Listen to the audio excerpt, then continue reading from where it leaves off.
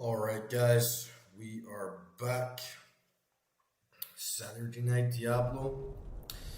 Time to satiate that addiction. It's been a long week, and I'm really glad to get back into this game.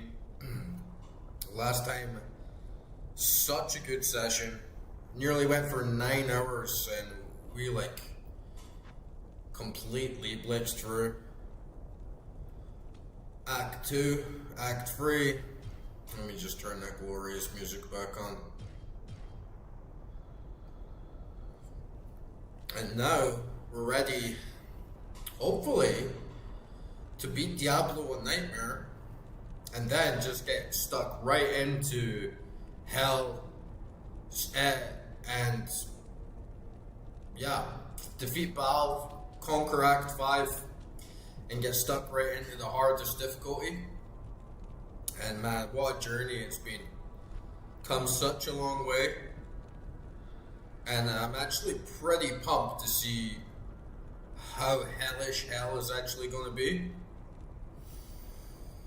I got my good old demon blood here. Absolutely tremendous following. And yeah. Get Jimmy, Timmy, Steve, Oswald, and still waiting on the chat to name Raven number 5. I got my bitches, the alphas, Big Billy, my boy, the Sage of the Oak, and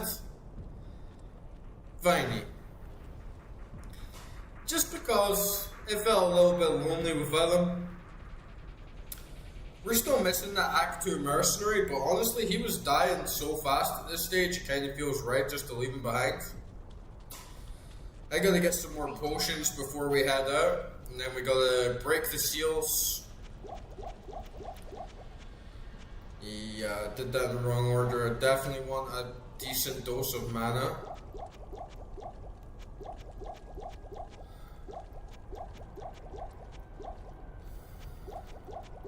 And a decent dose of health. We'll go through those pretty quick.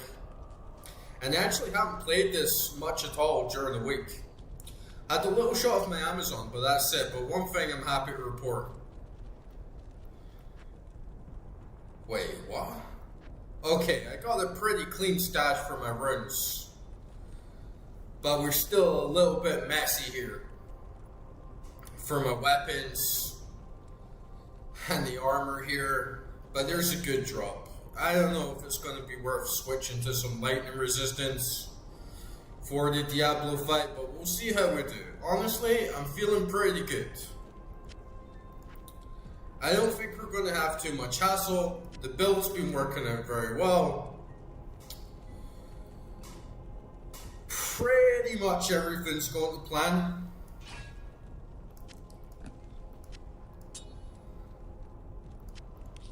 Let me just clean this up a little bit. Probably have some rings to chuck in the ye old cube.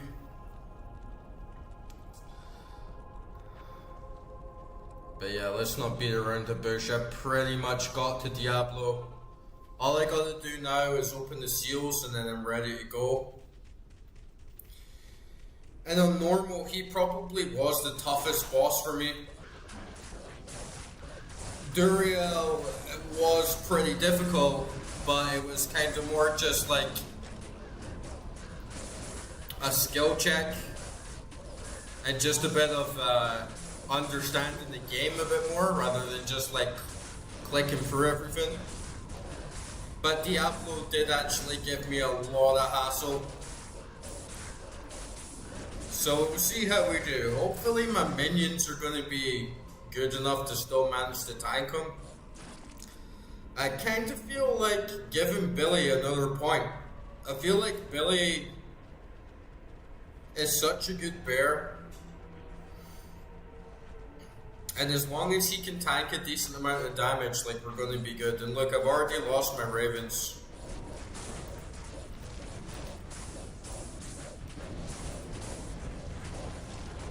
So we've got Meteor Shower,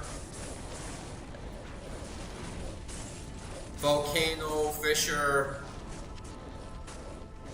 Pretty good variety of damage overall. Even if we encounter some immunities, we shouldn't really have too much issue because the damage is pretty balanced. And gear's looking quite good.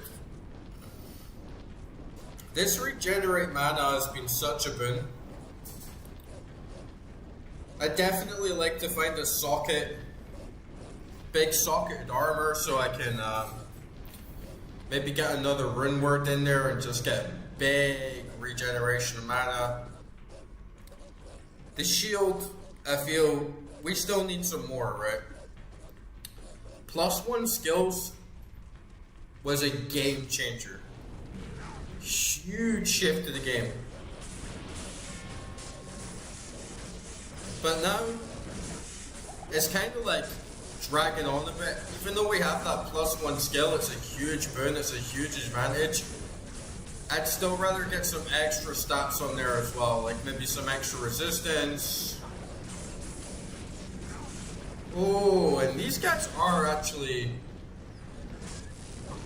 waiting for my minions pretty fast, so we're gonna have to keep a sharp eye going for this.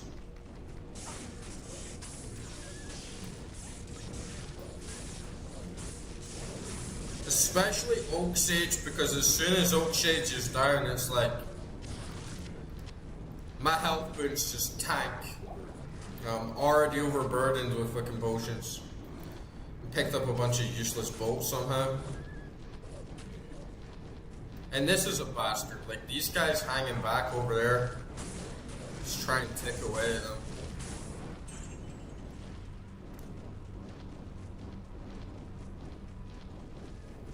But yeah, hell is gonna be no joke. And Baal, he shouldn't be too hard. As long as we can still portal in and out, cheese him out a bit, we should be good.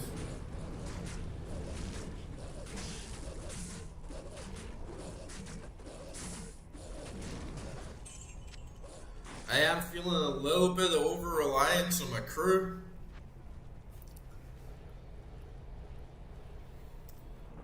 Like when the minions go down and I'm facing everything myself with no tank, it's risky for sure. But we're gonna push on ahead. I'm committed to pushing this build to the end. There might be a respec once again when we get into hell at some point. Just if we need to like iron out any creases, but overall I really want to push forward and complete hell with the Druid before I move on to any other character.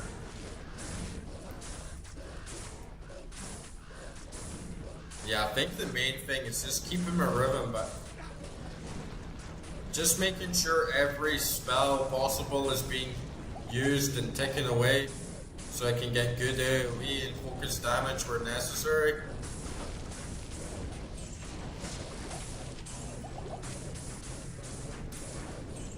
Keep a good distance behind my minions, let them hold the front line.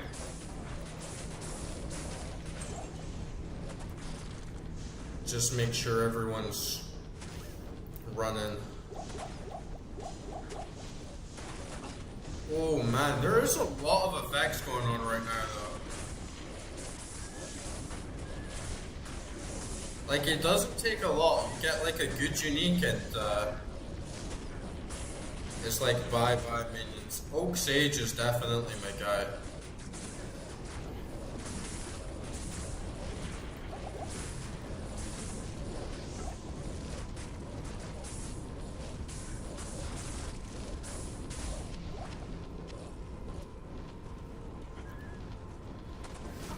We were on a roll last night for sure, like 9-hour session.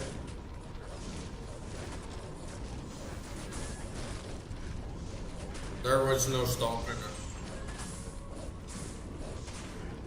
But man, it's getting chaotic now, like right at the end of Nightmare. Come on, my bitches. Jimmy, Timmy, Steve, Oswald, attack!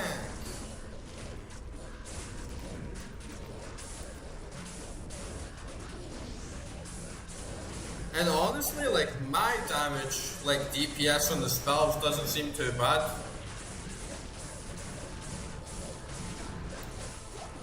Like, it's holding its own. I think we just need a little bit more support for the minions. But I don't want to stretch too thin again. We got, like, the Spirit Sword, we got, like, the shield, we have, like, +1 skill stall summons. There's only really so much more we're actually going to get out of gear. There's not going to be too many other opportunities outside of getting an Enigma in Hell to actually give that like unilateral boost to everything. So I have to be a bit more cautious with how I spread my build out. At the same time though, right, I don't just want to be like sitting on points. If I have a skill point, I should use it, so. Molten Boulder's nearly maxed. Volcano still has a bit to go. You know what's... Life on the Wolves would go a longer way just because they actually die, whilst Billy still holds his own. And you can only summon one spirit at a time. And I'm kind of feeling Oak Sage a lot just for that personal health boost. It does give a lot of security. But Spirit of Barbs and Heart of the Wolverine is tempting as well. Especially if I could somehow manage the damage that all my minions are taking to be reflected back out. That could come in really handy, but it's going to cost me at least 2 points to get there, plus I need to scale more into it.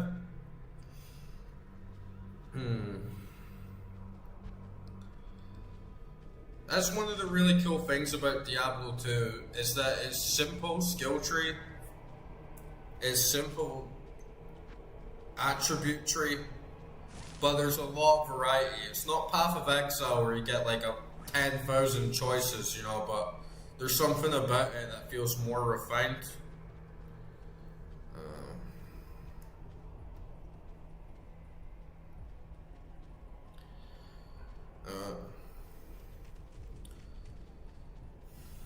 I think my damage is doing okay, at least for this level. I'm gonna dump another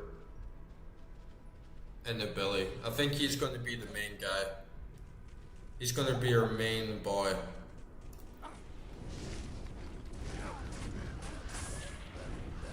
And the Vine is kind of like a waste, honestly. But because I get such a big bonus on all my skills, I only need to invest 1 point to get the Vine to 5. But man, just because I had him throughout the whole game, and then when I did the respec, it just felt empty without him, man. Look, he's already dead.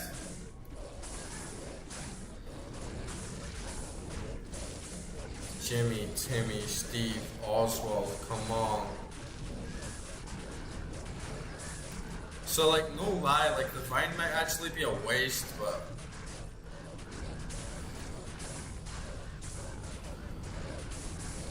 And I have the Act 2 Mercenary as well to potentially go back to.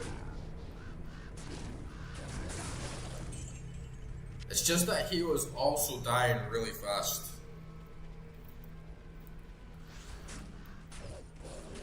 To the point where I wasn't sure if I wanted to just keep dumping gold on him every 10 minutes, you know. But that Vine is... Old Viney is not coping well in Nightmare whatsoever.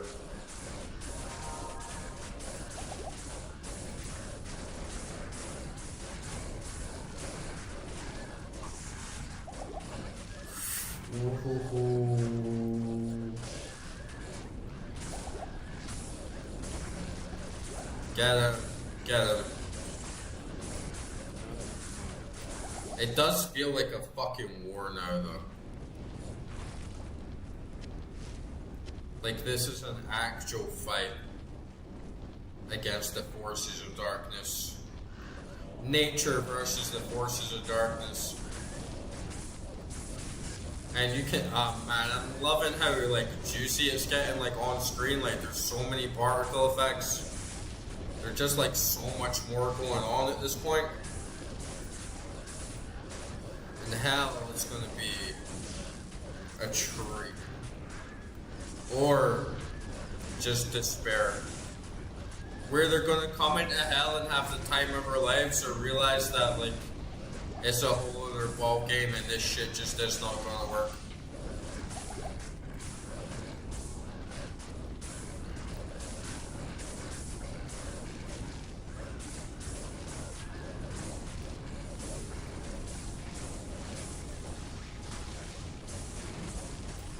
And the Druid build, at least the way I have it running, it's safer to a degree, right? But there is a lot of management. The more you increase it, like the further you get going, there is a lot of cognition of, oh man, this is a juicy horde. There's a lot of cognition of managing everything, like checking all your minions are doing good, everyone's on good health, your health, the mana. Oh, Billy's just got fucked.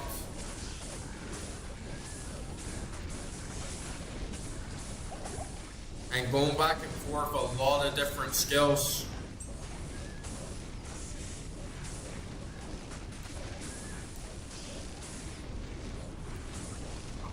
Oh shit.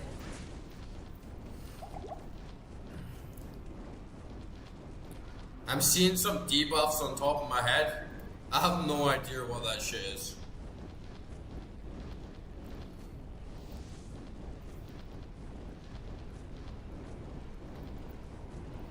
But that mana regeneration is such a save. Because the thing that was really annoying me with this build when I was running it through normal was the amount of potions that I was having to use. It was getting like ridiculous. Basically, to get one full squad back up on the go was costing me like 2 potions and being fully drained. So having that mana regeneration and not having to worry about charging up as much is like a huge boon. But yeah, I'm feeling like some extra experience playing other characters is going to start coming in handy, because I'm definitely getting a debuff here, right? Like these orange spirals above my head and all my minions is definitely not good. But I don't really know what it is, and I guess the only way I could like find out is maybe playing Necro, Paladin, figuring out what these effects actually mean above people's heads.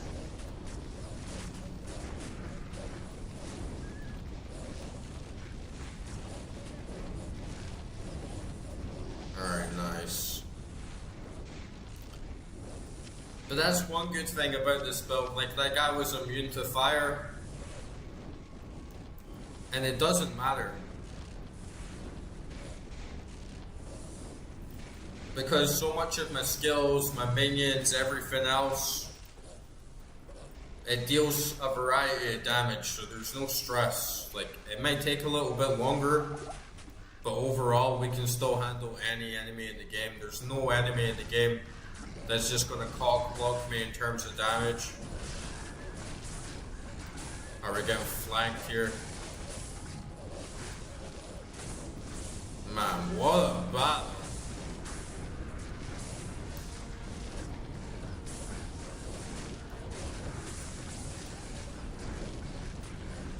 They're holding their own here though. Come on, guy. My fucking army. Ooh, and then they're just gone in the blink of an eye. Come on, Jimmy, Timmy, Steve, Oswald.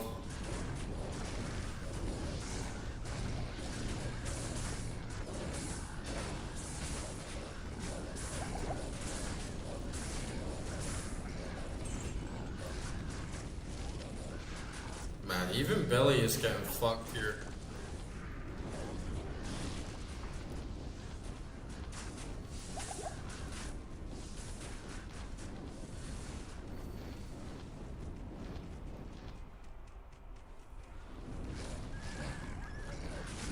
And I do have this on P3, just for context. So this isn't raw nightmare, like everything's been scaled up a fair bit. But since I put it up, it just doesn't feel right putting it back down, you know, like you gotta stick to your decisions. We get that extra XP as well, which goes a long way. I'm like level 63, which I think is okay for coming into hell.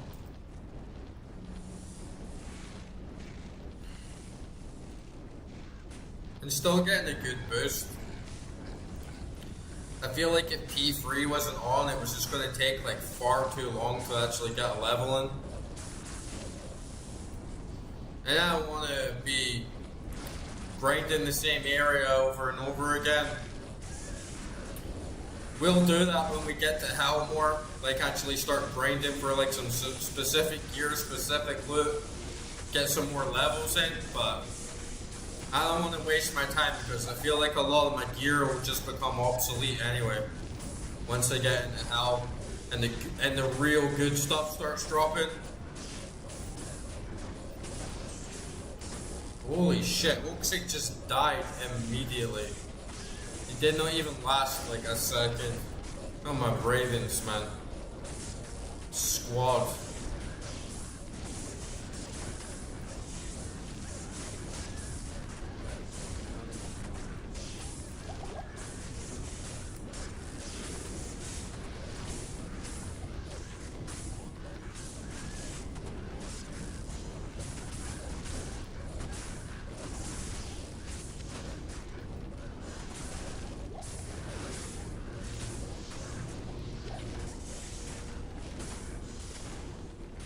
Oh, just me and Billy, man.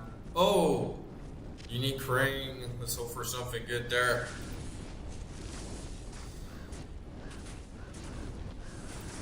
But yeah, I feel like Billy's my main guy, right? Like, as long as he's still standing, it's deflecting enough damage off my ass. But if it was me alone without my minions against all these guys, I would not stand a chance. I would be getting squished instantly.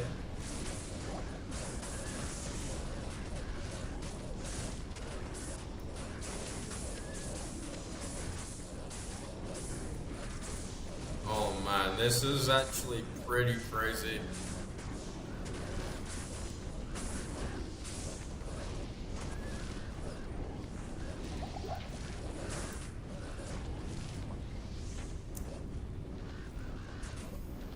Okie. Come on, squad. These are the perfect moments, like right in a choke point, just completely smash them. Nice. Alright, upwards and onwards.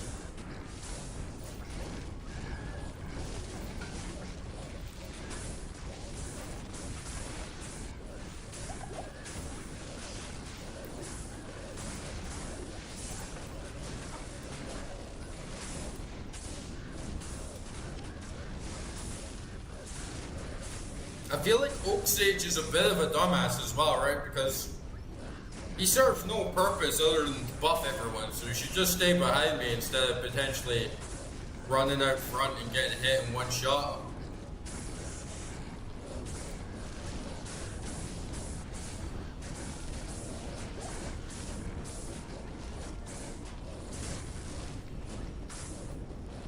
man, that situation there with the wolves, like one guy's about to gank me off on the flank and then my bitches just come around the corner to save me. No lie, last night I was walking home, and you guys know how much I dislike dogs, but I was walking home last night and a couple of dogs ran around the corner and they started to attack me like no shit, like they were trying to bite me and they were growling at me like they were going crazy, like little rabbit fuckers, you know. You don't want to get close to these guys in case they got rabies or something. And this dog from the supermarket round the corner literally runs, like bolts round the corner and starts attacking these two dogs that were attacking me. And I was like pumped up with adrenaline, you know, and I just like joined in. I was like, yeah man, like fuck these guys. And I was like, fuck man, this dog actually like saved me. Like the other two dogs just completely backed off. Like they got put back in their place. Like the dog from the supermarket was like a big, you know, looked like a wolf sort of thing. It was like a big blonde, like shepherd. And these two little rabbit fuckers that tried to attack me were like little scrawny things. And yeah, the big dog just like put her right in her place. And I was like, holy shit man, this dog actually just saved my ass. Went round to the front of the supermarket this morning. Bought him some food that was like good boy man. I called him Jimmy. It's like my dog now, Jimmy. It's like, man, if you're gonna fucking protect me like I'm a legit druid, it's like respect. I don't like all this barking, I don't like dogs, but honestly, respect for coming around the corner to save me. The dog like sees me every day when I'm going to the supermarket, so it knows who I am. And yeah man, I felt camaraderie for this beast, so that was actually a bit of involvement for me, of being like, wow, dogs actually can be cool sometimes.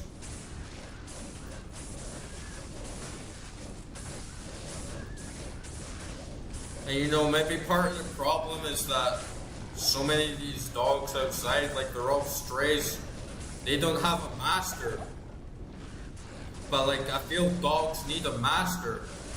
So maybe I should start feeding the dogs more and like telling them what to do, and they can have my back and make sure like nobody fucks with me, like no other dogs or animals gonna like fuck with me. And then if they start like acting out of hand, then maybe I can like teach them some discipline and say like, you know, if you're gonna like bark all fucking day outside the house, like you're not gonna get any food from me. And maybe I'll be able to like tell them like shut up, and they'll actually listen to me. So like maybe we can have like more of a working relationship.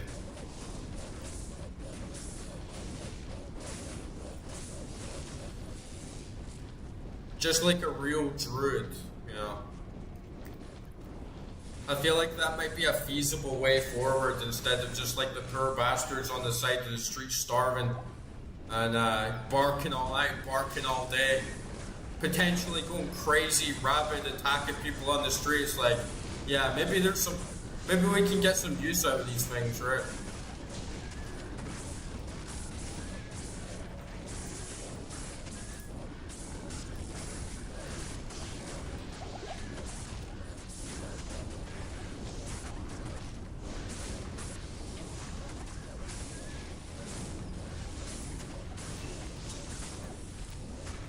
But man, every time I'm like out on the front porch, or I'm like lying in my bed middle of the night, and all I hear is woof woof woof woof woof woof woof woof woof all fucking day and all fucking night, I'm still like, fuck dogs, man. Fuck dogs.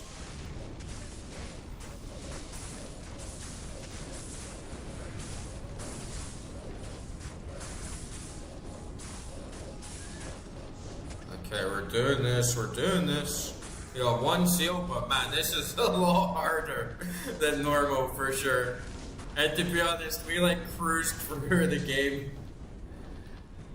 Nightmare had its moments, not gonna lie, but honestly, like most of the deaths were just like my own folly, my own mistakes, like not paying enough attention, getting a little bit too cocky, getting a little bit too brazen. But this part is like, no, I'm feeling it now.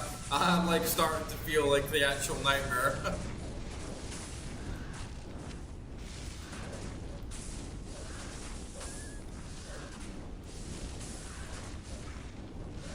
At least I know as well a little bit more what to expect. Because some of these uniques, even on normal, did hit pretty hard, but at least I know what ones are coming at what time.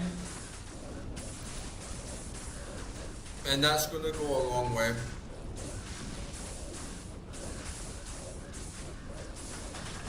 Oh yeah.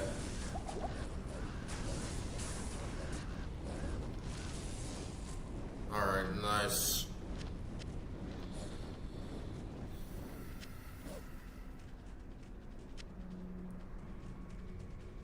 How many scrolls are there we got? We go for it. Right, let's actually see what this ring is. 1 to 2 lightning damage, 10. Meh. Another one for the pile. Required level 48 as well, so it's not even something can throw to another character too easily. Added lightning damage doesn't do much for me, neither does mana per hit.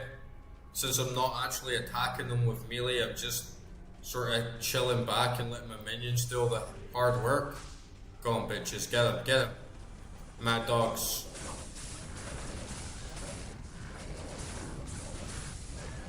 I was thinking as well, like maybe if I fed that dog, like that dog outside the supermarket has like a little squad, you know, it's like a 4-man squad. And maybe if I fed the dog, right, and gave some food to like his little cronies, I could get my own squad. I could like bring them up in my house and say like, look, all these other fucking dogs that are a nuisance, get them, right? Like I could train them to be disciplined, I could train them to be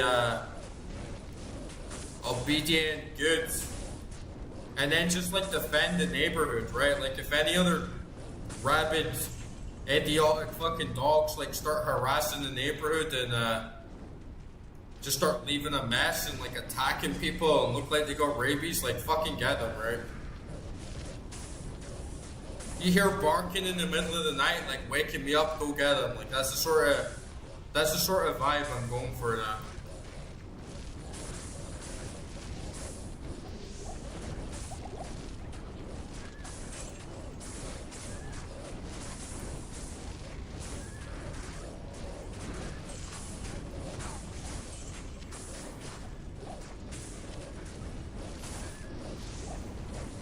And it's this unique around the corner. You open that like last seal and there's like these gangbanger hell lords come around the corner and they just gank you so fucking hard. I'll definitely make sure I got all my bitches ready.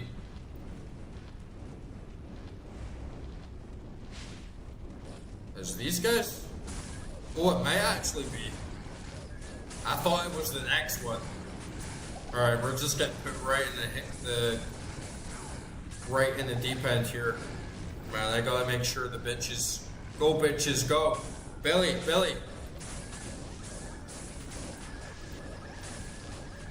Man, you can hear them whining like they get fucked up so hard. Go, Billy, go. Go, Billy. Oh my god, Billy got annihilated as well, man. I need Oak Sage. Oaky. Stay over there. Don't get fucking killed.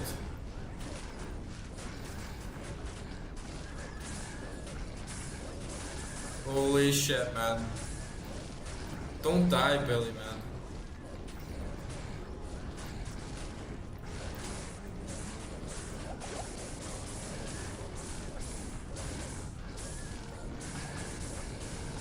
Whoa, dude. It's actually kind of difficult to manage because if you're spending all your time summoning the minions, you don't have time to support them and give more spells.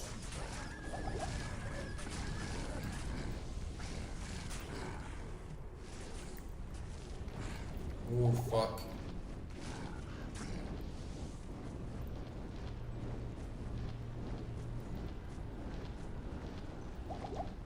Alright, go, go, go.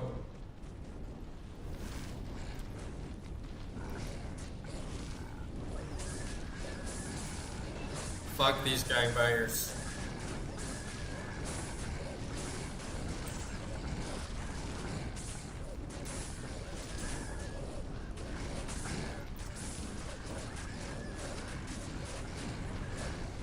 Oh, he's immune to fire as well. That explains why some of the damage being offset. But nah, we got him. Nice. Nice job, my bitches.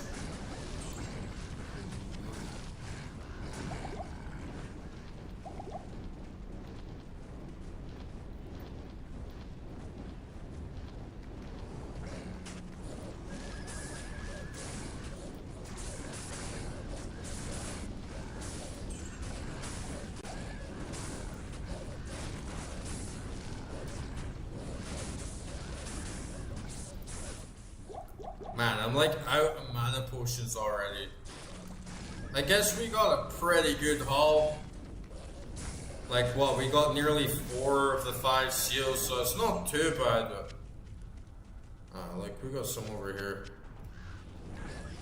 Oof.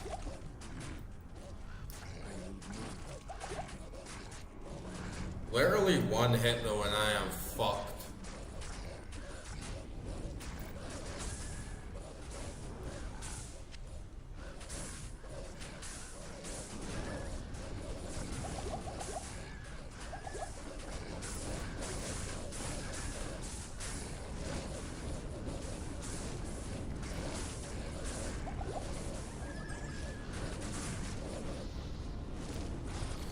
Bitch squad. And you don't need to feed these ones. You don't need to go around to the supermarket and buy them some food. They just eat the corpses of their enemies. So that's like a nice boon, you know? You don't even need to feed them. Just the act of them battling in of itself provides them sustenance to eat on the flesh of our slain foes.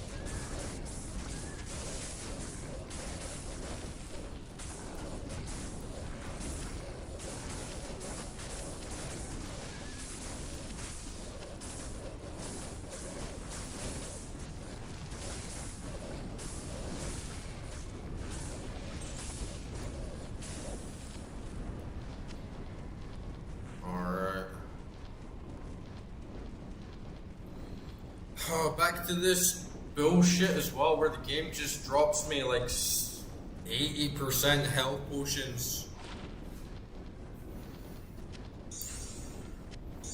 I never get a decent mana potion drop.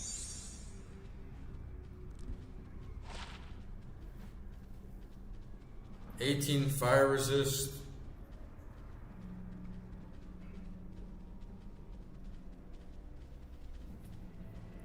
Probably wouldn't be bad here. The poison lamp for just is pretty good overall, but I don't really think I'm even going to get poisoned much here. And I think I'm going for 156 strength so I can get the the like socketed paladin shield eventually, but that's probably still a bit off, and 50 points isn't too much. I'm just gonna, man, see that strength, fuck, like you saw it, right, when it was supposed to go up to 270, it goes back down to 260. Now apparently to other people that have been watching, this still goes up the same way, but man, it like sticks in your head, you're like, where the fuck did my points go, right? That really pisses me off. They should still be there though.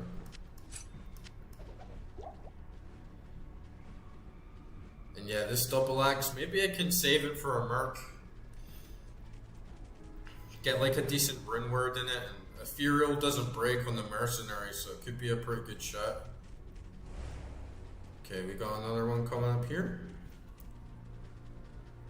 No, we're all good. Okay.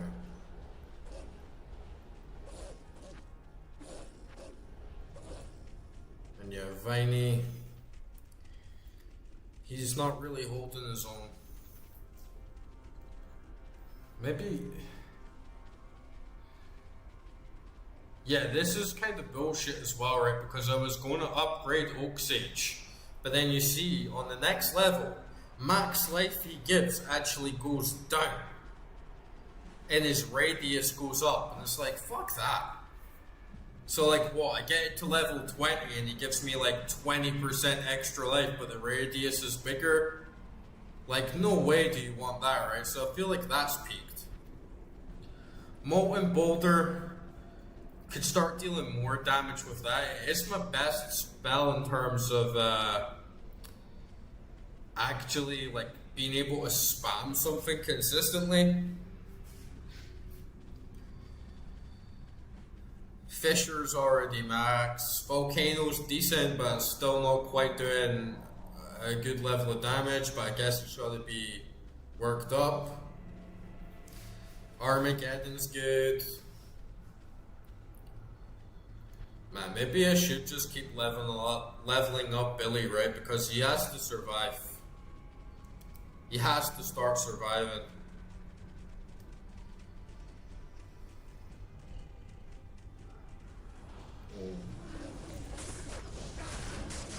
And he's only level 7, so maybe we can get him up to like 5k health or something eventually.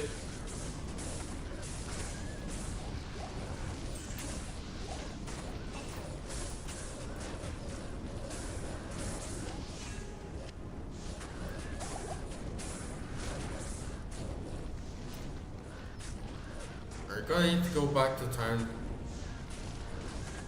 Stock up.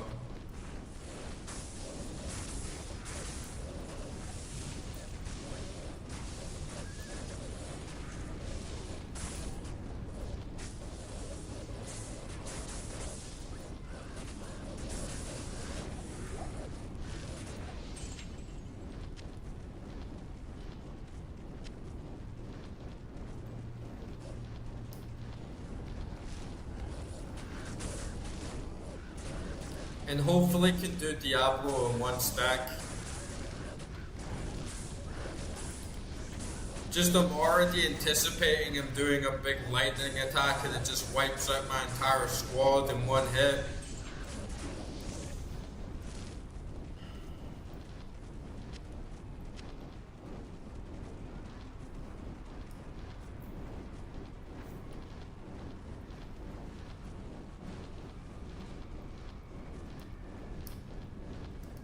Why won't the seal open? Oh, there we go. There we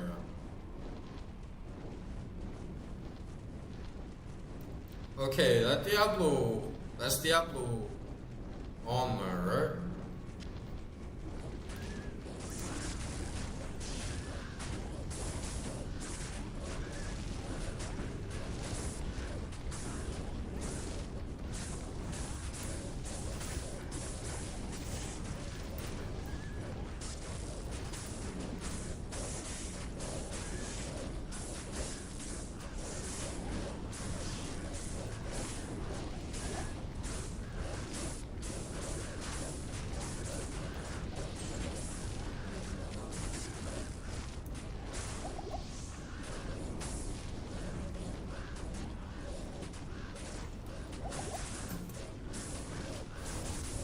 Lord Deceased.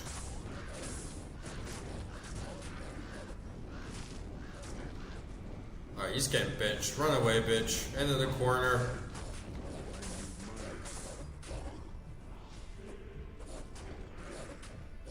Get cornered.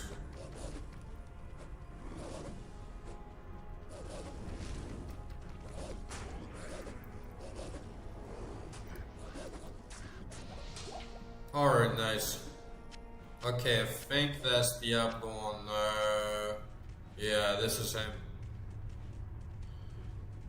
Not even death can save you from me. We'll see, we'll see. I do have a magic portal that can save me from ye.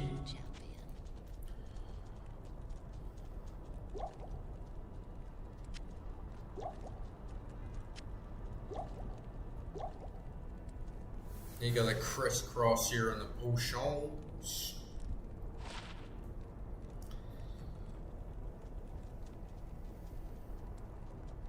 And yeah, swords are worthless now, right? Like why? Level 18, so it is good to give to someone else whilst they're earning their way. But why would I ever replace a spirit sword with just a regular unique crit? It kind of makes so much gear junky.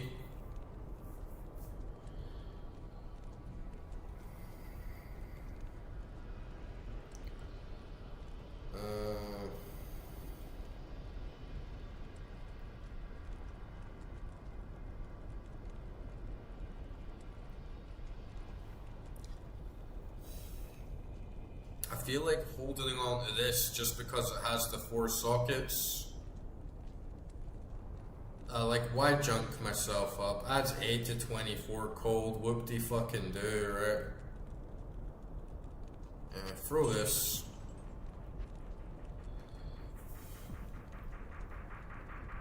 %, fire resist. Man, I'm such a fucking hoarder.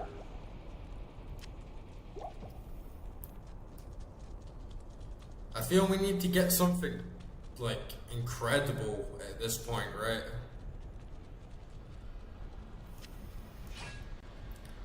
Like, getting a pair of gauntlets that's like 50% fire resist, or like 75%, it's like, yeah, I'll hold on to that. But like 18%, it's like, who gives a shit? At the same time though, when you're at like -20, and you don't have any at all, but kind of the way this build goes is the idea is to just not get hit in the first place.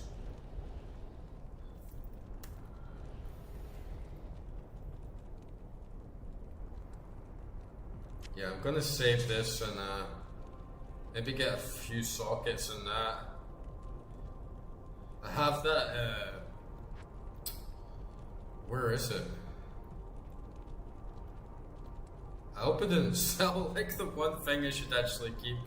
Yeah, I have this bill. I can give that to Larzik and get a 4 socket on that, put rune words on it, and then give it to my merc.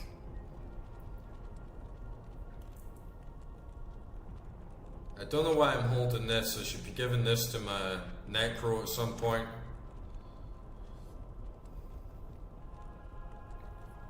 Poison land reduced by 60. Yeah, my Necro has such good gear, but honestly I don't really have much fun playing Necro for some reason. Whenever I play Necro, I just don't really feel like I'm having that much of a good time. Maybe I just gotta keep leveling them up and keep getting stronger with them. Okay, we're gonna need a lot of mana for Diablo. Yeah, we may as well just fill up with everything just in case, right? Yeah, should just sell these? Fuck it, let's just fucking sell them. Just gotta let go. Sometimes you just gotta let go, guys. Alright, Diablo. Let's go, big boy. I'm coming for you. Where are you? Ooh. Come here, you bastard.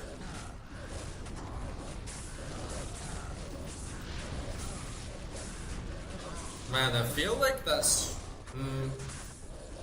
I feel like we actually did a good bit of damage on him, all things considered.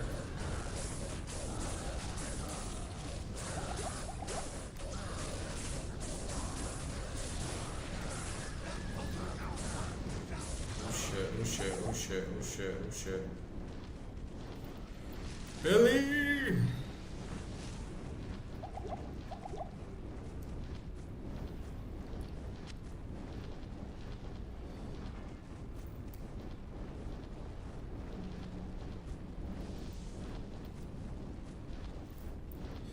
Get the alphas.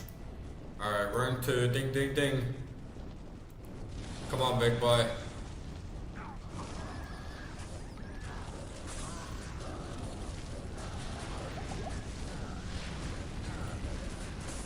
Oh, definitely don't want to run up to him though. Because one lightning attack and I'm fucked.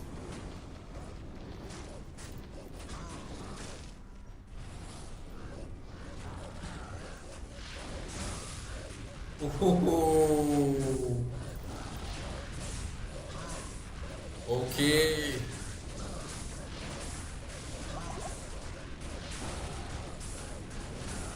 Okay, they're tanking the lightning. Jimmy, Timmy, Steve, Oswald, attack!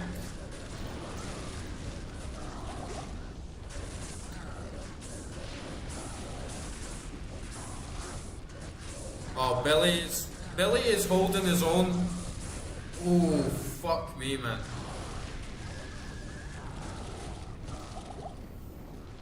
Alright, retreat, retreat. What the fuck am I doing with this, man?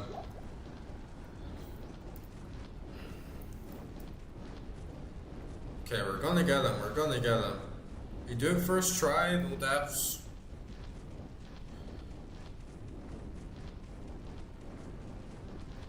Die, bitch. Come on, we got him nearly halfway already.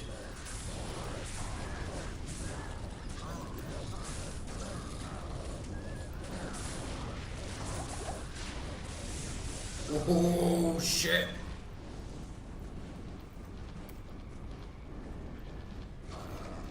Go on, get in there and fight. Oh, nasty. You nasty fuck. Oh no! That's the last thing I want. I definitely gotta let them take the front line and get behind them so there's no way he can just one-shot me with a big-ass lightning attack. Okay, okay. Let's regroup.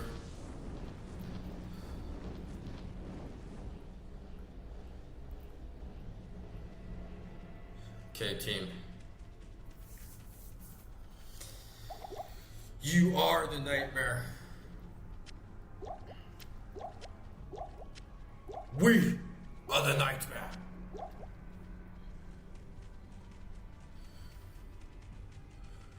Feed on the demonic flesh, my bitches! Okay, you big ugly fuck.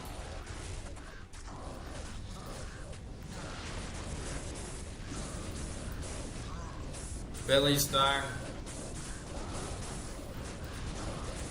Oh no, man. Oki just died so fast. That's the thing. It's like Oki is there to like buff everyone's health, but he has no health himself.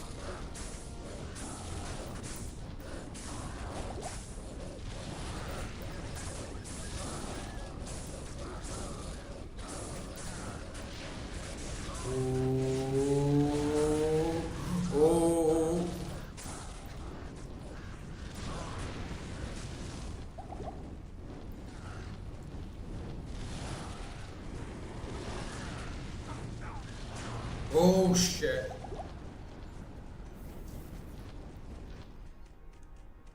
Alright, we just gotta play it cool, play it safe. We got him like 50%, right?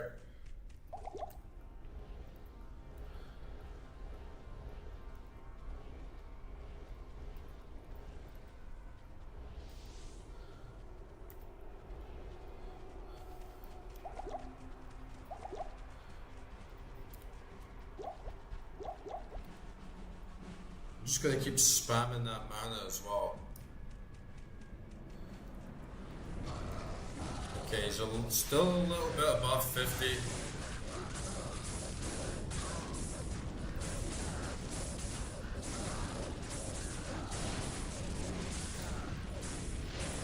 Oh man.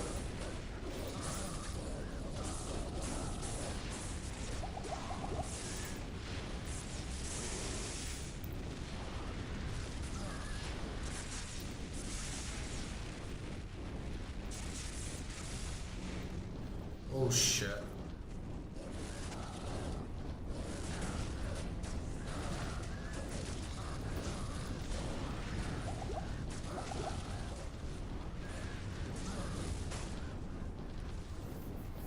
Okay, we're probably gonna need another round in the shop.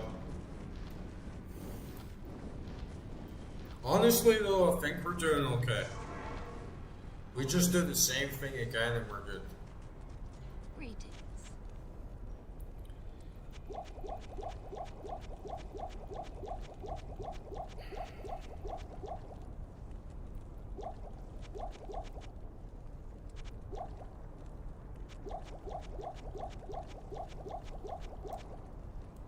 Okay.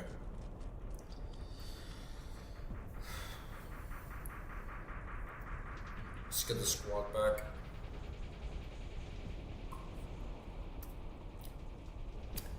Bitches! Billy!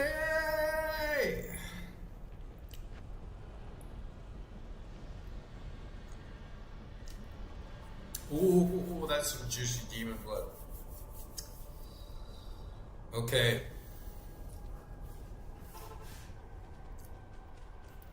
Let's fight!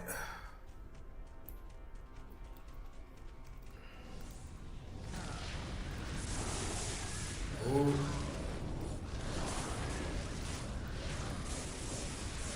Shit. They just get taken out so fast, man. Shit, man.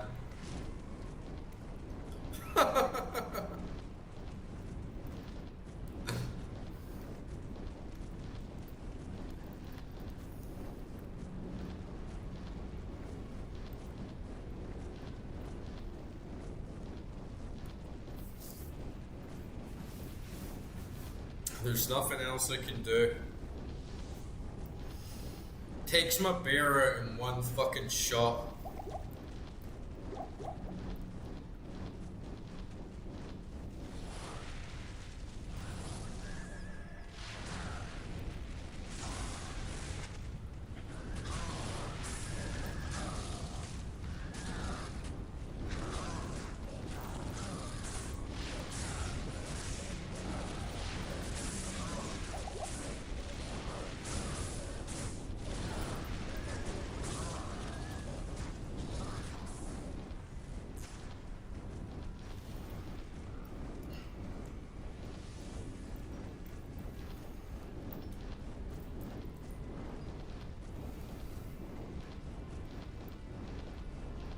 It's definitely like a bit of a bitch slap, right?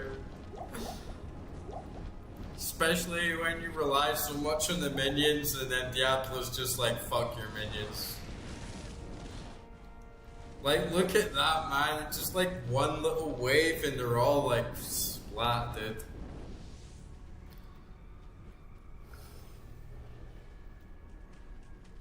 So hopefully just find a tight little space to... Maybe I need more openness, right? Like...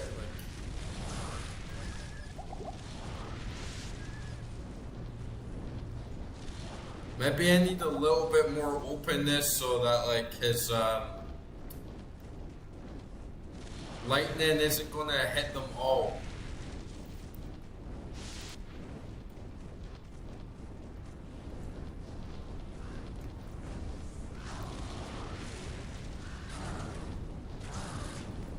Go on, Billy. Just me and you against the world. Oh shit, you're dead.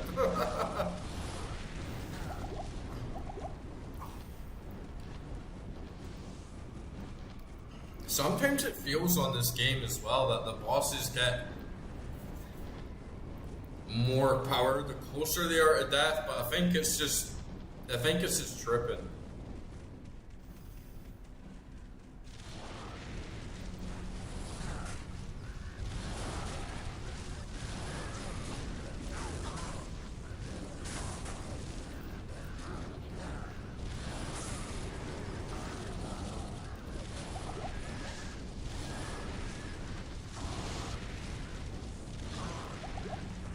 Nearly got me there.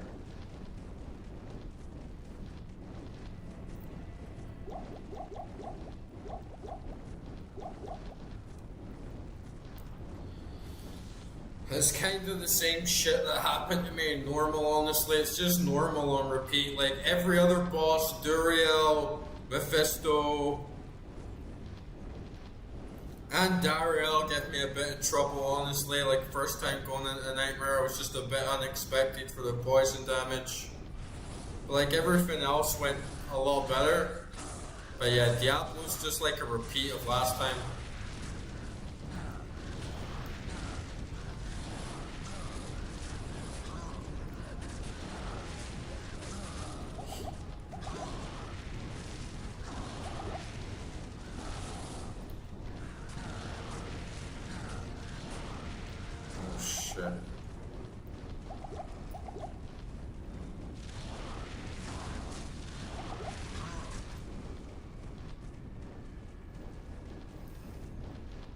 No bone cage, which is a good sign.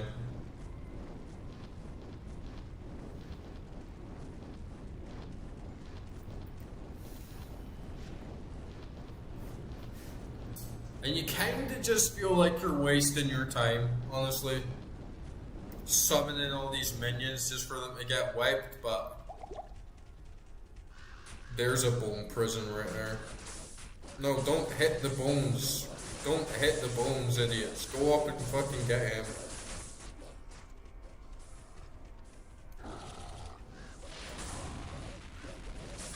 See, that lightning strike was better, right? Because if he goes for one, and they're all surrounded around him, he can't destroy them all.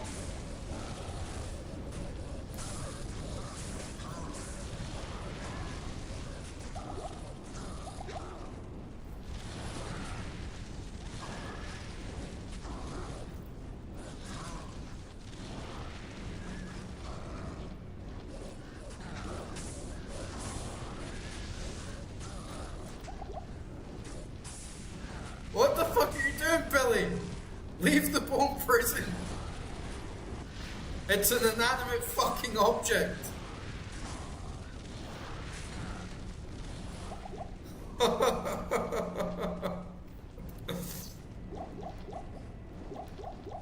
God damn it, Billy.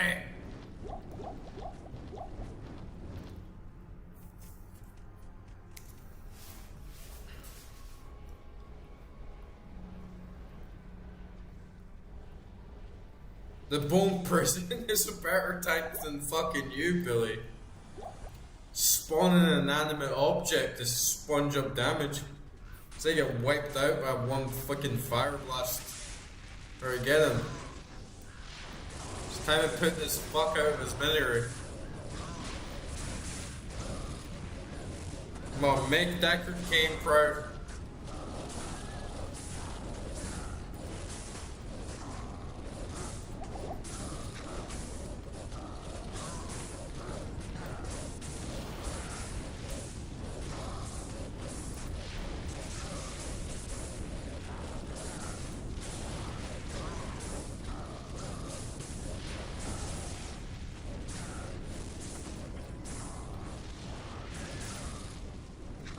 Okay, we nearly got him. We're gonna get him. Jimmy, Timmy, Steve. Eve, Oswald, attack! Just one last wave, my bitches. One last wave. Don't attack the fucking home prison. Facepalm. Fucking facepalm minions. Oh! Go, get him, get him! Attack, attack!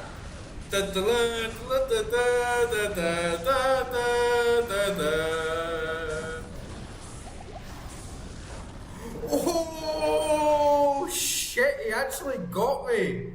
Oh man, and it actually was so fucking close. Oh man, he was like this close and then he actually got me at the end. Fuck. Oh hey Brennan, dude, good to see you, dude. Hope you're doing well, man. It was going pretty good. But then it just got fucking ganked in the blink of an eye. And then I'll have to go back out and reset everything and do it again, so could be better, honestly. How's it going, man? How's your night? Oh my god. That was devastating, man. Man, I better just go back and get stocked back up. Ah, shit. So close. Hail to you, champion.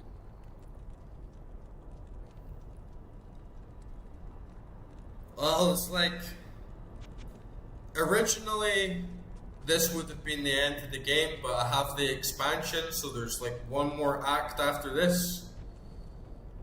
So this is like the OG last boss of the game, but there's actually one more. And I was so close to defeating him. But if you die, it's kind of like Dark Souls. You have to go back to the start. You either have to pick up your corpse to pick up all your loot and all your gear again, or you lose everything. Which honestly, because you have so much gear that takes such a long time to drop, it's just like not worth the risk at all. So your second option is to save and exit, which respawns all of the enemies back onto the map and puts all the bosses back up to full health. But you get to pick up your corpse like really fast, and yeah, it's kind of like not even an option at this point. It's like I have to exit out. I can't risk losing all my gear, because then it would just take me like dozens of hours to get it all back.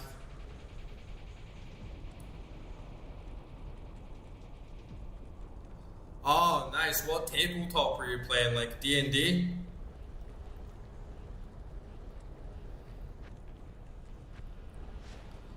I haven't had a good tabletop session in a long time. You can play Diablo 2 multiplayer, but you either have an offline character or an online character, and I'm just playing the offline, like solo.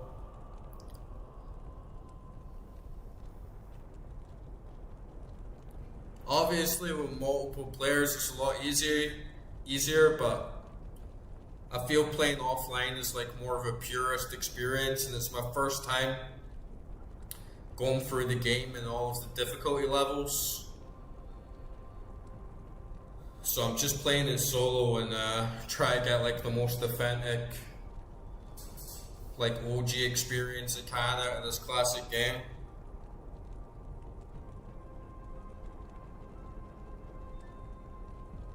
Super Prison. That sounds interesting. I can see your chat instantly. It's just it takes a little while for it to come on the screen, like on the actual video. It's just so it can't get spammed or anything like that, but yeah, I can read everything.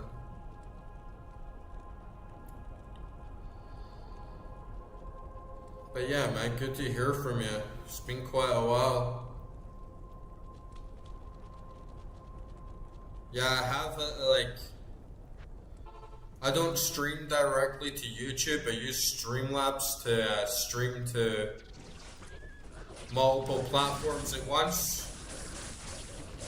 So I just have it like configured that all the chats will come together, but it can't be like spammed or too much coming up at once.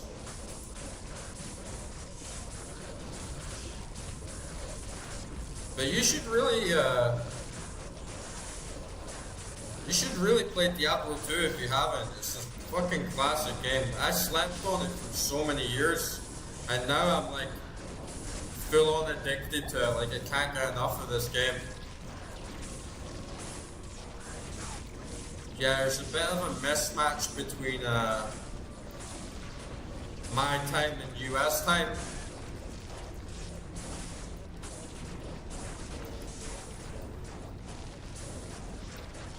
But I normally play like really late, so I think when I first come on, it's good time for Asia. Then a couple hours later, it's good for Europe. And then a couple hours later, you get like a lot more Americans popping in. Last time I played this game, I was session out for like 9 hours.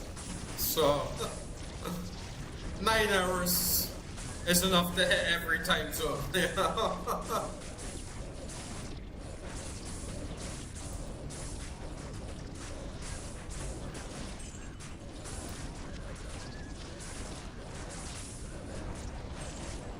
Oh, okay, nice. You're on Twitch.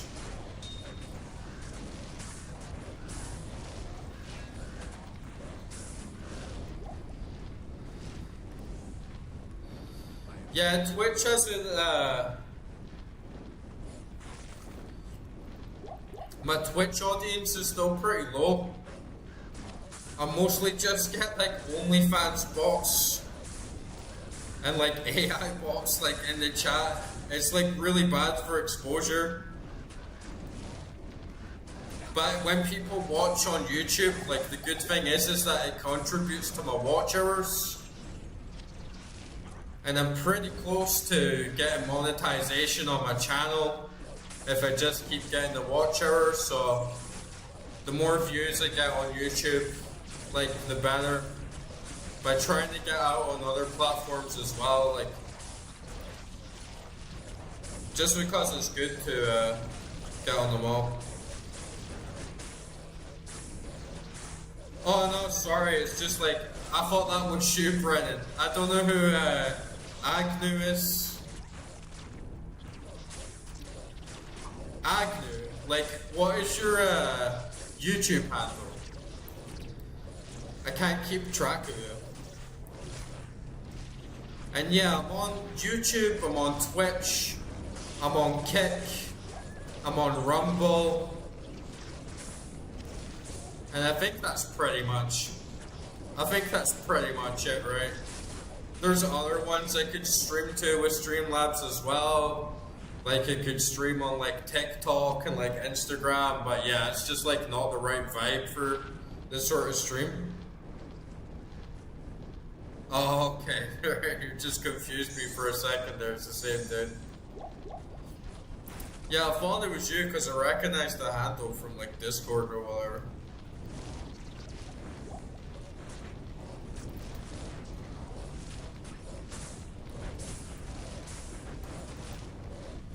But I think Twitch isn't too hot these days. I think you need a big presence to actually go far on it. And you need like something else to actually like bring people to it. And Kick would be really good if it could get a decent following on Kick, because you don't need a lot of viewers. I think if you can get like 100 viewers a month on Kick, they give you like $100 an hour, which would be sick.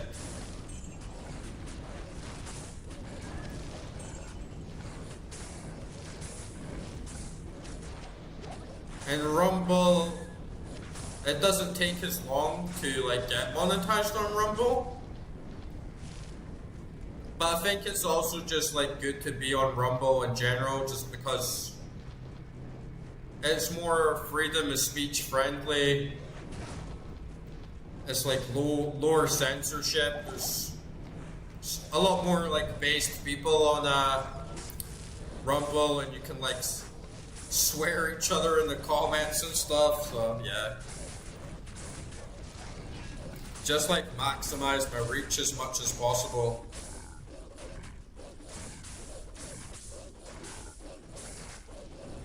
Yeah, I think Twitch pays like shit as well. Like even if you have like a really big following on Twitch, it's mostly all running on donations and stuff. And it's kind of weird on Twitch, the culture on it. I really haven't used it all that much in my life. But I remember using it in like 2016, 2017, you know, when it was sort of like coming up in its heyday. And it was a lot more like wacky, like higher energy. And then I've scrolled through Twitch and just seen like, oh, what's everyone else doing? What's people with a lot higher views than me doing? And it's like nothing a lot of the time. They just kind of sit there, hardly even talk, hardly even say anything, and they have like Spotify in the background, and it's kind of confusing me, but I guess some people just watch it to chill. And then on the other side, it's just like tips. The first thing that I ever got recommended when I came back to Twitch was just financial domination shit. Like this girl from Canada, and she just like sitting like in lingerie and berating all the Twitch chat and telling them to donate to her and advertising like her OnlyFans. And I was just like, what the fuck? Why does Twitch even allow this stuff, right? It's just like, just seems like literally prostitution and something that would be against like terms of service or whatever. But this was like one of the biggest channels on it, and there's every time I'm on it, at the top of a recommendation feed, it's like, oh, do you want to get financially dominated and throw all your money at a Twitch fight and spin a wheel and gamble to see how much money you can give her? It's like, this is bizarre. But I guess it's where Twitch is right now. Yeah, actually, I found a pretty decent job again, but we'll see how it goes. I'm actually doing a few things right now, but I was broke as hell, and I was like unemployed for a while, and then I started going like really heavy on my YouTube just because I didn't know like what else to do. I was just like, yeah, I better try and do something to like sustain myself some way, even if it doesn't work out now, to just like hedge a bit for the future. But I started designing websites and working as a web developer, and then I also got another job with an AI client, and now I'm just sort of rebuilding my finances so I can start trading again, and then hopefully build up enough funds to start trading and just be more self-sustained and independent without relying on other people or jobs and employers, because when you're stuck without a job and you need someone else to pay you, it's like really difficult. So I'm kind of going for like a bit of a triage, having like employment on one end, YouTube and social media as like a long-term prospect and like side cash, hopefully, and then trading as either like main income or just like financial management to like keep everything going, you know.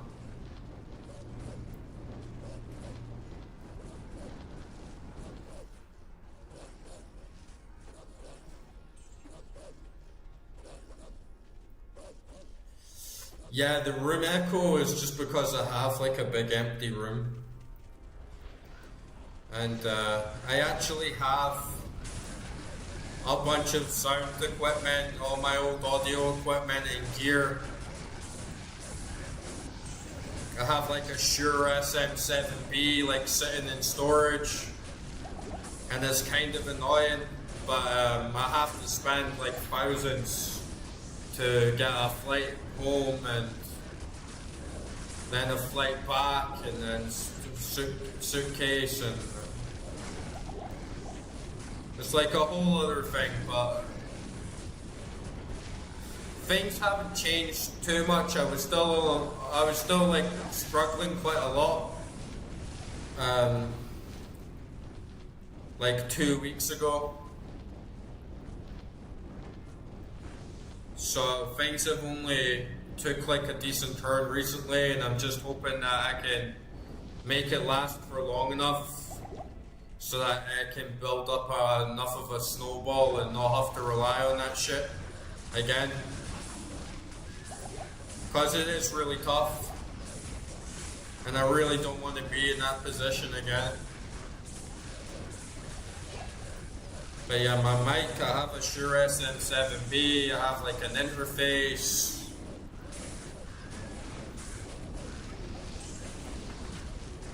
I have like my guitars. I have like MIDI controllers, I have like a bunch of audio equipment.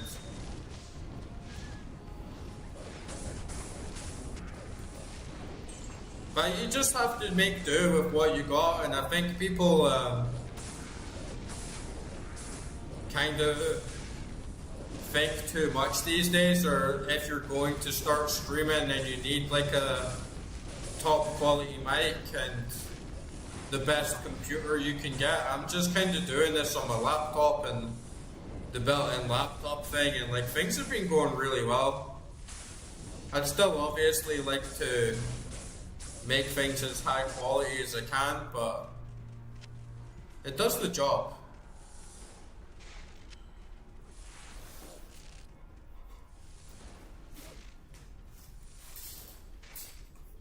Yeah, it's kind of cheaper to fly, but I don't want two of them because then eventually I'm going to have to like leave one of them back here, and it's like a whole like logistics problem. And also, I don't want to just sort of get sorted out and get some like decent money flowing back in and then waste it on a mic and then say things don't go well and then I'm back to like not having cash. It's a time to save money as much as possible, just so I have a decent snowball and like a bit of a safety net to fall back on. So you just gotta kind of like choose your bets.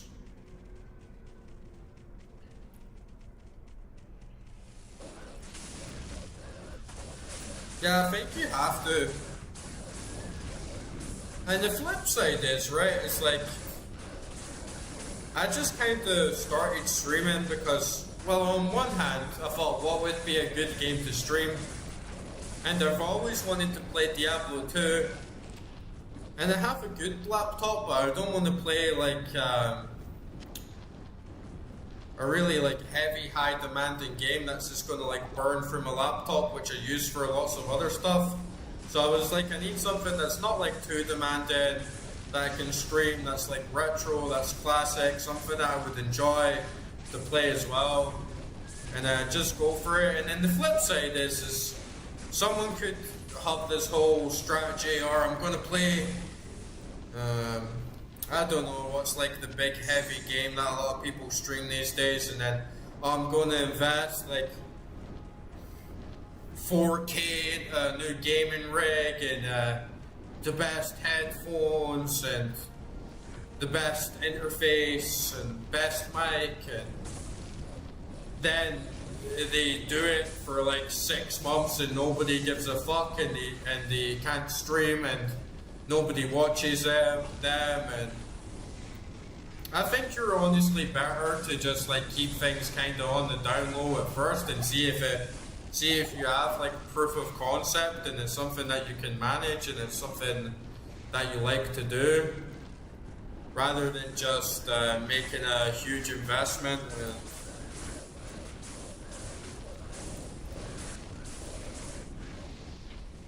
It's similar with like other people have watched stream on Twitch and stuff, and lots of people don't have a Shure SM7B.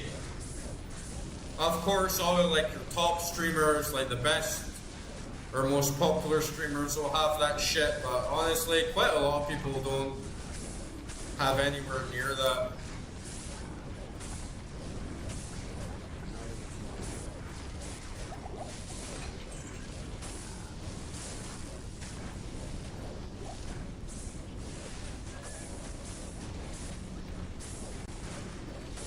Yeah, I think I have that as well. For a lot of things, especially in music, and honestly, the mic thing was a bit of a hurdle for me personally, just because I'm a music producer, and just the fact of like being a music producer and having rep, and then people tuning into my stream and it's like, oh, you're a music producer and your mic quality is not pitch perfect and absolutely immaculate. It's kind of like, it's kind of a bad look, if that makes sense. Makes you look like a bit unprofessional, but and when it comes to music, I don't want to build music. I don't want to make music on a budget guitar and like budget amp and just like wing it. But I think streaming's kind of different, and honestly, 99%, well, I wouldn't say 99%, but you know, I'd say like 60-75% of people actually can't really tell, or it doesn't make too much of a difference to them because their outputs aren't even that good. Like, most people don't have the output or the trained ear to actually differentiate clearly between mid-tier mic and like the absolute best immaculate quality. It's more like a production afterthought for like experts. Overall, I think you're good. If you're making music, then sure, but even on podcasts, right? I watch a shit ton of podcasts, and there's always like the odd guest that just tunes in on a laptop mic or a headset, and it's never really like make or break for me. I don't see like a guest who's speaking or someone I'm really interested in on a low quality mic, and I'm like, I'm not going to watch this because they don't have a Shure SM7B. I think if people like you and they're entertained, then the mic quality is like secondary.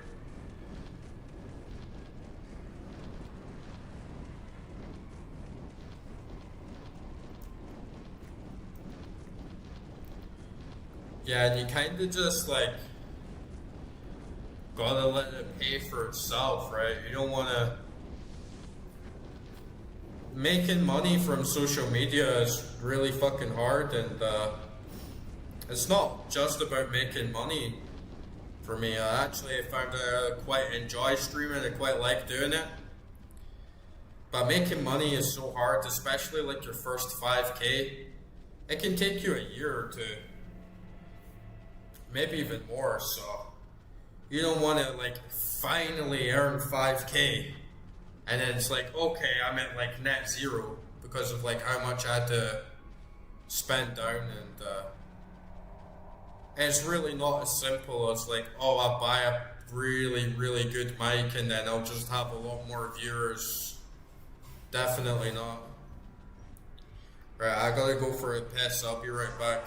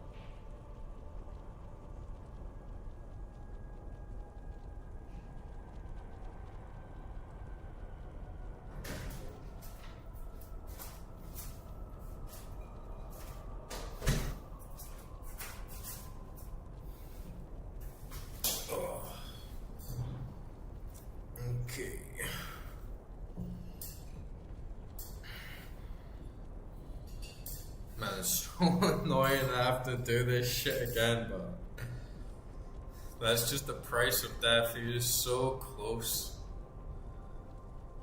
I was so close to killing him.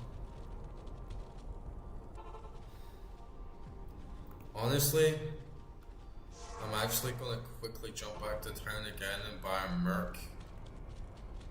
Thank you, dear. Oh, I don't have enough gold.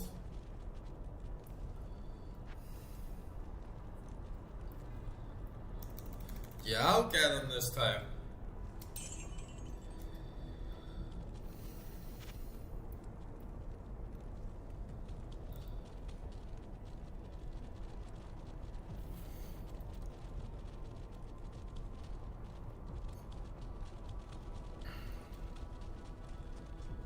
You just gotta be careful.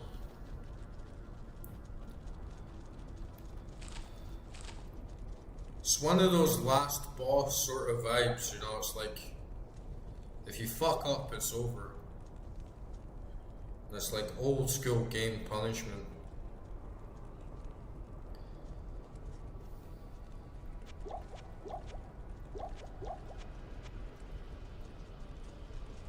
But I highly recommend it to like anyone who hasn't played this game. It's so deserving of its reputation. It's a game where it's like so legendary, right? Like, and there's so many ARPGs that are basically just clones of Diablo. And I played like Torchlight 2, Path of Exile, a bunch of other games in this genre, but I never actually played the OG. And then as soon as I played it, I was absolutely hooked, man.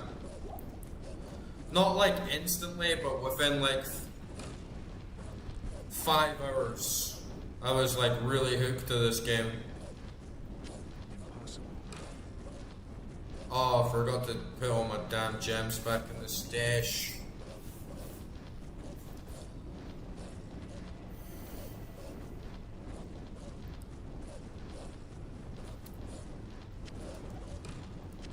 And I do think actually it's like my favorite ARPG.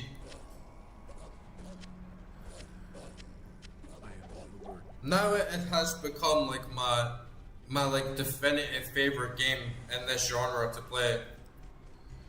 It doesn't tell you your hours, but I played all of this character on stream.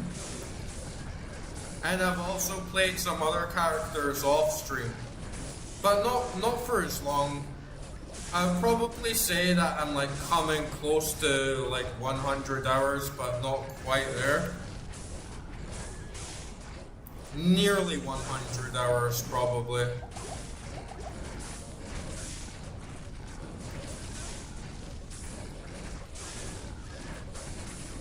And there's something about it that just feels right. I don't know if you've played Path of Exile. It's like really meaty, really deep game, and love it. Love that game as well. But it's like there's so many choices and there's so much to do, and it's very like dense. Plus Diablo 2, it's a lot simpler, but somehow it feels like just as deep. You're not spending so much time thinking of the best build choice and looking up wikis for like best items or messing around with like multiple different currencies. It's way more streamlined, but at the same time it feels way more, it doesn't feel way more deep, it feels just as deep. And I think the streamlined aspect actually kind of promotes that feeling of addiction, because you always still kind of feel like you want to play rather than feeling like you're hitting a wall, or you have to go through stretches of now I'm just going to think about my build rather than like play.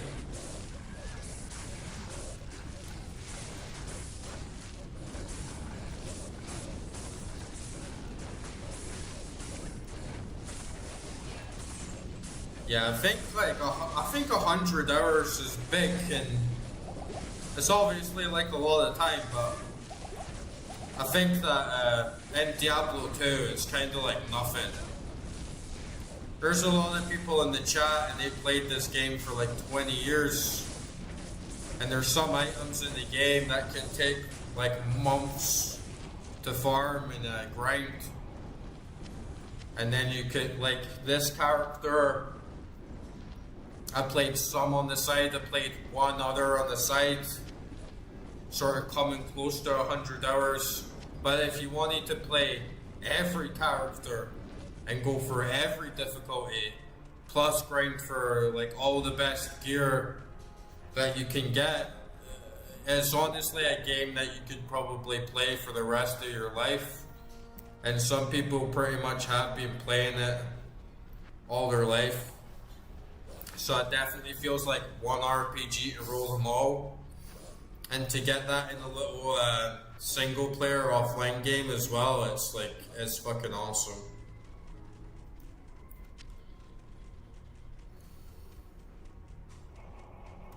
To give myself some credit, I do have this, the difficulty scaled up a little bit. Like, there's 3 difficulties. You have to complete normal before you unlock nightmare, and then nightmare before you unlock hell. But if you play it online, the difficulty scales it up even more. But you can tweak the difficulty yourself. Like, you can go into the settings and change how many players are in the game, even though it's just yourself playing. So I have it scaled up to have 3 players in the game. So to give myself a bit of credit, I am playing it a fairly difficult setting, but it can get even harder.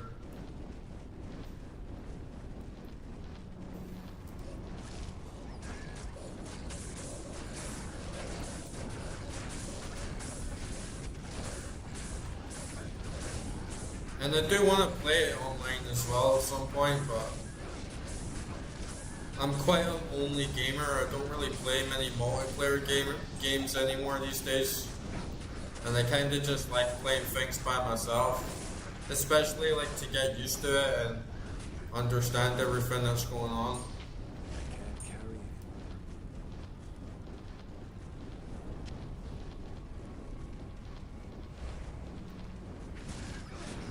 These guys are a fucking pain in the ass.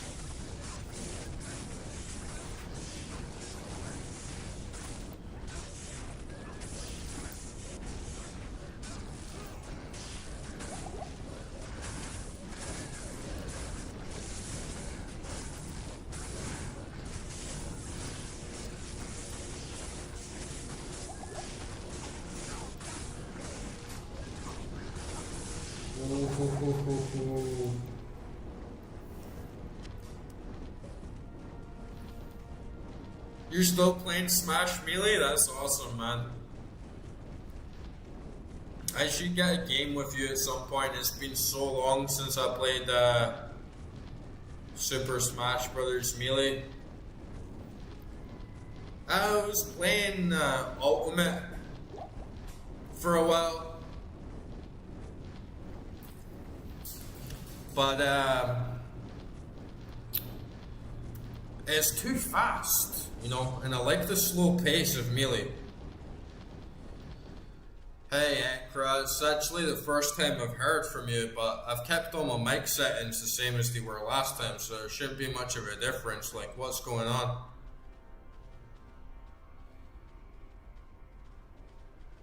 Yeah, the ping could be bad. I have like 500 megabytes download speed, and sometimes I peak like 200 megabytes upload. So my connection can be like quite good, but yeah, we are on like totally opposite sides of the planet, so fuck knows.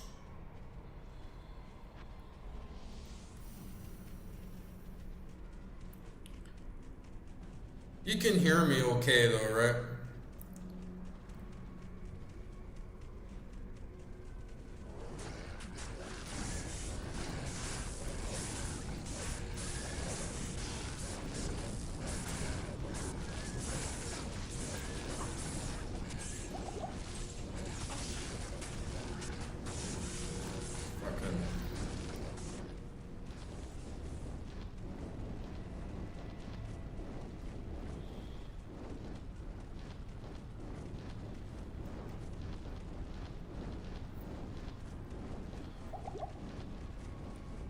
There's a little bit of room echo. You know what it might be?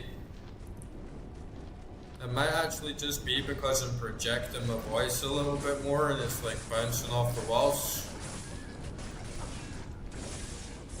So I'll like try talking a little bit more level.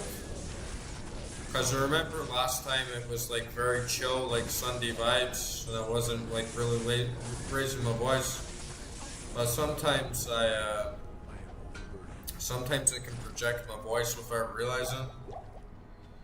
And sometimes because like my headphones are actually really good, that because the audio is so loud and all encompassing for me, sometimes I just end up like shouting, so like do keep me in check. But yeah, there's nothing changed in the room. It is like literally empty though. There's like fuck all else in the room. There's a chest of drawers right in the back, and then everything else is like space. It's just the desk. I like how it's saying yeah, I'm using the mic on my laptop. It's not the best, but it's all I have right now. I was saying earlier on, I actually have a Shure SM7B, which I mean is like probably the best mic you can really get for this sort of thing, right?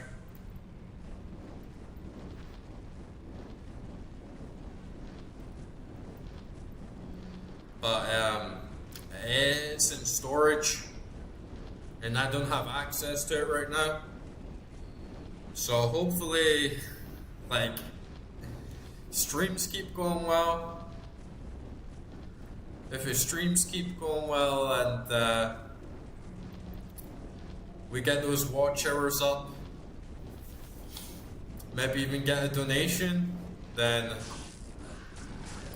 it's definitely like very high on my list is to go back and get all my audio equipment and get like the mic and the interface and a bunch of other stuff as well. That'll raise the quality a lot.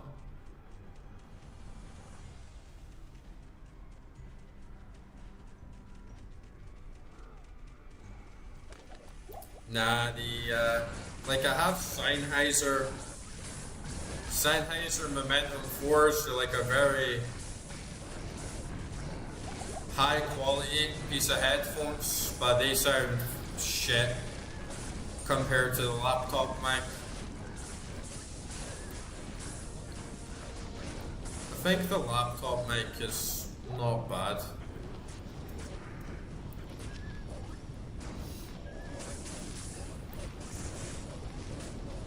Even compared to a lot of headset mics,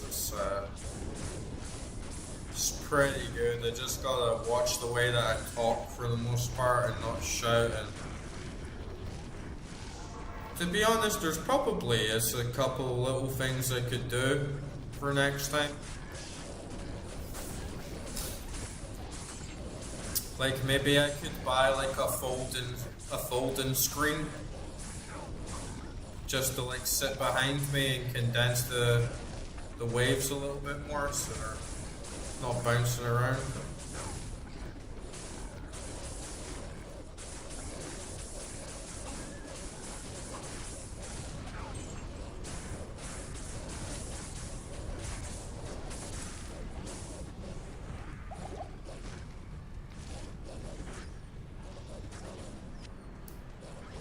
Yeah, I think I've missed a couple grand charms, but they're too big for it.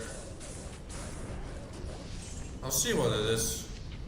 I'm kind of way more interested in small charms. Yeah, 28 life is just shit.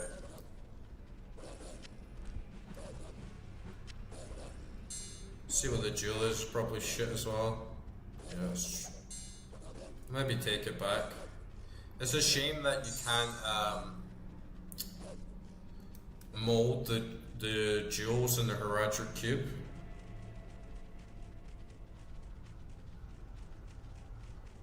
Well, it depends on the mic, right? Like I said, I have a Sennheiser Momentum 4 and there's a little microphone like right here. And the fidelity in the headset itself, like the headphones, the speaker outputs are like very, very good. But if you do a side-by-side comparison of the laptop mic and the headset mic, it's not even close. In fact, even though this is like a $400 set of headphones, the headset is trash. It's good enough as a phone call if you're like out on the move, but it's really shitty quality, honestly.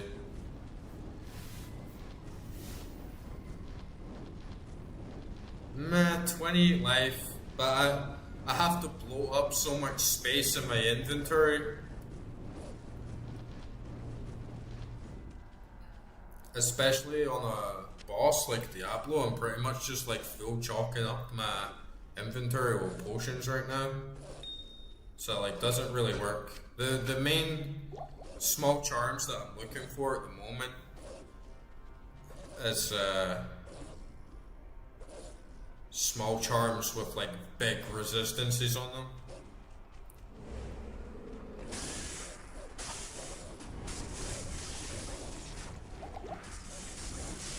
And I'm not gonna like switch my microphone input output because it could just like, you know how it is having a PC, right? You know how it is having to deal with like, you know how it is having to deal with like Windows 11 and all the bullshit that can happen if you switch settings and you're already in software that's like using your microphone, and then I have to potentially lose connection and then nobody can hear me. I already know that it sounds like shit.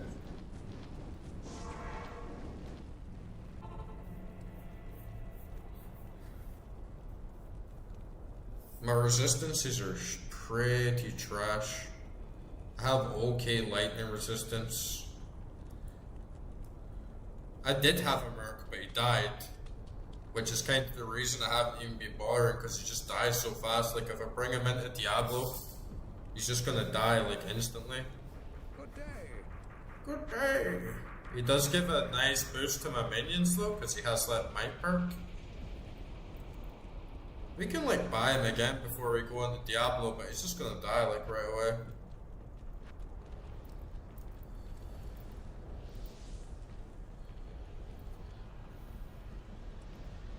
Yeah, they are shit. And the sad thing is that every charm that I've got has been pretty low tier. I haven't had any charms that give me like big boost to resistance. I do have some stuff in the stash. Have like a armor that gives me like 75% poison resistance and like 75% like poison time reduction and stuff like that. But I guess like for Diablo, to be honest, like fire resist could come in handy. My gear. So I have like a lower hat, +1 to all skills, lightning resist 30, 2 mana each kill, 2 light radius, spirit sword, +2 to all skills, cast rate. No, my shield is gives me +1 to all skills. It is lacking a little bit because it doesn't really have. No, it's not gonna work. Because the +1 to all skills actually comes in so handy for this build. Because actually I've got 2 points to spend that I didn't even notice. But because like I have like quite a lot of different skills, the +1 to all skills makes a huge difference to like every skill that I have, so it's kind of like getting like 10 levels up in one. And I also have +1 to summoning skills on my amulet.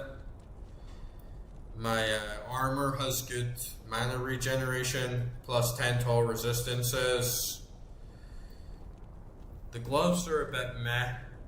Poison limp reduced by 26 is pretty much like all I'm getting out of that.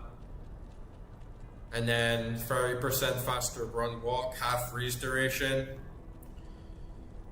Bit extra poison resist and poison limp reduced plus lightning resist, a bit of cold resistance on my rings. Well, you've got to keep in mind that I'm on Nightmare, so everything got tanked by like quite a lot. Well, you can't get gloves with +1 skills, you can't get rings with +1 skills, you can't get belts with +1 skills, you can't get shoes with +1 skills. So I have a sword, a hat, and a shield with +1.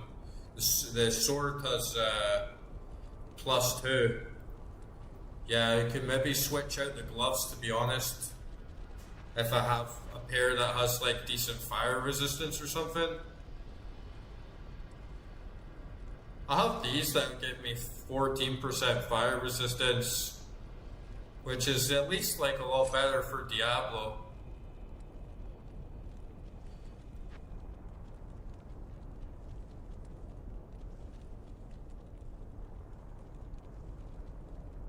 You can get rings with +1 skills.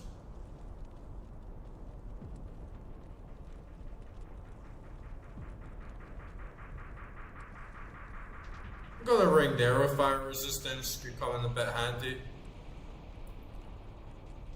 I feel like lightning resistance is better for Diablo.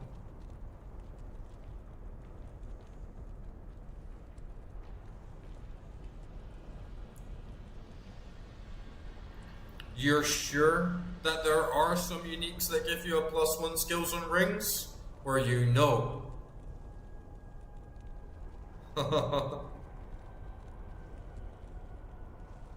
Hey, the diminished dude, thanks for tuning in.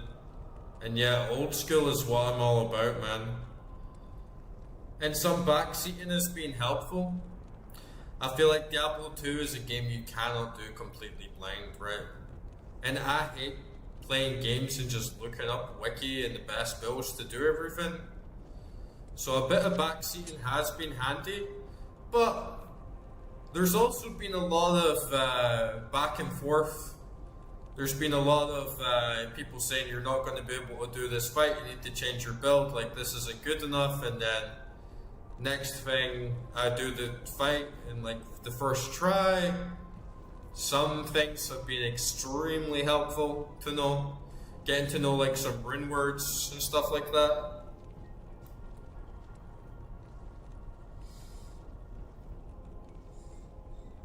Yeah, well, I mean, I'll just get these extremely rare rings, you know, I'll just like pull them out my ass in a second, right? It's like I'm kind of stuck with what I got, right?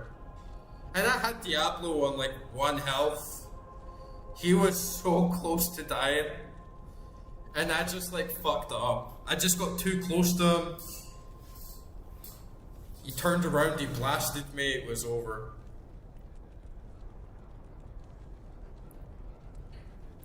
I'm playing Druid diminished. And at first, like, that's what I mean with +1 skills. +1 skills is actually so useful. Because I have a lot of my skills spread out. You know, if you're playing a sorceress and you just dump everything in the fireball, +1 skills is negligible. But when you're using Molten, Boulder, Fissure, Volcano, Armageddon, all in the same DPS chain, plus you've got a lot of summons, the +1 skills comes in really handy. I basically dump 1 point in the summons and they get a 5. But yeah. Diablo doesn't even have 1 hit on him yet, so we're kind of just like chilling out like before we start. And yeah, I have heard that hell gets even crazier, and hopefully we're going to get to it tonight, right? Like I just need to get through hell, and then we can start trying to blitz through Act 5, and Baal shouldn't be too much of an issue. Baal's just more like spongy.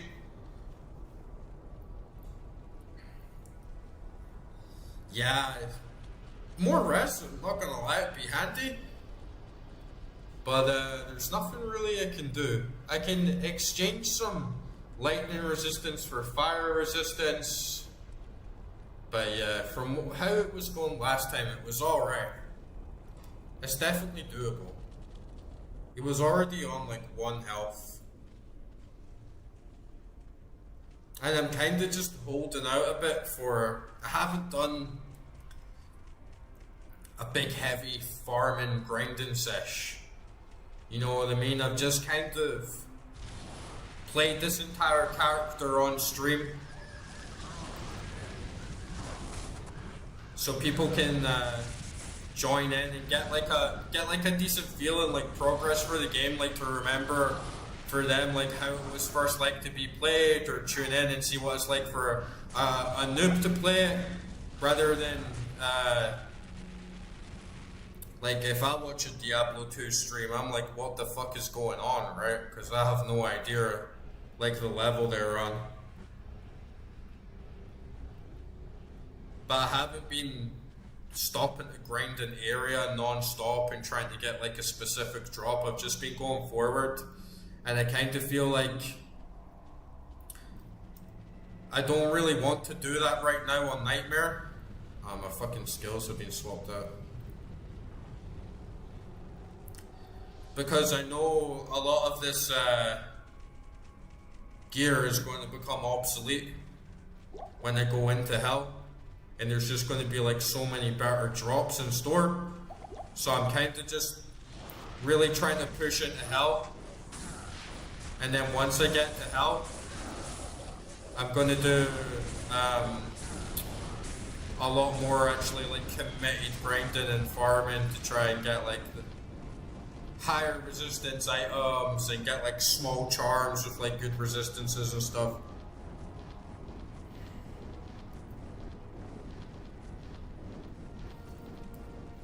But the Diablo fight is,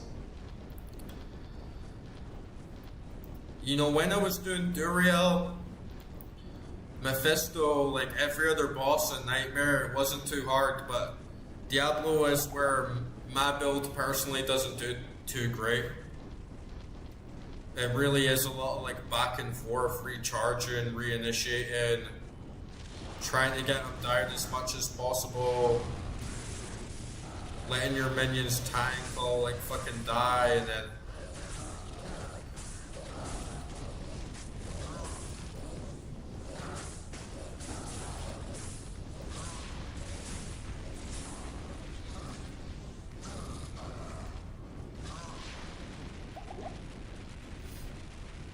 it's doable, but it's slow.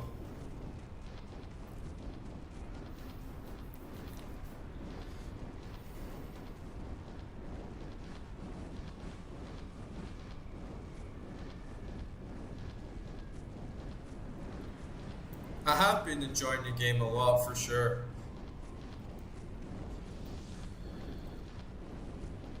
And I like learning at my own pace. Like you guys are saying, it is, you can't play. You could get to the end of Hell, but you're not going to learn everything by yourself. There's just too much stuff to figure out. And I'm the kind of gamer that I don't like looking up guides. I like to be challenged in an RPG. I like to figure out systems by myself. But I feel like Diablo 2, it's in a weird stage, right? Because we're in the modern era, so everything can be looked up online, and that's how a lot of people do play the game these days. I don't think it was ever intended to be played like just do everything yourself either. As kind of more like smaller based communities and finding out secrets and exchanging tips like between friends. So I think like streaming overall is actually a really good setup, because you meet people like you guys who like hop in, give your views, maybe give like little pieces here and there that like keeps it going, and doesn't feel too overwhelming. It doesn't feel like you're just looking everything up yourself. It's kind of like the old school experience, if that makes sense.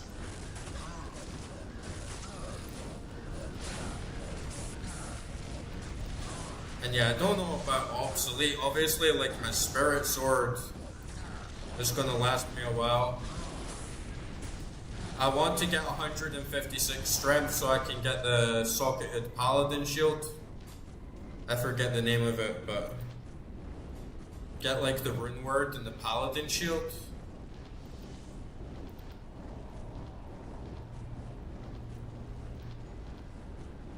But you do have to wait until you're at hell to get the best gear.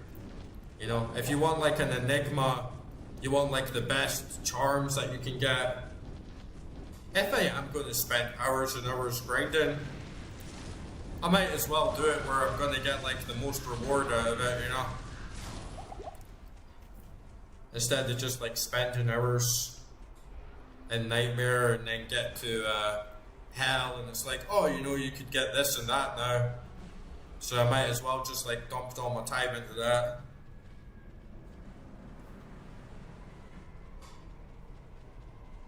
Exactly. How could you figure out the runes yourself? I don't know slightly about crafting. I know about Heraldric Cube recipes and like melting like 3 rings and stuff, but I don't know about crafting beyond any of that. And yeah, there's no way that you could learn all the rune words yourself. I mean, there is, but you'd have to play it for hundreds of hours. And could you imagine having like a Ja rune or something, and you're just like blindly experimenting, and you're just like wasting that when that could take you like so long to get again? There's no way you want to do that, right? So yeah, it's a bit of a community effort.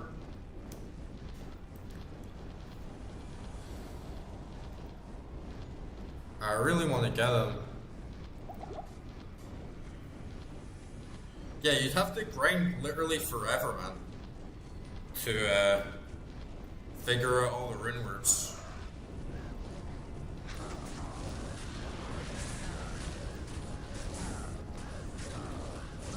But hey, like, big respect for the old school players who played the game for like many years, and maybe took them much longer than it did for us, or for me at least, playing a game like this and then just having people jump in the chat and tell me stuff, you know.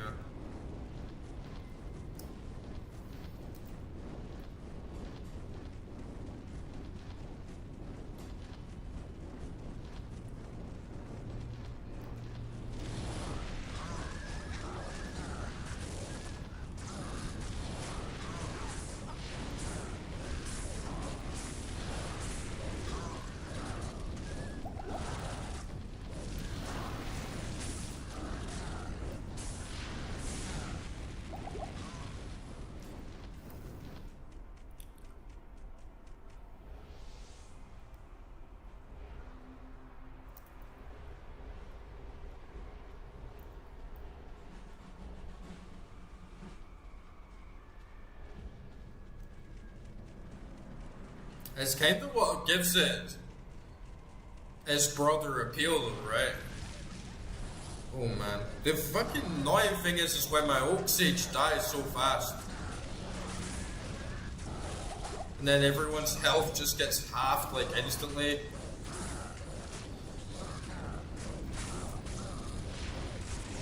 Oh, yeah, you gotta be careful.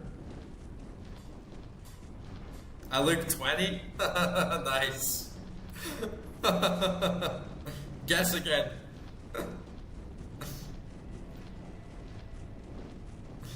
That's good to hear, man. That's really good to hear.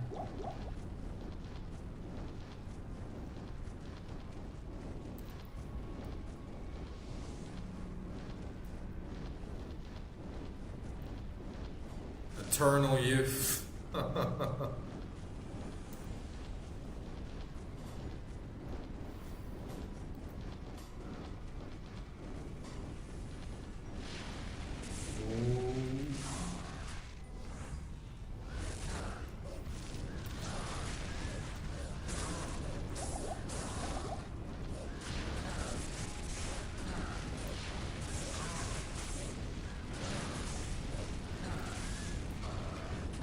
Yeah, I think the obscurity of a lot of it is actually what gives it so much longevity and appeal over the ages.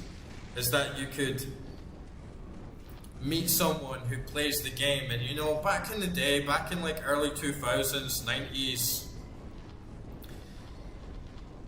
gaming was a bit more niche. It wasn't as wide appeal, you couldn't just like look things up as easy. But then you might find someone that played the same game as you, and then they'd be like, oh, do you know about the secret cow level? And you'd be like, what? Or do you know about like this secret rune word? And it'd be like this big breakthrough moment, and you might know something that they didn't know, and it gives like a more of a community aspect to the game, like a bit more like mystery to the game. I think that's part of what gives it, oh fuck, like longevity and like long life appeal.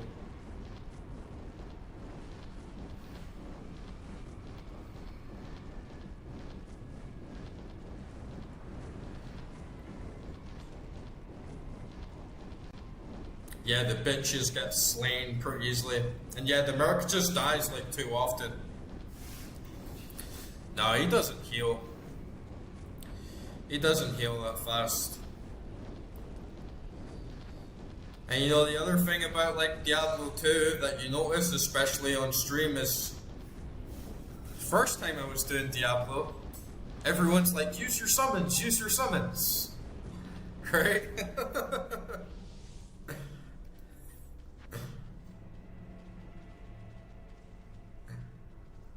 Everyone disagrees.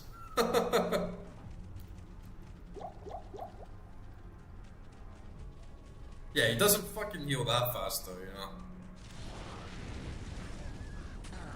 Oh shit.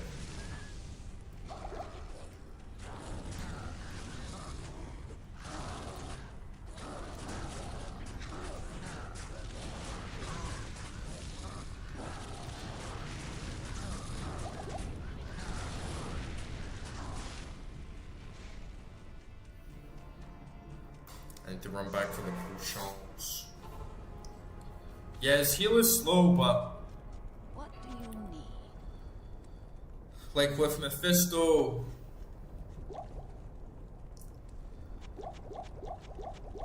and Duriel, I got them done pretty fast, so they dropped like a lot of loot. I feel like Diablo is already past the point of no return, like I'm not gonna get too good drops from him. It varies on this build. Sometimes you do very good, sometimes it's like not too hot. Like on the Ancients, I absolutely crush the Ancients with this build. And like Mephisto pretty easy, Duriel pretty easy, and Dario pretty easy, even though I died like the first try on Nightmare. But Diablo is tough for this build, and you kind of just have to go slow and safe. It's a bit boring. I know you can like go Paladin or whatever and just like really crush them very, very quickly, but yeah, this is just kind of how it is for me.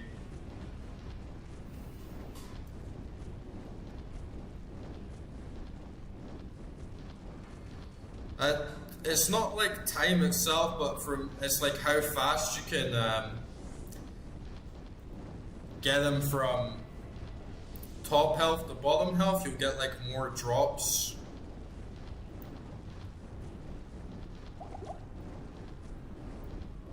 And yeah, it's the same on like forums for Diablo, which is actually fucking awesome for like such an old game. That you get like very heated discussions and tier lists. There's so many different perspectives of players. Like there's a very high skill ceiling. You could be looking at things from like average player, elite player. Everyone's got different favorites, different picks. Some stuff, yeah, it's like undisputed. Like everybody wants an Enigma. Rarities and such, but it is really cool to see a game this long still not have like a textbook example of like, no, you just do this, this is optimal. mathematically optimal in like every single way. Now you see, if you circle around them, it doesn't really help you because you're actually better to just like stand still and kind of spam spells. But the trick is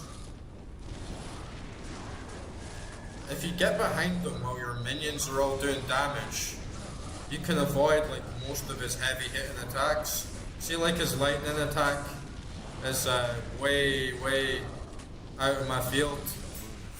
No.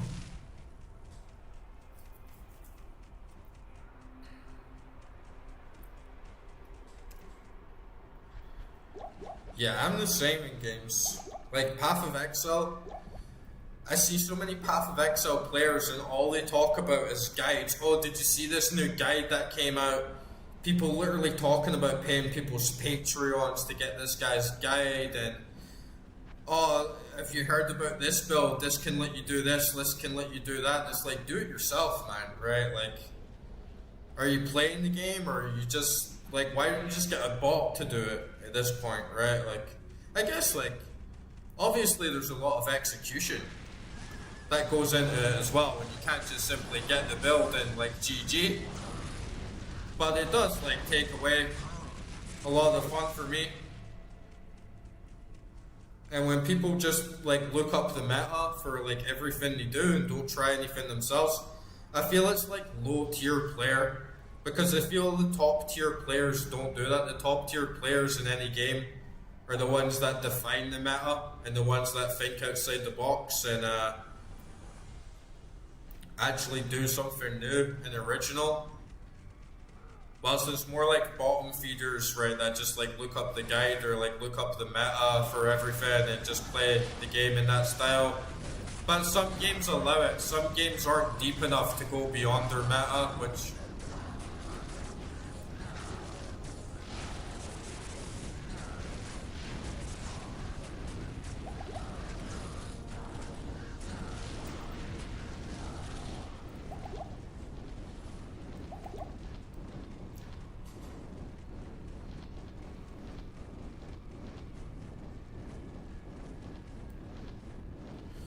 No, there's no way it would survive, dude. There's literally no way it would survive without my minions. And I'm not gonna try it. I'm not gonna try it. Because I'm not fucking doing this again. And yeah, it's slow, it's boring, but like... slow and steady wins the race. Yeah, only pro players can find new meta in a very like ancient old game like Diablo 2. But even just in general, I mean, so many people look up guides on like first week of the game coming out, right? Like Path of Exile 2 comes out first month and people are like, I need the guide. It's like, man, this is like the time where nothing is predefined and like everybody has an opportunity to potentially make like something really good. And even the best players could fuck up because they don't know what's going to come around the corner. Keep in mind, I am like watching the chat as I play, and it is quite like a spammy boss, so I'll probably get this done a little bit faster if it wasn't like keep looking at the chat.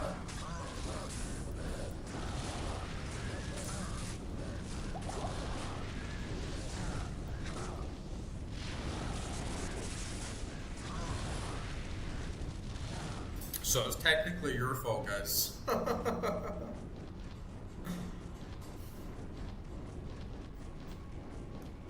I don't need to run in a circle. It won't attack me in my area if I have my minions out.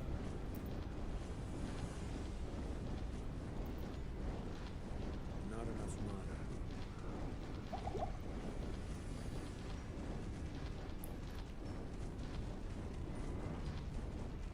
Yeah, and I'm literally not going to try some new strategy.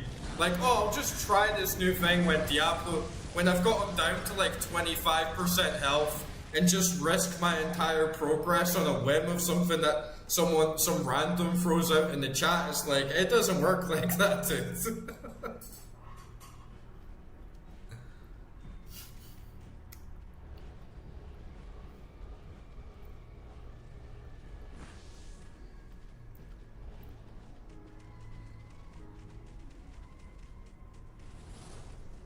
I'll never win like this. I love those words, dude. I love those words.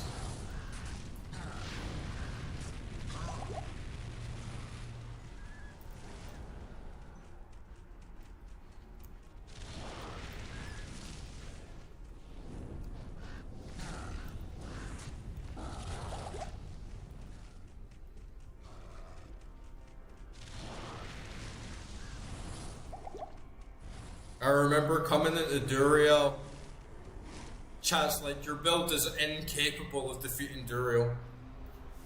You need to go back and respec. Oh, I already used my respec. Sorry, you need to restart the entire game and go back because your build is mathematically incapable of defeating Duriel. Sorry. 20 minutes later, oh, Duriel's dead. Fancy that.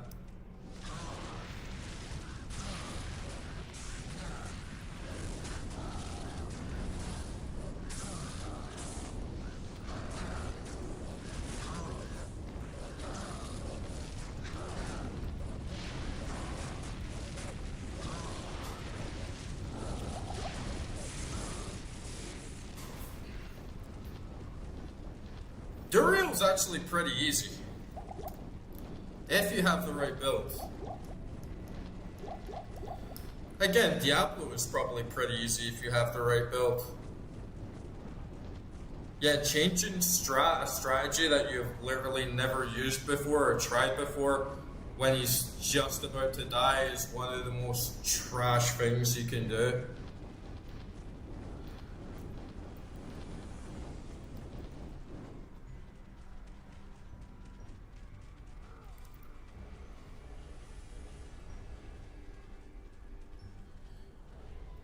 See, with the Sorceress, it's actually really easy to defeat Duriel. If you have Blaze and you get like an item that gives you like way faster run walk speed. And then you just use Blaze and like run around in circles, it's like GG. And honestly, people shit on Summoner Druid a lot, but Summoner Druid, if you have like a good set of tanky minions and you can keep regenerating them and then just spam spells on the side, it's like really easy. I did it first try on Nightmare. Didn't even need to like teleport like back to town. Man, he's in a really dumb position now. Yeah, I didn't even need to teleport back to town, just like summoned my minions. Let them tank, spammed Molten Boulder and Fissure on her, and then she was dead. It's actually a very, very easy fight. And same with Sorceress, just put faster run walk speed on. Blaze, run around in circles, she just follows you and takes constant damage, and there's nothing she can do. She can't even get like a single hit on you.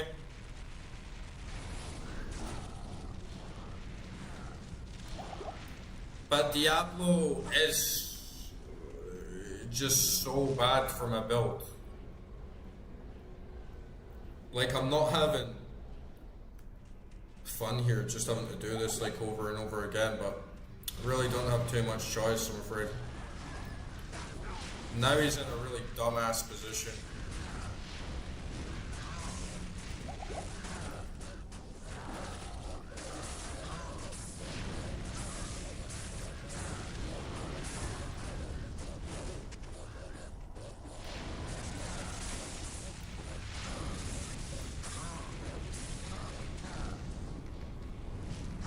Got him close though.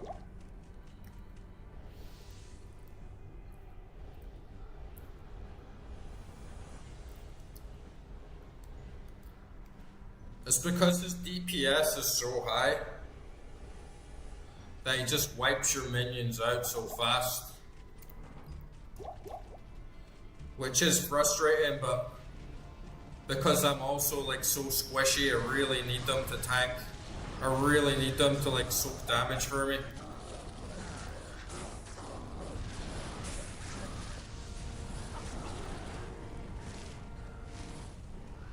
And see, like, now I just need to like quickly run back to town to get a couple potions.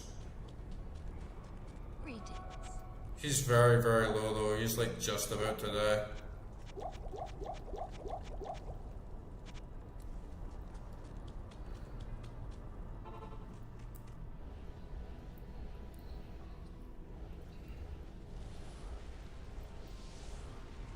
Alright, get him, Billy. Get him, Billy!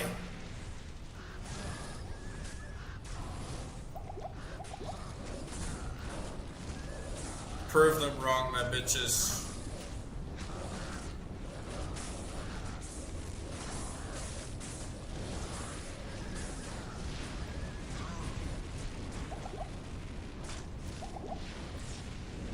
Woo-hoo-hoo.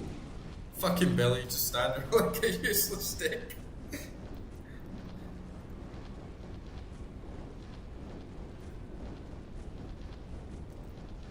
And some bosses like Mephisto and Duriel, their DPS isn't strong enough to take out all your minions at once. So you do have like a lot of space. You know, you see a couple of your minions go down, you can just respawn them before they're all dead. And they can, yeah, there we go, nice. Oh, we actually got like a lot of drops off them. We must have actually done a fairly good job. Fucking nice. Thus ends the plague of terror. Ooh, that little Tristram strum on the guitar there, that's peak.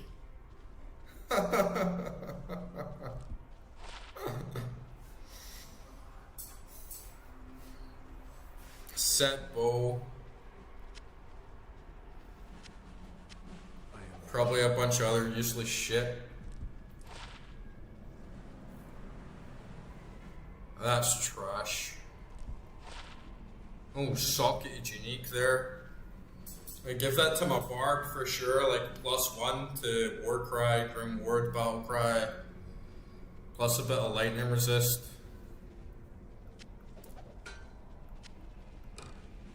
Let's see what this is. I can get sold. I can get sold as well. Yeah, the gauntlets are mid though. Oh, it's just like when you slay Diablo, and then you have that, you know, the intro chord to Tristram on the guitar, and it's just like, it's like that's such a nice touch.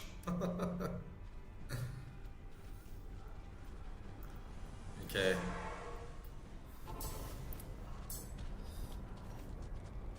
Yeah, we got like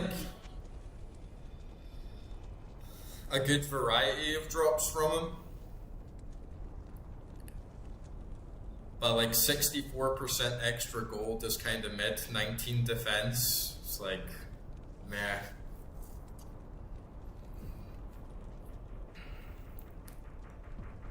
But yeah, there you go, you know, I've heard it so many times. During these streams as, you're not gonna do it. There's no way you can do it. Just a little bit later, it's like, oh, I did it.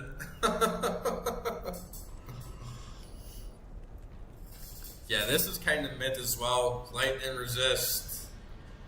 I'll keep the sets because I just want to have like all the sets in the game out of. Yeah, gold is shit. I'm just gonna sell that. This is shit as well.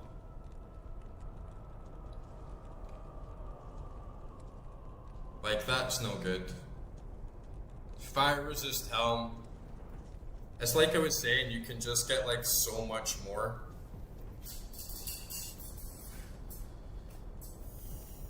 From hell difficulty.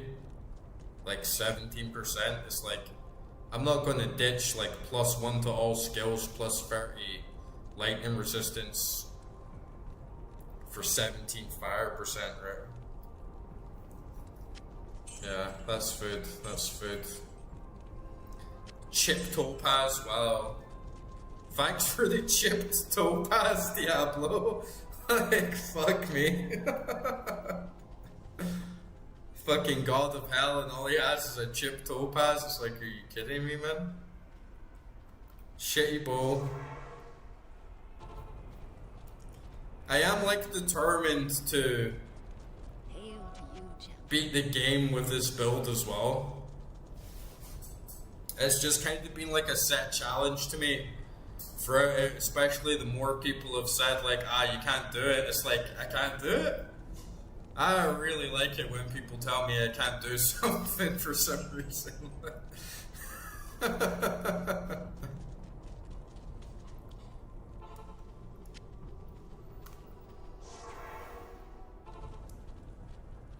Oh, poor Jen. What do you need?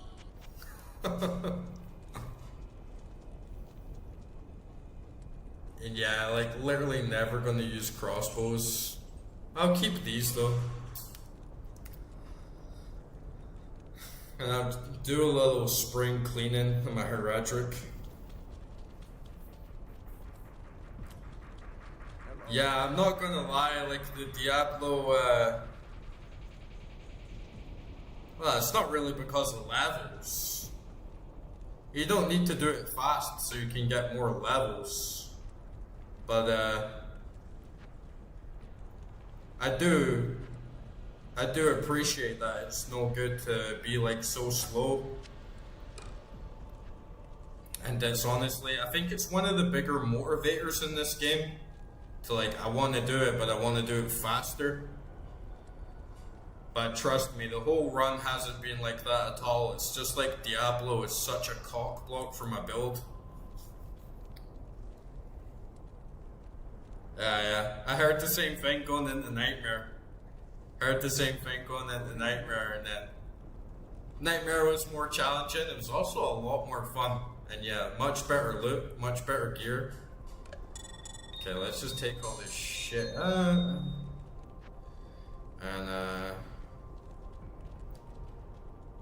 Man, even some of these like unique rings are kind of trashy. But for some reason, it's like I don't want to get rid of my unique rings. Do you guys know if you like meld 3 unique rings, you get a better chance for a unique, or it just comes out like another magic? Okay, dude. Thanks for tuning in, man. It was really nice to hear from you again. And like, stay in touch. If I don't see you on stream again, like, hit me up, give me a message. Discord, by the way, is like link in description. If any of you guys are still on Discord, like, join. I'll like give you an ad. But yeah, man, all the best. Hope you have a great rest of your day.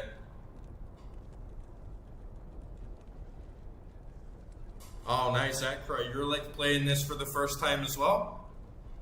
Nice, man. We're like noobs together.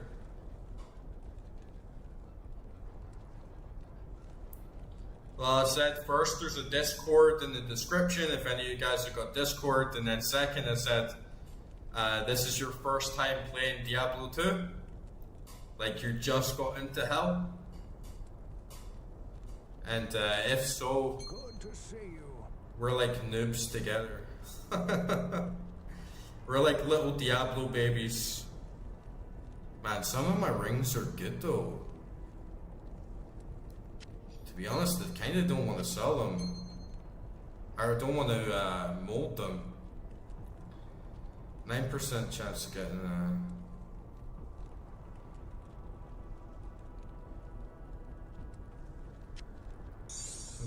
these two are shit. I've got another shit jewel.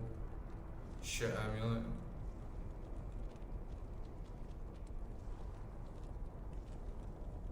There's cold resist. Let's try this. Plus 8 energy. Shit. That was a waste. Greetings. You played the game for 2 years and you've never got into hell before?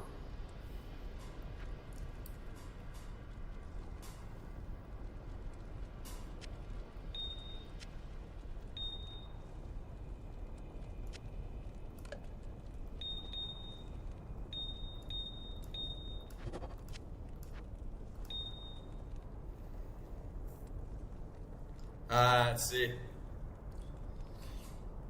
I think you're lucky in a lot of ways, because for me, I couldn't stop playing this game. I got addicted to this game so hard, like so fast, man. Good day. But that's awesome that you've still felt like you keep wanting to come back.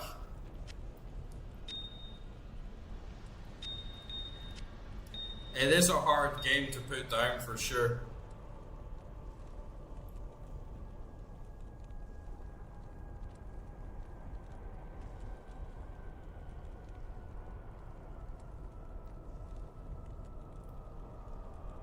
See. Yeah, sometimes that happens to me on RPGs. I'll play them for like 2 weeks and then I sleep on them for ages. But for some reason, You've done a fantastic. even though Diablo 2 is like kind of the exception, I always find if there's an RPG that I play for 2 weeks and then sleep on and then come back to it, for some reason I always get really, really stuck back into it, like the second time I come back.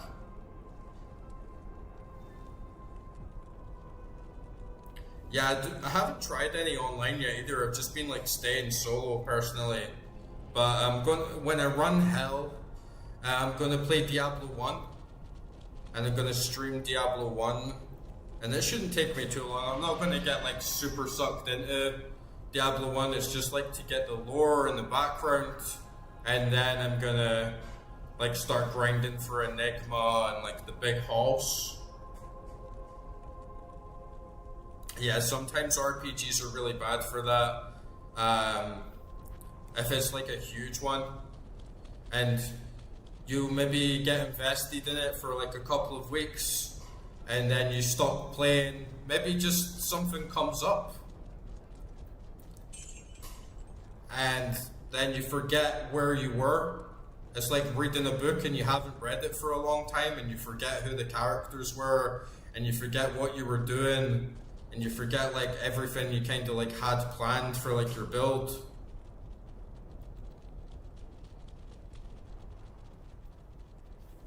Praise be. And then you just kind of feel like restarting because everything's kind of all much of a mess. Diablo and Mephisto have been banished back into the black abyss that spawned them, and the corrupted soul stones are no more. Alright, nice one. Defeat Diablo.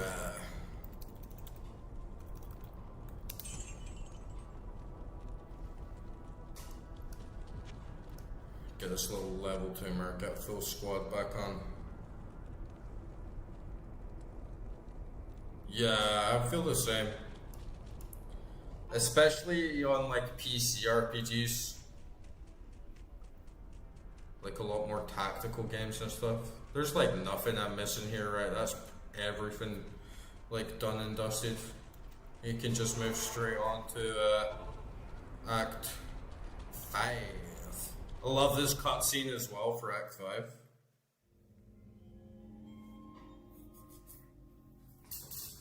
I'm really looking forward to playing Diablo 1 as well because I feel like I've missed out on so many little pieces of lore. And the lore is really, really good. I heard later that. Yeah, I know like originally Act 4 was the end of the game. And then Act 5 is like an expansion. Destroyed in Hellforge. All except one. Cheers, boys. Glass of demon blood too. Oh, I failed, dear hero. I couldn't do as I couldn't enter that gate. Yeah, Baal didn't give me too much hassle on normal. And I like annihilated the ancients. I still need to clip it, honestly. Because it was just, I absolutely steamrolled the ancients. And then Baal he wasn't hard. He was pretty much just the same as Diablo, except he did like half the amount of damage. and it was just kind of like a war of attrition again because he has like such a high health pool, To me, Marius. and it takes a while to like grind him down. Take it. But he is I'm glad. a pain in the ass. Look what the stone has done to me.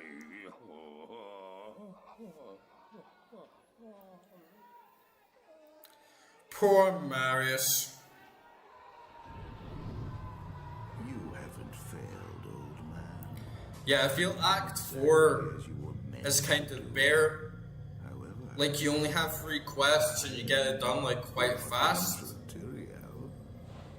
So I was hoping, even though it's the end, it doesn't really feel like it's, like, the final act, where it's normally a lot longer and a lot more in-depth.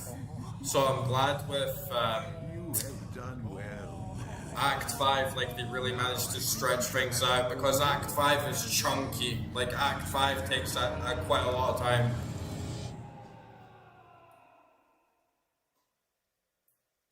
Super Mario Bros. Oh, like his minions, like Bale's minions. So those guys come back to life in Nightmare, is that what you're saying?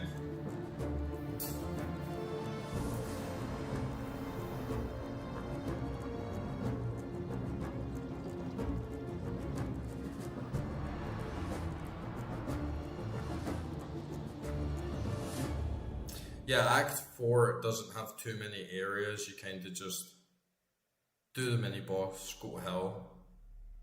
Plus, you know, every other act in the game has a lot of different areas to explore and a lot of different stuff going on.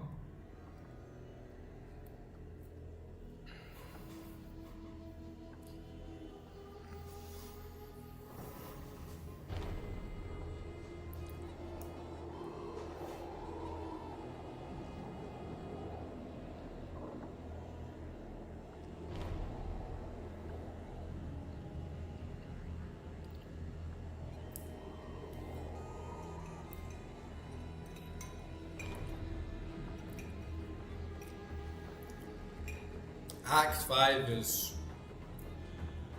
meaty as well as huge act. It's kind of the opposite of Act 4 actually.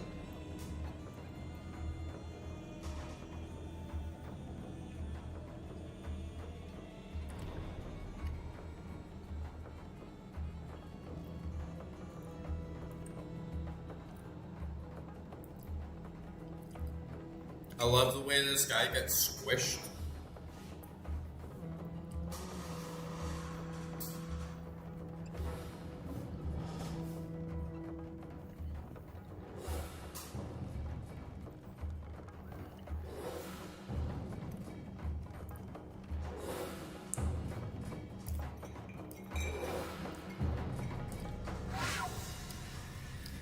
No, actually,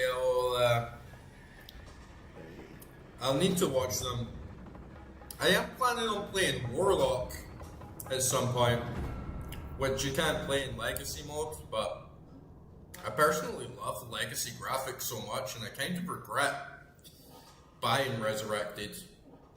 I mean, I guess that I get to play Warlock and get the extra class, but I kind of wish that have stood for eons beyond remembrance. I just bought the OG and got like widescreen mods so I could stretch it out. On our lands.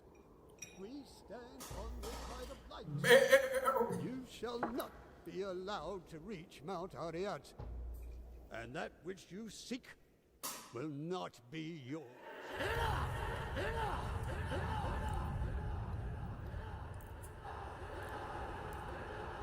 Yeah, the legacy graphics are awesome. And the remastered graphics are kind of shit. I know a lot of people say Take your position.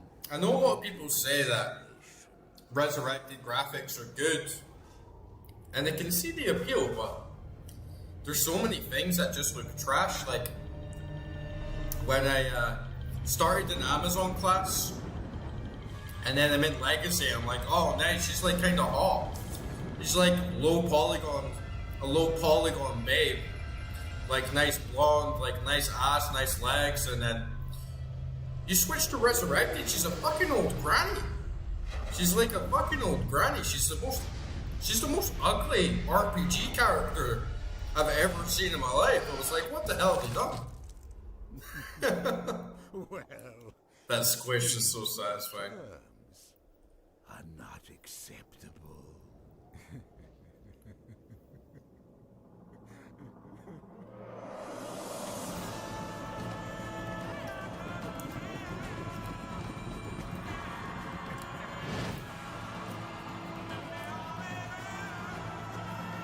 That's actually what I'm doing. I'm playing Resurrected now. But I'm just playing it with the Legacy. And yeah, the Amazon, like, they did her so dirty. She was such a babe.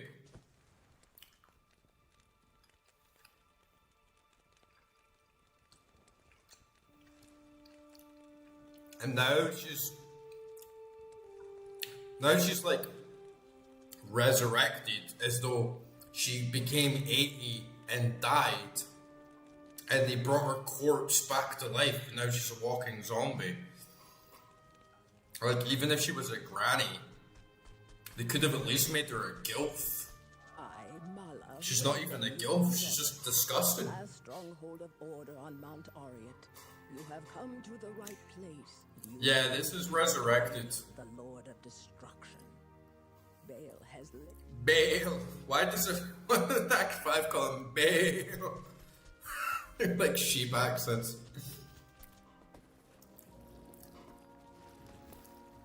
Like, look how ragged and mangy all the animals look, and it's just so much darker, right?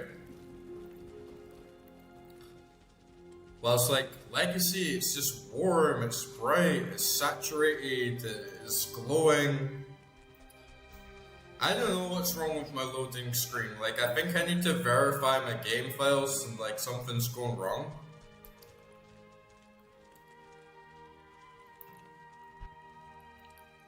I need to verify my game files.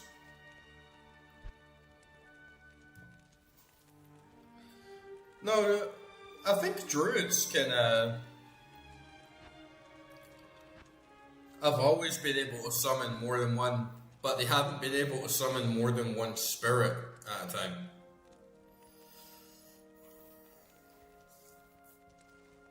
Yeah, the shadows and the lights are...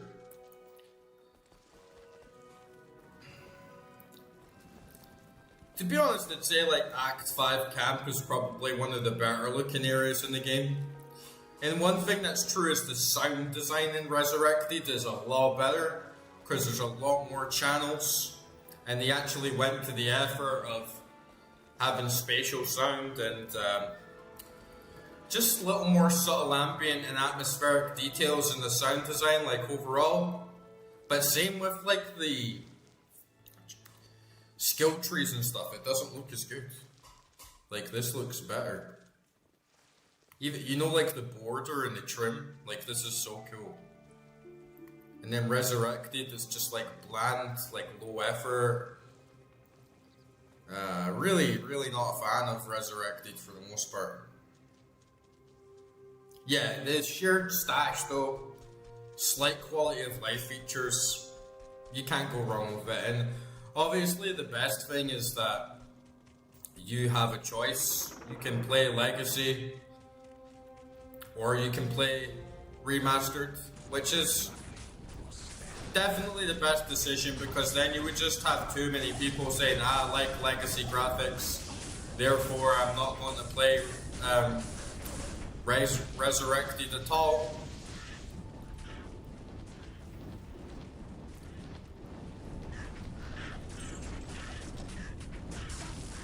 But I really want to play this mod called Project Diablo. And I think you have to have like the OG version of the game to play that, so I'll probably still get it at some point anyway.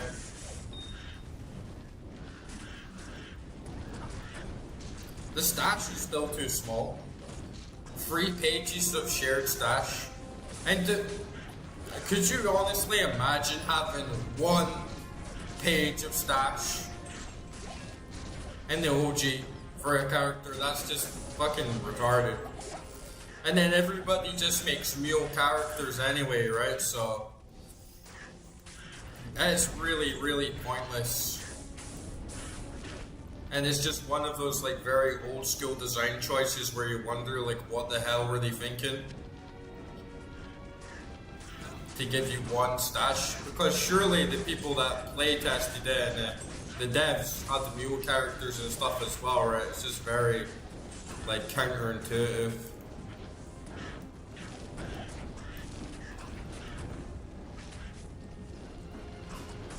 Yeah, I really want to play Project Diablo 2.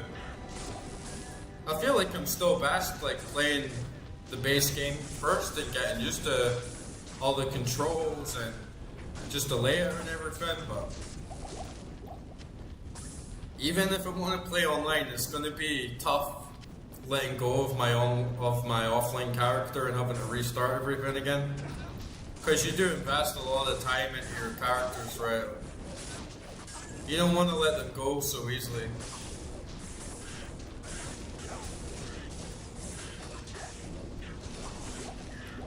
But there's some things, it's like it can't be avoided. You just have to get on with it. I'm playing this on P3 as well, so the difficulty is scaled up a fair bit. If I was playing this on just regular normal with like 1 player, Diablo would have got slain a lot faster. To be honest, I might as well have just flicked the difficulty scaling back down to P1 just for Diablo to save me time, since it's such a like inconsequential fight for like the experience and everything. But yeah, there we go. Bursting for Act 5 though.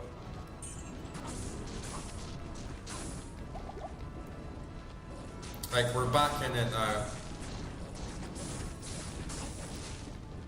Yeah, my Act 2 Mercenary has Might, which I believe gives 150 damage to all my minions. Really fucking good for this build. Shout out to the chat again for letting me know that last time. That was such a good shot.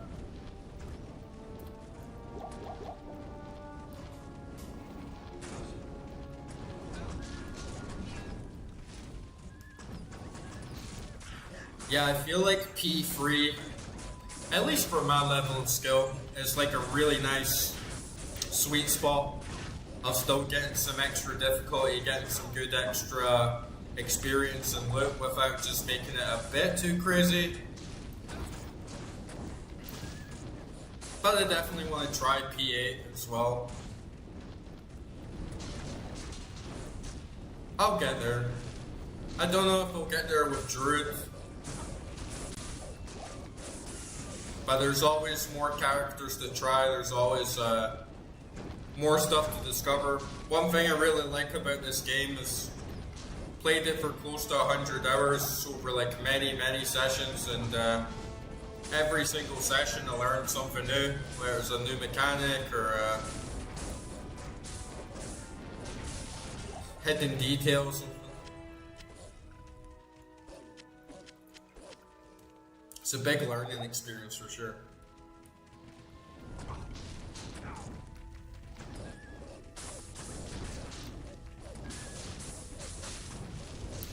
My Act 2 Mercenary is a slave.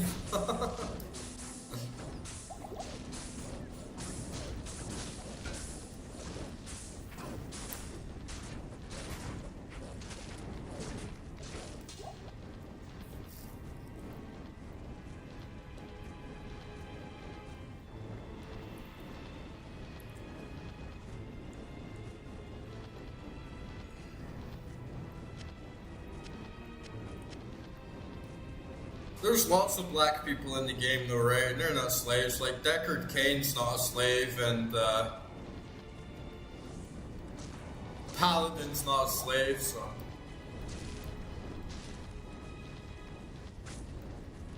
It's really strange though that they like whitewashed Deckard Cain and resurrected.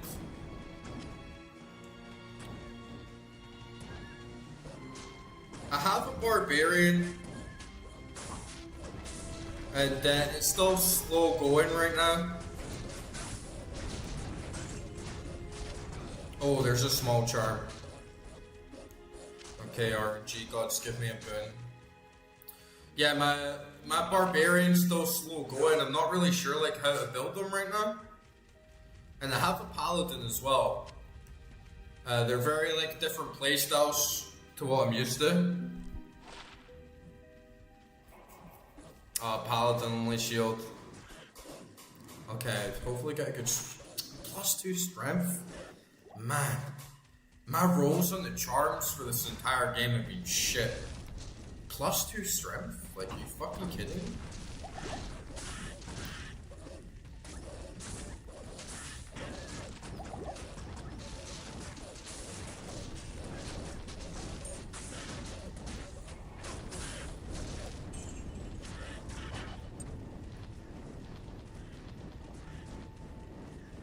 But you know, white people were slaves as well in history, right? Like, you know about, like, the Arab slave trade, and pretty much every race in the world has been slaved at some point, right?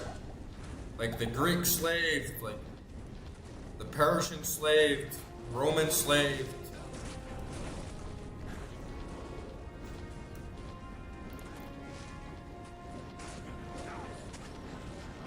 You can't do 2 spirits at all. Double greatsword would be sick. I like was immediately drawn to dual wielding, which is such a I feel like dual wielding is such a cheesy like early 2000s, late 90s thing. Why wouldn't you want 2 great swords, right? Like, fuck yeah, you're gonna take 2 great swords. 2 sockets on that rune sword. I thought maybe we could get 4.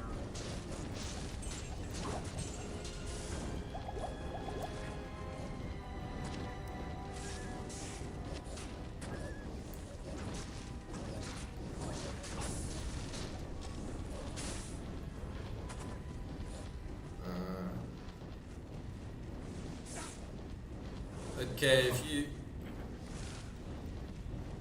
don't drop the racist talk now diminished, I'm gonna have to ban you, bro. Because this is a public video. We're on YouTube, we're on Twitch, we're on like everywhere, and yeah, I can't have that in my stream, man.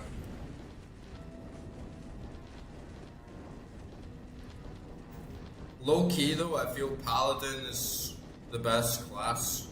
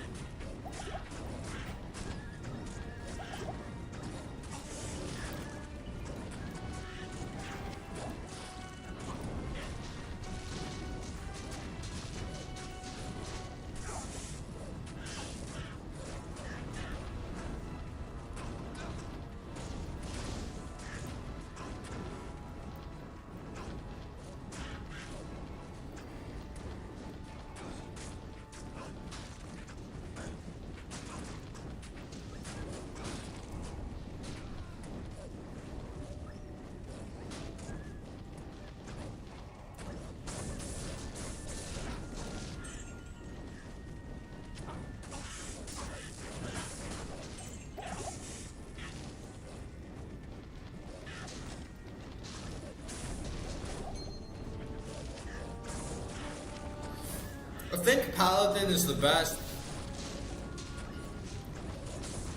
because I've seen some just absolutely crazy shit with doing them solo, and if you have teleport on them as well, you can clear rooms out so fast. Plus you have like such high resistances, you can pretty much just sit and tank Diablo like one-on-one. Tank like any boss one-on-one just because it was like insanely high like resistances, like amazing auras. As heard, like Barbarian is rated like very, very low from quite a lot of players. But then I saw this video of like this crazy pro playing him, and man, he seemed legit, like top tier easy. Especially with teleport. And you get that like extra reroll on every single item. So you can pretty much guarantee another roll for like runes or good uniques like off bigger monsters if you don't get what you want.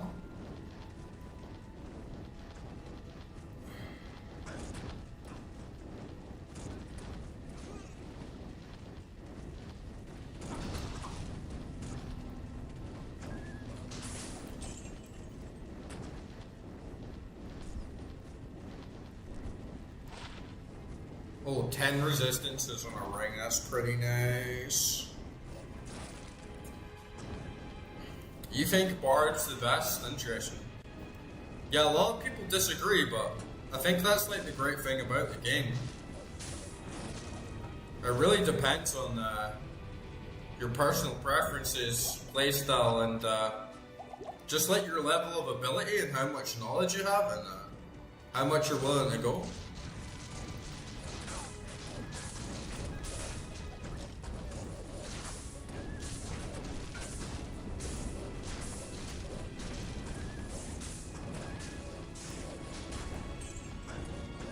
Cool, man. Thanks for joining, and I'll catch up with you soon. I stream every Saturday and Sunday, so if you're around another time, like, I'll see you around. It's nice to meet you, man.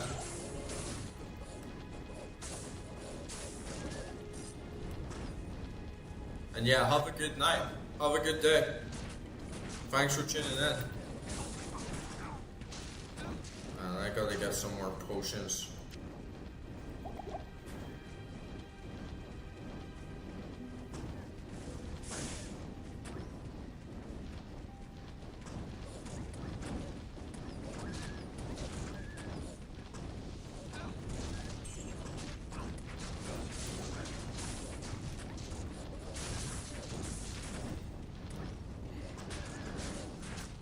See how we do. I might be here all night. Last stream was like 9 hours long, but I don't know if I'll do it that long this time. Like, but yeah, man, I'll see you when I see you.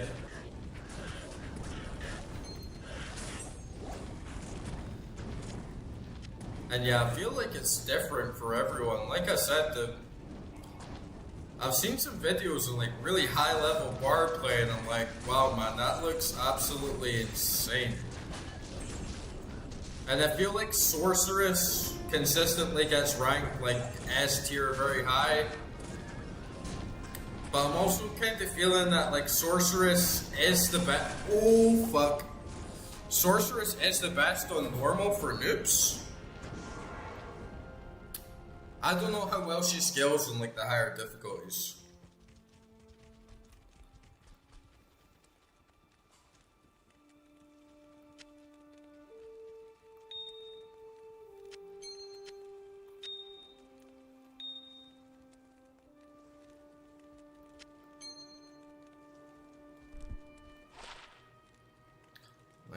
Energy, shit. 6% mana stolen in a shitty superior rune sword. I'm not even sure if I could get that to 4 sockets if I gave it to Larzik, or if it's already kind of like capped.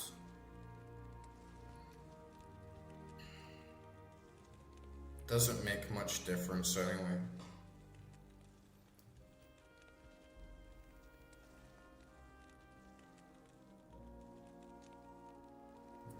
Maybe save that for my bard, but I already have a pretty good one, I think. See how we do. I might get rid of it. Might need to sell some more shit. I hate having this bloated stash. 19 energy. That's something else that's shit.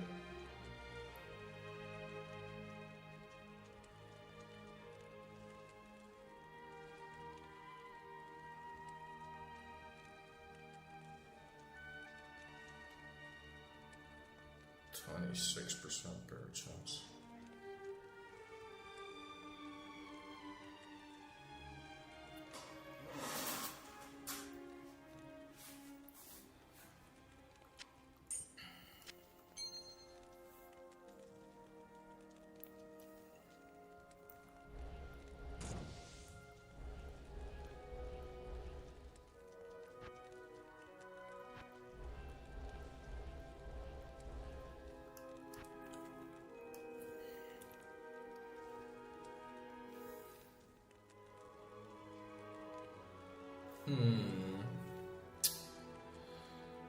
I think Vitality is still a pretty good shout now. I definitely still need to get up to 156 strength, but we can leave it. Like, it's still going to be a while until we get that drop for the Paladin shield, so I'm just going to keep dumping everything in Vitality.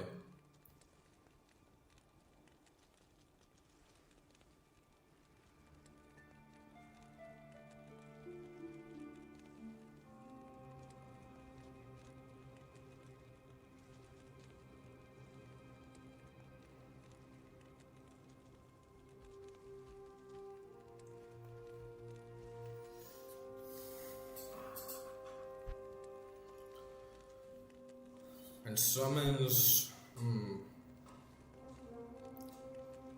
Let's just get Molten Boulder to max, just so that's out of the way.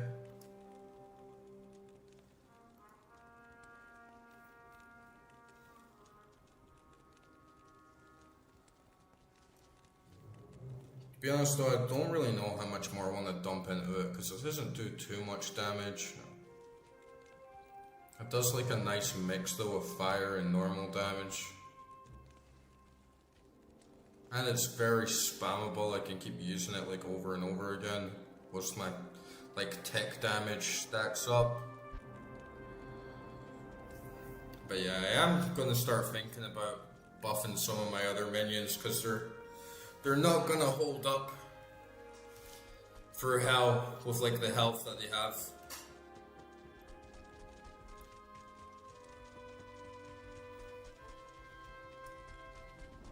Good afternoon.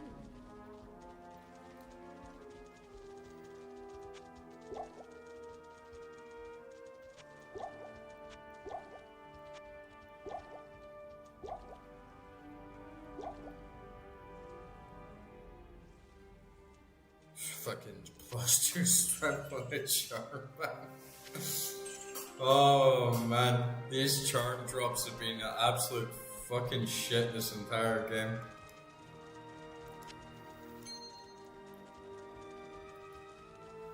Okay, I got these for in case I get a little shit ring and then can take another gamble.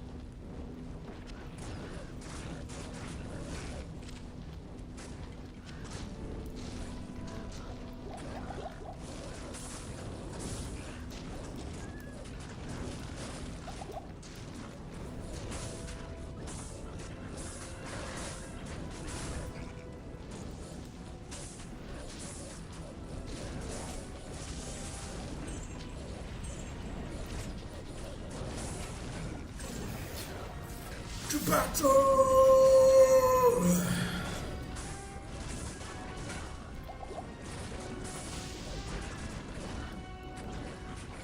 An alpha helm.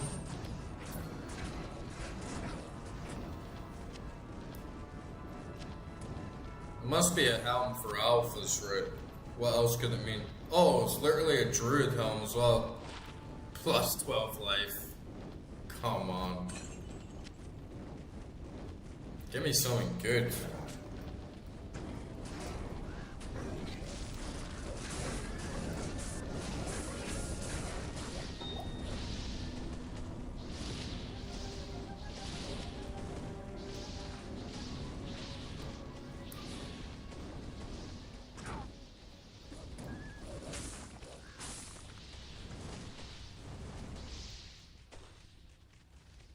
The catapults have been silenced.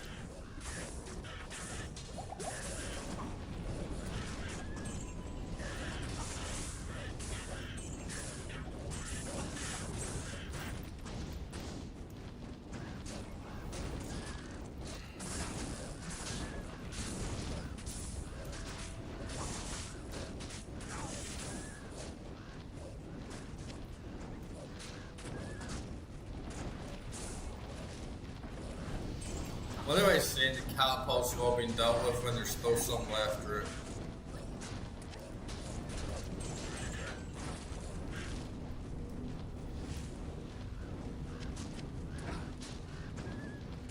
Oh, definitely keep an eye out for a 4-socket bill as well. Oh, nice 4-socket bill. Awesome. Nice. I'm totally giving that to my merc after I put that rune word in it. Finally get something good, man.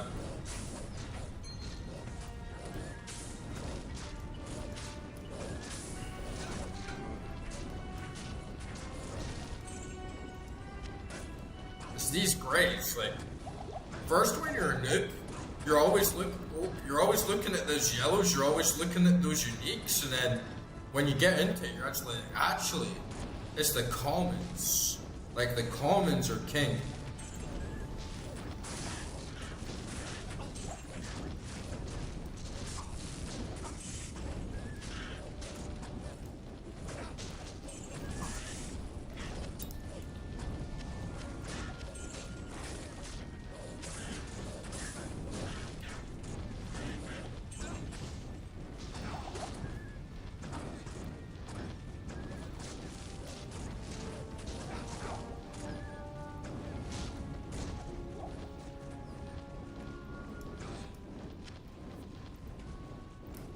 Oh, 2-socket now.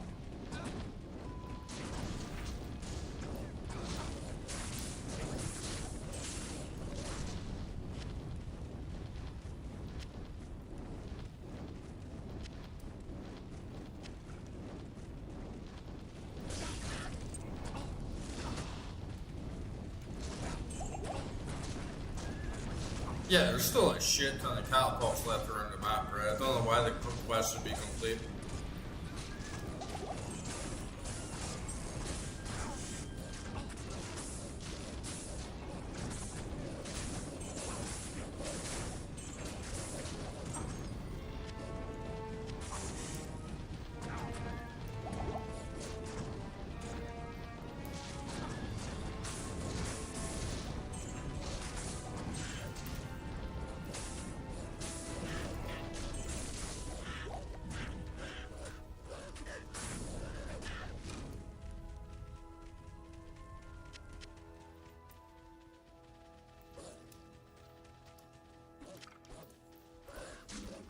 Two socket helms. Okay, well this one's like base 60.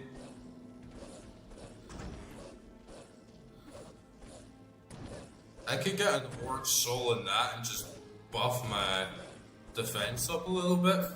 Save that, have like another Orc Soul for another character.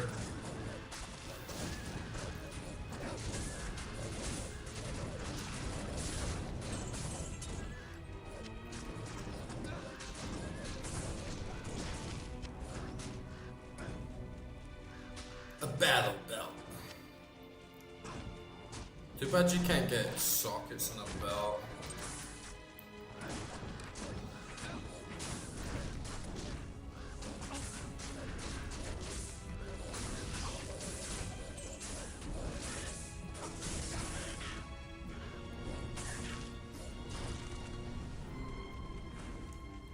I gotta give a shout out to someone in the Discord to see what that rune word was for the 4-slot belt.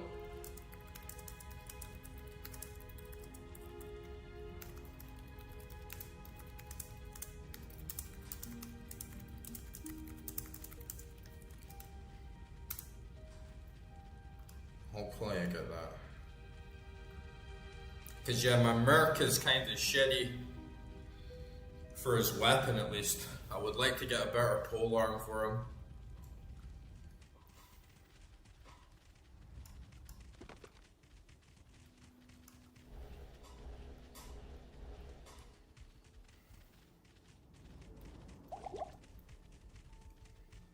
I'll just should go back to base.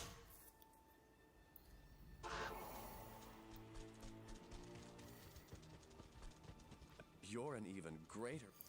You're an even greater warrior than I thought. He's such a campy blacksmith. All the blacksmiths in this game are like low-key gay. Yeah, I know about exceptional and like superior and stuff. I got this 4-socket bill. And I got another 2-socket helm. They could be better quality, but they get those rune words on them, right? All resistance is +8, that's pretty good actually. Yeah, that's actually a good shout, just in case. +8's not really too high, but that's good to have.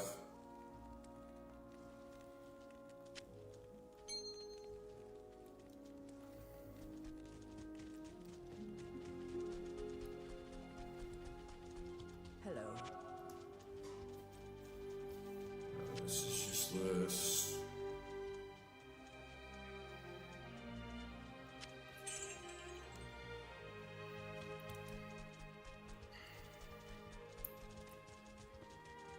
My stash is at below max. Have the 4-socket maul, 4-socket double axe.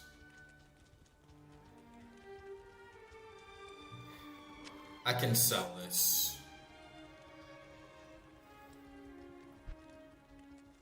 I moved all my runes into a mule as well. But let me actually see if I have Ort Soul.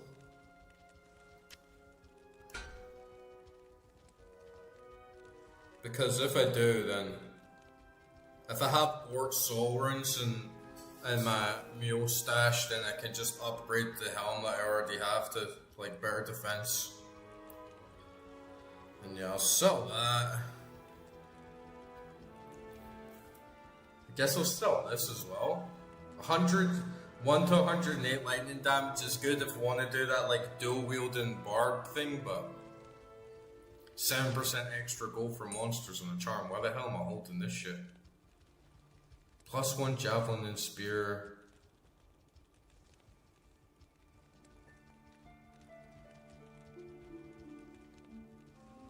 %7 mana stolen per hit. It could be good for my necro.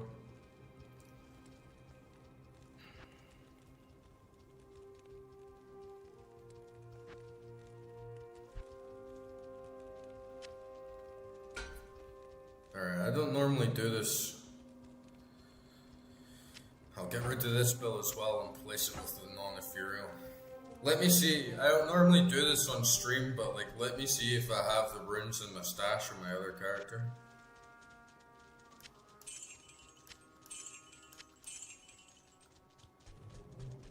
In fact, before I do, I'm gonna get the waypoint for the next area. Just so I don't have to repeat doing the whole of the first part again. A druid in Aragus. My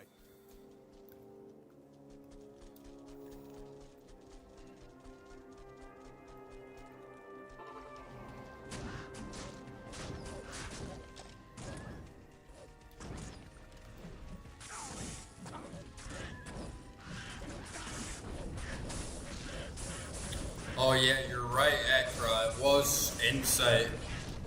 Insight is the thing that I've been trying to get for my merc. So So that is a good shout. Thanks for letting me know that.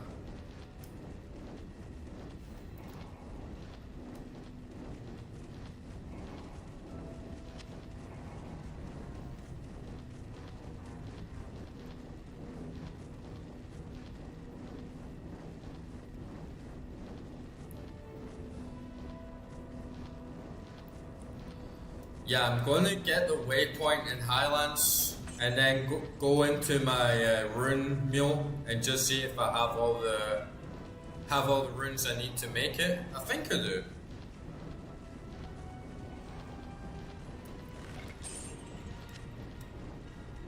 I think I've already got all the ones I need. I definitely should have Wart Soul. Alright, there we go.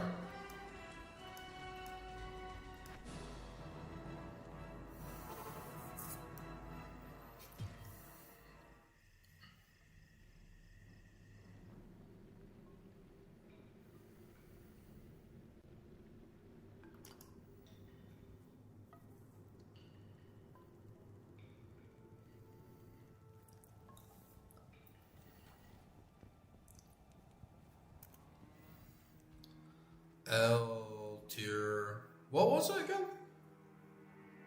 Ral tier Tal Sol.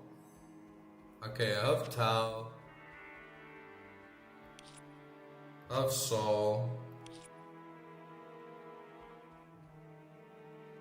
I have tier.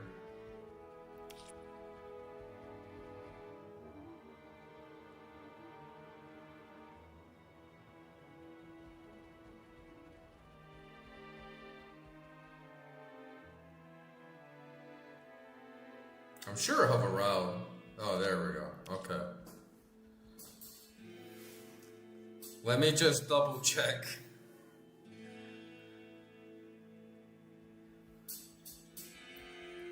Let me just double check before I waste my runes by accident.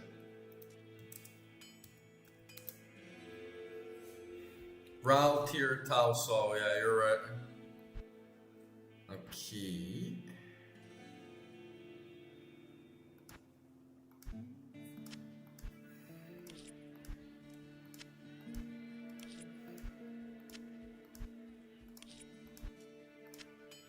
And hopefully I have another soul.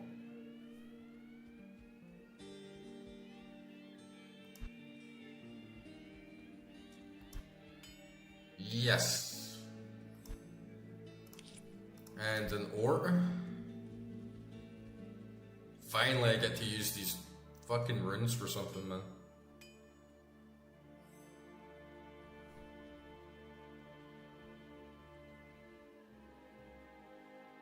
Oh, no ore.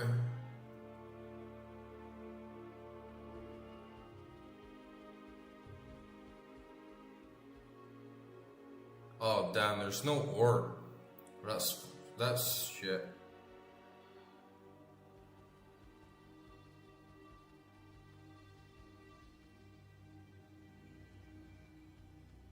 Oh well, that doesn't make too much difference, honestly. Because I do have the lore. I do have the lore hat anyway. I do have an orc. No, that's a sol. This is a tier. This is an L and that's an am. No, there's definitely no orc. I have souls though. Oh, you were talking about souls. Sorry, I just got a little bit of lag. That's cool just for now. In fact, I maybe have one in here. Nah. That's cool just for now. It was only to get the extra lore hat with a bit of extra defense, but it's chill. I can leave it and hopefully I'll get a superior. Get a superior helm or something instead before I get another orc.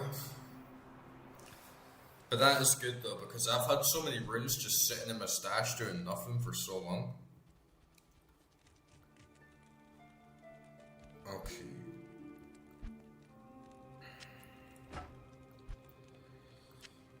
Wrong. Two. Tongue. Song. Ooh.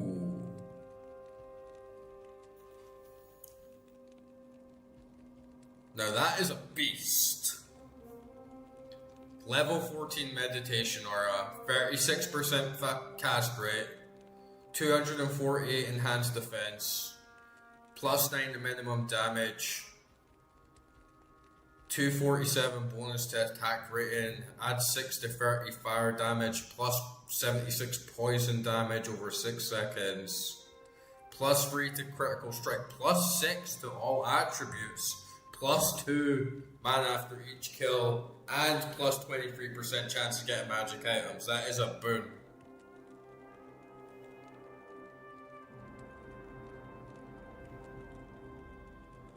Yeah, I'm gonna leave this shield for now because plus 1 is just so good for my build, but do keep it coming. I'll put that to good use. Oh man, look at the difference, right? Good use. 126 to 177, I'll put that to good use. up to 332 to 705. I'll put that to good use. I'll put that to good use. I'll put that to good use. Like that is a big boost, 100%. I can sell this piece of shit. Good afternoon. Oh, that's unfortunate. Could have got 3 more levels, but it's not too bad. Like 3 levels. Oh yeah, man, it's absolutely fucking crazy how a 6 is a 5 and a 5 is a 6. Did they actually change that? Yes, they have changed that in Resurrected. At least in Resurrected, a 5 is a 5 and a 6 is a 6. Whilst in Legacy, a 5 is a 6 and a 6 is a 6.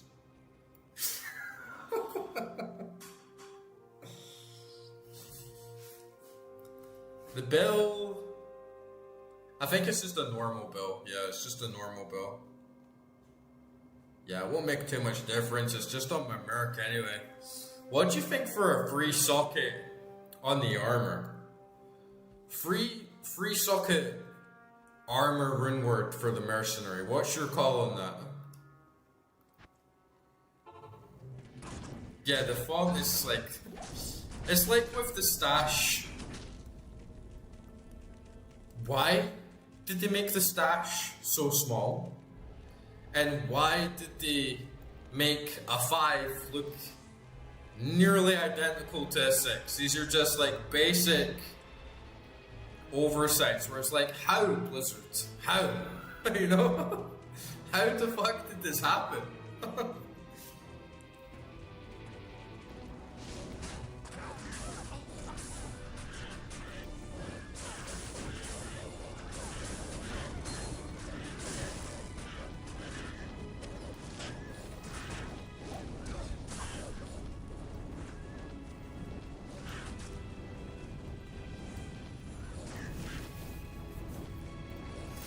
And I finally get to use some of those useless runes that have just been sitting there doing nothing for so long.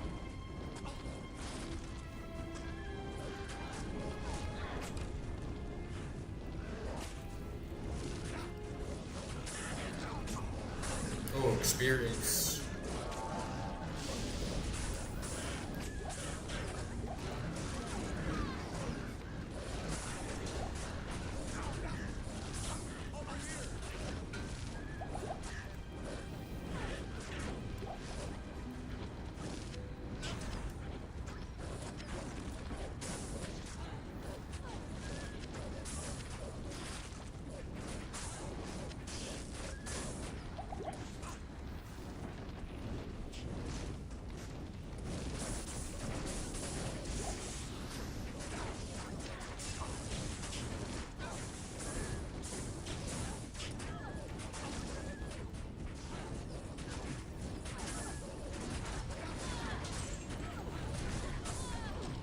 What are the runes that you need for fortitude?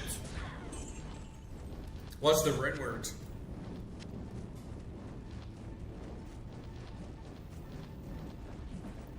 And yeah, I feel like given, especially for my class, because I honestly don't really benefit too much from enhanced defense, because I'm always on the back lines, but for my merc, like, just to be able to survive longer would be a massive benefit.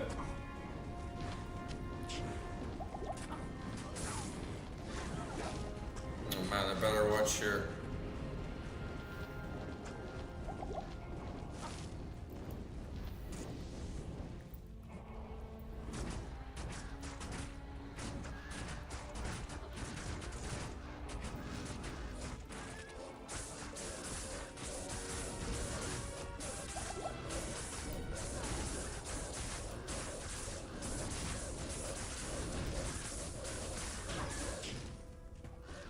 El Soldado. Yeah, I have. Oh, yeah, it's a 4 socket. That's unfortunate.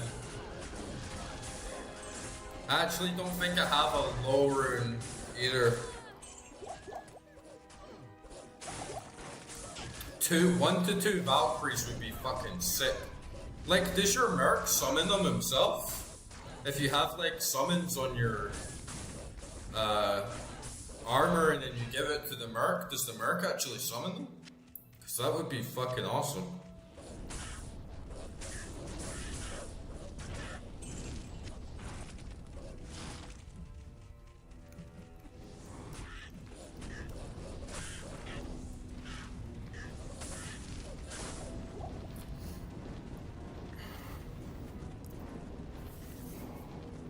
I think the main thing, at least, is that he survives and that we can still maintain that buff.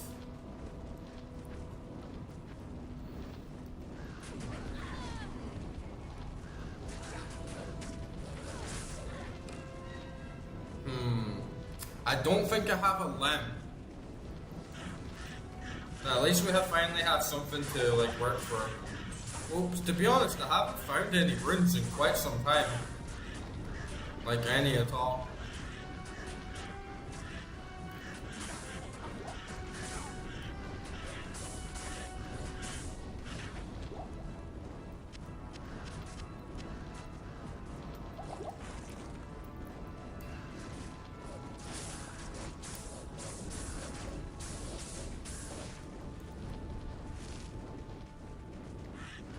Ah, that's a shame. It would be OP though, to be fair. Like if you could have 2 Valkyries just summoned automatically, plus all the summons that I use, that would be OP.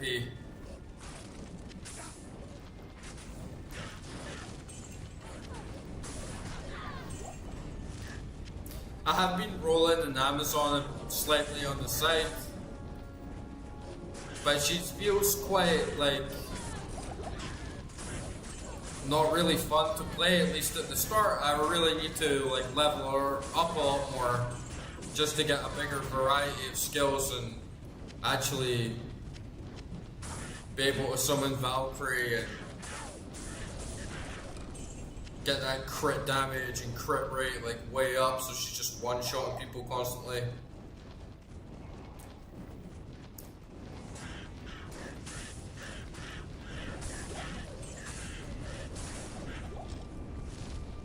Yeah, who does so many players? I think I'm actually peaked for the amount of minions that I can have already. I don't think it's possible to have any more.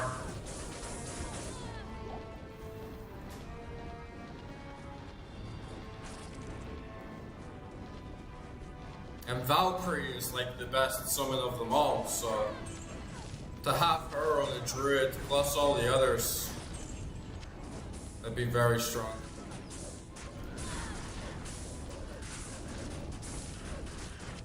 Yeah, a 12 slot maybe? Yeah, we got a 12 slot on that. Nice.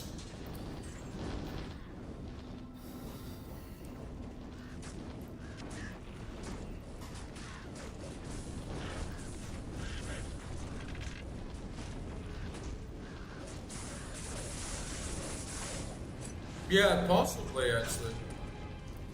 But I would have to, like, if I used Insight, if I took the Insight Bill, I could probably summon the Valkyries. Or, sorry, not the Insight, the other one. I could probably summon the Valkyries myself. Plus I have +1 to all my summoning skills, but I doubt that'll include Valkyrie.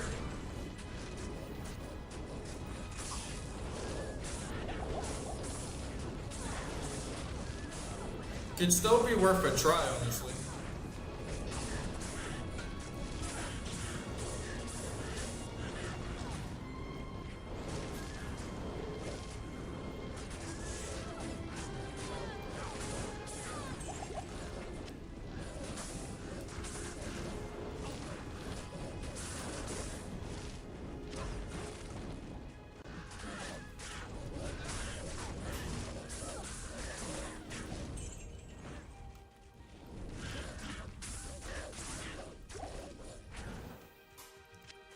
Man, Act 5 is so expansive.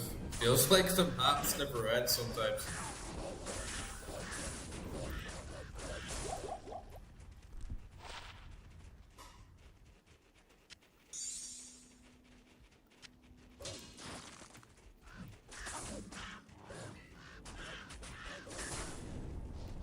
Yeah, that's what I was thinking as well. It would only include the Druid skills. I would need like plus passive and magics or whatever to make it affect Val, which would just be counterintuitive.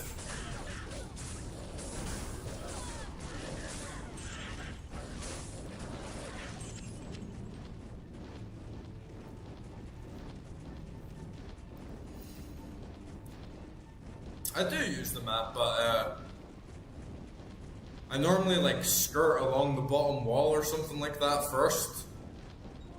Just so I have a good range of where the whole area is. I know on this part of Act 2 in particular, you have to scour all of it to get all of the guys in the camps. So it's one of the odd maps that you do have to kind of explore all of.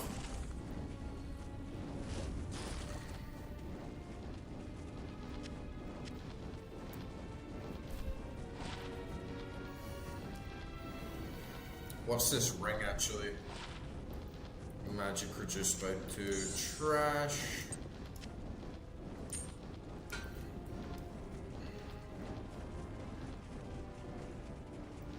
Yeah, Armageddon is such a good spell. You just use it and leave it. That's the thing with a lot of my skills, like my damage build. I spam Molten Boulder a lot, because that's kind of like my main active skill. But Volcano, Fissure, Armageddon, they all just automatically keep generating damage without me doing anything. So they're really useful.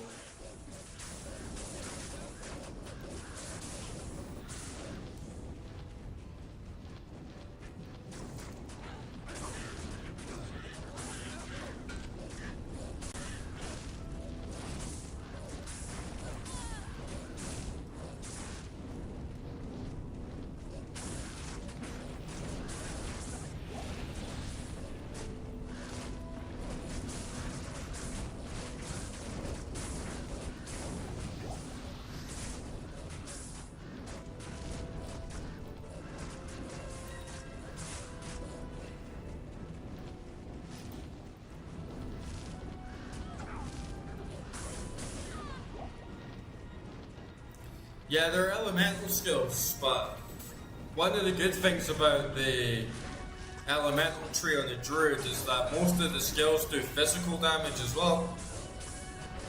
So you don't just have like one.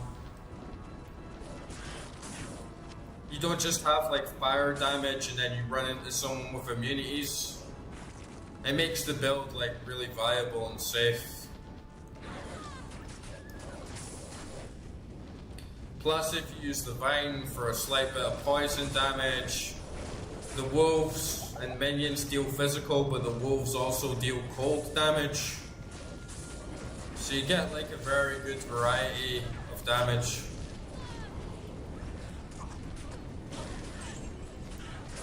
You don't need to worry about immunities at all, pretty much.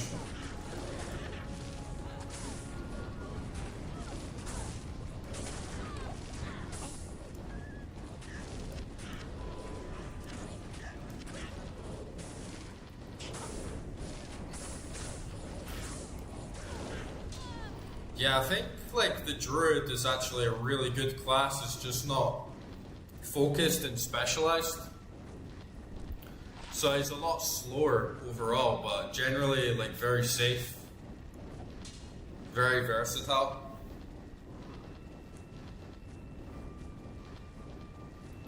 It deals quite a lot. Like the cold damage, not so much from the wolves. They're low level though, right? But yeah, like Molten Boulder, it deals base damage 278 and then fire damage 221. Then Fissure only deals fire damage, which is ironic because some people were telling me, oh, Fissure's the best spell, just dump everything in the Fissure. But there you go, if you dump everything in the Fissure, then you're like over specializing in the fire damage. Volcano deals damage and fire damage, and Armageddon deals damage and fire damage as well.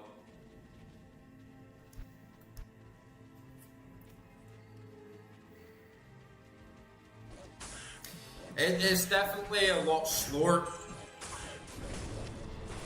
but dealing damage a lot slower is a lot better than not dealing any damage at all.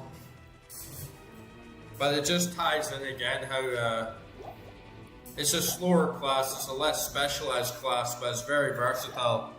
I kind of feel fortunate for picking it on a whim. I just like, what class will I pick? Fuck it, I'll pick Druid. Actually, I think Druid after Sorceress is probably the best class to pick as a beginner.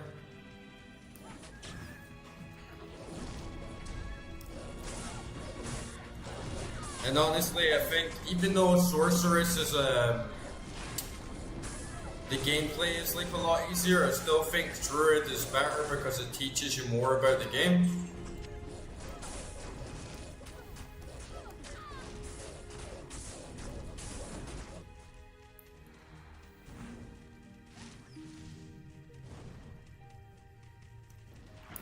I didn't know that ghosts were immune to physical.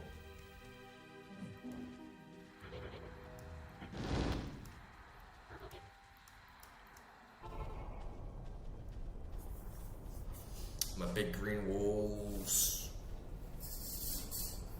Take a little drink of demon blood.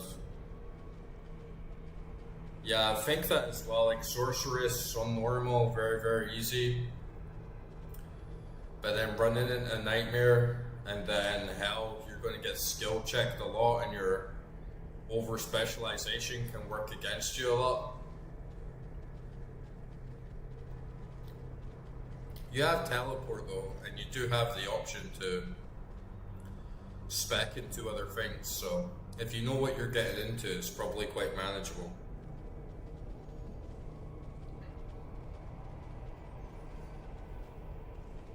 Yeah.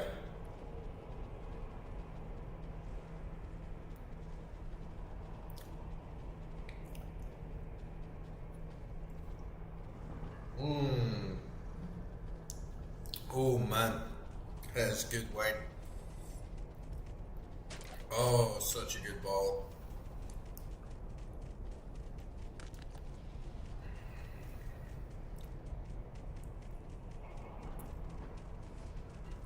Teleport is so good.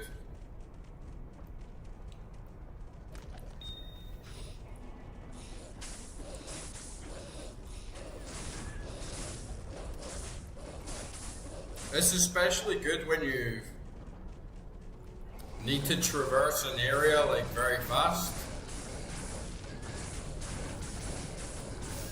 It's different though, right? Because I feel on like a Druid or other classes, you have to go through the enemies, and you have to play the game like as it comes to you, which has its advantages. But if you know what you're doing in advance, and you know everything that you want, and it's quite good because you can just skip an area and then decide to grind here, level up. You just have to be a lot more aware so you don't end up like soft locking yourself out the game somehow. But I feel that's pretty across the board, and that's how I like a mage to be represented in RPGs. Sort of like quite weak in a lot of ways, but if you know the game and you have a lot of knowledge, then it's like very effective.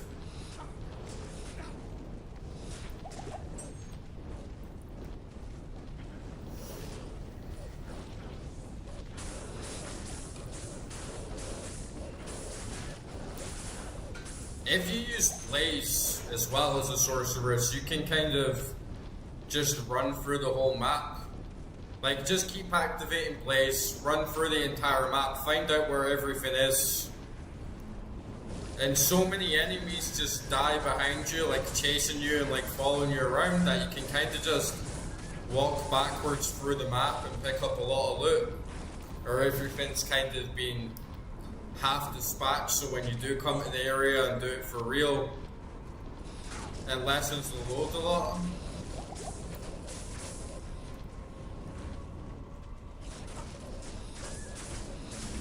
And if you get cornered, just use teleport and you're out of there.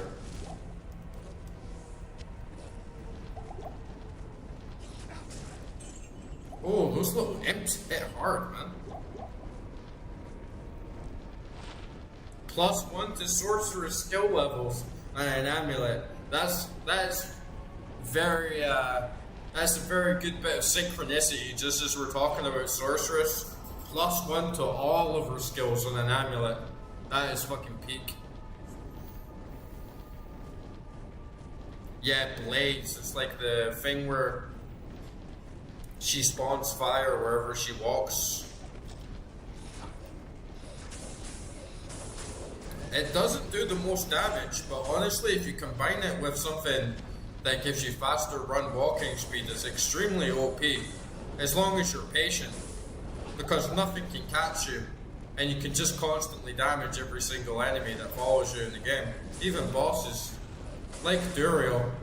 If you just use Blaze and walk around in circles, she can't even hit you.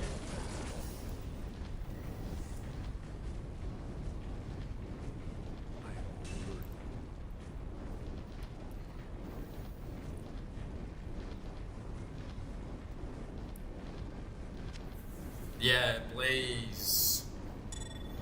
Man, that +1 to all sorcerer skills is such a good drop. Let me just drop this axe. See if it can get a 4 slot on this gothic plate. Ah, it's only 1. Oh well.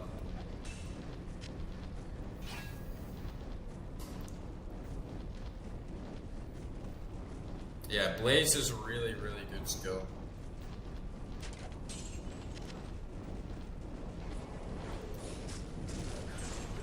One thing that kind of sucks about Sorceress is that the more points you invest into stuff like Fireball, the more mana it takes. So if you do just kind of dump everything into Fireball, it just like really starts to drain your mana, and you have to use a lot of potions to keep yourself afloat.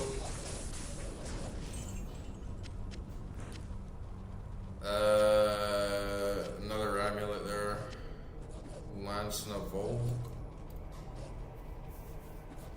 Get another good amulet. 4%. Ah, well, you're not gonna get 2 in a row, are you?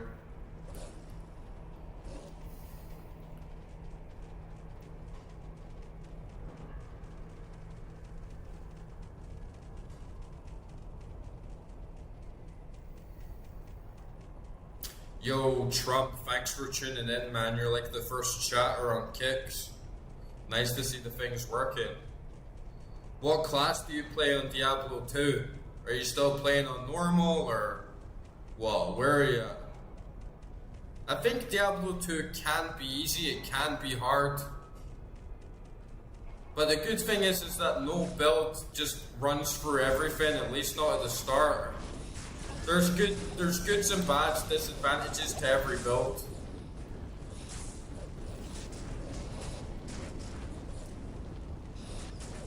I didn't find it too hard, honestly. But yeah, it definitely depends on a lot of different factors. Depends if it's your first ARPG as well. Like, I played Torchlight 2 with a friend that was like, oh man, we should play this game. It's like a good co-op game, back when co-op games were kind of dead. And it was the first one he ever played. And he was so, like, out of his element. He really had no idea what he was doing. And then he was just kind of playing it like surface level, just like dumping into this skill, like it was Borderlands or something, right? Kind of similar, way more streamlined. And then when I told him like to press C or whatever and open up your character tree and actually see all the different stats and all the different damage types, he was like completely overwhelmed and had no idea. It was like playing it for 30, 40 hours and he was still like, what is this thing, man? Like, what is this game? This is fucking crazy. And it took him a long while to get into it. So I feel if you already played a lot of ARPGs, if you played Path of Exile, Torchlight 2, a bunch of other stuff, it's not too hard to get into, but yeah, it depends on the level you're at as a player as well. Okay. What about these gloves? What about these Bramble mitts?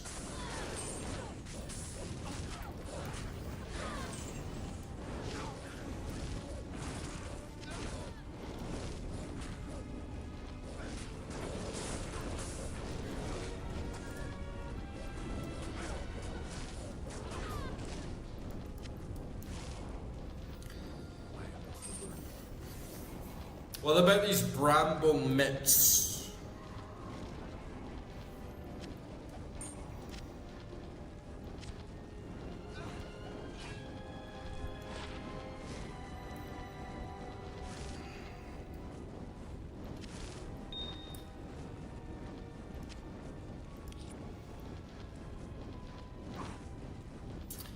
Yeah, I know, but what about the mitts? Can I craft with those as well?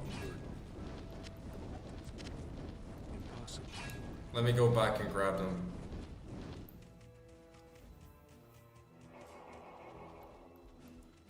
I always get tricked out on that little click into this portal for some reason.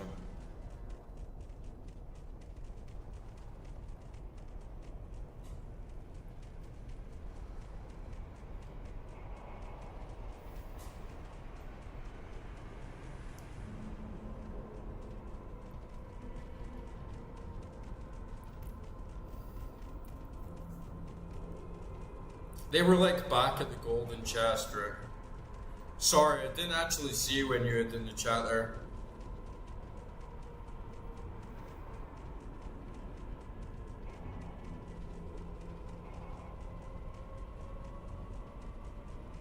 Oh, the mitts are even better now. Oh, okay, so the mitts are good. Right, let me quickly get the demonic ones and I'll get the mid ones. How's that?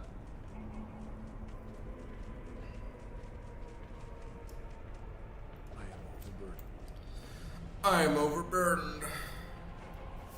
I do need to just quickly run back though. I need to be quick so it doesn't disappear. I like trade this trade the cudgel, trade the helm, keep this belt. Oh yeah, I'll trade this flail as well. Okay. What about the battle gauntlets? Will they work as well?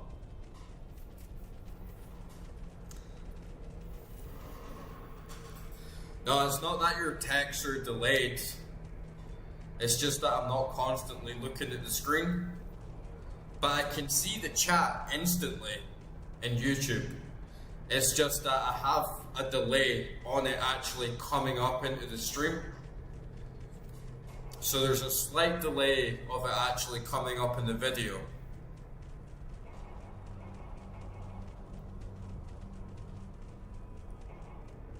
Actually, look can disappear if you leave it too long. So only mitts and demon hide gloves, but not gauntlets.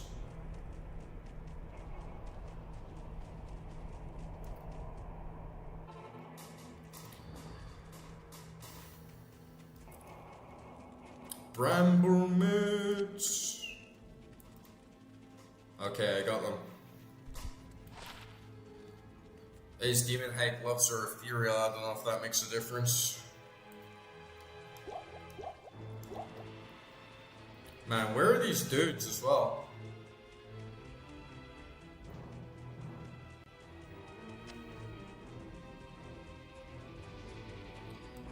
Yeah, it's also just for if people are watching it back on different platforms and the chat doesn't get spammed with too many messages at once.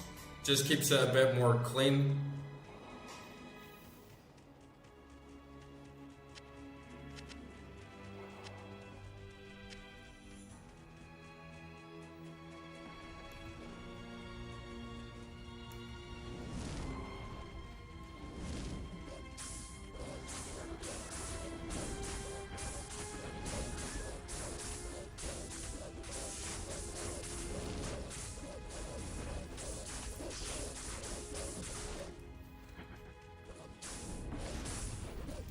So I go back to town. What do I do with them?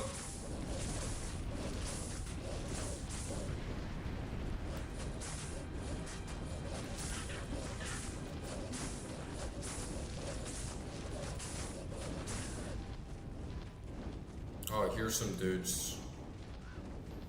Hello, dudes.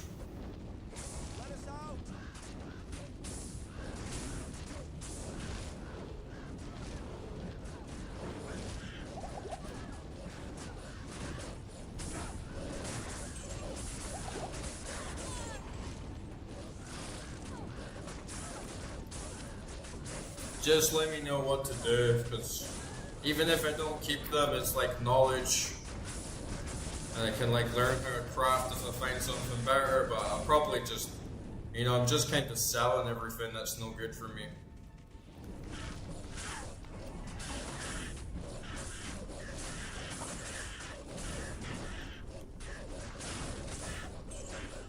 I have perfect rubies. I'm pretty sure I've got perfect amethyst as well.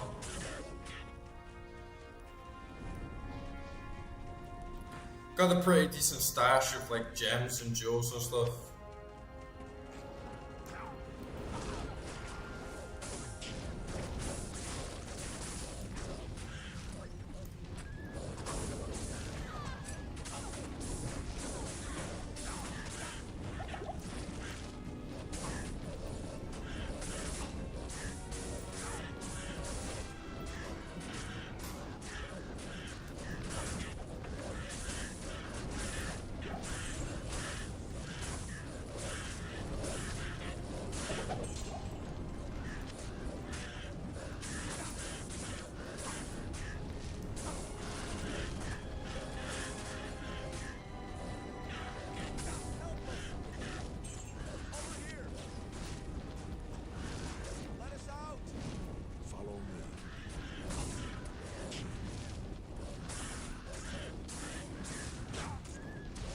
Oh shit.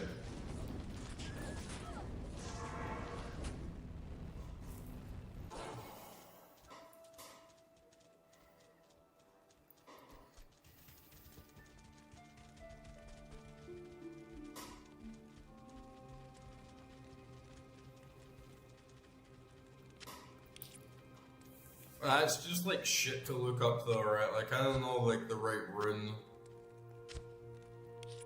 to put in for those.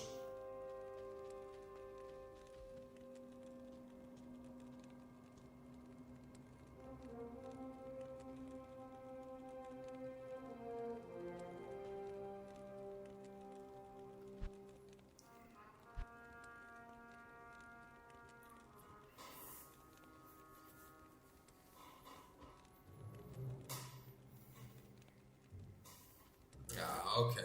I'll leave it just now. It's good to know, but I'll leave it just now. Good afternoon.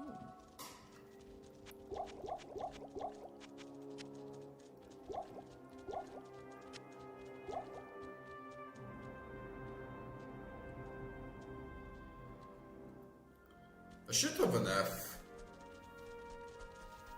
But again, it's all in my, might have an F there.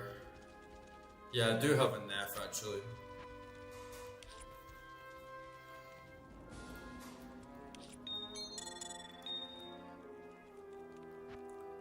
So, Mitch, Perfect Ruby, Neff, and a Jewel.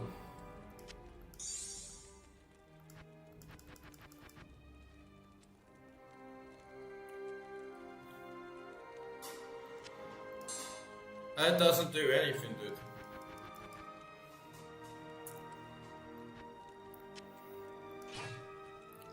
Man, this +1 to sorcerer skills is such a good drop. I'm so happy with that. And this 4 mana per hit, that's trash. Damage reduction, trash. Ah, well, what kind of jewel do I need then?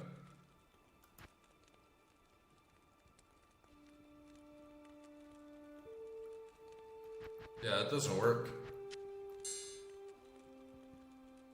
I don't know. You tell me, man.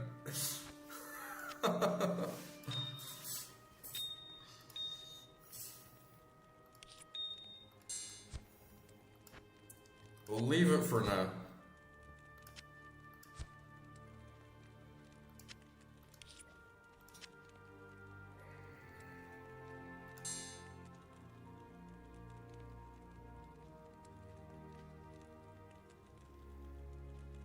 Oh, okay, I need the demon height gloves, okay.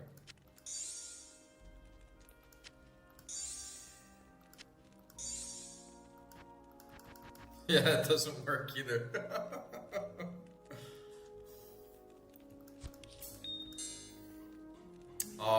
See, now you're just wasting my time, dude.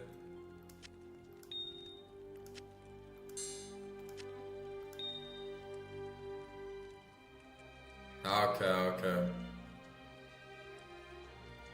Okay, these can get sold then.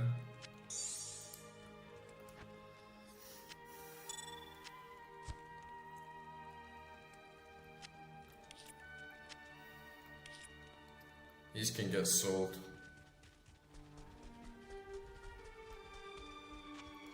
Oh, well, if I find the North rune, it's getting used for my lore cap.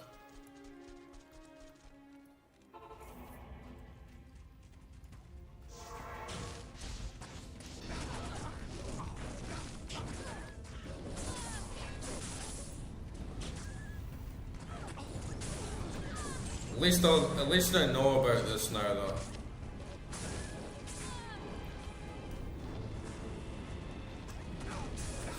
Faster cast rate would be good to have for some other characters.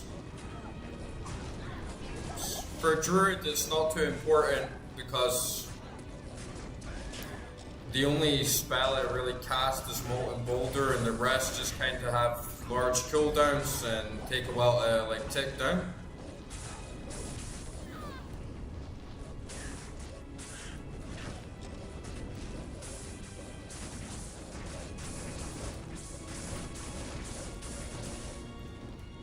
But yeah, it's good to know.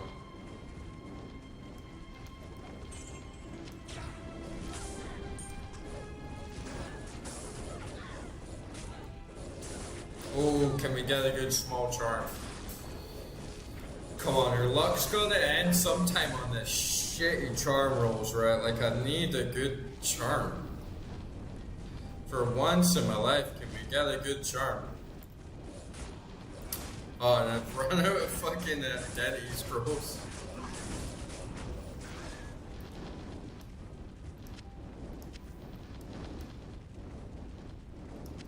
Coronet.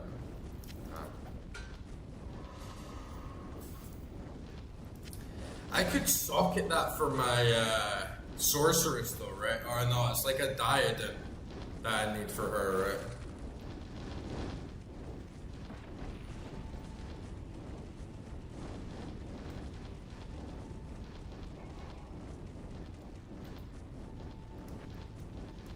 Okay, we're done this quest anyway. Get some identity scrolls and speak to Qualkek.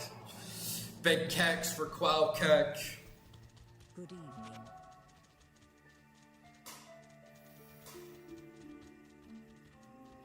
Nah, rejuves are just like messy. Better keep my potion stash clean so I can just keep clicking in the autofill instead of going through like the murkiness and the 14 life, god damn it, man. Shitty jewels. Shitty charms. And the rejuvenations, they don't heal you as good and they don't heal your mana as good. So you're better just prioritizing what's actually gonna heal you for the most.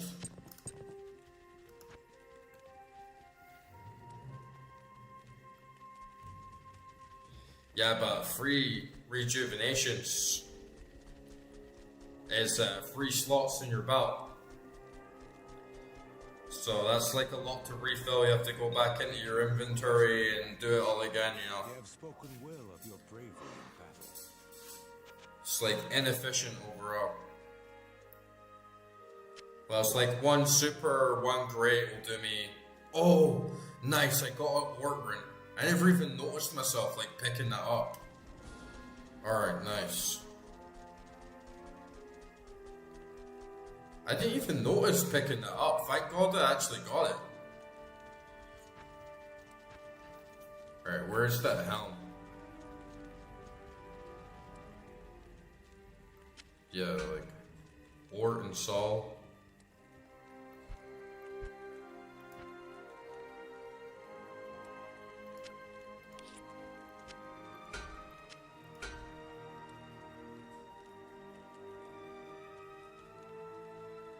Energy, lightning resist 2 mana. Plus 10 energy. Okay, this is better. And I'll use this for someone else. So it's a required level. No, it's still 27. Oh, I can like craft bigger potions. Okay.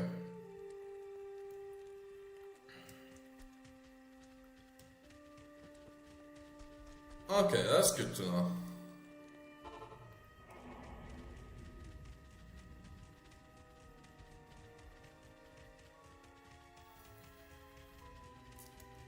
Oh man, I need to... I'm getting all like sidetracked now. Filling my head up with too much. Is the matter? Talk to the girl. Go to crystalline caverns.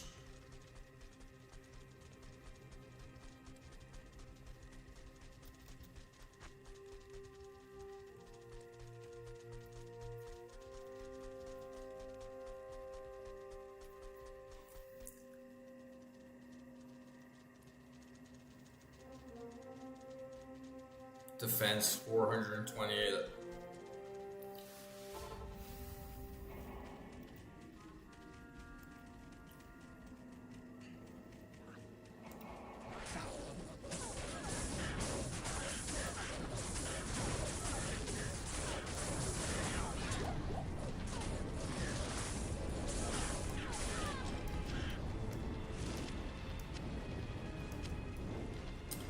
It is just kind of more management though, if you know what I mean, like looking for free rejuves, having them sitting back in the stash, throwing them in the cube when I'm already like trying to keep my cube clean, or I'm already trying to like stash other things in my cube for the extra inventory space, and then throwing those things out just for like a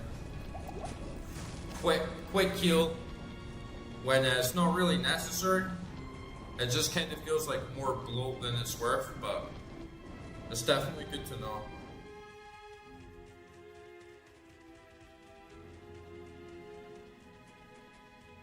Oh, I don't think he goes until you have to like talk to that like other girl.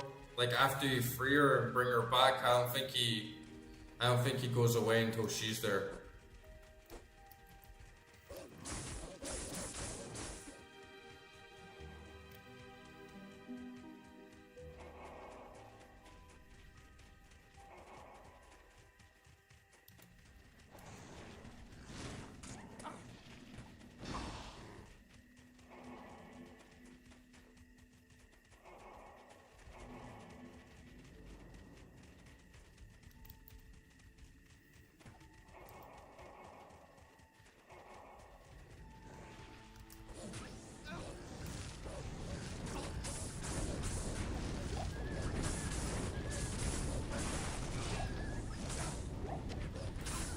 Oh, I picked up a scrotum.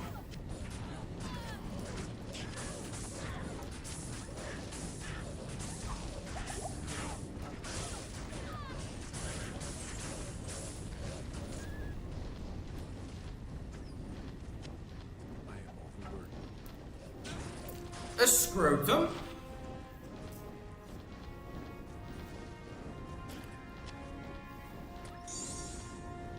Yeah, I'd love to try a hardcore character at some time, but I definitely want to be prepared for everything ahead.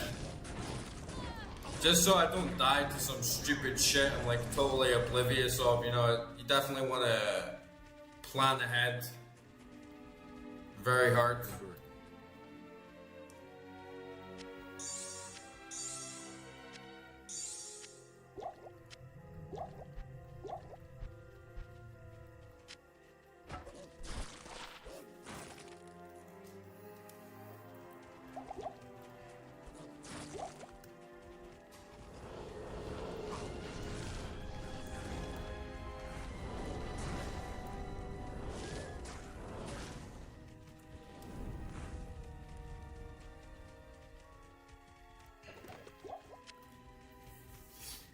Yeah, hardcore would be fucking brutal. Also, just adds a whole other layer of intensity, though, and satisfaction, I think. But yeah, definitely not something I want to try without knowing everything on the path ahead.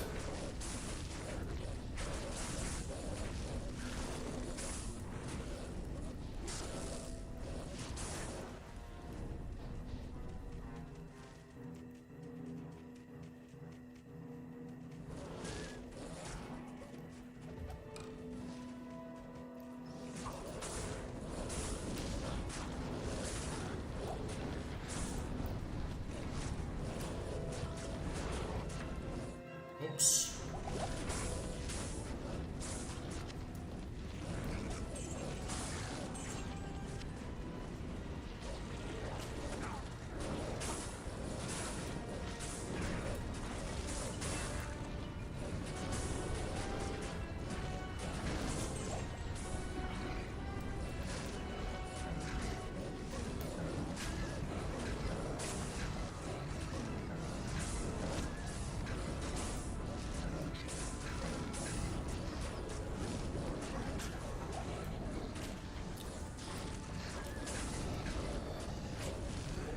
It'd definitely be something fun to try on stream.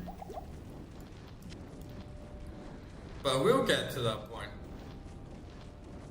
One thing at a time. Would be fucking devastating though, losing that progress. But I like doing it in Torchlight too because you can play it a little bit like a roguelite.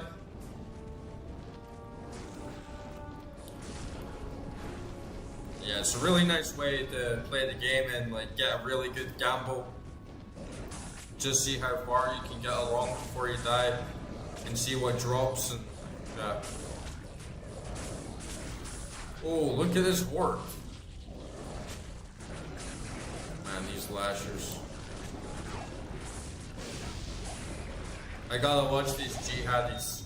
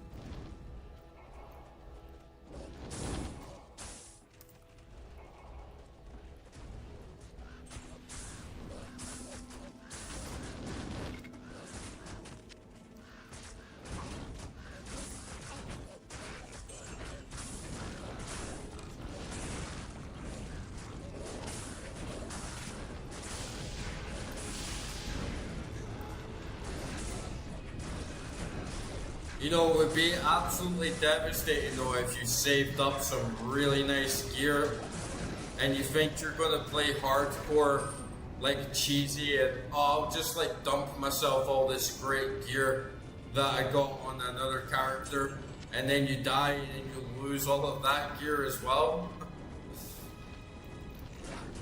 That would be double devastating. I kind of like the appeal of just doing the hardcore run with gear that you get in the run.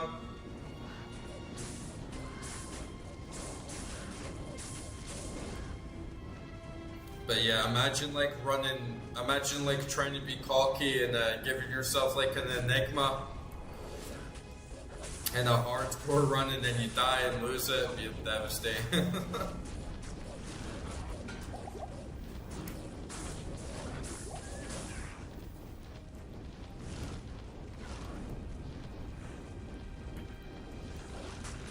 I'm feeling good about Act 5 so far though. It's like Diablo was really tested, really like stretched my build, but coming into Act 5 it feels back to like a good range of strength again. I'm definitely not like sweating too much about the progression. We have the Ancients coming up soon. And yeah, I actually think I'm making a really good pace compared to the other times I've been in this area.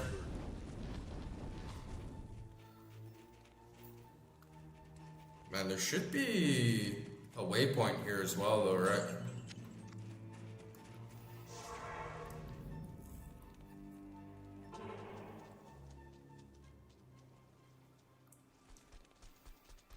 Good afternoon.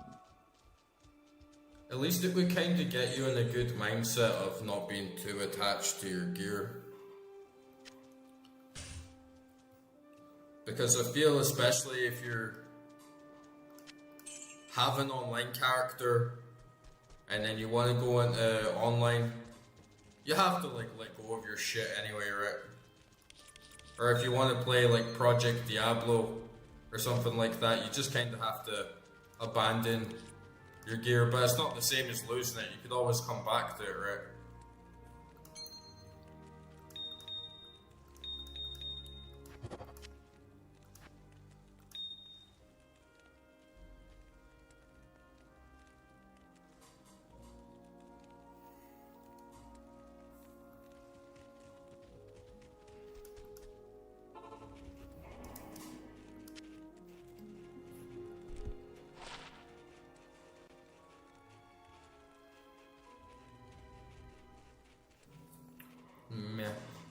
What's the point of like minus 30 requirements? I mean, I guess it's pretty good if you wanted to give it to a lower level character, but still.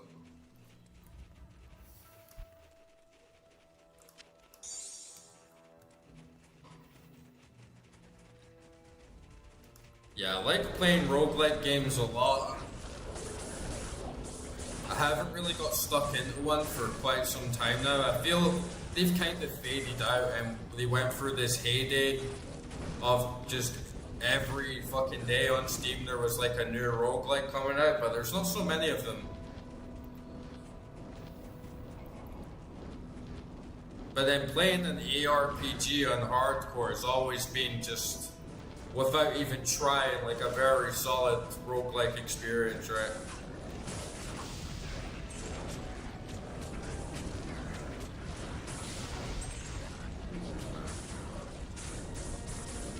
Juicy.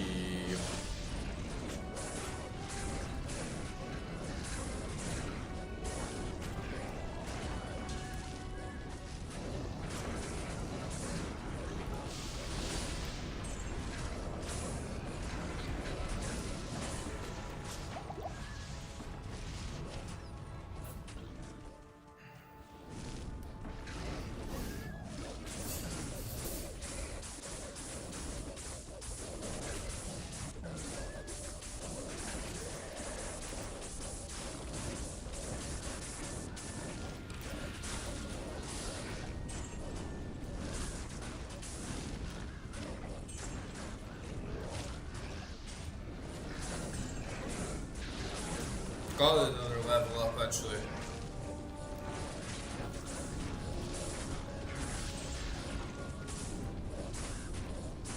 1,000 HP is feeling pretty good right now.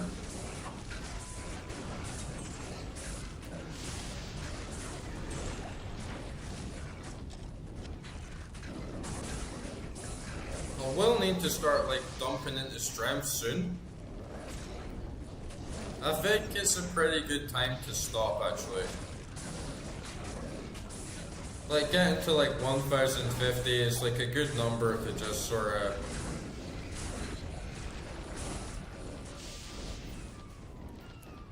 grind up the strength again.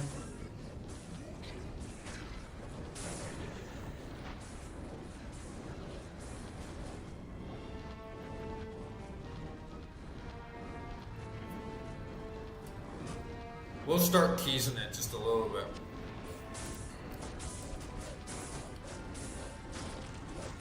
Still have zero use for that strength, so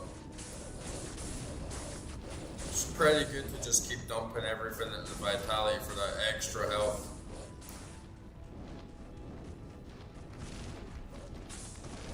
And yeah, I could be wrong actually, there might not even be a waypoint in the area Highlands. Area Plateau.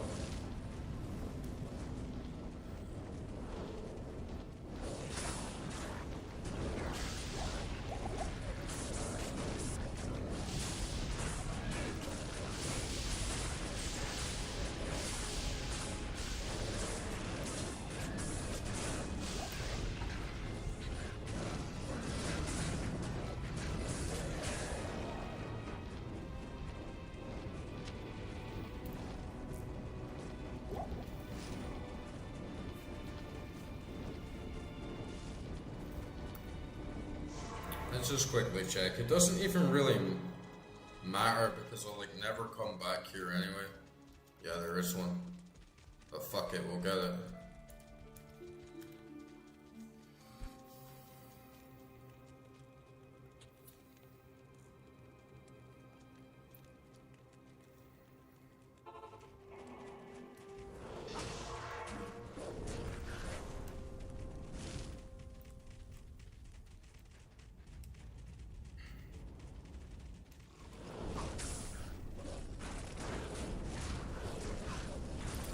Yeah, it must just be kind of like creeping around down here, maybe.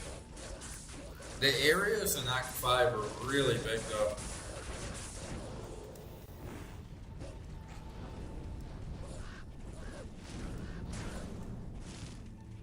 To be honest, like, fuck it. We're never gonna come back here anyway. It's kind of like a pointless waypoint. I'll definitely want to get the one in here, though.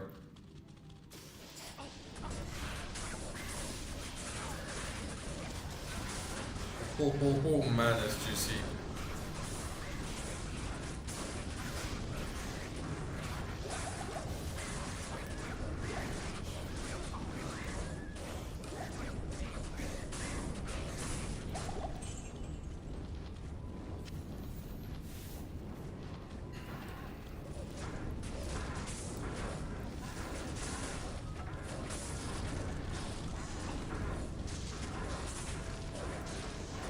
Ripping through them. Hey, you use the arrow keys to move the map.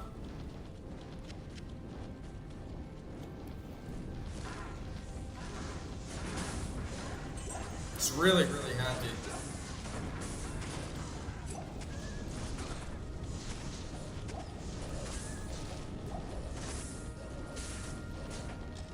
It's kind of annoying the game doesn't tell you so much stuff. Because stuff like that really does make a massive difference. Man, I keep getting amazing necro head drops.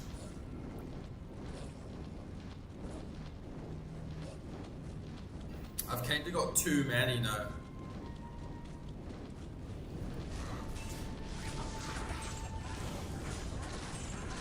Like my entire personal stash on my necro now. It's just like top tier uniques, all heads.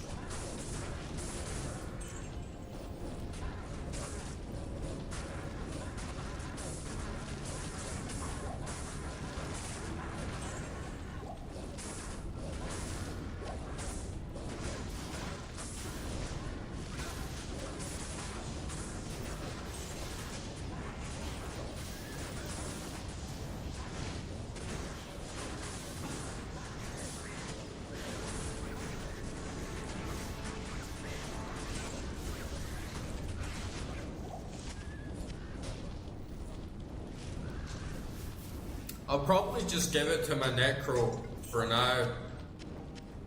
I've been slowly trying to like level him up and try and get an idea of where I want to move my build just based on all the loot I have. And for anything that I don't want to use, I'll definitely get a lot of gold out of them all.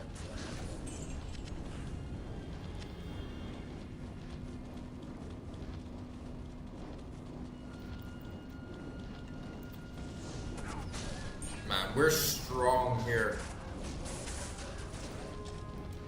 Like, we are mowing through Act 5.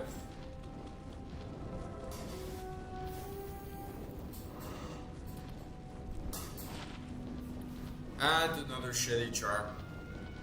I'm not even gonna bother taking that shit back to the town.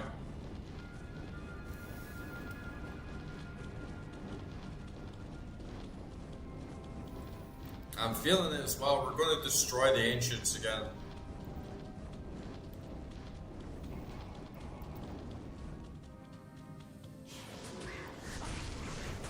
I don't want to get too cocky though, because it's only going to take like one big unique. And then it's game over just from just running a little bit too far ahead at the wrong time.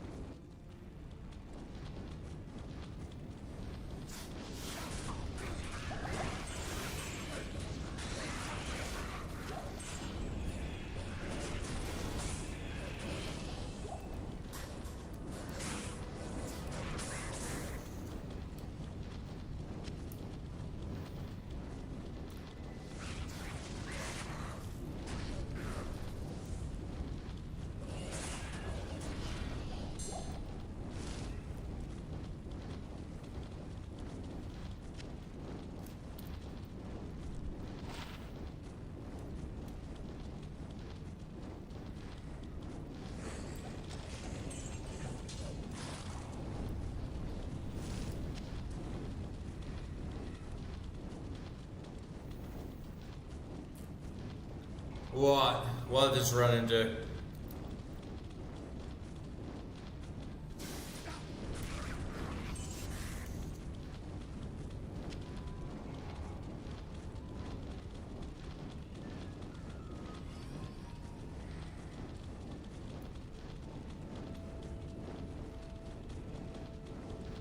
Burns calories.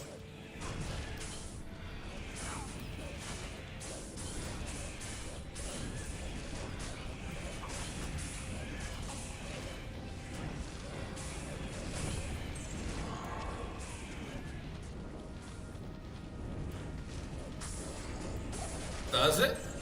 Does it really? It lowers your defense to 0?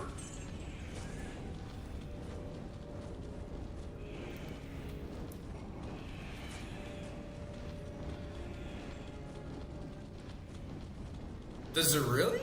Lowers your defense all the way to 0? It doesn't come up on the stats though. That's fucking crazy. Like, that is fucking insane.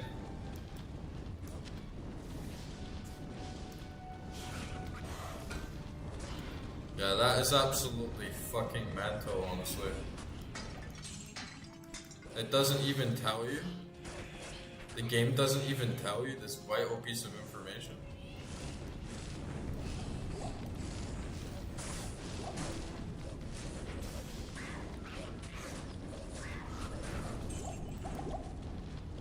I'm always running.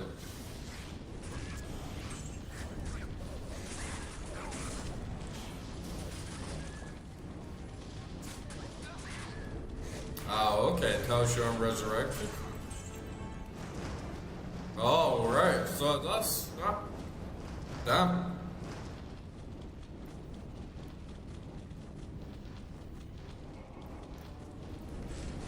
Zero defense while running. So I've literally had like 0 defense like this entire time.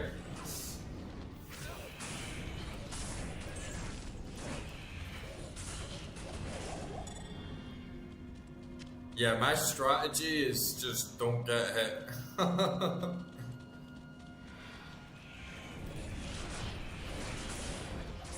You don't need high resistance or high defense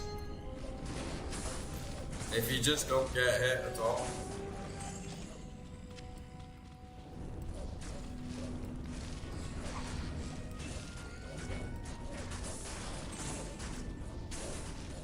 But yeah, I can take a few hits, definitely a lot more. Since all I do is like dump every point in the vitality. Yeah, for sure. Yeah, all I do is run. Like, this is always toggled on to run. Always. And I basically, like, never run out of stamina.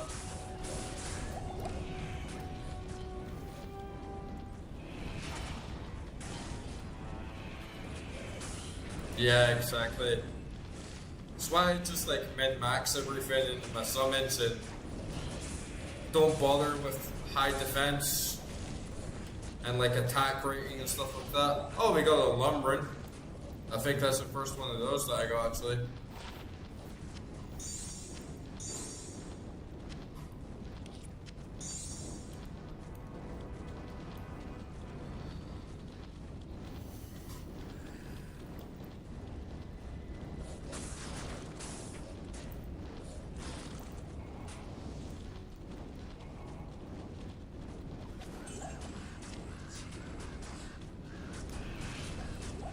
As you can see, like, my build is actually very, very strong when I'm not fighting Diablo.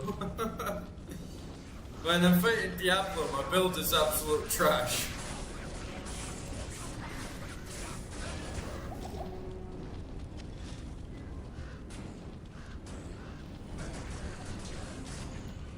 When I'm going through dungeons and just doing the standard act stuff, it's actually pretty good.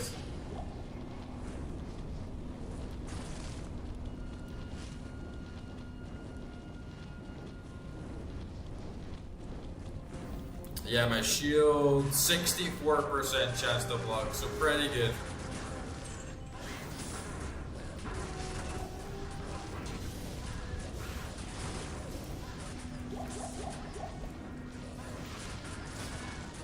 And I really like about the summons is that I can literally just run back and open my inventory and like restock. It's a big advantage in time.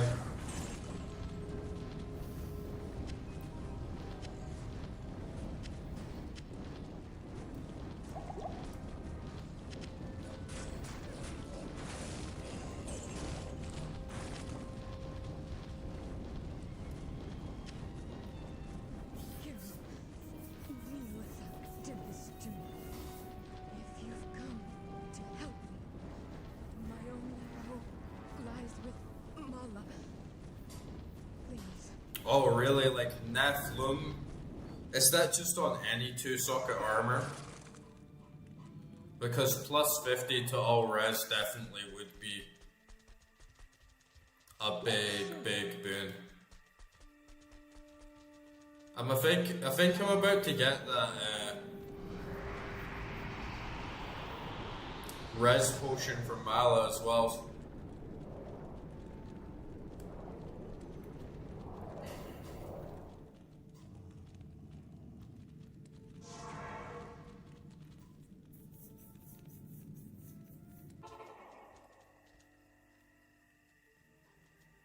Any 2-socket armor in this.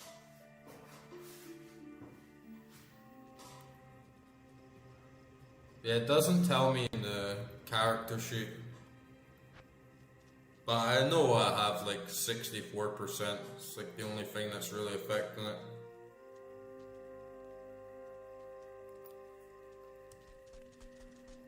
Thank you.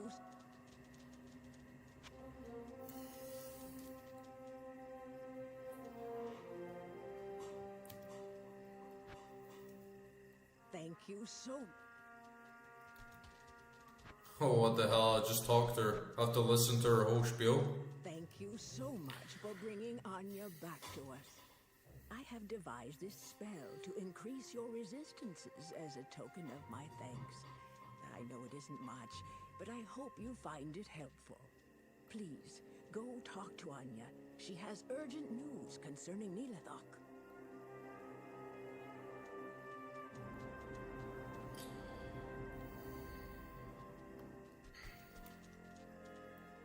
Where the fuck is it?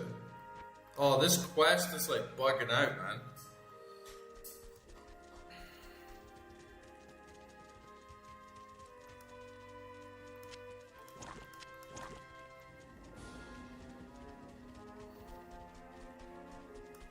Thank you so much. Oh, I think I got it now. Yeah, there we go. I don't know what was happening to that. She just like wouldn't give me it. It's ironic though because I get this resistance scroll now, but just when you're coming towards the end of the game, which is when you're gonna get your resistance completely tagged again. And thank you.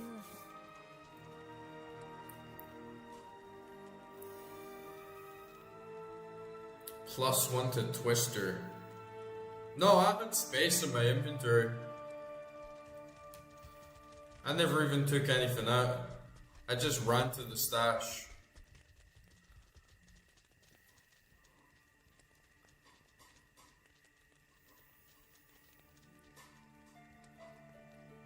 +1 to Twister. Could come in handy in hell, but I doubt it. Not much. And this stash is getting filthy again.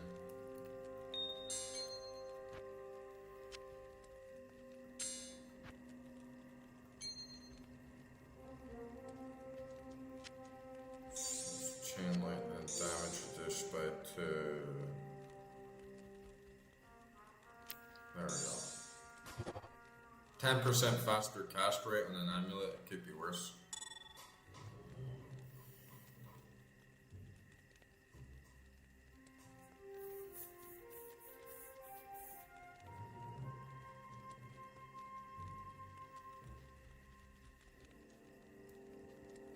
Oh, you mean like these? Like these items? Yeah, they do look really cool.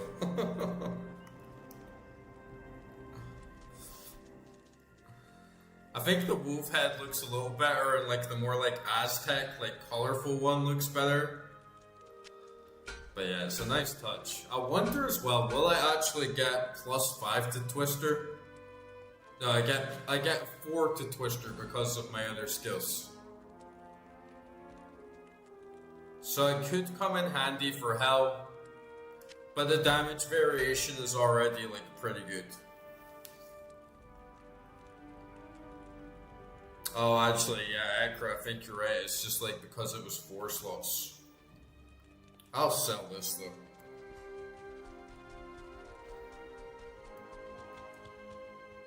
How you doing in home? Hope you're having a good night, bud. I'll sell this. Sell this shitty emerald as well.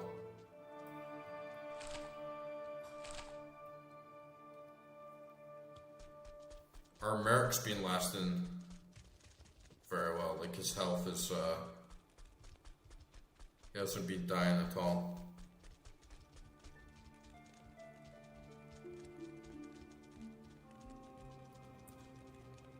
Oh, okay, yeah.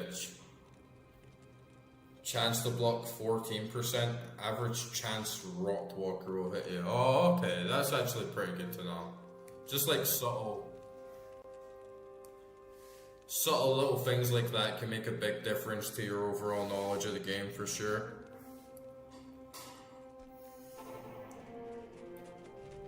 Nilathok, you can't hide from me. This is one of the places where I think like Resurrected just looks so different in vibes and tone.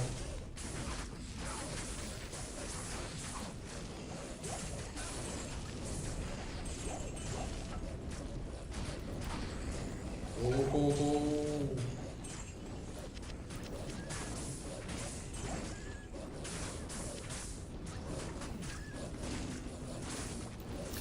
Jimmy, Timmy, Steve, Oswald, attack!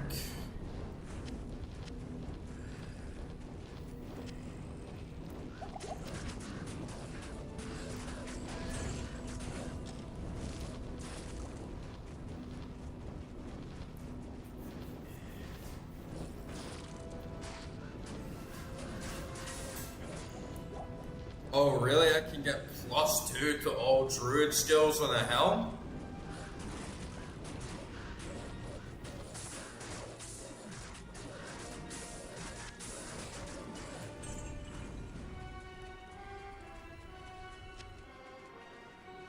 That would seriously be fucking awesome to have.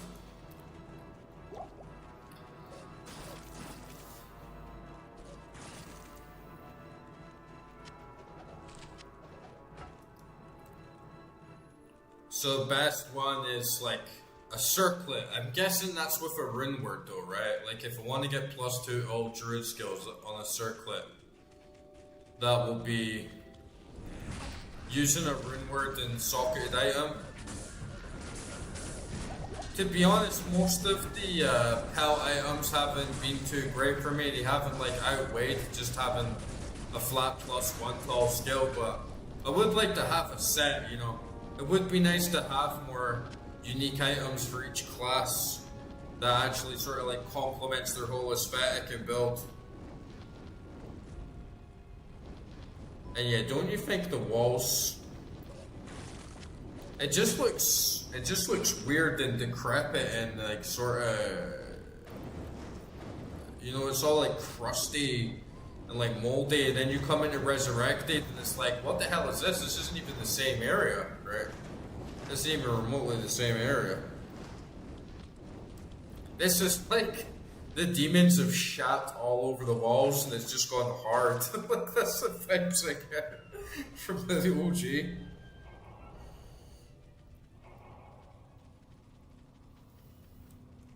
Yeah, I definitely would love to get +2 to all Druid skills. If you can get just a straight up helm that does that without having to use rune words, that would be sick. And if it was a pelt item and they gave you like the beak head or something, that would be even better, just so it actually fits the Druid's vibe.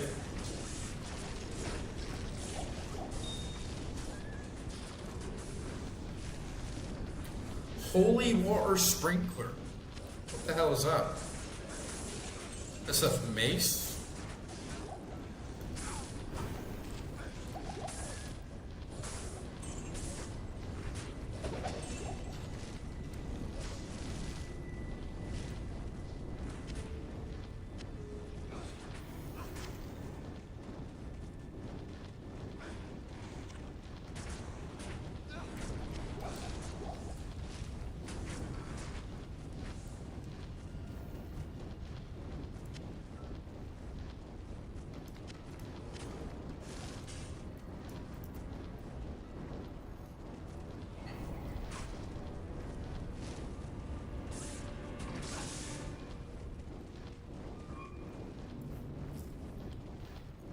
Oh, how'd you get that?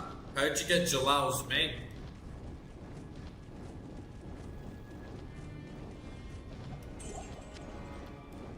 I have heard that circlets are some of the best. I heard that diadem's like the best item to get for a sorceress. But yeah, if you could get that Jalal's mane somewhere, that would be amazing. If you could get a small charm that isn't absolute trash, that would be amazing as well. +6 attack rating. Wow, game. Wow. This is weird, like holy water sprinkler. Like, do you hit the mace and like holy water just like sprouts out the top of it or something? I don't know how that would work.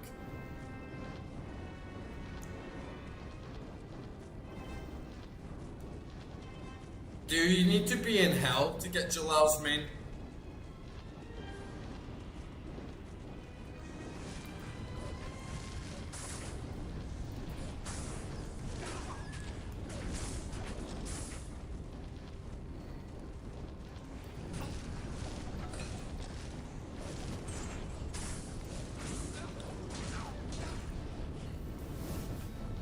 You sound like you used to be a druid, man.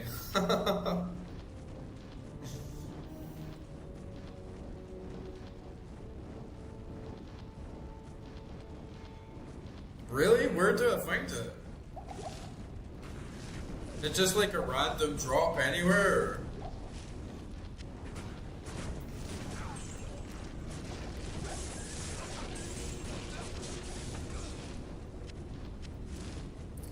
I think I got a circlet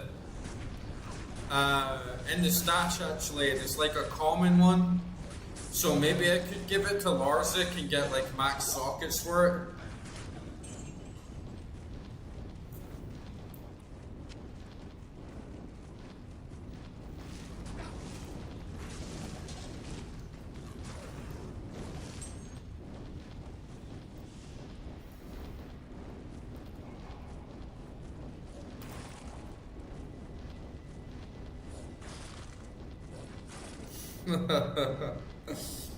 The gambling begins, huh?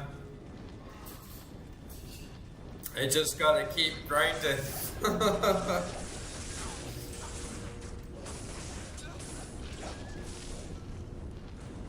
Well, my eyes will definitely be peeled for that.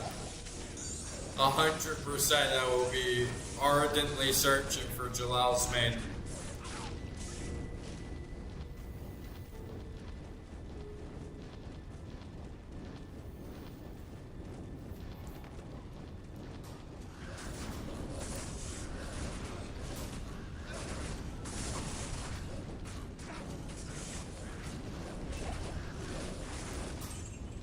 Ooh, green breast.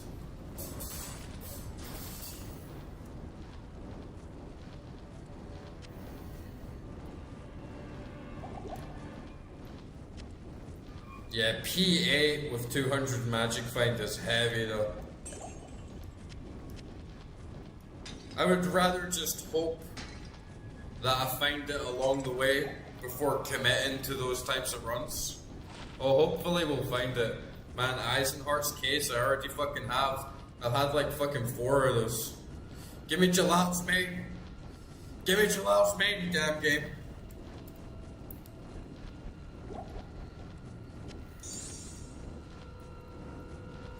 Ya fucking game.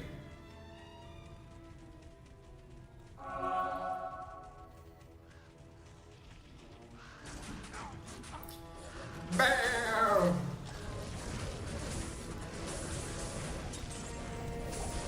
Why did he say it like that? Bam!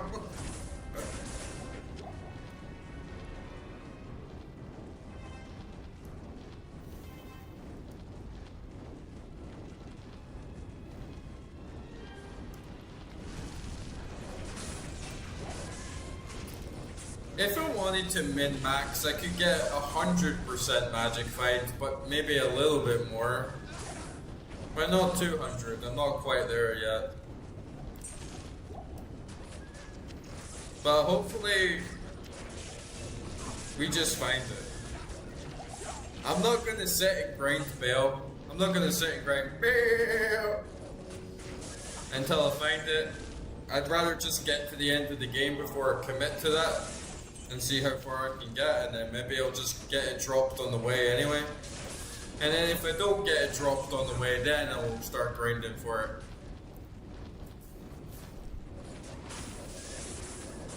Another shitty charm.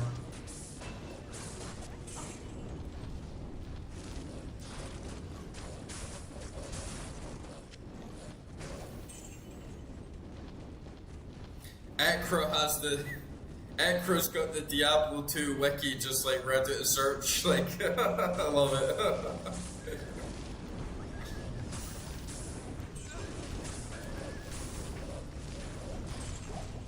But yeah, fingers crossed.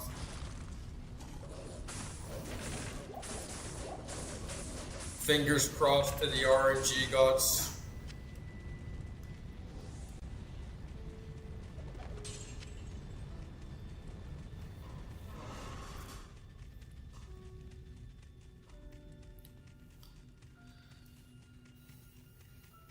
There should be like a secret sheep level maybe. In Act 5.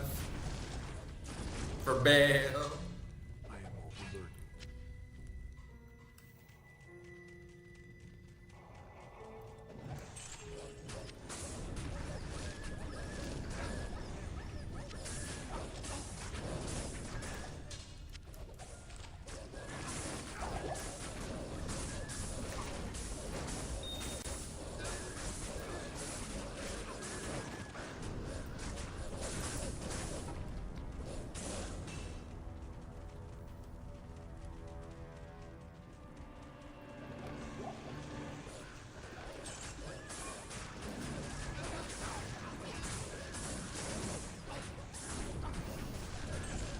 You have like studied this game so much and then only just got to hell after like 2 years.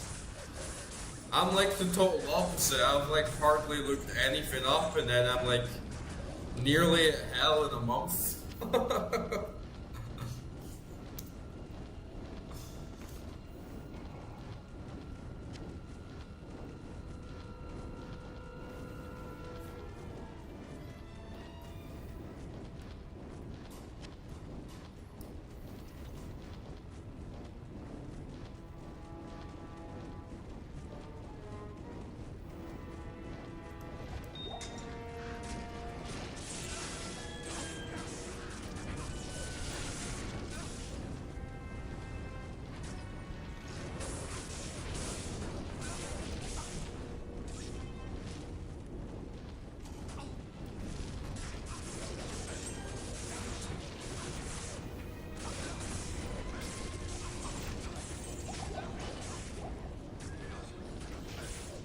Jimmy, Timmy, Steve, Oswald, attack!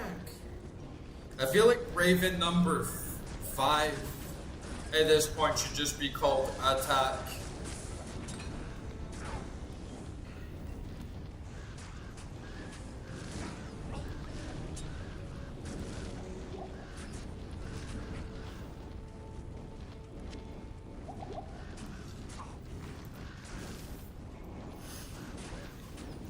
Oh, we got another level.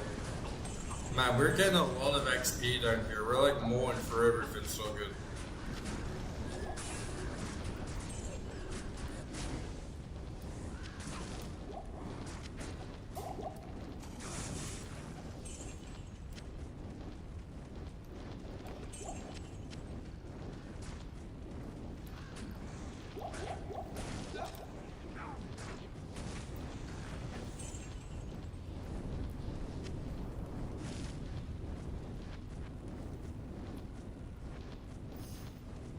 Oh my, 67.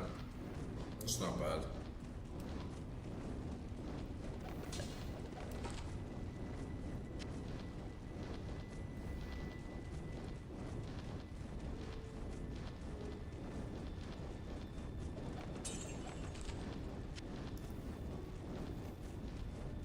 I heard from like some old heads that played this game that they went to some great extents to figure out all the mechanics before the internet was even really a big thing, or you could just look everything up, and they were buying like developer manuals for like $100 and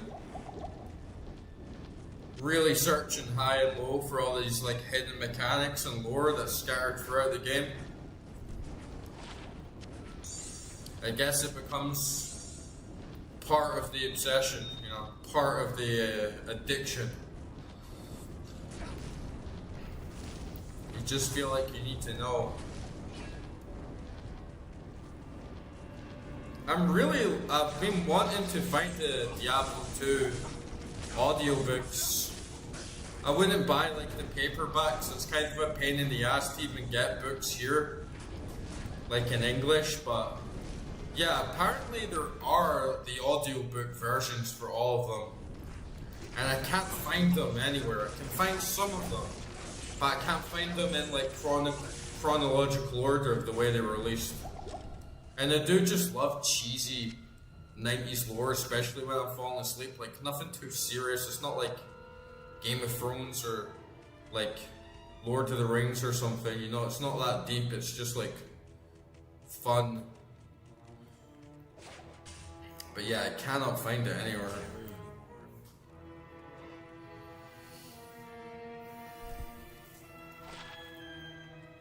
May as well just drop Eisenhower's case because I have so many of those.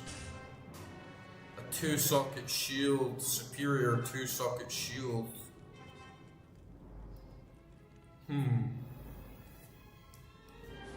How many sockets can a shield even have?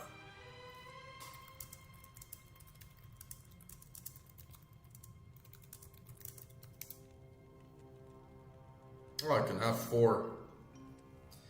But yeah, I might as well just throw it, right? Because I want that paladin shield.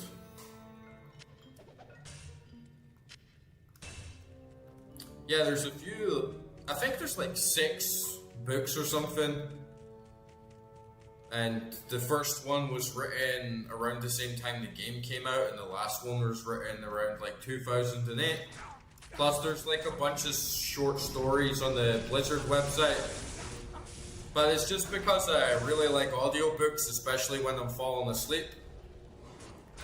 I like listening to a story when I'm going to bed. And sometimes when you just don't want anything too heavy, a little pulpy fantasy book is like the perfect thing. And I thought, like, since I'm getting so into Diablo, it'd be nice to just get all the little bits of lore and like enhanced story and stuff. And I think I found like 2 of them on Audible. And I know there's audiobook versions for all of them, but I can't find them anywhere online, which is really annoying. You would think at least like Blizzard would have them on their website, or you would at least just find them like on YouTube or, you know, somewhere on some audiobook website or whatever, but no.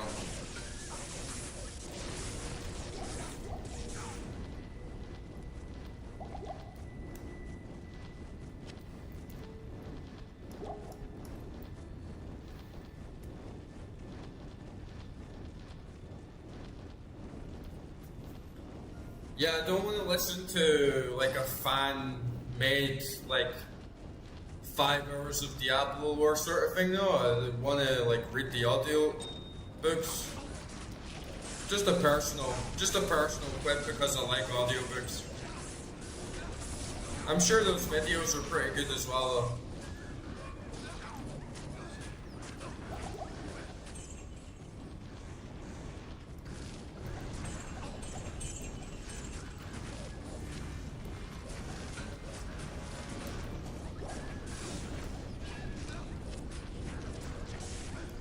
Okay, I guess we'll just keep leveling up Volcano now as well.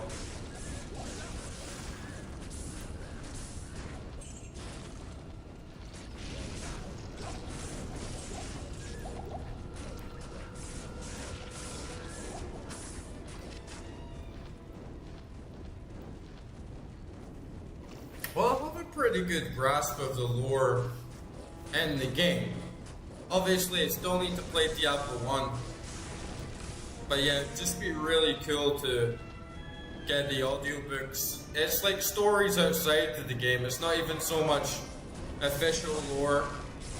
I don't know what you'd call it, like fan service, like third party lore or licensed stories outside of the game universe. But yeah, it'd be cool to read them.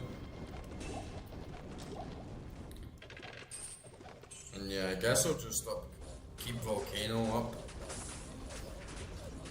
Sort of tricking me out every time I put a point in Volcano, everything else lights up like I can put more points in it.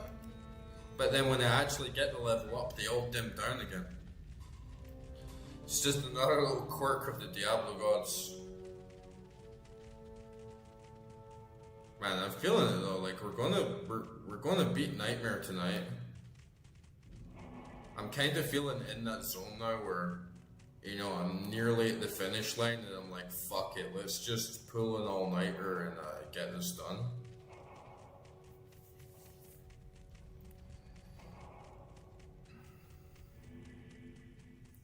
Make sure I got my old key.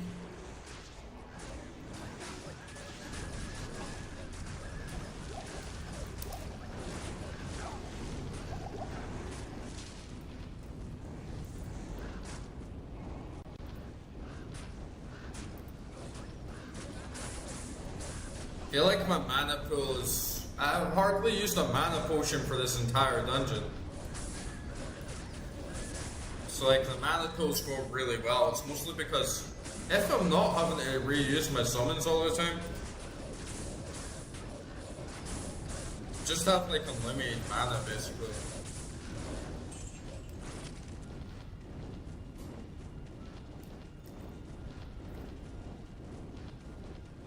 Oh, Viney.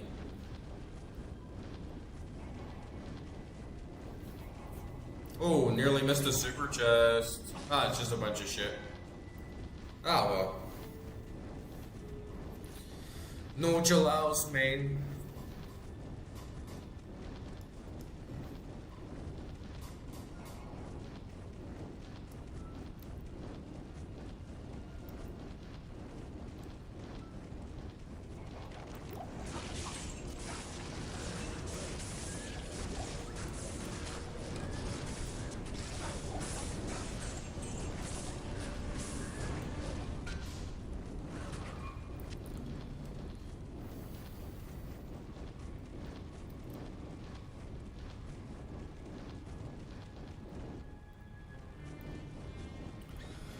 The halls of pain. Look at the difference though, right?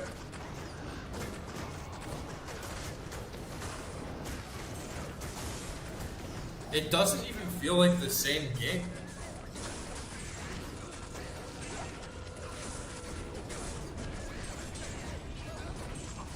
One little mod I really wish I could get though is if I could play Diablo Resurrected audio with legacy graphics. That would be really cool. Because while I'm not a big fan of the graphics, there is no doubt they did an absolutely amazing job with the audio remaster.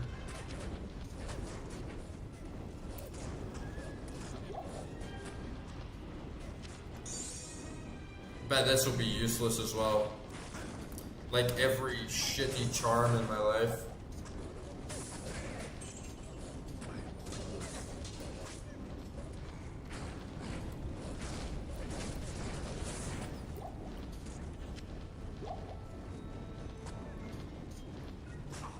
I should just throw this Eyes and Hearts thing away, man. I already have like so many of them. Screw it, just quickly run back to base and sell it. Yeah, I think that's the 4th or 5th drop I've had of Eisenhart's case.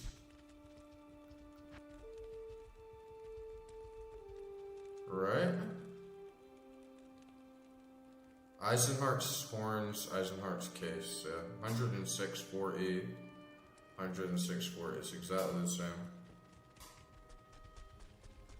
No, the audio in Diablo Resurrected is totally different. Well, it's not totally different, it's the same, right? But it's very, very much enhanced, and there's far more channels, so the sound is way more like spaced out and dynamic. And there's a lot of very subtle changes, like footsteps on the snow sound a bit different. There's more spatial quality, so if you're closer to the fire or multiple fires, you will hear them more like around you, and depending on the distance you are away from them. The wind sounds are a little bit different. Portal sound, like you hear the portal. There's no portal sound in Legacy. Like very, like ominous, low pad drum. Fire is like multiple. Fireplace has a different fire sound to a fire torch. You can hear the tussles of the wind and flags and stuff like that. And sound effects are like kind of different as well. They're fatter. They've been like remodeled, like enhanced. And yeah, overall it's quite different.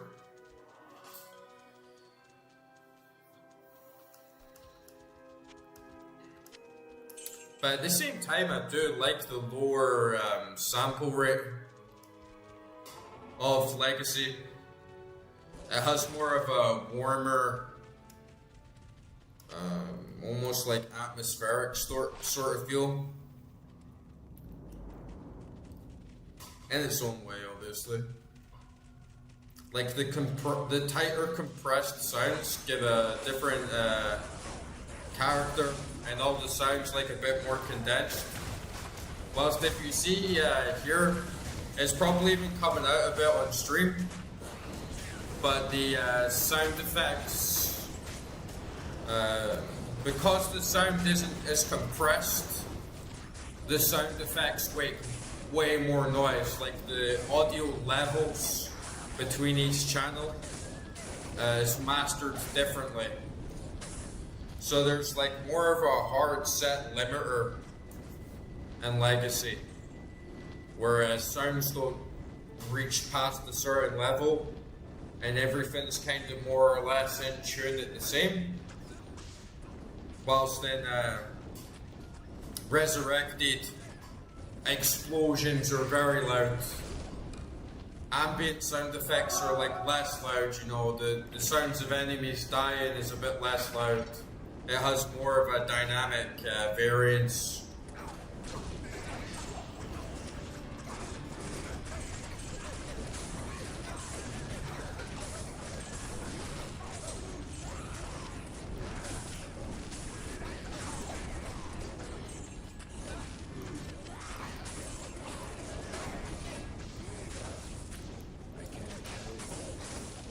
But I'd really like to have a mod where I can play Legacy with enhanced audio. Even though I think some parts of the audio, like the battles, are a bit too much. I don't really like how much louder the spells are.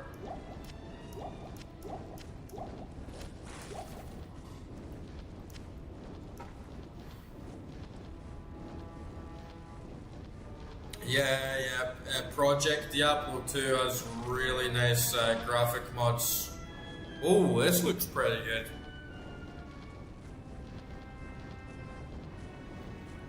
Ignore target defense, 40% open moon, 6 to impale, plus 3 to power strike, prevent heal, but it's ethereal. Okay.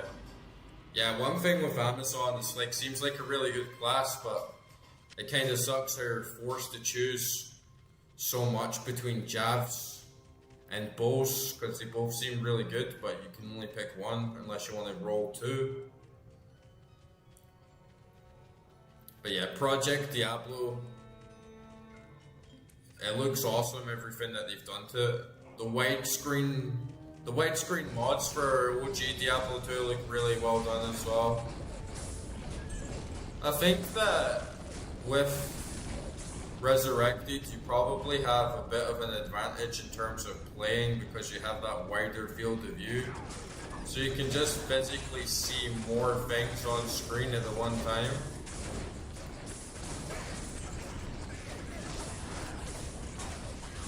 But when you have that widescreen mod on the OG, it's like best of both worlds, right?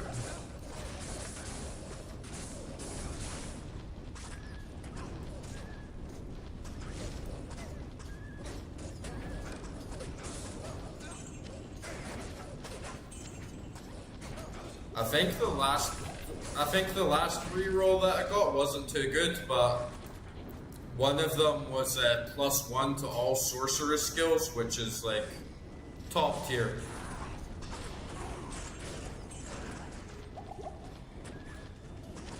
Yeah, exactly. You can teleport farther.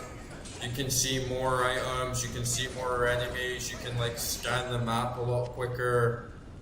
You definitely get a like solid advantage.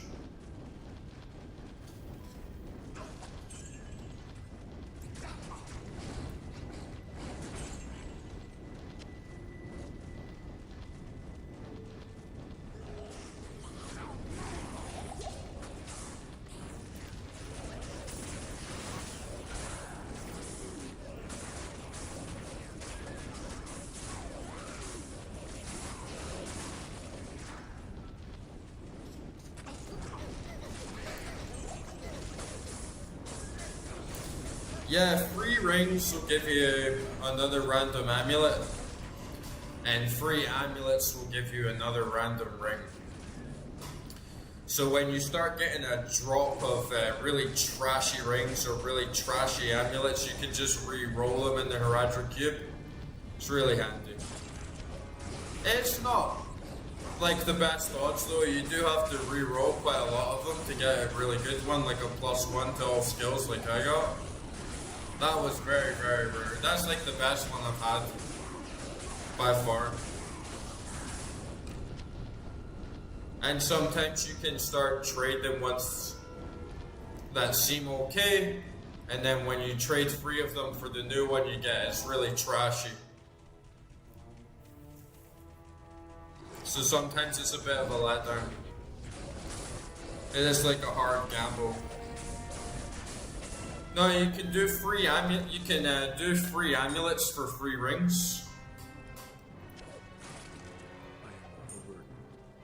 But I don't think it works for jewels. You can't put 3 jewels in for something else. It's only rings and amulets.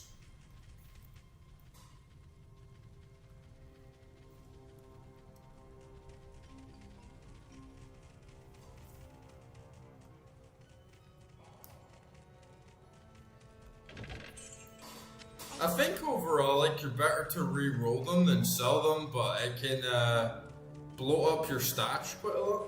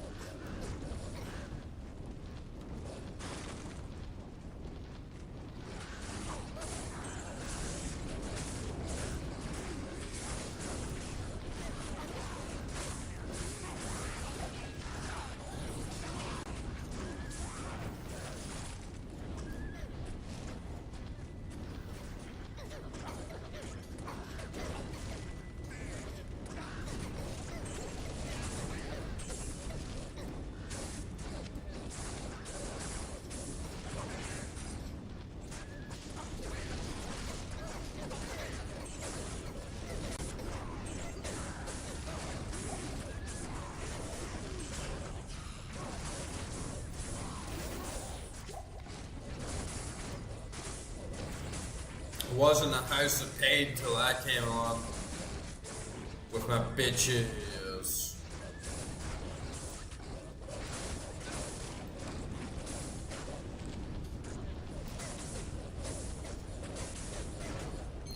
Beast Squad. Poison resist 30 on a ring. Nice. That is actually pretty good. No worries, dude.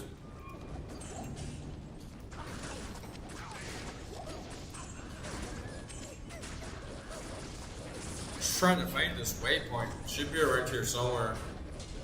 Already found the exit to the next floor.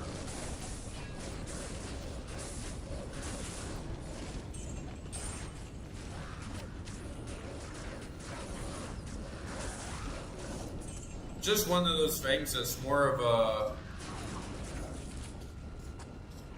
completionist urge of having the waypoint, because I won't be coming back here anyway, but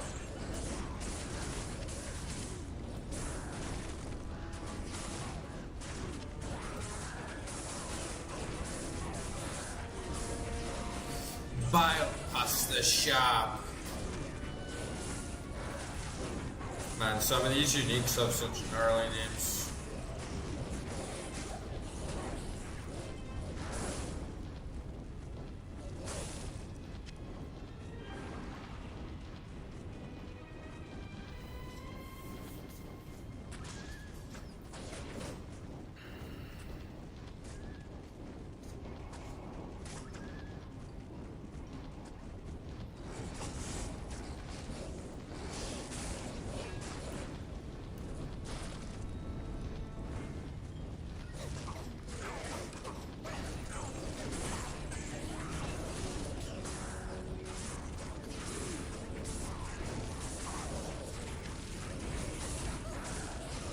Oh, we just got another level up. Nice.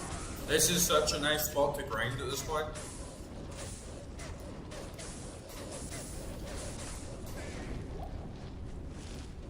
Okay, give it another to Volcano. We get 3 in there and 2 in there. Just so we're scaling up nice. Still get that big paladin shield.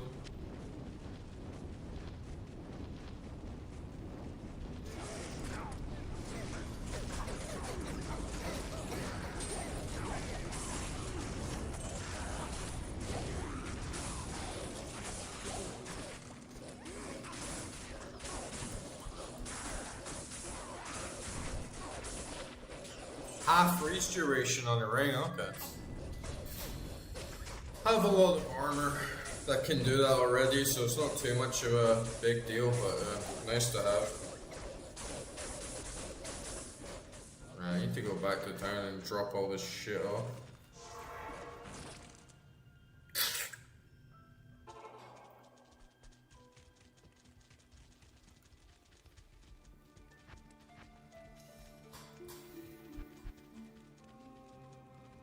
Definitely saw this axe.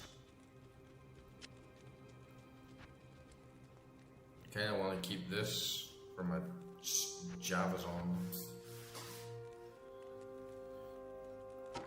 What's this? Plus 6 to our resistances. Meh. It's not really much of a buff, is it?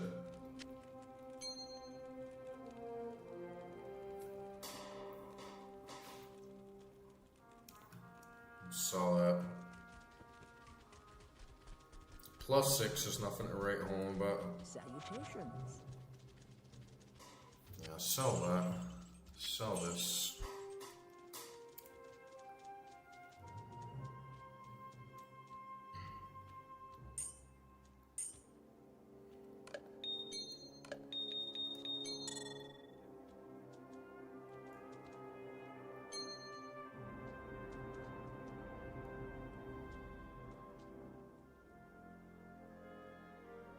Didn't I have half reason? Oh, I must have put that in the stash, okay.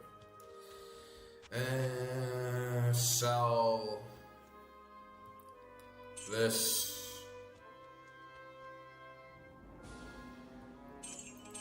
These. I'll definitely need to do a big cleanup tomorrow before I come on stream again. Because every time I guess it could be worse, right? You got a lot of juicy loot.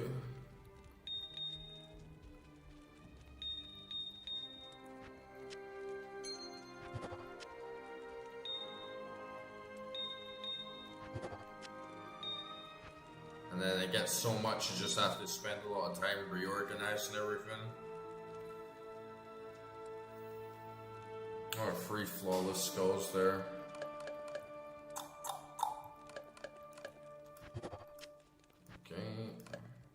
Anything else? Diamonds.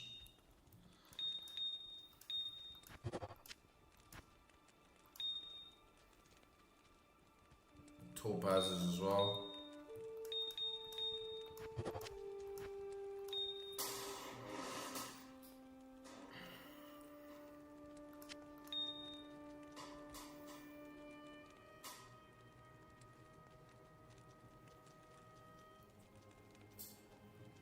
And yeah, the 30 poison resist is no doubt a keeper. Damage, magic damage just by 1. I'll keep in the stash just in case I find any more trash rings while I'm out.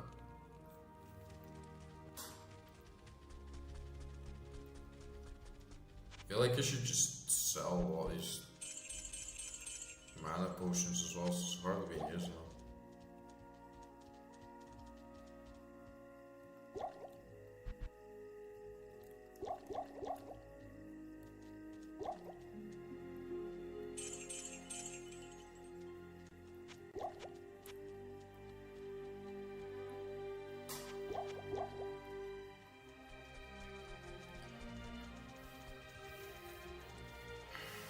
Okay, I'm just gonna have a quick bathroom break, guys.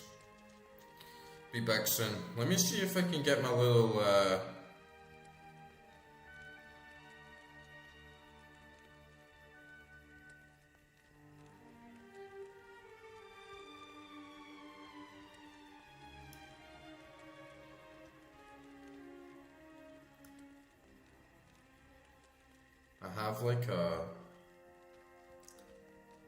have like a funny screen sharer thing.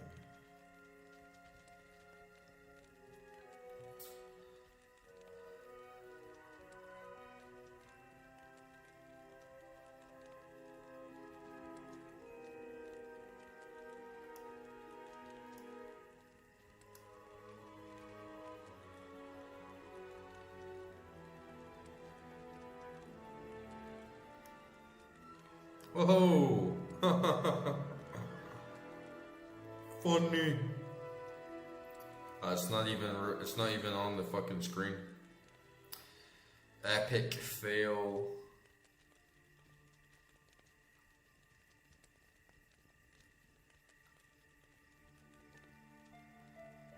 Oh well. Oh, there it is. We got it. We got it.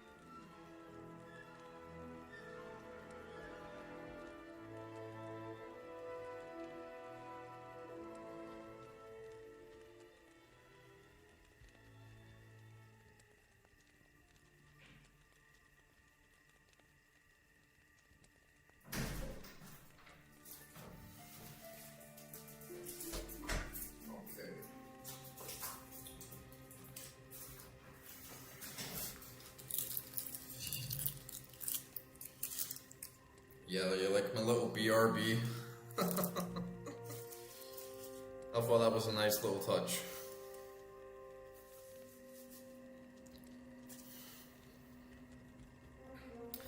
Fill up on the demon blood.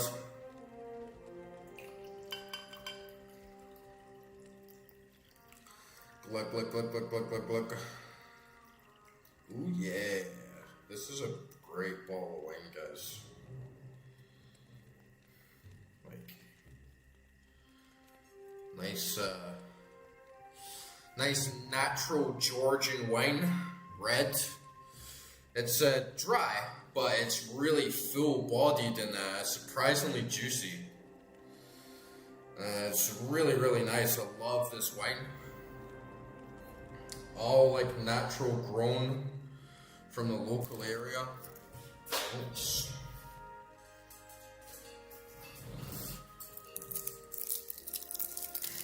And yeah, it's awesome.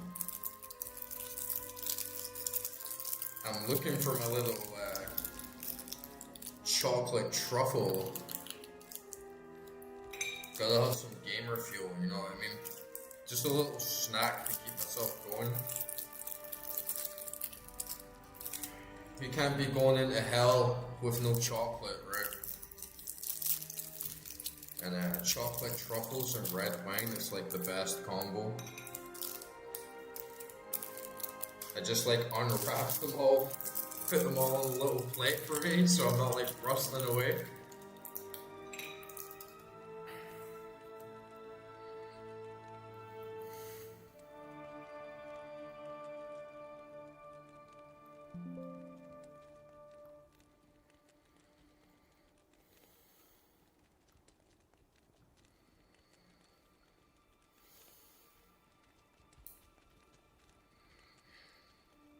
Nothing like a good chocolate and wine.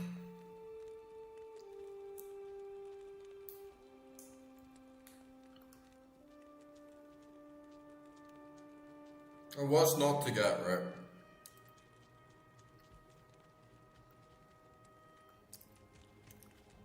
You get 3 shitty rings. You put them in the Hereditary Cube, and then you transmute and it gives you an amulet. Then you get 3 shitty amulets. You do the same, you get a ring.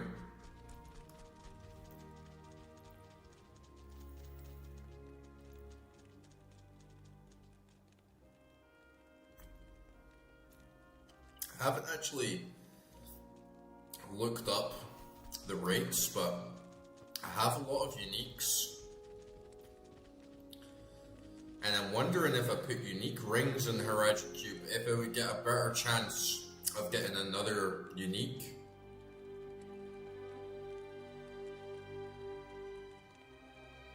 I don't know. It must be kind of dependent on what you put in to some degree. But you can get a good ring that's low level. Like the level of a ring's not really too important. It's more the buff and the perks that you get. I'm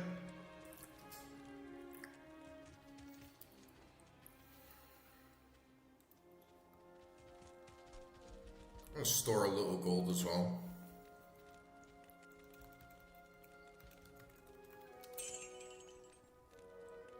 I actually have way more.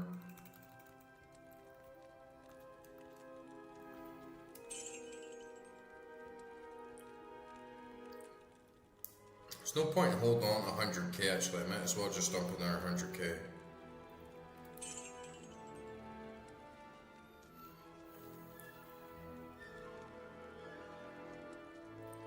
Yeah, I was hoping, but then it's also a gamble. You might get something shitty back, right? So you don't want to gamble away some really good rings and then get something trashy back, but...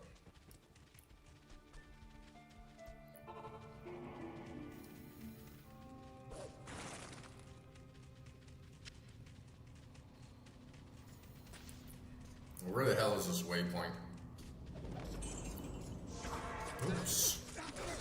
I'm such a sucker for doing that. Always run out and like Still have my portal set in the hall key. Let me just quickly check actually.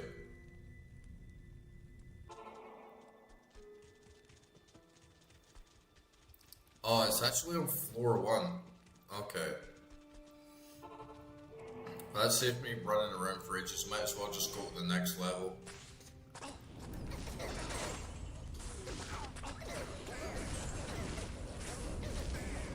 Ah, stored pretty much all of it. I keep like 30k on me or whatever in case I just need to quickly res my merc. But yeah, there's a shit ton of gold in the stash now. I don't need to worry about that too much. Jimmy, Timmy, Steve, Oswald, attack!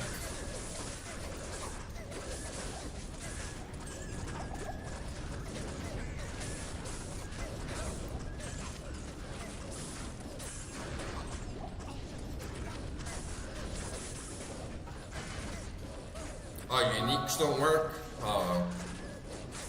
I haven't been trying them anyway, but that's good to know.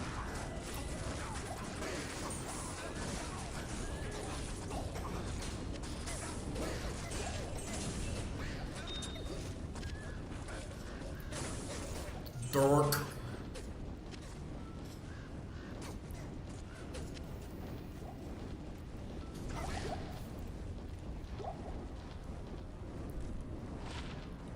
%, faster run and walk. I guess it could be worse. 3%'s not much, but something to hold on to until I get to the next stash.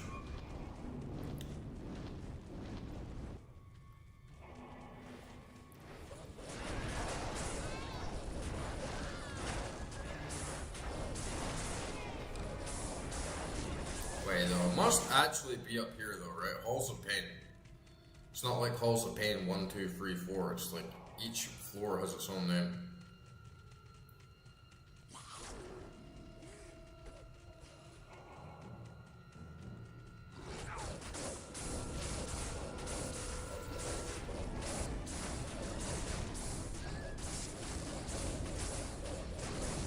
You know what? Fuck the waypoint.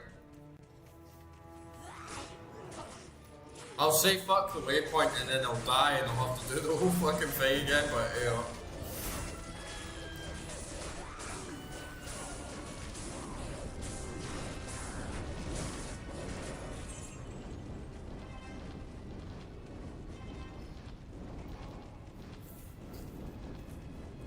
$90 amulets. Level 90 amulets with +2 skills. Now that would be juicy. I still got a while to go though. So I guess it's just gonna scale up depending on my own level.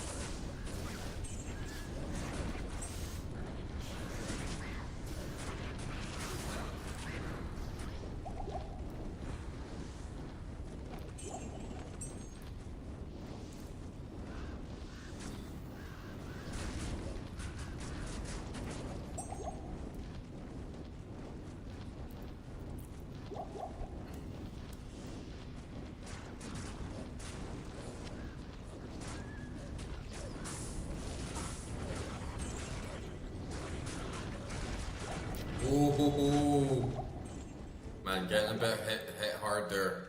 Need to stop being so cocky. I feel like now we're at the point I've just been running around too much and just like really slaying and chopping them up. I must be getting a little bit too overconfident. Oh, there's some heals.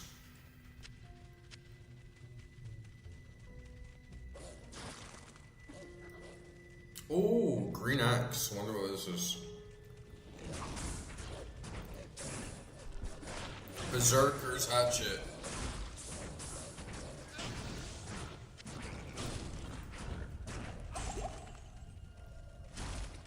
Yeah, this area is just scaled up a lot for some reason.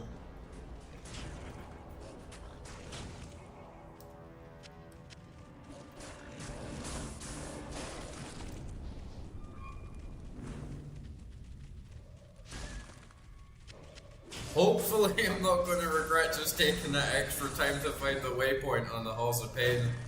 I think we'll be good.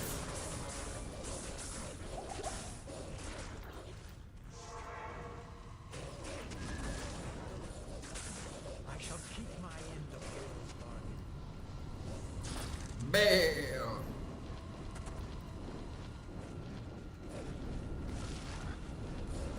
Did he just get knocked out already?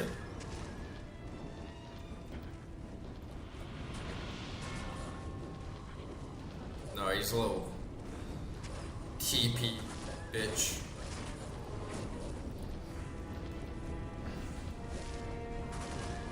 Die, traitor.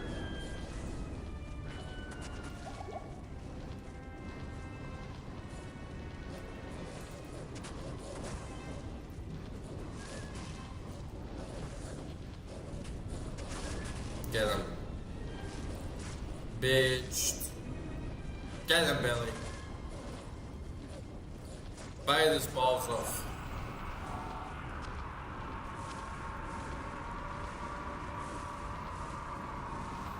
Man, I love those glorious effects when you kill the bosses. Betrayer, you've reaped your reward. Okay, that was pretty easy. He dropped like nothing.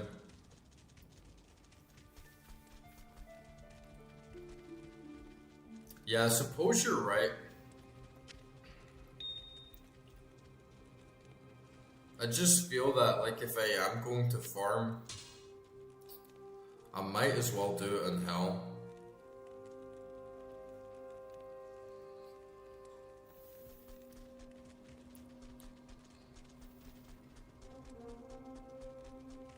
You have stopped Neelathok, but he didn't have the relic.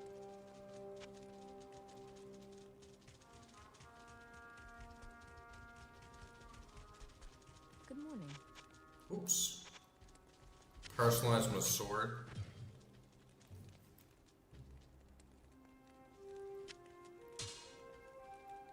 Just for the hell of it.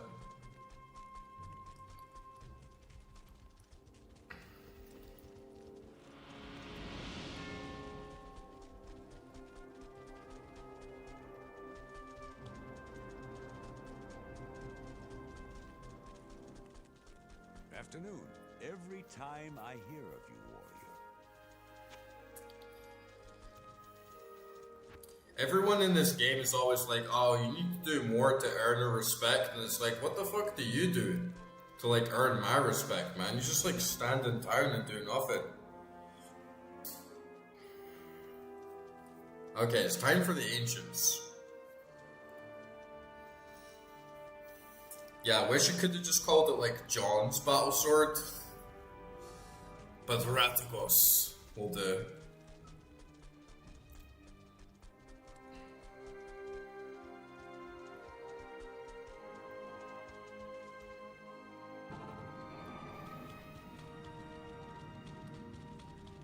And I've still got this little portal that I didn't use before to just get right back up into Crystalline Caverns. Crystalline Caverns just sounds so much more aesthetic, you know. They should have called it Crystalline Caverns instead of Crystalline Passage, you know. It just doesn't have the same ring to it. Oh, well, if the Ancients are anything like last time, they're gonna get steamrolled.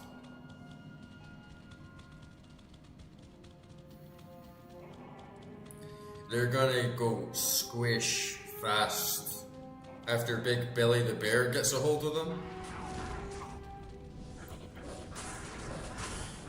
We're getting flanked here.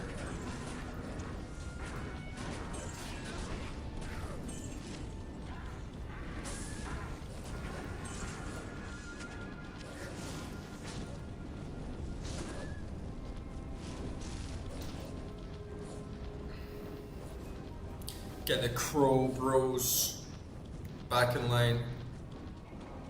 Get old Viney the Vine.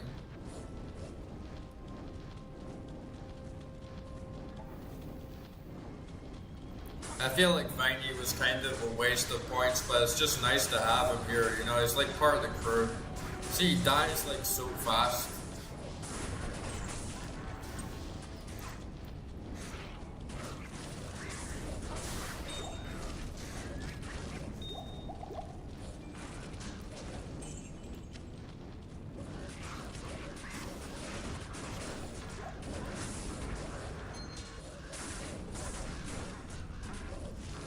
Even if they do have immunities, it shouldn't be a problem. There's that pleb who like just keeps spamming spinning attack. He thinks he's so cool with his stupid little fucking spinning attacks. Like, you're all gonna get crushed.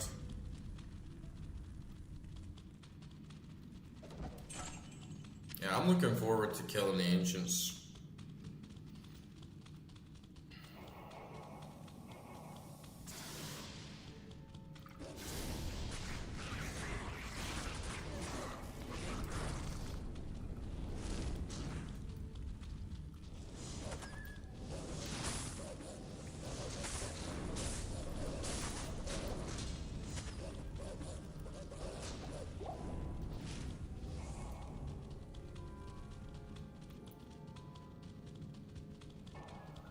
And then Baal's just right around the corner. Or Baal, should I say.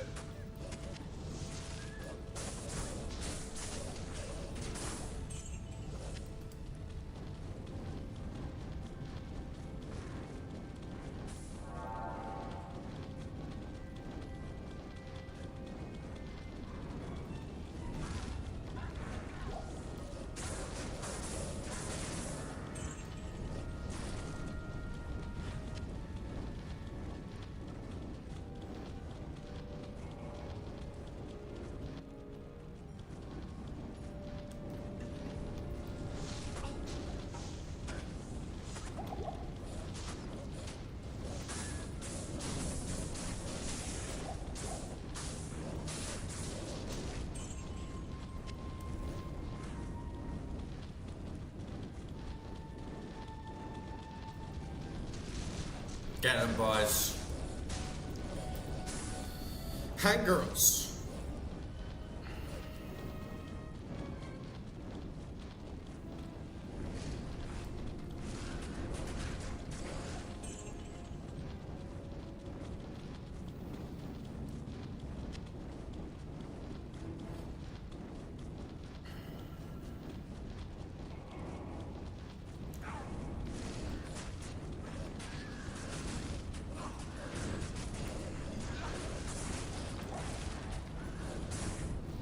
It almost saddens me a bit how Oak Sage scales down on health, so when I do actually get those extra items that give me +2 or +1 to any more skills, it's actually going to make Oak Sage worse and just give him more range. It's kind of a letdown.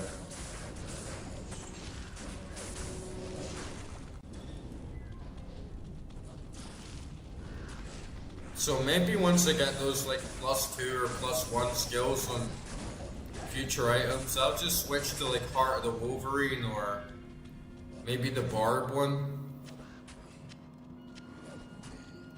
If damage is reflected back, it could actually come in handy for a lot of fights like Diablo. Since, we just got jumped. Since he actually deals a shit ton of damage to them, it makes sense that he just gets it all reflected back on him.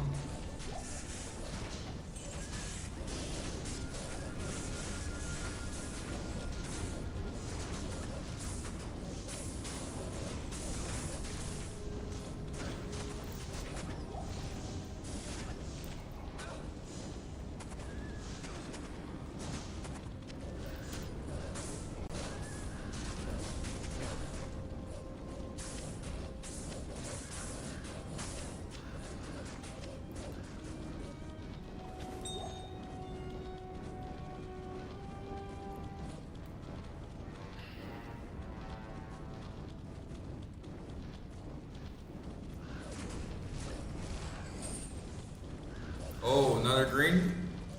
Man, we're going for that holy grail.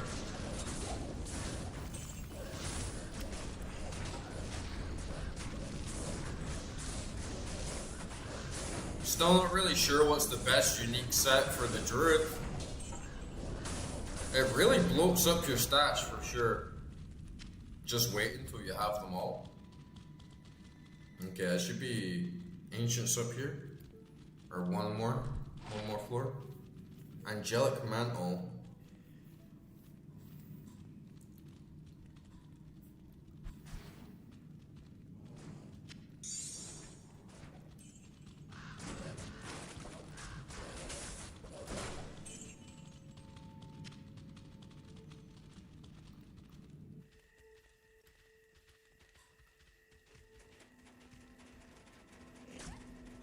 Okay, it should be a waypoint around here before we get to the summit.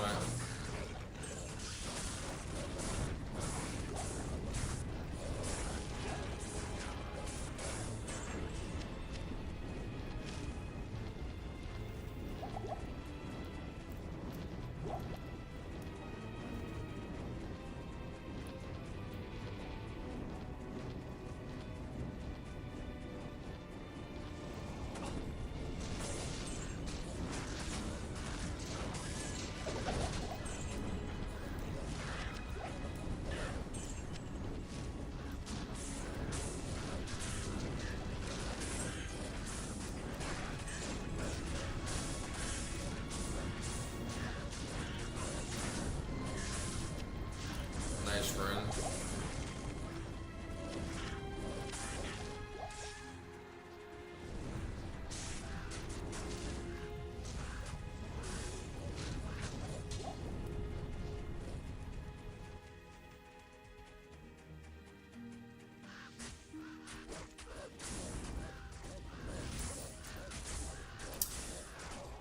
Come on, cow, now it's time to break those down.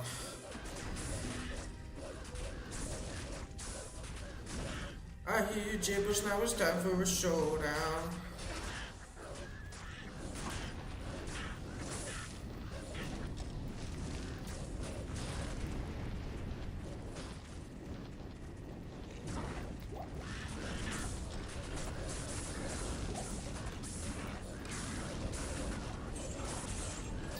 Chukuno.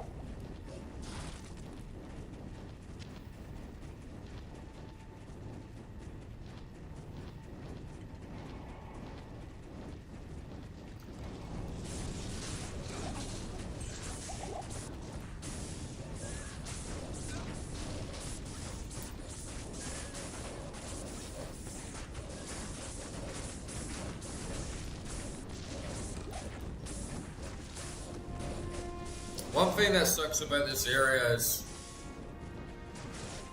your minions will mob a door rather than like a unique that's just around the corner and stuff like that.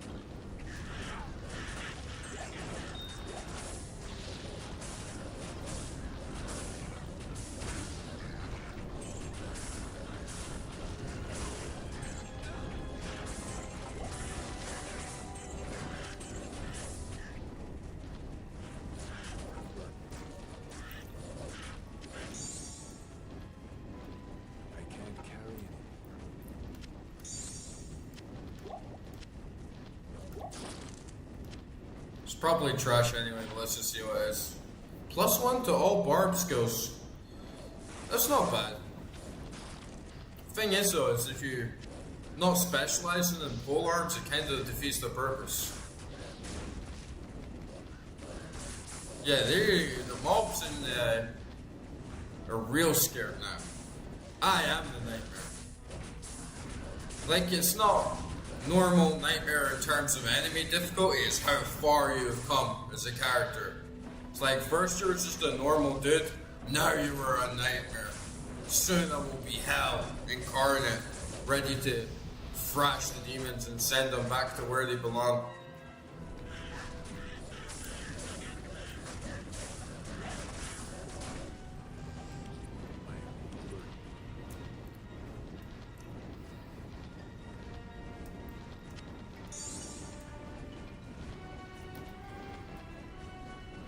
Might as well just use this well.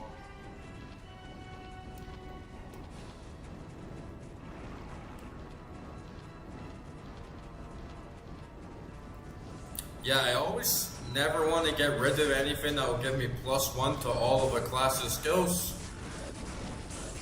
But I do think that it's kind of wasted not specializing in swords as a barbarian, so what's the point in using a polearm, even if it gives you that +1? We'll see though. I kind of just hodl all my gear, move it around to each character like in between sessions, and then once I'm actually playing that character, I'll sit and look at all my gear and try and decide what's the best way. Or what's the way I want to like orientate my character. 20k gold is nothing as well. Like we're getting 20k off the ground every couple of groups.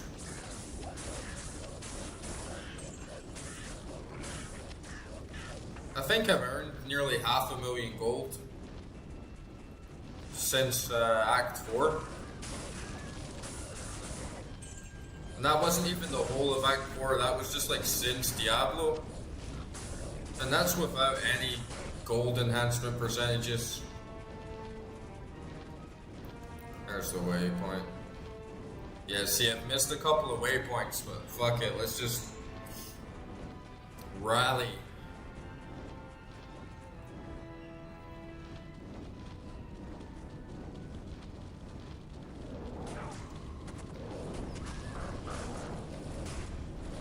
And it's a bad time to be immune to cold.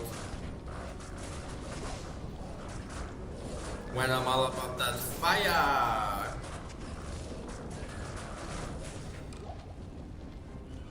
Man, it's a crushing it. I'm getting big dopamine rush of just how much these guys are getting steamrolled right now. You almost get like so pumped you forget to summon your dudes again.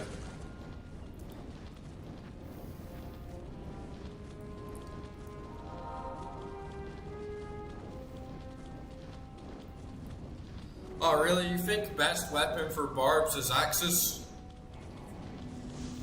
I was kind of feeling swords, but axes are good too. The main thing is though is it's not pole arms, right? So still the same principle applies.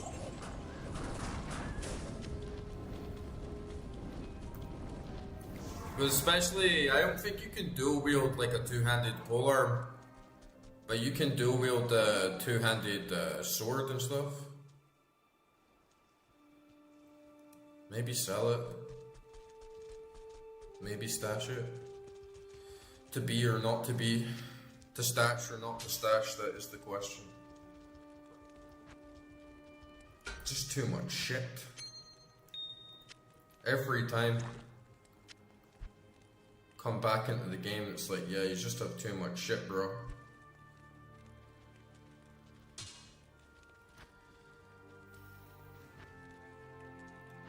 Not enough space. Blizzard should have gave you 10. Maybe 10 just would have promoted too much hoarding, but I feel like 5 would have been nice at least. And then I have this unique, I definitely want to stash all my uniques, but it's like fuck all I can do, man.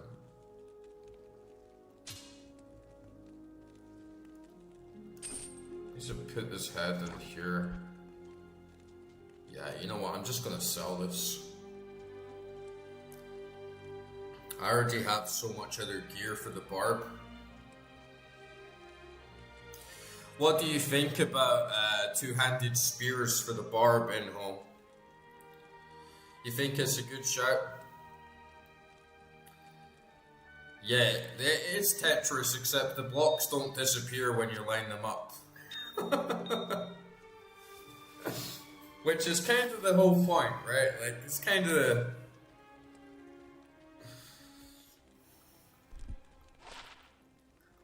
Magic Find. That poison resist, I definitely want to keep that. So many of these jewels are worthless as well. Like 4% mana stolen per hit. That's worthless. Reign of the Warlock has more stash tabs? How many more stash tabs does it have? And it's only for Warlock? Man, they should have... They should have gave you another stash. Like, if the Warlock gets more stash, then they should have gave it to everyone. I'll get another amulet out of this. Yeah, how many stash tabs does the Warlock get?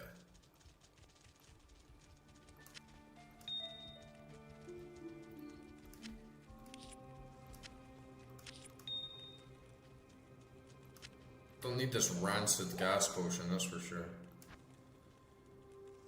I put this in. Got another trashy one. Cast rate.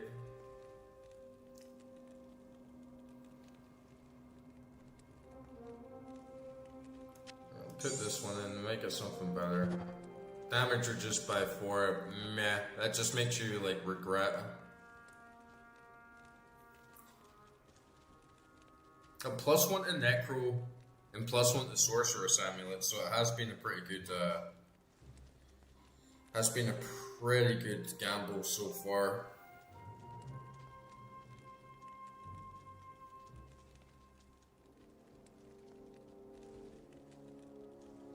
Yeah, if your items did disappear when you filled the line like Tetris, that obviously would not be good.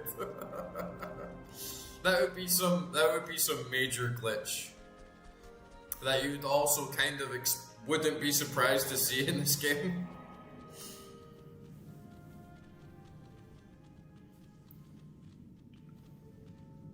It's not only for Warlock. Well, I'm playing Resurrected, so I have the personal stash and I have 3 tabs. But I did not know you got any more than that. And yeah, Act 6 for the Warlock would have been really nice. Just the class itself. Just the class itself.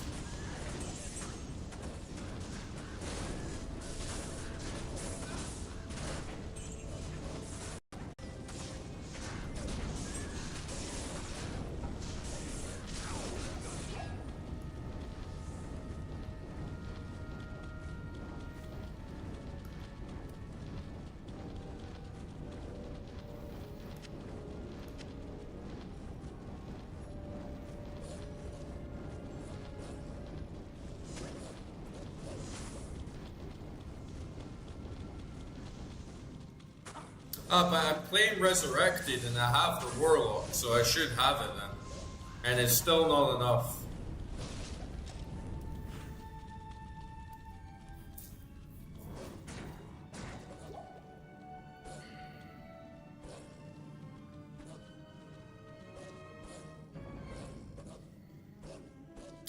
Oh, I see. So I actually have to be playing the expansion for Warlock, right? I understand.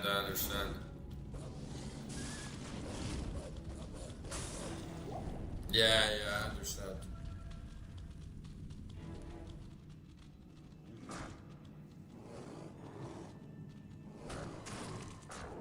Okay, so you get some new items. That's good. Yeah, definitely going to play Warlock, and it will give me an opportunity to actually get to experience a full run with resurrected graphics. But because you can't play Warlock with legacy graphics, is pretty much the main reason I haven't tried them out yet. But yeah, I'll definitely give it a try. definitely give it a try. And they should have just like gave you extra stash for everyone.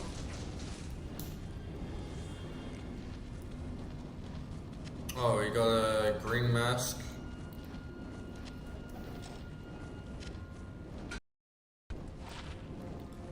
Kafan's visage. We got a pretty strong run of greens. Oh man, what? You get a jewel back? Give us that. Like, why? You know how fucking handy that would be? That is actually... I'm very glad you told me that though, right? Because I should still be able to use the same shared stash. So, I should create a warlock as a mule and then dump all my jewels and runes into the bag. So I don't need to like hold onto them so much. That's actually a very nice shout out.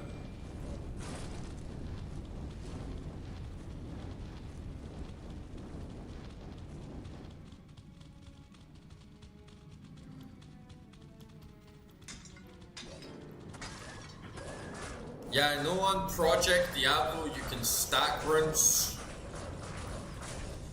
And that would be immense as well. Such a boon.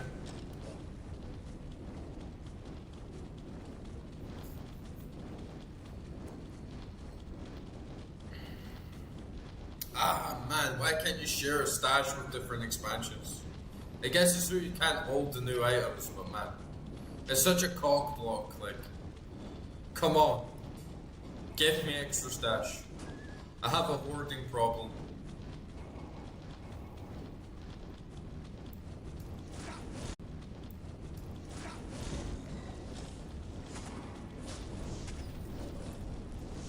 I feel like you literally will not have enough to have every set in the game. With the stash that's provided, there's just simply not enough space. All the set items.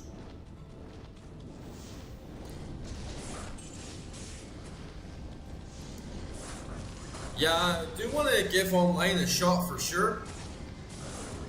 I'm just kind of I want to stick to this of the game and sort of transcend my... I might just go for Project Diablo 2. I suppose I can play both, I can give both a shot.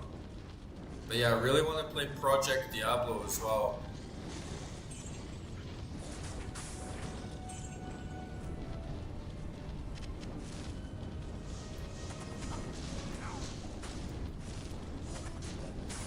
Having, like, going through the OG game this way as well will actually let me appreciate all the additions instead of being a new player and all that stuff's just already in there, because then you don't even really understand like how much of an upgrade that is.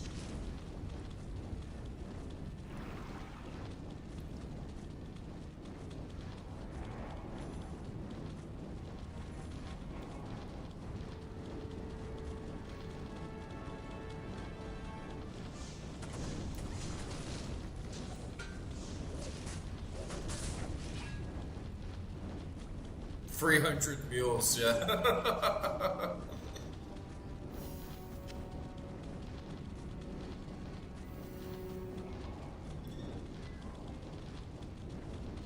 300 Spartan mules.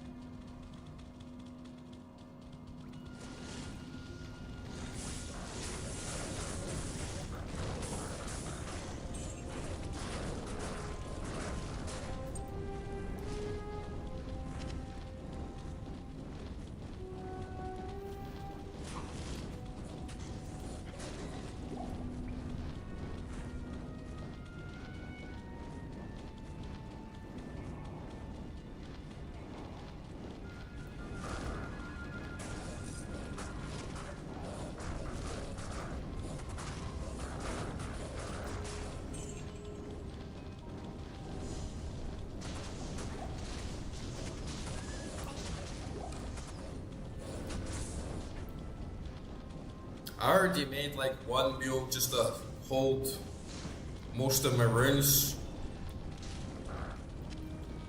If I was playing like not on stream, there would definitely be like a lot more micromanagement consistently.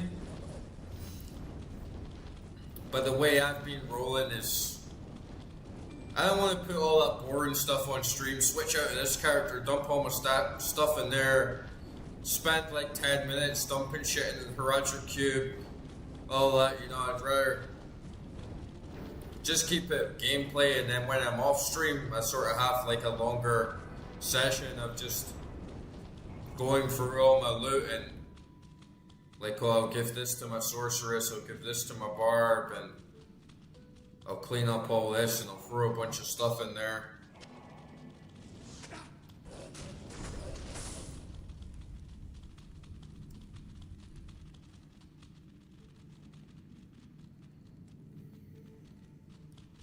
Hardcore ladder, that would be fun as well.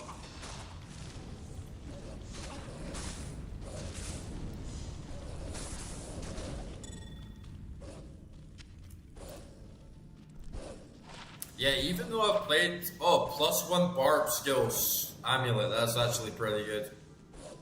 6% cold resist, that shit.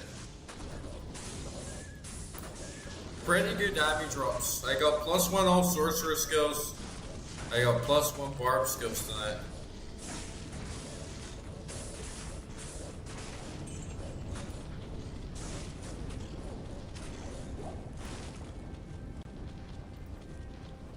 Yeah, the fun never ends, right?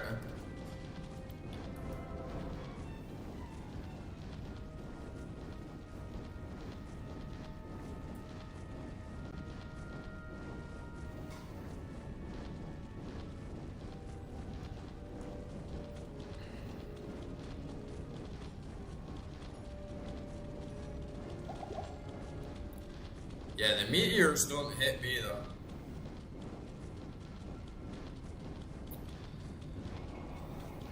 They're like, I must have like some sort of shield or something around me, you know.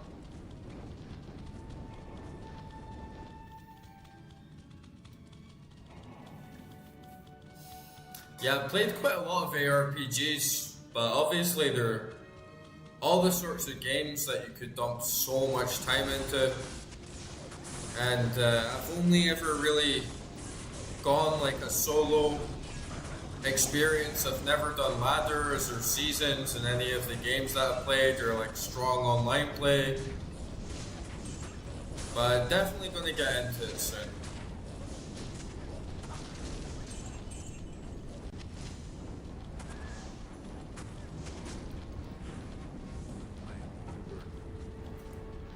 It's just the amount of stuff that you have to learn. It's very important to me that I know what I'm getting into, and I'm not just joining a league as a noob and then have to read like a fucking book worth of stuff to understand like how to play the game or optimize or have a better grasp of what I'm actually doing. So playing solo offline is just the way I'm used to it. It's the way I like build up to it.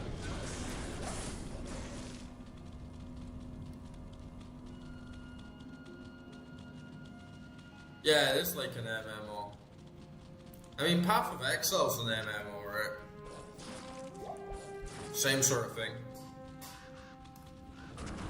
Plus, you've got trading and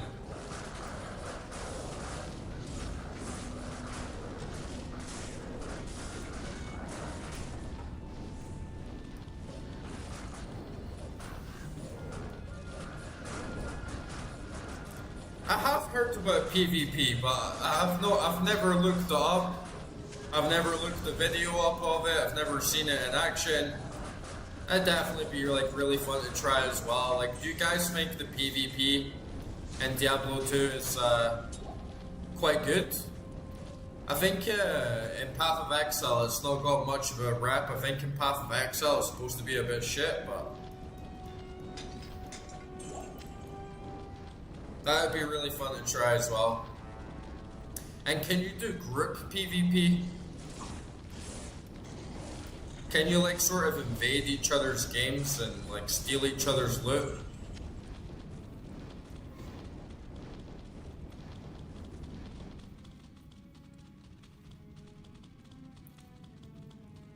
I feel like Diablo 2 has such a nice varied mix of you always want to keep playing because the skill tree is so simplified and you know I'm just going to dump my stats into this, and so it always makes you like quite hungry and quite like fast.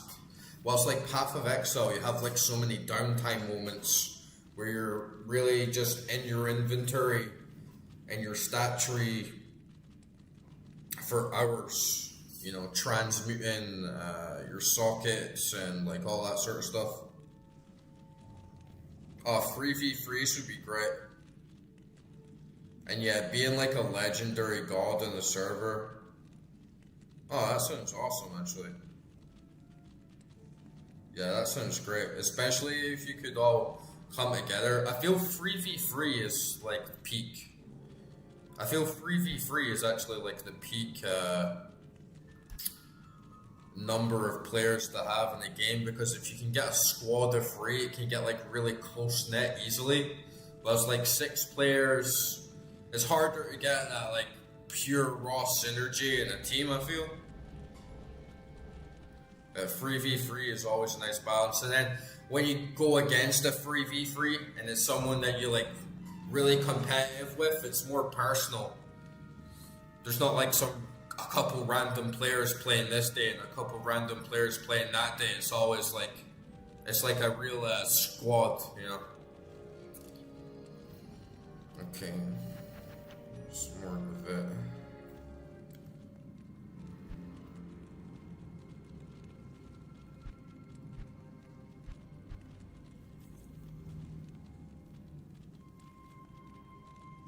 Yeah, see, that's the other thing. PvP is going to be competitive as fuck, and there's going to be people that played the game for like 20 years, and I'm just like 2 months in, you know, I'm probably going to get curb stomped so easily jumping into that.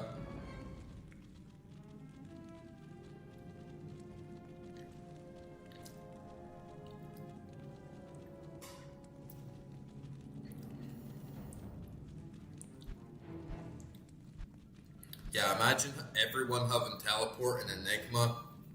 It's not only like a huge flex, but it's going to completely break the meta. Like, you're going to need teleport to compete. Okay, it's time for the Ancients, guys.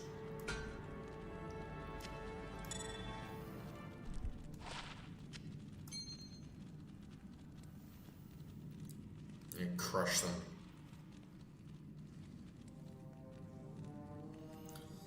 Yeah, Diablo 2 is, I wouldn't go as far to say it's just like toxic, but there's a lot of like hyper aggression.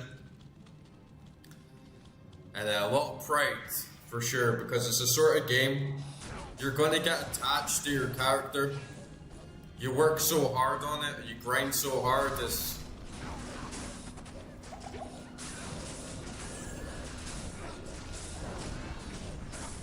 Especially for so many people, it's like a fundamental part of their life for so long. And it comes from that day, right? I feel like toxicity was the norm. Like, you have so much stuff these days about what you can and can't say, comments, on social media. It's very easy to get banned for brief insults, but man, online games in like early 2000s, the shit people used to say to each other was unreal, man. As a millennial and like Gen X and stuff, we have so much thicker skin. We were just used to, like, on a daily basis of all sorts of threats and like toxic chat and griefing and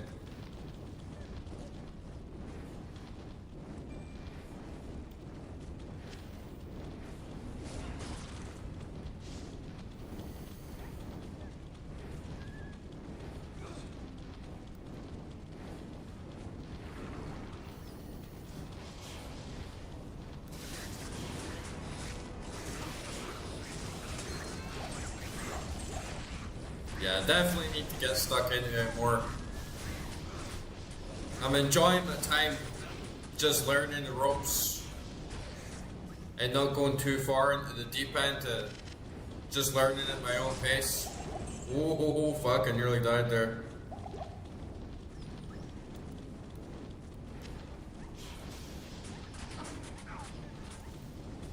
Oh shit, we're getting kind of cornered here.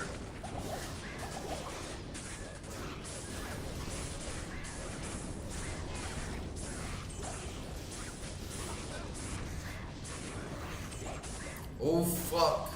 What the fuck did I just do? I just like spread my I just like accidentally spread my window across both my monitors at the same time.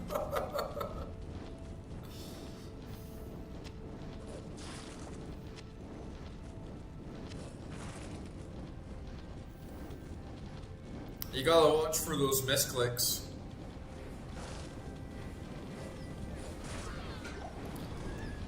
Oh, well, like, when I did the Ancients on normal, I absolutely annihilated them, and I want to do the same on Nightmare. I think we're gonna do it.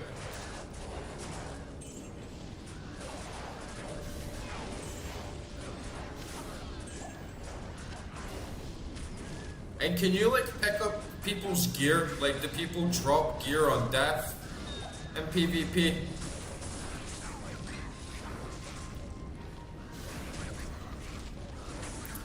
I feel like stealing people's enigmas would maybe just, like, drive real world violence at times. Like, this guy stole my enigma, I'm gonna track his IP, like...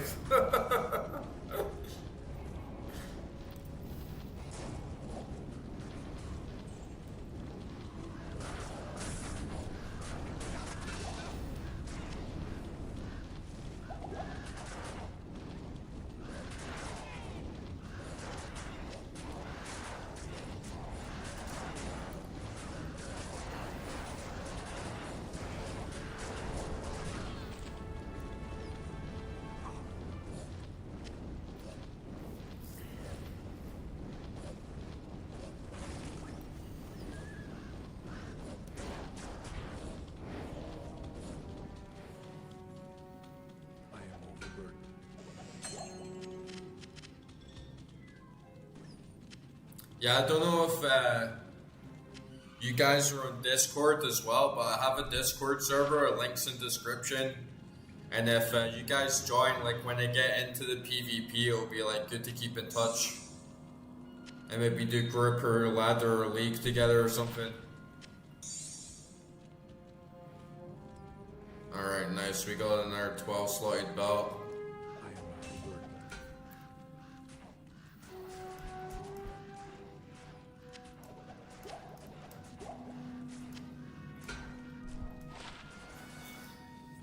Socketed barb helm.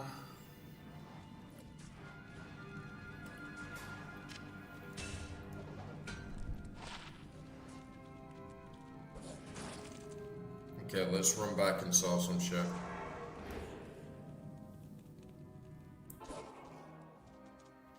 Oh, you get their ears? Okay, so it's like a little flex, like how many times I've got your ear. Okay, I like that actually.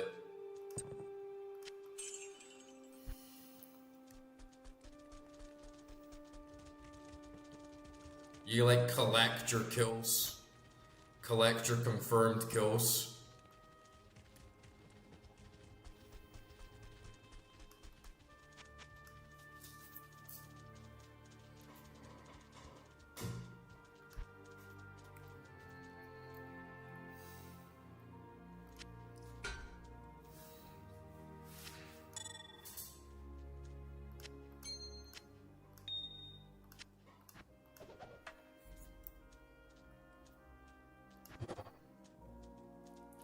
%, faster cast rate, all resistances. Hey, that's not bad for like a newbie, for like a starter character.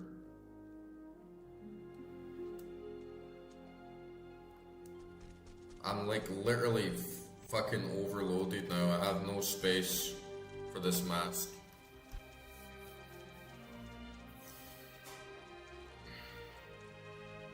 I'm gonna need to sell something.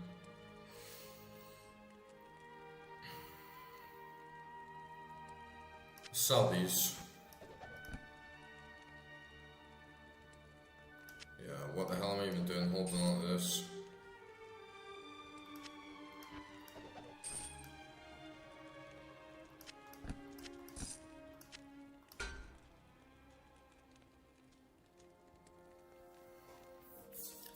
Suppose the magic find shoes are okay.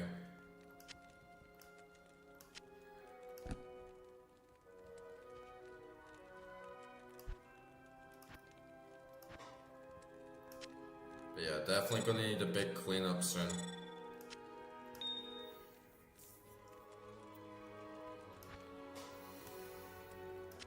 I am overburdened. Kinda just hodling too many potions as well.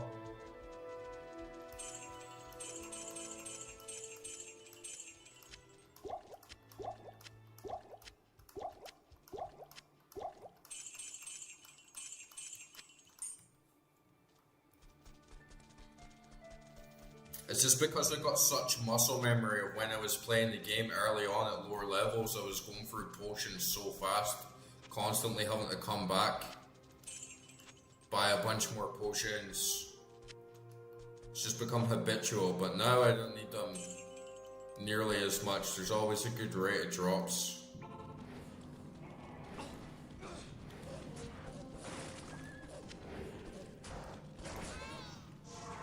Oops. I don't even know like what I can craft with the perfects. Like Ekra was teaching me some stuff earlier on, but I don't even know like what's going to be helpful for me. I haven't. It's another thing where it's like I'm going to have to physically look stuff up out of game and see what would be like a good fit for me.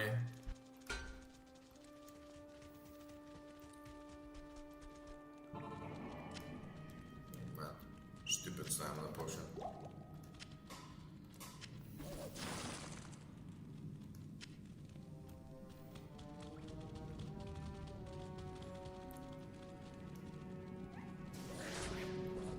Alright, nice. Yeah, weren't you the one that was saying that you just pretty much play Project Diablo now? Yeah, definitely, like, if you have Discord, like, hop in the server and stay in touch, because I do want to play Project Diablo as well, and I really want to play Legacy. I want to get, like, the widescreen mods for Legacy, and I feel like I definitely feel more at home and like the vibes of that a lot more than Resurrected. I don't know how my ping will be on the servers. I'm quite far away from the US, but I have like 500 megabyte down speed, and sometimes I get 200 megabyte upload speed, but other times it can be like spotty.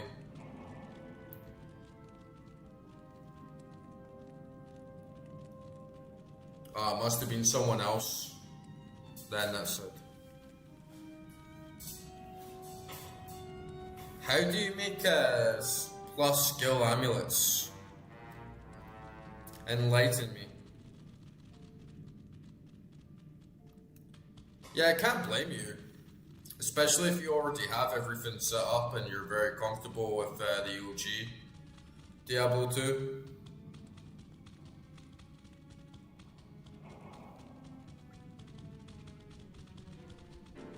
I almost kind of wish that I just got OG Diablo 2 instead of Resurrected, just because I like the graphics so much, and I wish I could install the widescreen mods.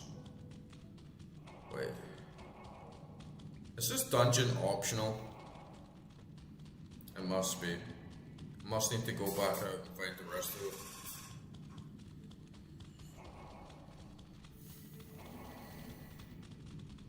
But yeah, Project Diablo sounds sick as well.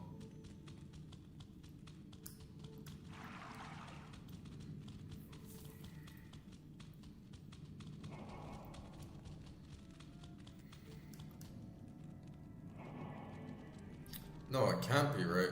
This is like a detour, and then the rest of it somewhere else around here.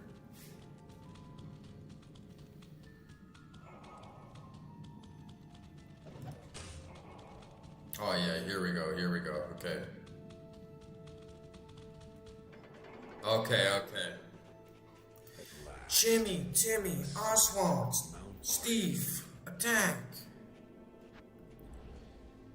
Right. A little, preemptive chocolate.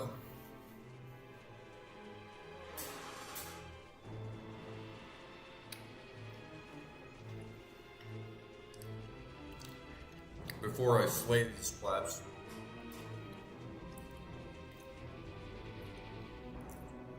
And a glug of demon blood. Okay. Come on, you bitches. We are the spirit.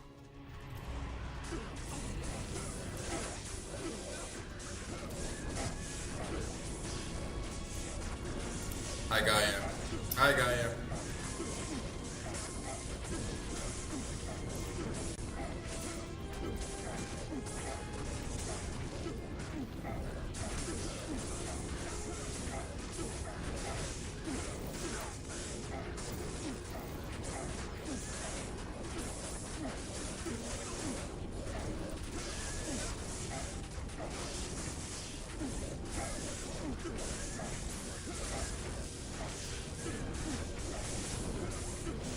Oh, he's immune to fire.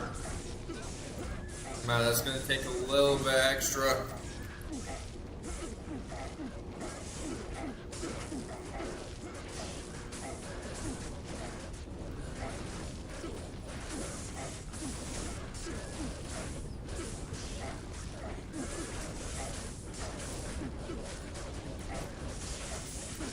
Come on, guys.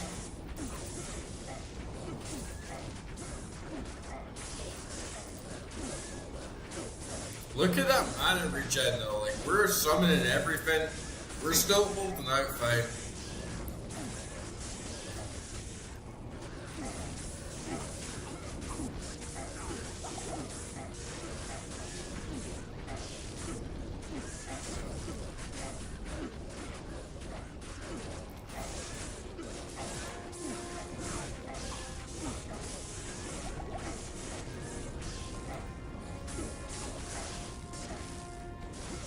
Man, this bitch with his spin attack is like, fuck you. You look like such a bitch.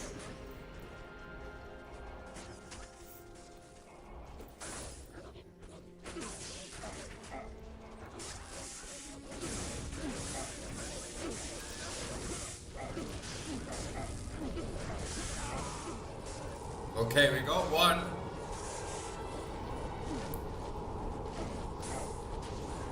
Okay, we're gonna get this, cunts. Look at this guy jumping around like a bitch, man. Their animations are so fucking... They look like noobs.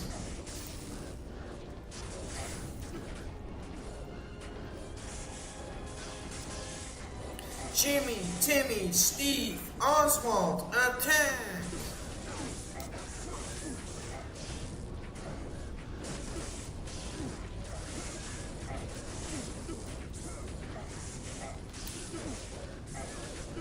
Oh, we're gonna get him, Dead. Now for Mr. Spennykins.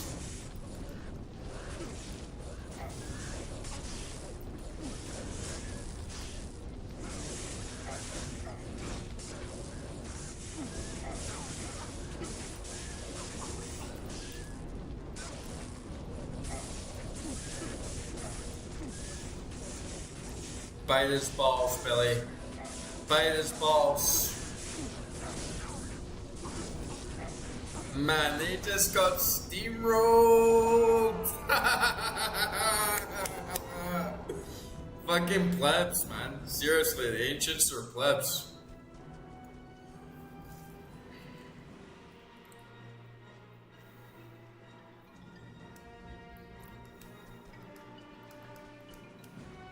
No drops.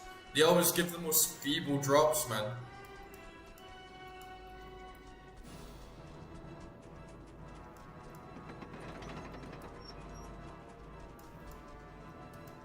Don't they give me anything?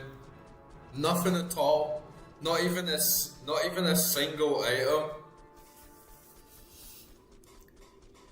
Man, the ancients are like the biggest plebs in the game. No sweat. Zero sweat.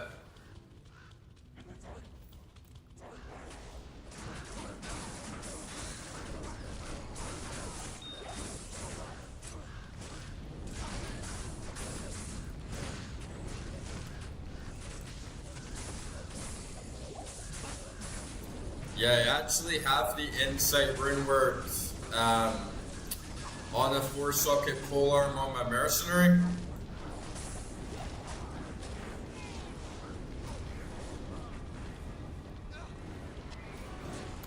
It's working out really well.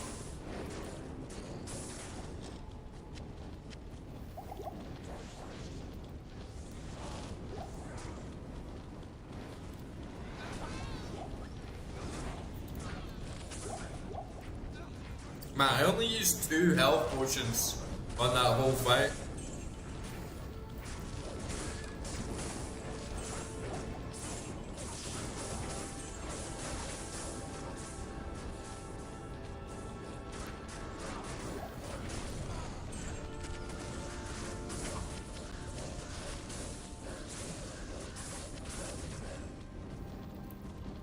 It sucks that the ancients don't drop anything, right?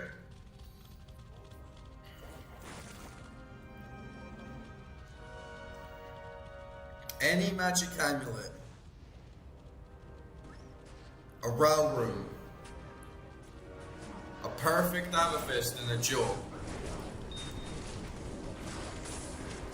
Oh, that would be easy.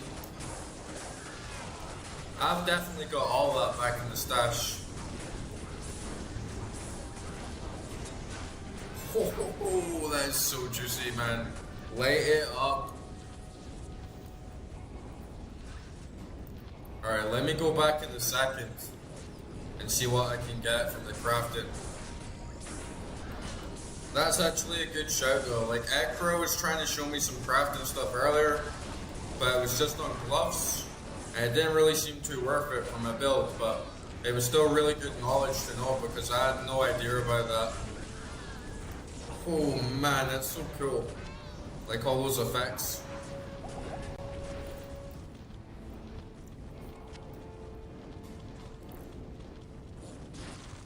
Oh, you got a ton of resistance as well?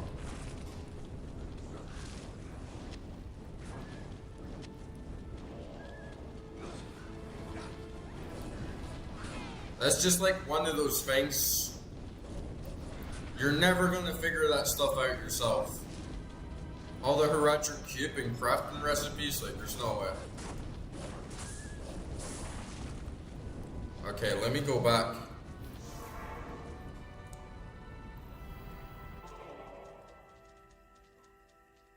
Oh, I need to craft hundreds of them to actually get a chance for it, right? I get you. Permanent resistance added.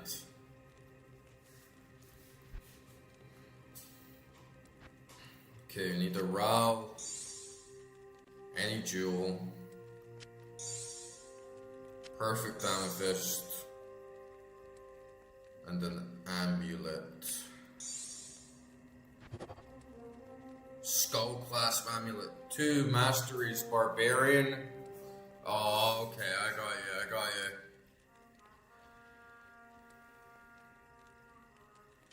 Okay, nice. Alright, let's try another one.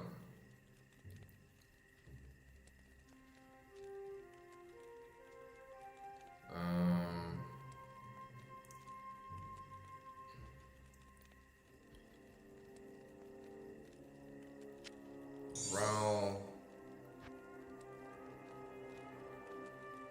Jewel. Perfect amethyst.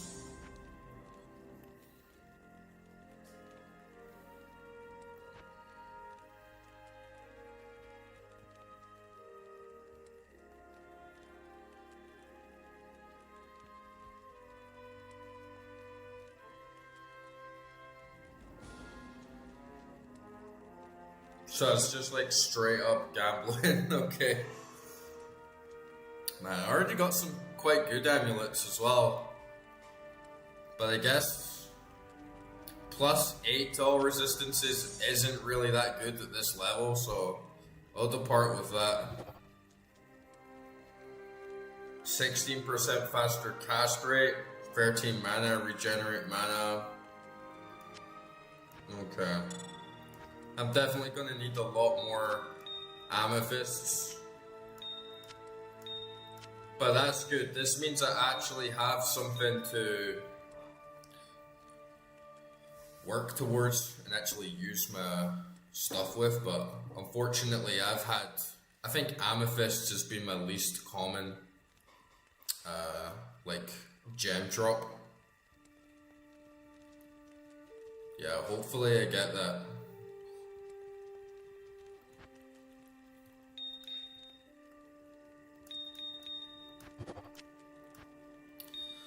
Hopefully I get those druid skills. I'm getting a lot of good gear from a barb. I knew the ancients would find you worthy. Good evening.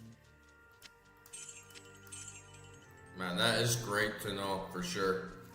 That is a big level up. A lot of knowledge learned tonight.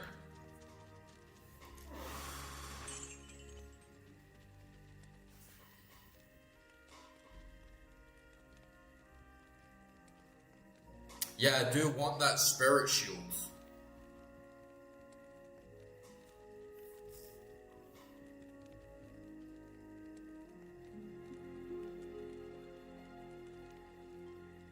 I do want that spirit shield, but it's one specific type of shield though, right? Isn't it just like paladin shields or something that I can turn into a 4-socket?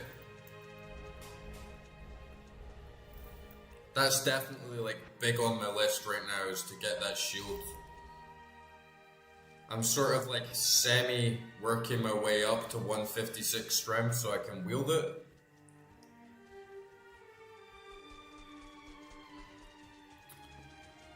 Well, it's got cast rate, but it's also got plus to the masteries, right? +2 to masteries. But yeah, I guess the rest is kind of junk. And the cast rate, this one I could use on like a sorceress or something.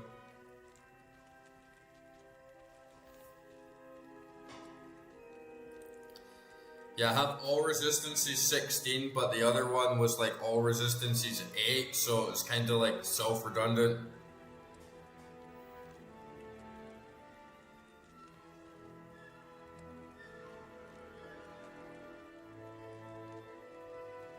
So I need a monarch shield.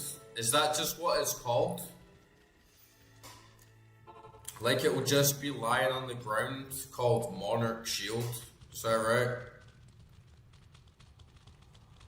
Not like this. Not like this grim shield that I could put 4 sockets in that or something.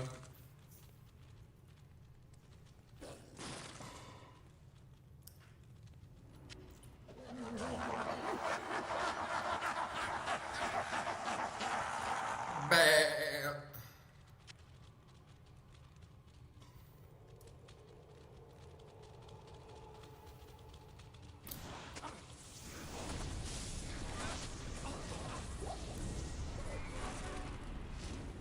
Nah, my cast rate is like worthless on my druid.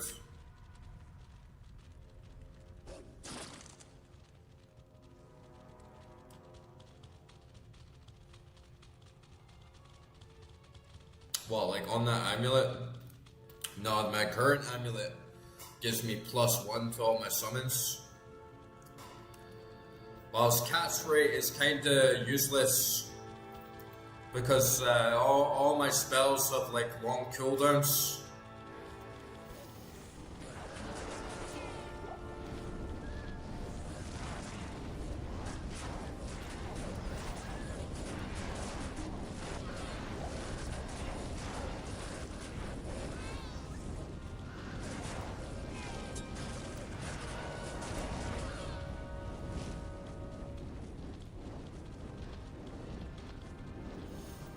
Let me just quickly check something so I know I'm on the right page.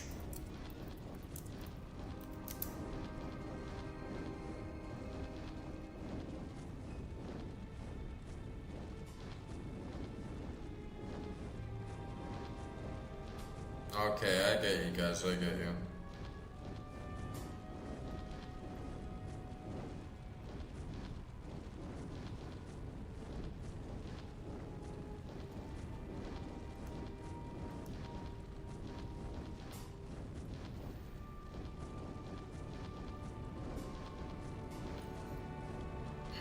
So I gotta look for a Monarch shield lying on the ground. Should be very, very rare.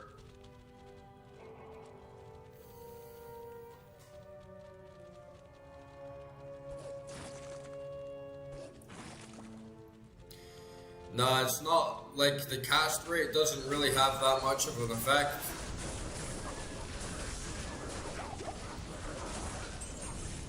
On my Druid, because the only skill that I can cast consistently is Molten Boulder. And even that has a cooldown rate depending on when the boulder explodes. Whilst Volcano, Armageddon, Fisher, they all like, you can't like cast them until they're done. They have like a large cooldown on them. So there's really, I really don't get too much advantage out of having a faster cast rate, but the current amulet I do have, it gives me +1 to all my minions, which is a pretty good build. It's a pretty good buff. And if I took it off, I would lose about 5-6 levels. In fact, yeah, about 5 levels of points.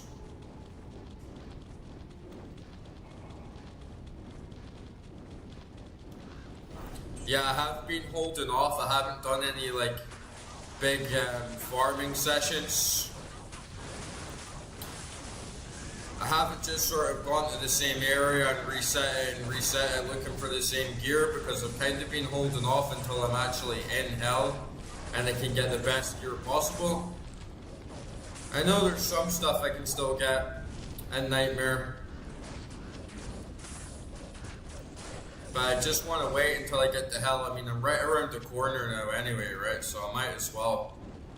I'll just wait until I'm in hell, and then I'll start going for like those big farming sessions and trying to get Monarch Shield and more Amethysts and all that.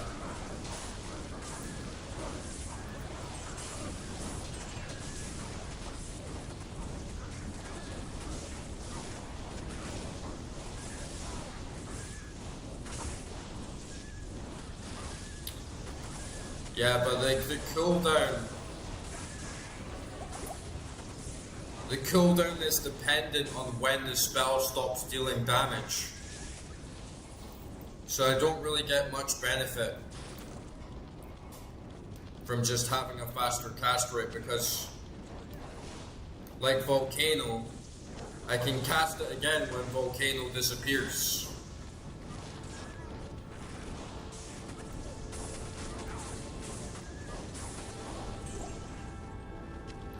If it was like Fireball on a Sorceress, it would mean I could just keep spamming and spamming. But there's no point in like using Armageddon over and over again, because it just does tick damage for like the same right.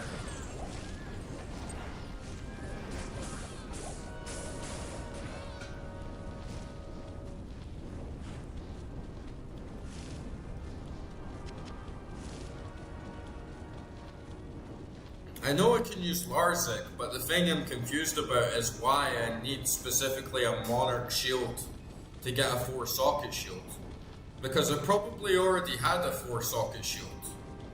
I've just been like hitched up on it because I feel I need the Monarch shield specifically.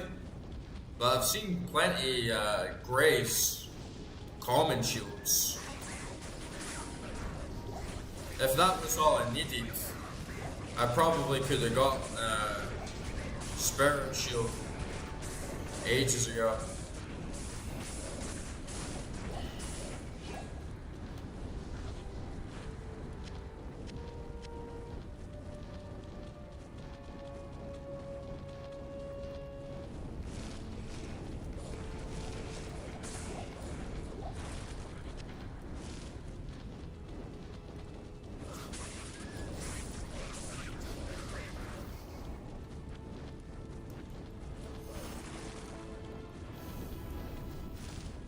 Right.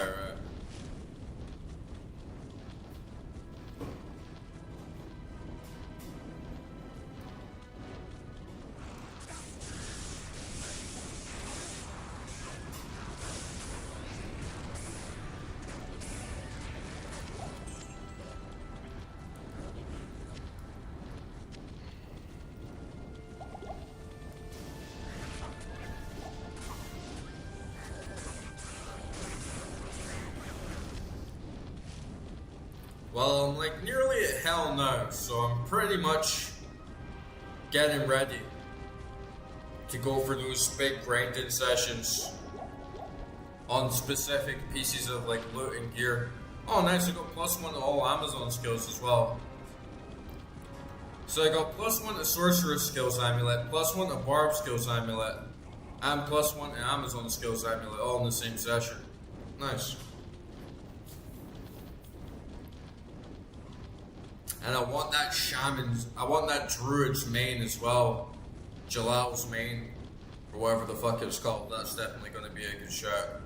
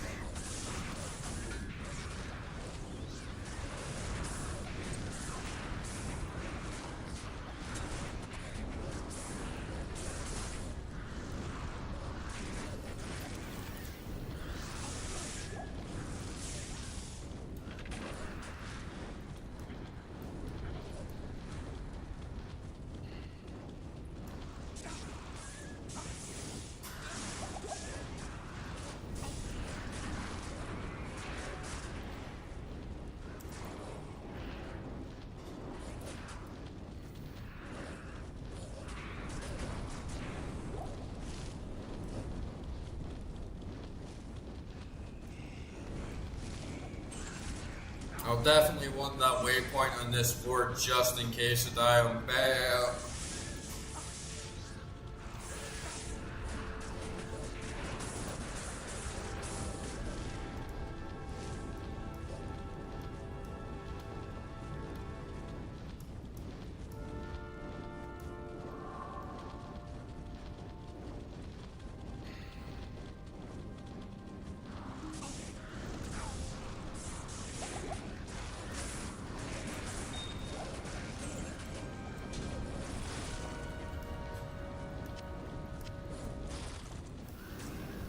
But yeah, you see what I mean? If I have faster cast rate, just so I can like spam Armageddon and Volcano faster, it doesn't really work, right? Because Volcano just sits there and keeps constantly dealing damage until it goes away. Same with Armageddon, at which point I can just cast it again. And Molten Boulder cannot be recast until the boulder is destroyed. So the prerequisites of what actually lets me use the skill again is different from like a Mage's Fireball. In which case, like, yeah, 17 faster cast rate on an amulet, plus I have a couple rings with at least 10%, so I could get it up to like, 50, 40%.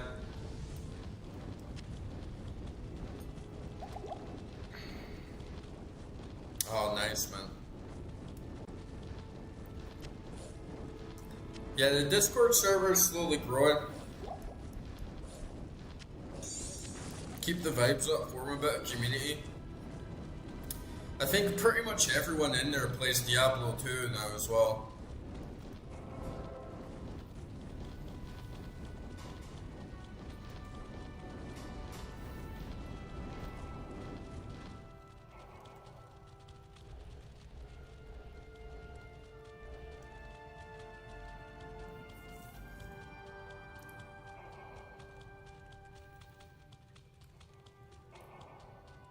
I can feel the sun coming up now.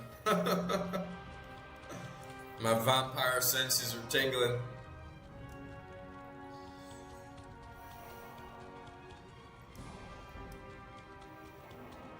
It's been another long one. I'm definitely not going to go to bed until I've defeated Baal.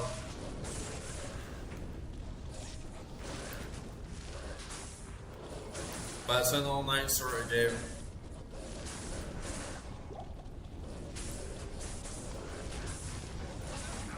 Oh no, and then I fucking died, man.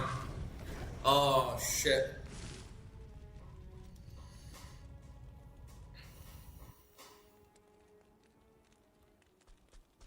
Brutal. At least it just got that waypoint. Like, just getting that waypoint is... Oh, nice, you're from Canada? Nice. Yeah, I wanted to move to Canada, but I couldn't get the visa. So, I don't actually live in Scotland. I'm from Scotland, but I stay in Georgia, in Eastern Europe, or like sort of on the borders of Asia. So I'm quite far away. My internet is very, very good. I don't know how the ping will be.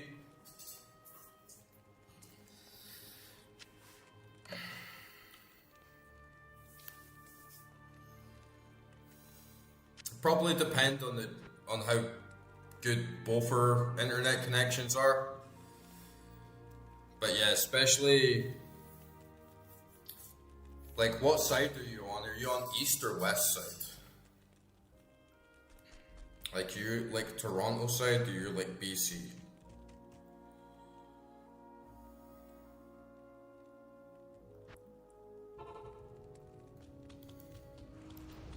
Yeah, I wanted to move to Canada so bad, man, because I have like so many good friends from there.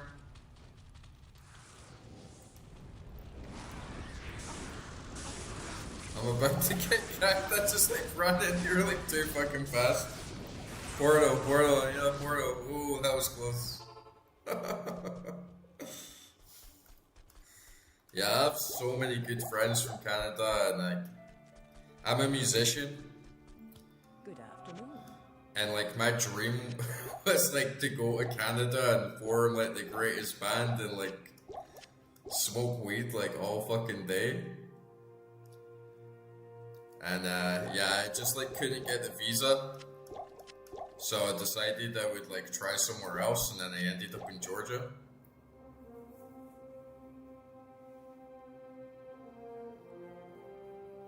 Yeah, well, I have a little claim to fame for this house. I don't know if you know the Georgian sumo wrestler. He's also called Levan. Or his Georgian name's Levan. His like sumo name is like Tochin Shiro. But the family, like my landlord's family, I'm pretty close with them as well. Their nephew is Toshin, like the sumo wrestler, and he actually stayed in this house. So I stay in like a sumo house, like far up in the Caucasus Mountains.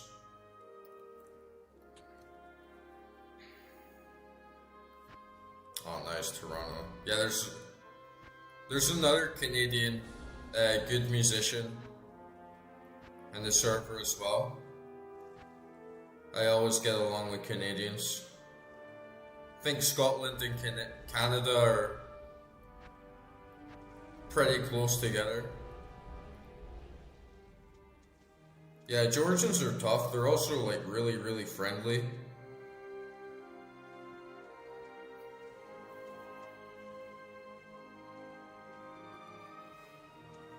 Yeah, for sure. Really friendly though as well. Quite soft-hearted, I would say. They're rough in their own way, not like in an aggressive way. Almost a bit like Scottish people. I think Scottish people are worse. I think Scottish people are rough and dickheads a lot of the time. Georgians are like rough and like very warm-hearted. The big hearts. It's a beautiful country. It's one of the most, probably on par with Canada, really. I think Canada is easily one of the most beautiful countries in the world. And similar, Northern Hemisphere, it's like similar vibes. Not like culturally, it's extremely different culturally to Canada. Like not even close culturally. But it's absolutely amazing scenery, amazing food, amazing wine. It's extremely cheap, like cost of living. Like really, really cheap. And it's growing a lot as well. I think 10, 20 years ago, it was still like quite developing, you know. But these days is, yeah, Georgia's going places. Georgia's got a lot to offer. Yeah, Canada is incredibly beautiful. I used to watch this documentary series called Great Canadian Rivers, and oh man, that changed my life. I'm actually really sad that I can't like stay in Canada. I had like my dreams set on it. It was like one of my life goals and dreams like ever since I saw that show. I just told myself, man, one day I'm gonna go and see like all these rivers and experience all this history and like finally get to meet so many of my friends from there and like play music, and it's good. God had different plans for me. And it'll happen. It'll happen one day. I'll go to Canada one day. But for now, Starlink on the other side.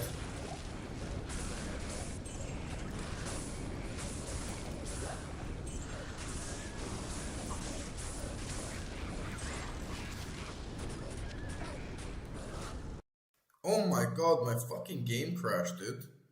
Man, this is Baal shit.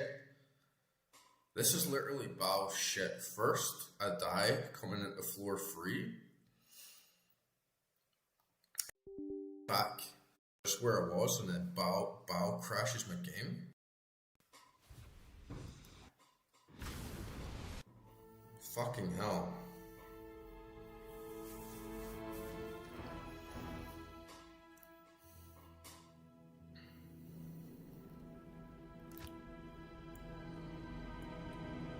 Yeah, I think Canada are probably like the nicest people.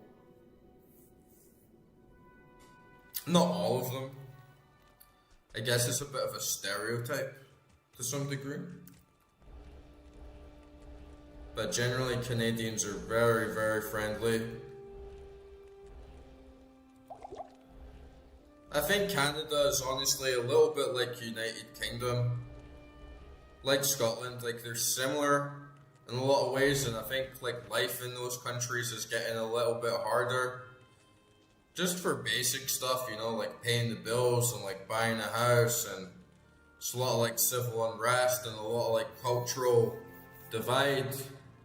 And it's quite like, I got really depressed like living in the United Kingdom. I just really, really wanted to get out and be somewhere else.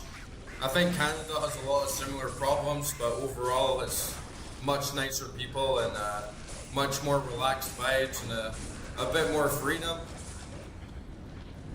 But Georgia is I think Georgia is like very cohesive place.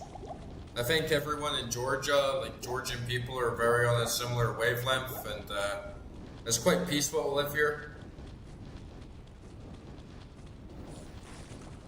Yeah.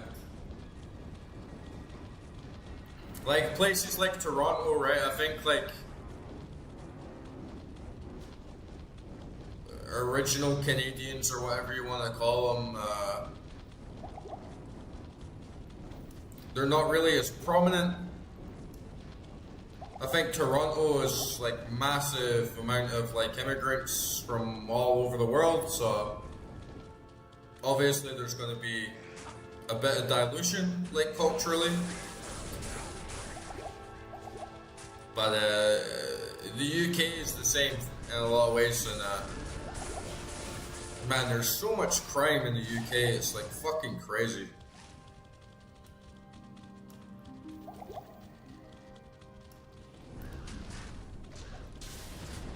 I've been in Georgia for about... Oops. Man, I'm just getting fucked with that poison. I've been in Georgia for about 6 months, but I've done some traveling in the meantime. I kind of like wandered around. I literally like sold all my shit. Pretty much. I have some stuff left in storage, but I pretty much like sold all my shit and left Scotland with just like a rucksack and some clothes and like a laptop, and I just like traveled around, and I went to like Turkey, Georgia, then I went to Greece, Spain, Netherlands, France, Ireland, Lithuania, Belarus, Riga, and then I came back to Georgia.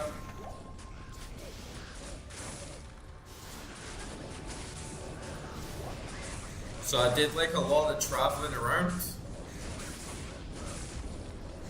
and then I just decided to like come back and settle in Georgia because I really like it, and it's really easy to live here, and there's no paperwork, and it's just so easy, you know. You just like come here with your passport, and it's like, okay, there you go. Like no questions asked, like very easy to get a house, very easy to like live a life. There's no hassle, there's no stress. It's not like constantly worrying about visas and how long you can stay somewhere or anything like that. It's just as easy as it gets.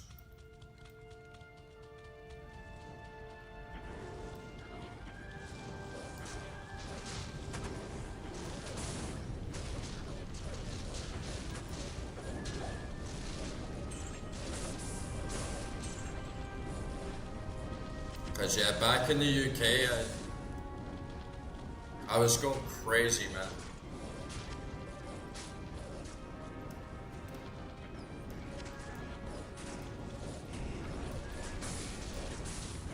I just felt like every day I was just watching my country collapse around me, and I never had any friends, and I don't have any family, and I just didn't feel part of like any community. I just didn't feel like any sense of belonging, and every day I was just like working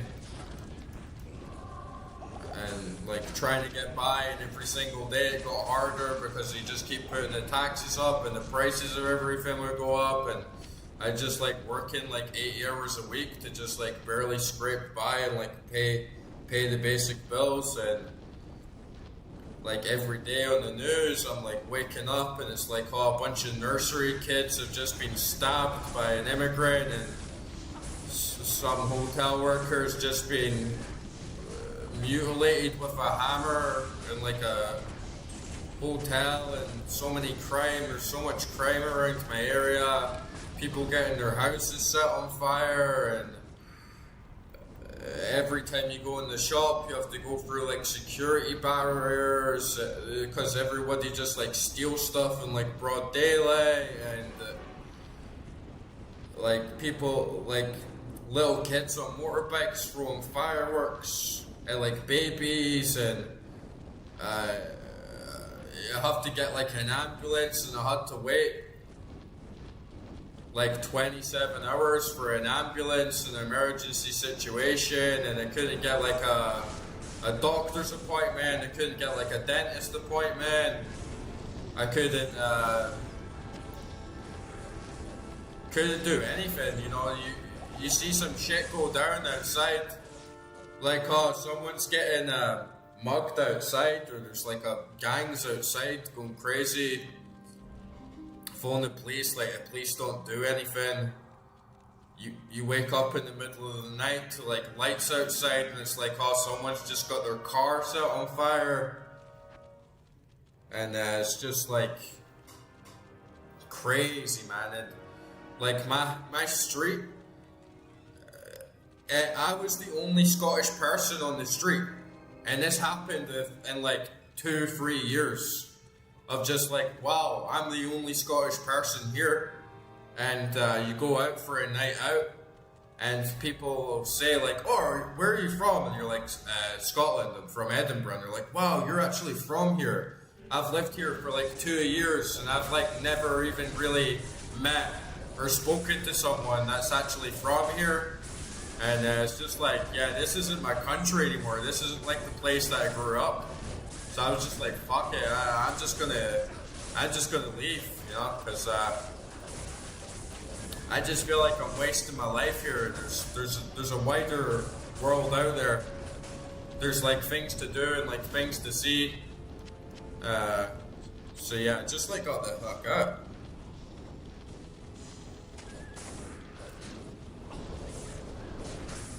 Yeah, I think similar things are happening in Canada, but in the UK it's kind of different. Or I think in the UK it's the same, but it's happening on a much worse scale at like a much faster rate. Because we let anyone into the country. We let like sex offenders in, like terrorists in, and you go, you know, the streets that you grew up in, just like completely turned to like another ethnicity. People don't understand your accent, people don't understand your culture. You just feel like completely detached from people. And I think in Canada it's kind of the same.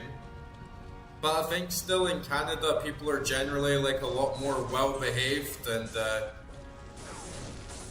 you know, you don't have like Pakistani like grooming gangs and just a massive wave of like criminals coming into the country, and like human traffickers and people like stabbing kids in nurseries and just all sorts of awful shit. It's really, really depressing.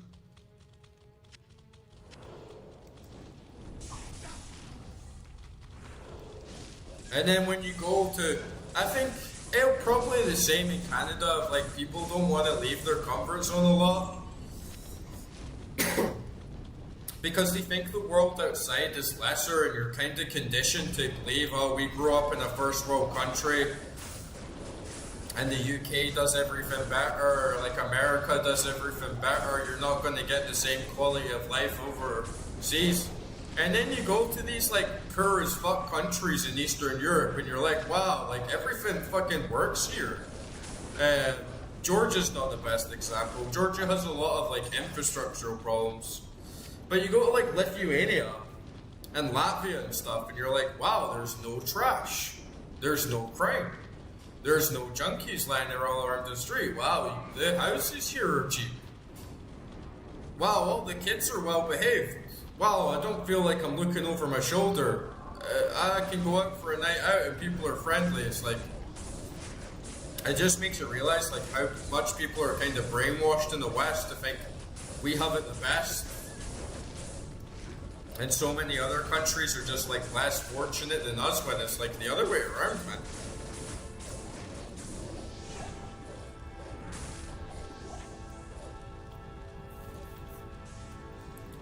Yeah, the UK is fucking terrible. And the worst part is that there's so much of the country that's like demographically replaced. And especially in some of the major cities, like where I lived in Edinburgh, there's so many students. And all the students are like from abroad.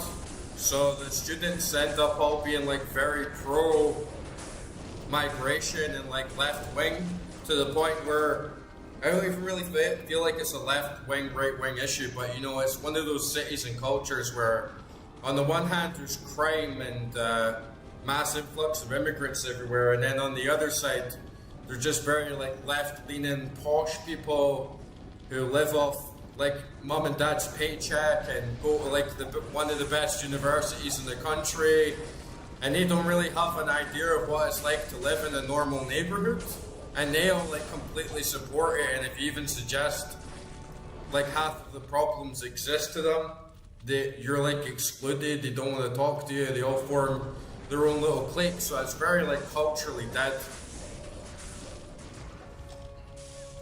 And it's very hard to like meet one person that you could like get along with, or even like shared similar views with. You always felt like an outsider, because there's a lot of like classism in the UK, and I'm from like a working class background, and people would just automatically like not want to have anything to do with me because of my background, because of the way that I would speak, or like my place in society, if that makes sense. Whilst they're like university students from like China and America and all these other places, and there's just nothing to connect people, you know.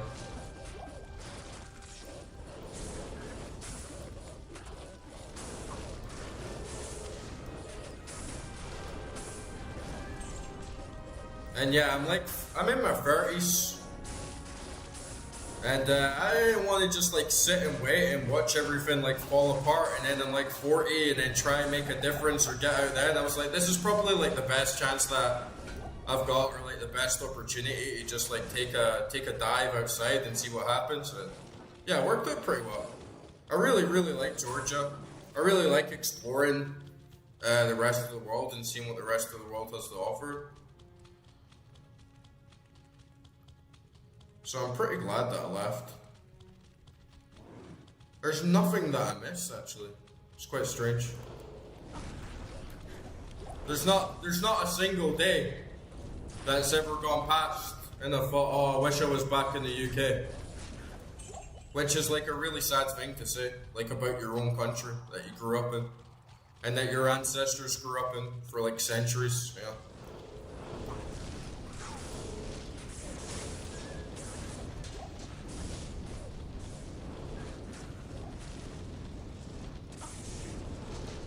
Yeah, I think the politics is just, it's so obvious now. Like when Trump came into power in 2016, I wouldn't say I was like I wasn't as anti-Trump as a lot of people were.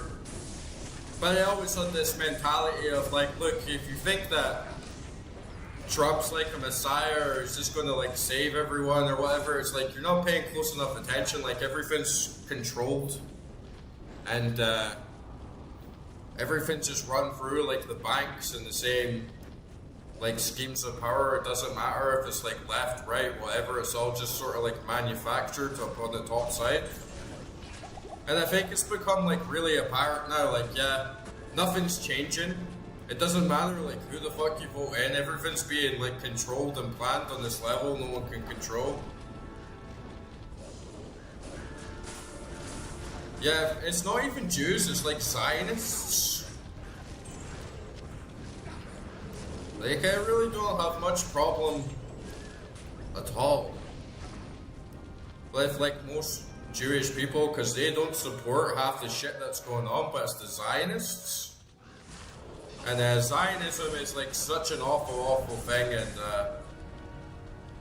basically all these like Zionists, like Freemasons, like pedophile rings, like going around for fucking ages, just sticking their dirty hands in absolutely everything, and they're like running amok. They're in bed with Trump, they're in bed with all the British government, they're in bed with the Canadian government. And yeah, it feels like everything's a sham.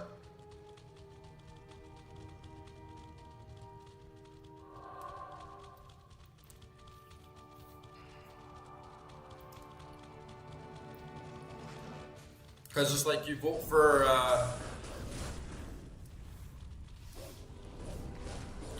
Labour, or you vote Conservative, or you vote Reform in the UK. It doesn't make a difference.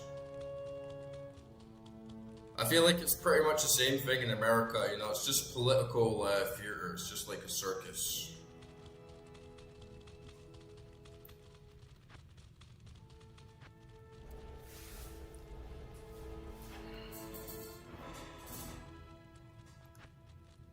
Yeah, I think there's still like some really good places in Europe to be.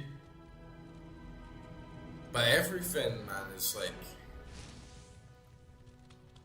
like the whole world is like falling apart.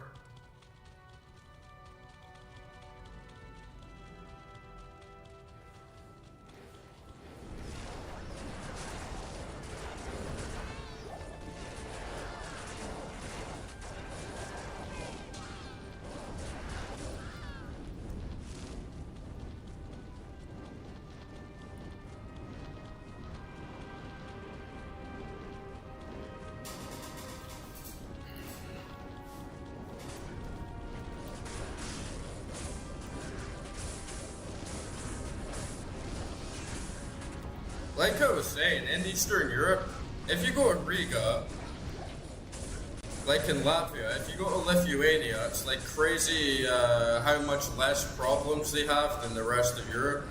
Even though they're like right on the doorstep of Ukraine, like they share borders with Ukraine, they have like way less problems than they do in the UK. But like Central Europe and like Western Europe, it's a fucking shithole.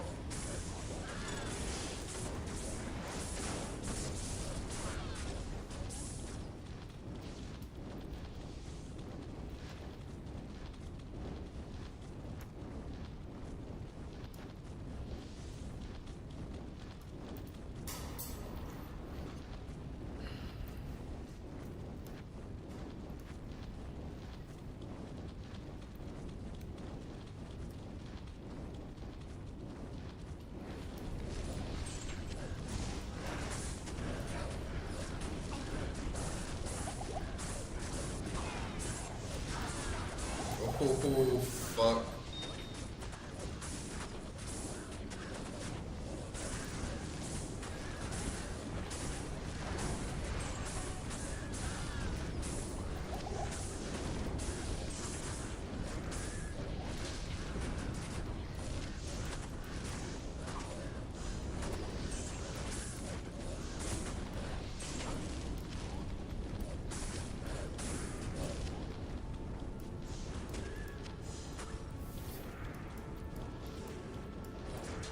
And this other shit that they started doing in the UK as well that like really pushed me out was that they started implementing AI surveillance everywhere. So you go into like a supermarket, cameras like scan your face, like your face is like saved on a database. It like tries to identify you in the database, give like name, behavioral patterns, how often you come into the shop, like what you buy, sell the data to other companies, other advertisers, try and get like a profile on you. Every single thing in your bank account is monitored, all your movements are monitored. Everything just feels like a police state, like you have no freedom. It's like 1984 sort of shit, you know?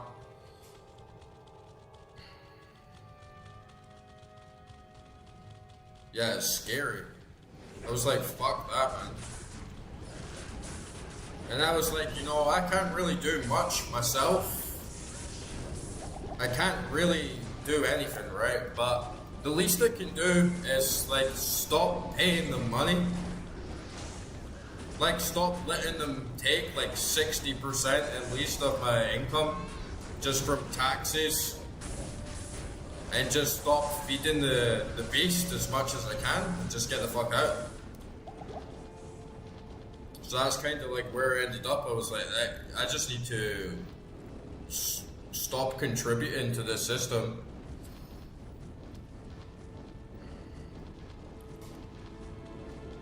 Yeah, it's pretty much the same as what's going on in China. And they tried to introduce all this digital ID stuff. They cancelled it, but I still think they'll roll it out. And you're going to need to have this like digital ID card that would control every single movement, every single bank transaction. You wouldn't be able to like buy a house or like rent an apartment without having a digital ID. You wouldn't be able to like leave the country. You wouldn't potentially be able to like go to hospitals or like go to a doctor's appointment without having like your digital ID card. And it just reeked of like they're just like we're just batteries to them. We're just like fucking slaves. And they don't care if we die or we live, or there's people coming into the country that's like raping the kids here, and people getting stabbed, people getting bombed, whilst at the same time they're like funding all these wars around the world. Like we're committing genocide against Palestine and all these other like war crimes, like America like bombing the little girl's fucking school in Iran. And this is who we're like paying. These are the good guys. This is who we're paying fucking taxes to. This is who we're like supposed to trust.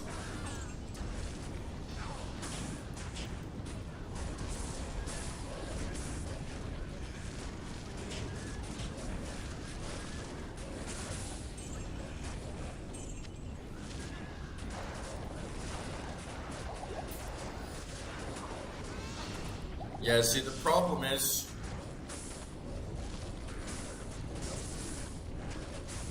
with like a revolution, what they've done is like ideologically and culturally splinter everyone on purpose, and they've splintered everyone's like sense of ethnic belonging and nationality, like roots.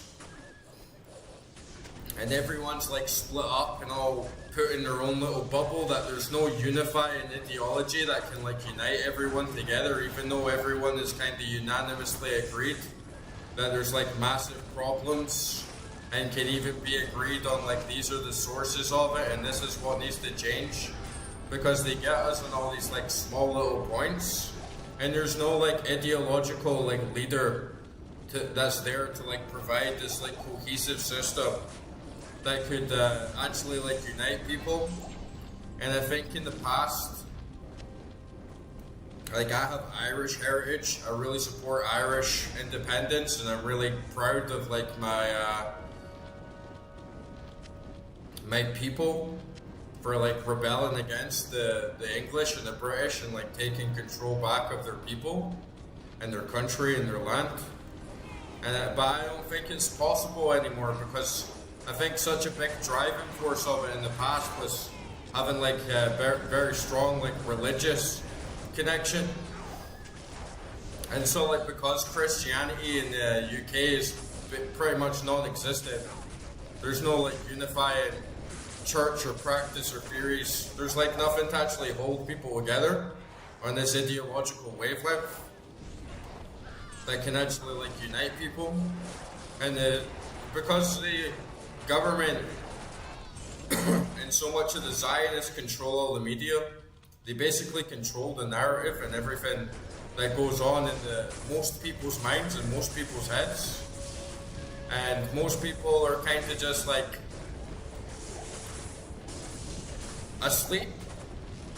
They're just like scrolling TikTok and social media and trying their best to live a sort of life of ignorance without getting involved and all that sort of shit.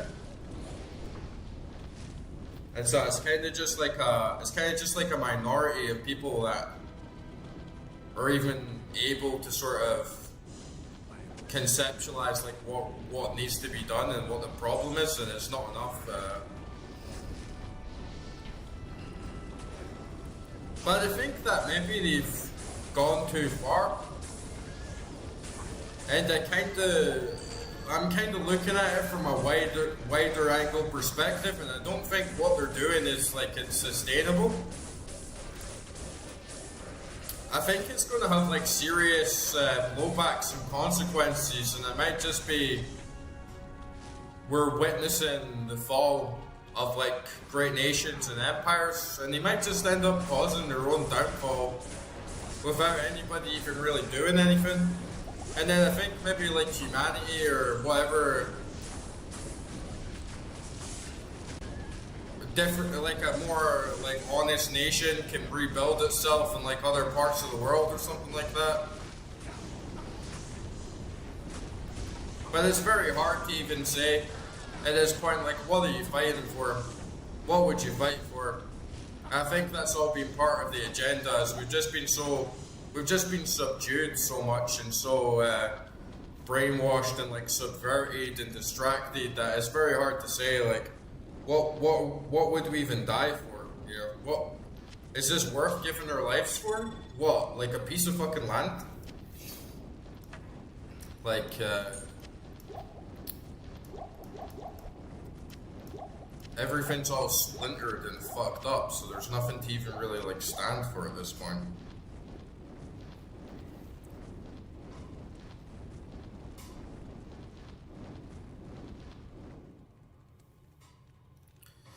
Yeah, the thing with like Tommy Robinson is he's actually like a Zionist as well. He's like a huge like Zionist show. And he's basically like a Mossad agent. And so you have all these like splinter groups where they're kind of like dummies. They're kind of like figureheads to make people think that this is going to be like a big change or like something's happening when it's actually not.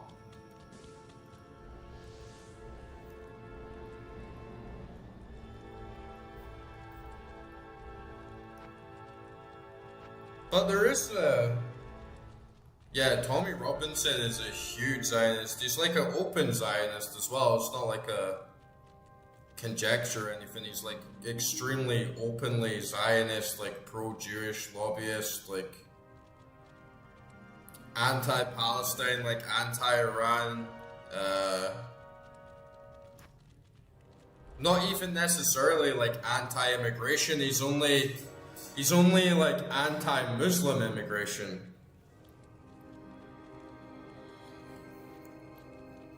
There was Nigel Farage, who a lot of people stand behind as well, but he's kind of been shown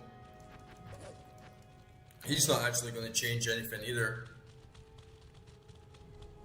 Yeah, exactly. I was saying the same thing, like when Trump came out in 2016, I was like, yeah, you know, like Trump's just part of the same, like, Zionist machine.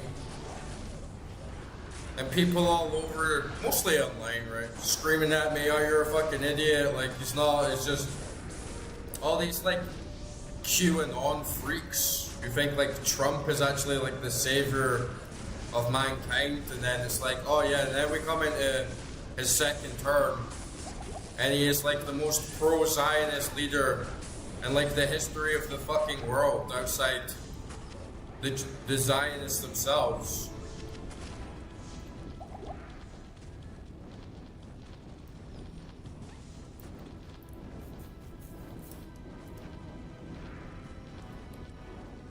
And it's the same everywhere. They're not going to let you in power unless you fit their agenda. Like, no fucking way.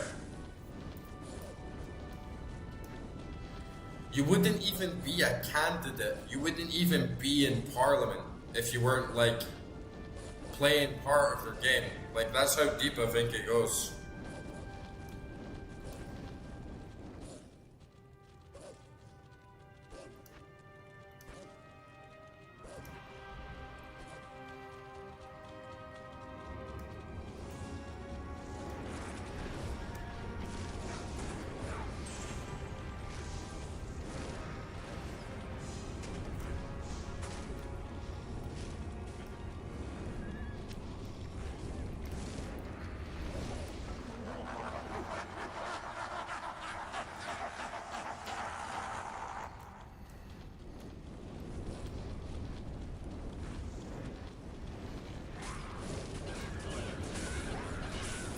I mean, Trump's not even like bought out by the Zionists, right? He is literally a Zionist.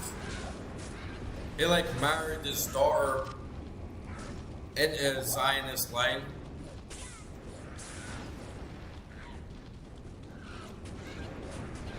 Oh, well, I don't know if you've seen, but like China is actually very closely allied now with the US. They just had like a very big summit, like conference summit. They took all the, like Jared Kushner, Donald Trump, Elon Musk, Jensen Huang, like CEO of Nvidia. They all went to China, started like this massive deal, and looks like Taiwan might not honestly be safe anymore.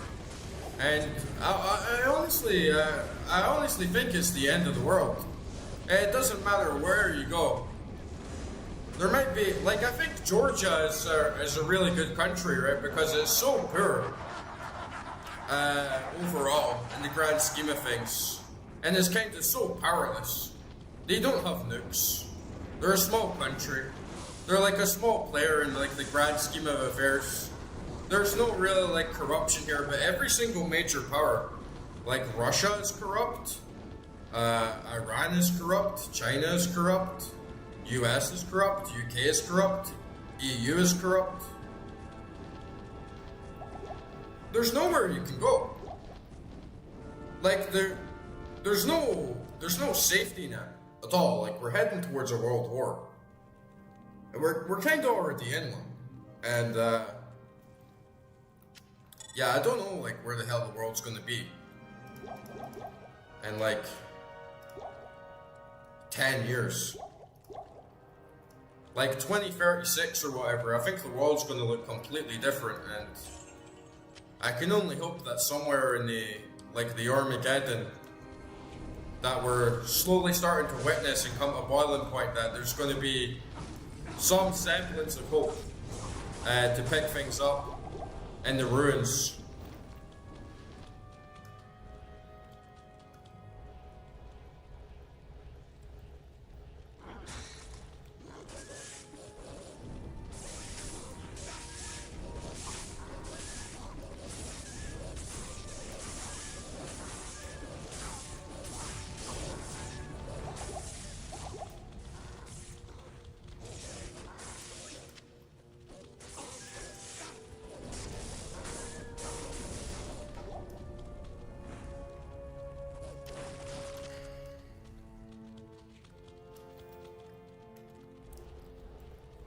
It's really, really dark times for humanity.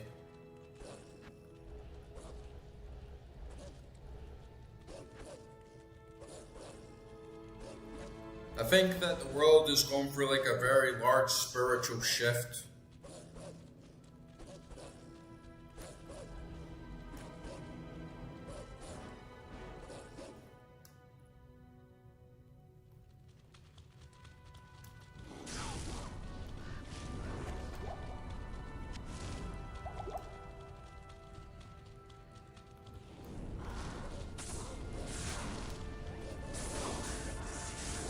There's basically like there's no good guys in the world, you know? There's no country that's standing for like what's right or like goodness. It's all just like geopolitics. Yeah, well honestly I kind of been like debating it with myself for like a really long time. And it's not so much just like standing and watching, but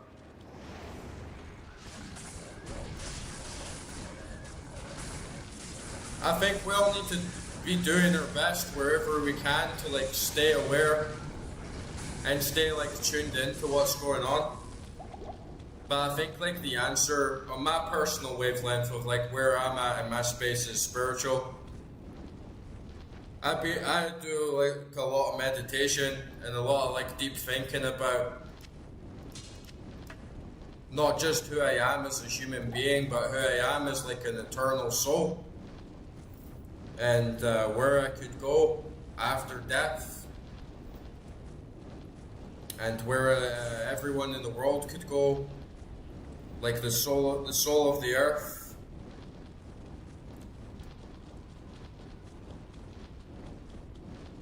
Yeah, there is, you're right, yeah.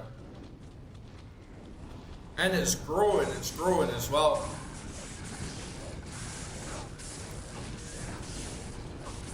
So I'm not like hopeless.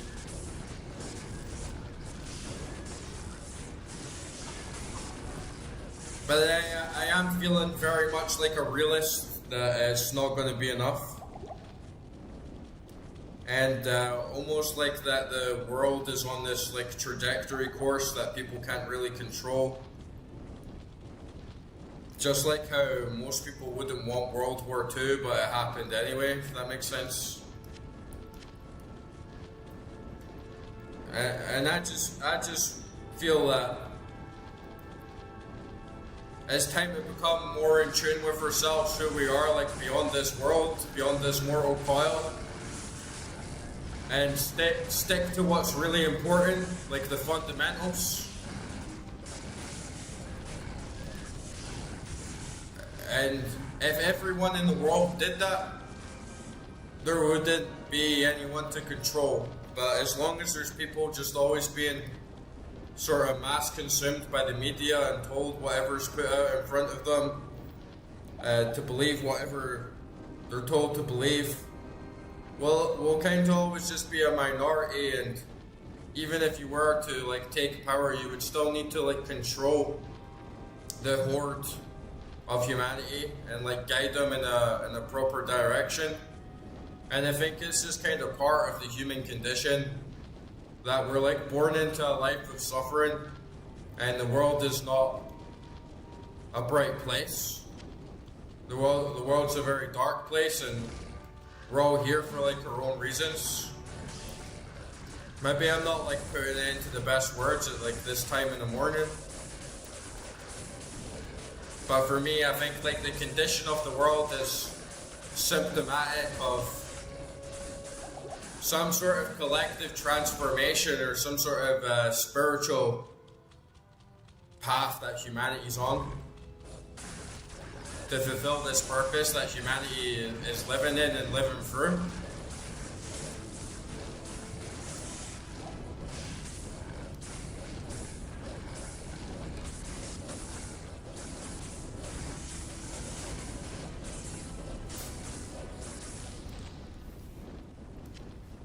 I battle with it. I battle with this shit a lot, man.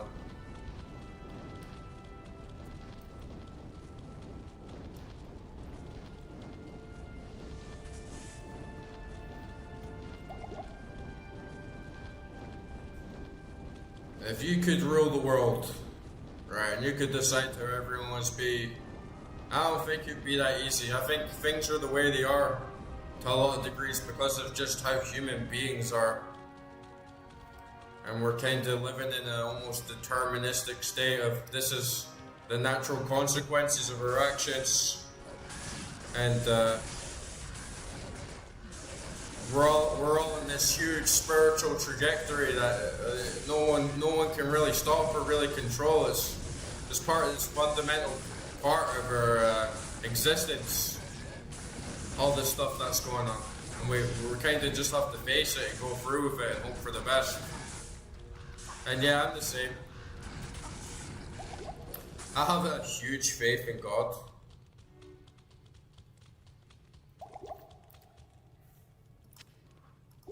I don't know if God will save the world. Maybe God will destroy the world. Maybe that's what's supposed to happen. Maybe there'll be some of us that awaken and understand everything that's going on, and we can make a choice of we'll like commit to the world and try and start a revolution or violence, or we just like focus on ourselves. We like hold our faith. We try and do good unto others in our immediate vicinity. We try and like follow the ways of like the prophets, of like Christ, Buddha, like the gods. And try and like ascend our souls, and hopefully we'll just see where our own lives lead us. But right now, at least at this point in my life, I don't feel like getting involved. and a big revolution or a big war, because I don't see the people around me. I don't see the majority of people capable of handling like the responsibility of like what we actually need to do. I don't see the majority of the people like having the intelligence or the foresight to actually be able to comprehend like what we need to do collectively as an entire species to make the whole world a better place and to do good. I think people have tried this. I think Jesus Christ tried it. I think Buddha tried it, and it didn't work, right? Because people are people. People are people, and we're like locked into this world of sin.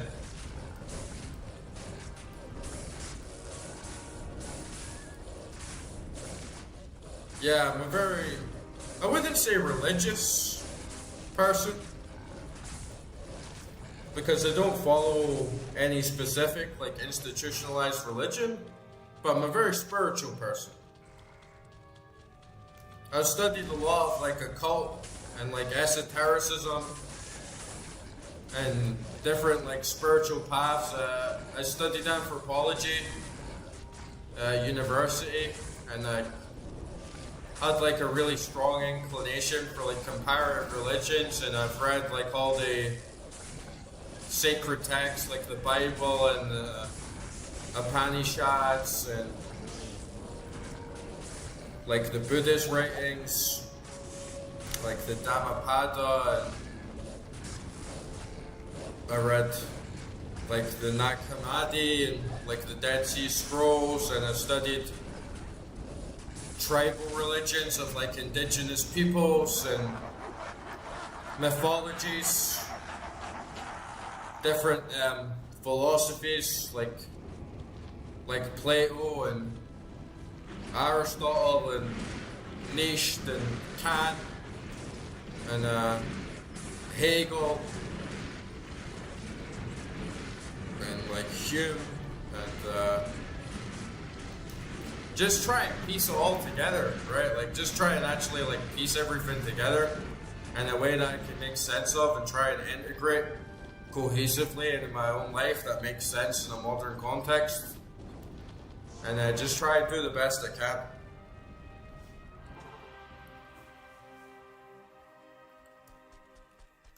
Good evening. Yeah, I think like Buddhism and Christianity, it's really much the same thing on the surface, but for me personally, I feel that Christianity really embodies the truth and like the core teachings, whilst Buddhism embodies like the way and the practices of like how someone can actually like attain that in their life.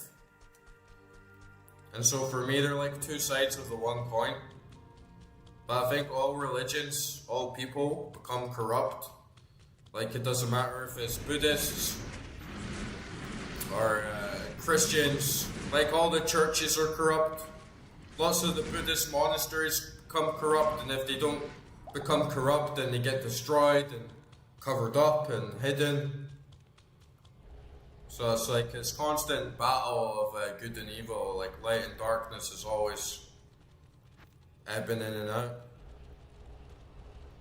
I think the earth, like the material world, is very lower, lesser plane. I'm not like a utopian. I don't believe in a utopia on earth. I think if you're born into a physical body, you're kind of fucked.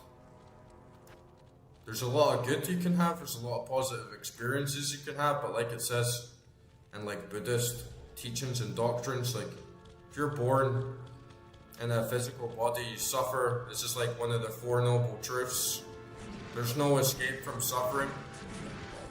The root of suffering is desire or hunger, passion, which is also to a certain degree unavoidable. You can try and practice right thought, right words, right action, to try and orientate your spirit and your soul into a better mindset, just like how Christ taught similar things. But it's kind of like a gift to die and to be free from the world.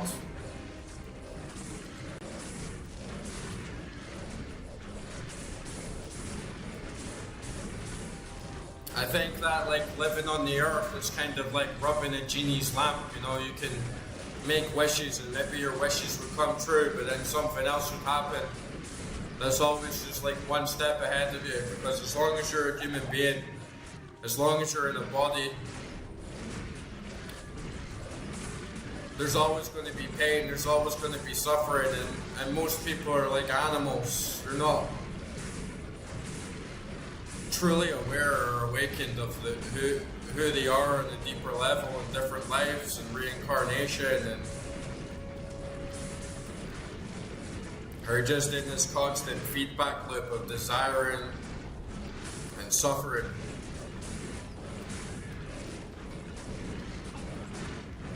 And like that's kind of why I came out to Georgia as well, because I just wanted somewhere like really, really quiet up in the mountains, where I could just like sit and reflect on things more deeply. I'm trying to come up with the answers for all this shit, you know. It's a very, very tough questions. It's like the hardest questions in the world to answer, and people have battled for millennia trying to figure this stuff out. So it's like not an easy task at all. But you have to keep very good care of your spirit. You have to keep very good care of your mind. Keep like good faith, keep resolve. But like in Buddhism, I believe in the middle way. I think if you go too hardcore, it ends up just falling back, and then if you go too far left or right, it just leads to extremism. It's not like fulfilling. So that's why I like still drink wine, play Diablo 2 all night. Sometimes I'm not a perfect person. I don't try and be a perfect person.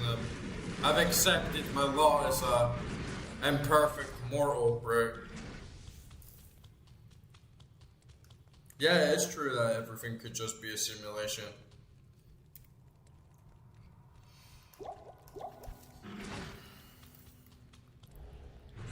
I mean, I think it is to some degree, right? I read a really cool book, man. I forget the guy's name.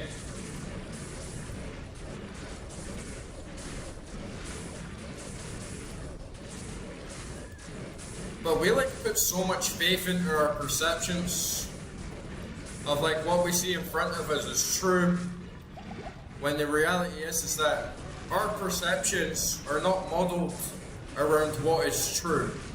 Our perceptions are modeled around evolutionary drives that help us survive.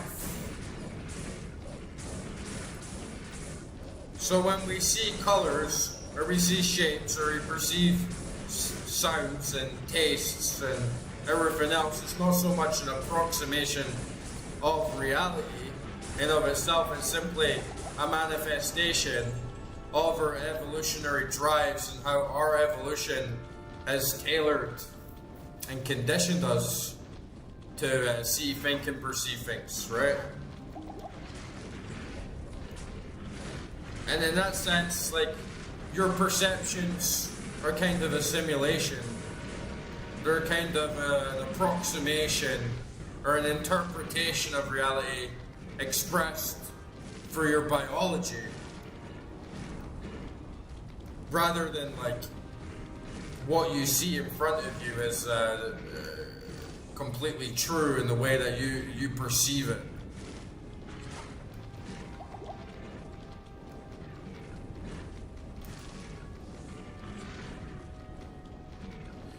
But I think life is like a dream.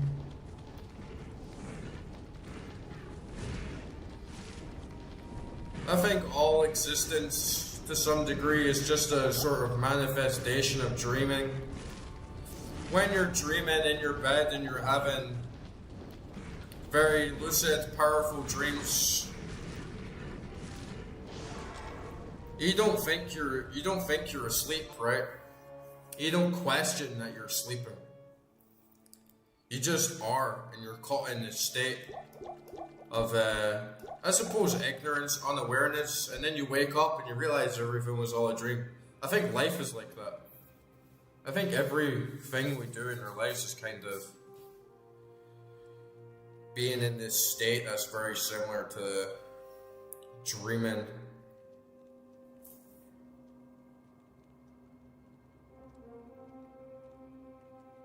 Alright, cool, nice.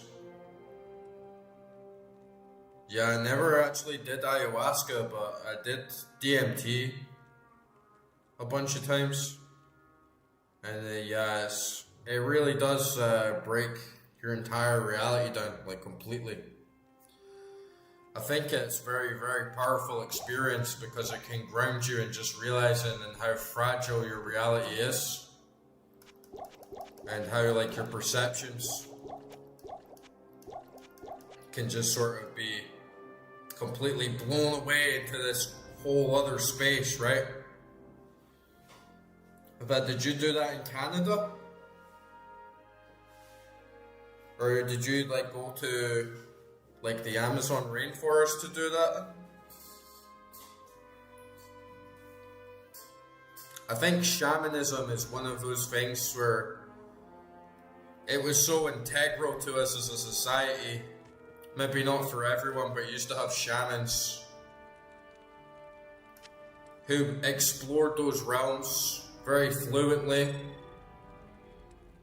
and then would come back with knowledge to like help other people about other worlds or other dimensions and other ways to perceive things. And now all that stuff is like taboo. Like you're not supposed to do it, you're not supposed to talk about it. And why do you think that is? It's like you're not supposed to do it, you're not supposed to talk about it. Cause it's like a threat to the status quo, right? Man, I gotta kind of fucking focus on Diablo 2 before I like...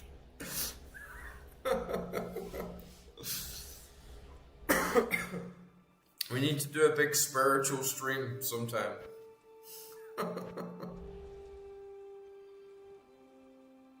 Oh, nice, like a legit like South American shaman, nice. Yeah, I met this shaman once in Scotland, and he did like ayahuasca ceremonies in like the Amazon and stuff. He was like from this Amazon tribe. He was like a really cool guy. And he like invited me to go to one of his ceremonies. I really wanted to go, but I couldn't afford the ticket. But he gave me these like snuffs, like snuff. It's like tobacco sort of powder, but it's not tobacco. And you get like a straw, and you put one part in your mouth and one part up your nose, and then you blow the stuff like up your nose, and it kind of like, it's like a real hit. It's not quite like intense psychedelics, but it like kind of blows you out of your body, and you're like, oh shit, like fuck. Yeah, I know, it's like the sun's come up, man. I was supposed to be defeating Baal, and I've gotten sidetracked. I like lost my focus on this horde. I've just been like talking shit. I've been talking shit for an hour, just like low-key hovering around, like fighting these demons, hardly even doing like any damage to them. I'm in the dream state, right?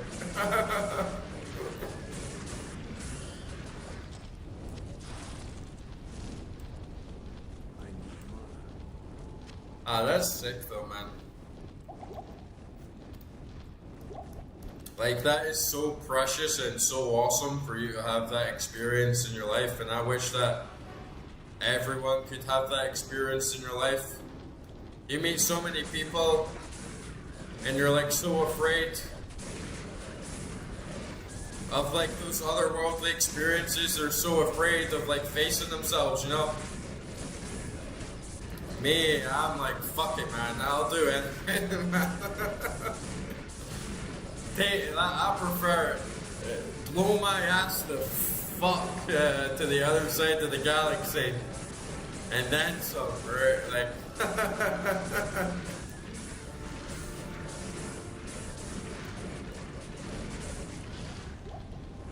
Alright, boys, let's fucking do it, right? Let's fucking defeat Baal.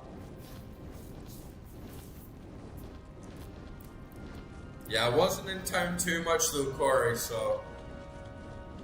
Baal's still good.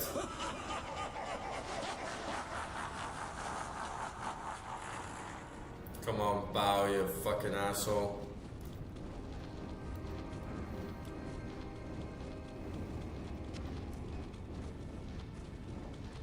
Corey's just sitting there in the background like, oh, he's going to play Diablo 2 now. Oh, look, we're ready. We're ready. Okay, I wasn't sleeping that much. We're actually ready to bust these walls down. Okay, get my bitches. Get the beast squad on the go.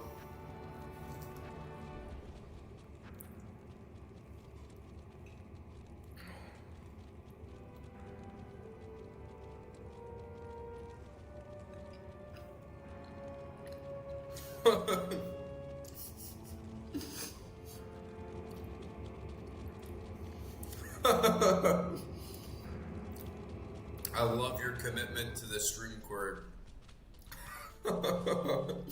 Legendary world stone, guardian of the natural realm.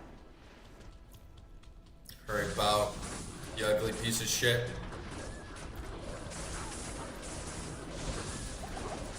My brothers will not have died in vain.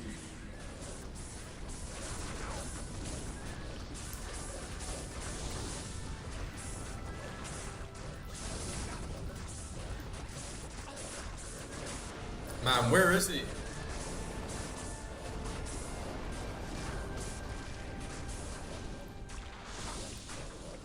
This is when you get like Boogalooed, when all your minions just start going for the creeper things that come out. It's like, where is he?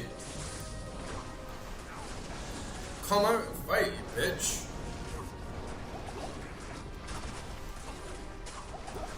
Oh my god, oh my god, oh my god, I fucking died, dude. Oh.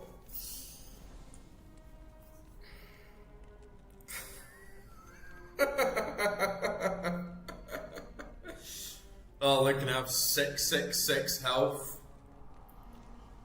Man, this Baal, man. The spirit is strong, but the flesh is weak, boys. What can I say?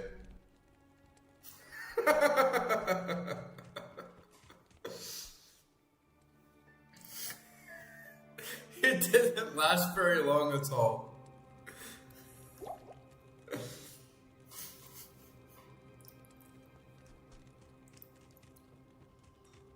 Man.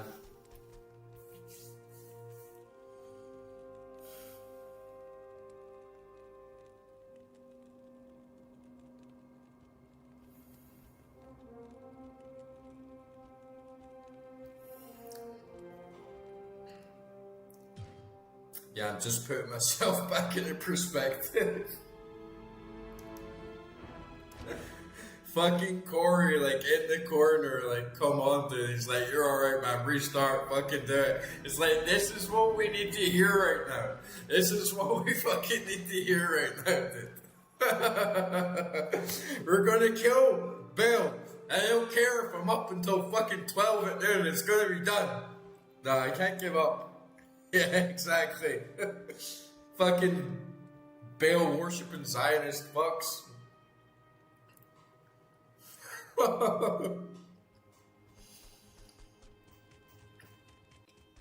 This is it.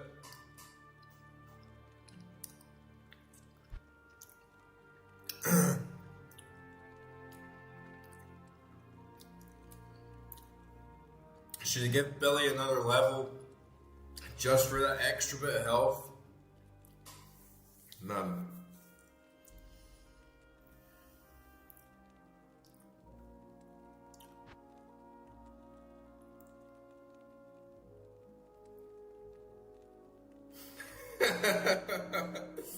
What's your build, Corey?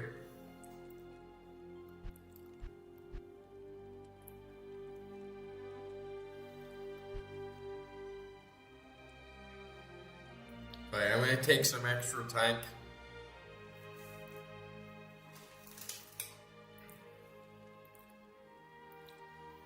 Alright, I'm gonna take a breather, guys. I'm just gonna go for a piss. And I'm gonna come back and I'm gonna sit down and I'm gonna focus and I'm gonna get this shit done.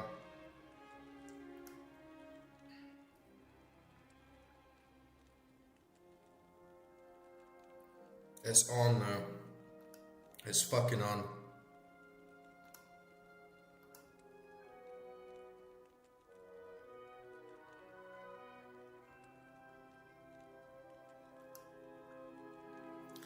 Alright, BRB, guys. It's fucking on.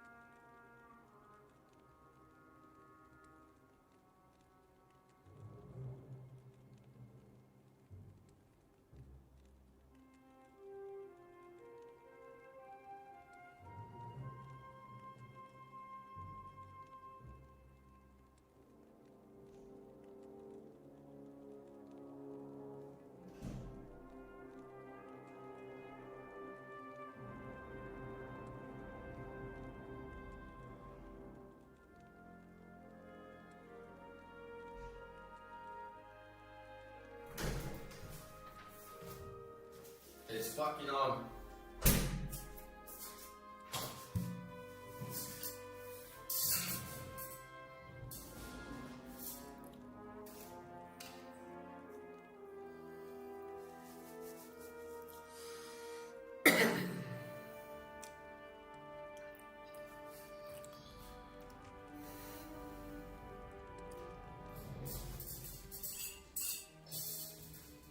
Put my damn socks on, it's cold.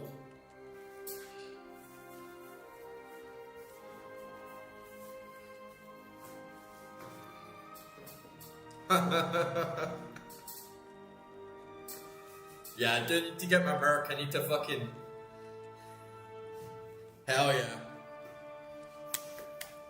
Time to fight. We're getting too solipsistic, if that's the right word. We need to stand up and fight against the darkness, boys.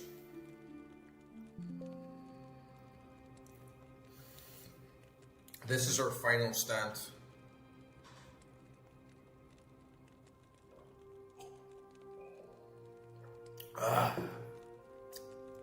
Alright.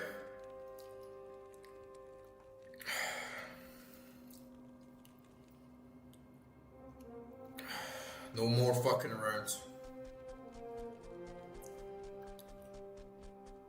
Salutations.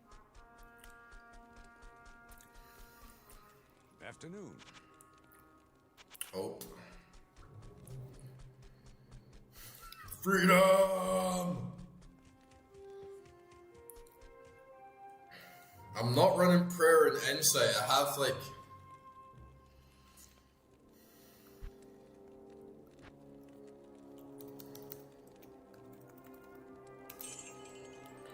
I have my merc with insight on his spear. I don't think he has prayer, I think he has might. Damn, he's taking even more help. He's taking even more gold.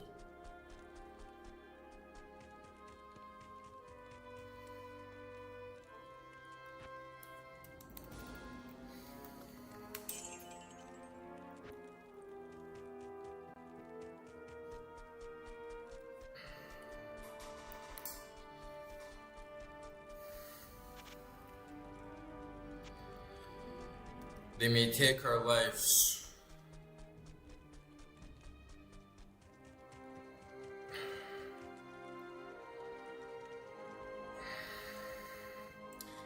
Fight and you will die.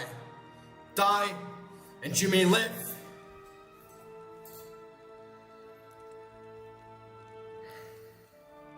But if you had one chance, just one chance for glory, would you give it all away?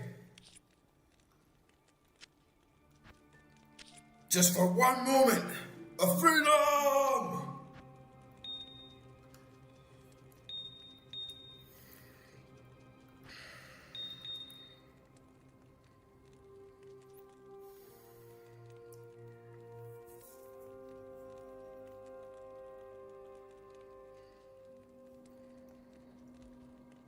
How do I get prayer? Fuck, man, I have to make my ancestors proud. Citizen Punk, you're coming in at the craziest time, dude. It is time to boogie. Fuck prayer, we're gonna do this raw.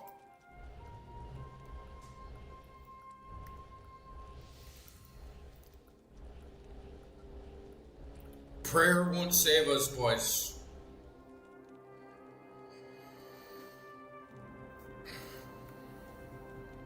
Not this time.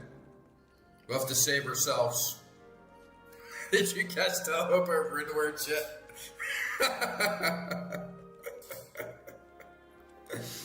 Oh man, we're far beyond that.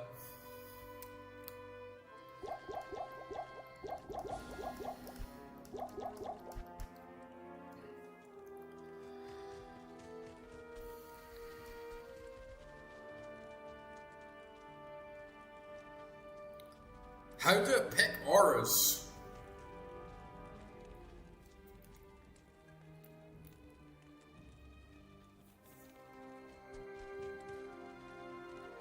Corey, what free rune word should I put in my merc armor? Let's buff this boy the fuck up. Let's go back to Luca Lane.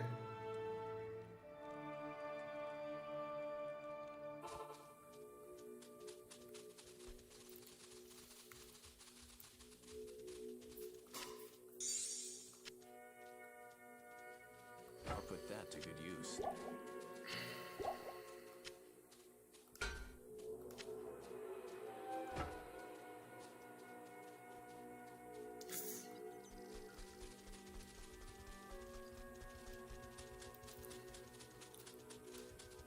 Come back this way, have you? What, didn't you see enough action here the first time?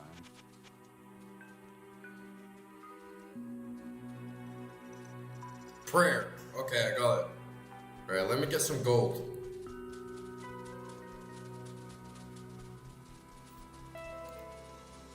Yeah, I got insight on the bill. We're gonna go prayer. We're doing this together, boss.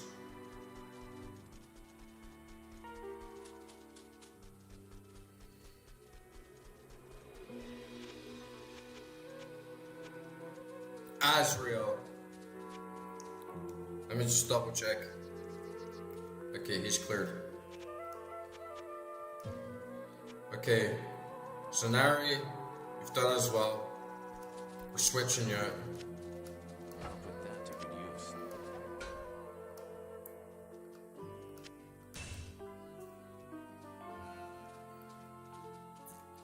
I'll put that to good use.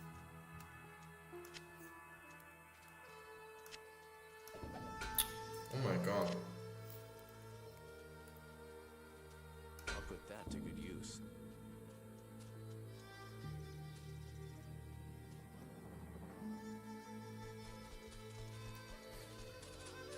Okay, we got prayer. We're coming for you, pal. Bah, we're coming for you, bitch.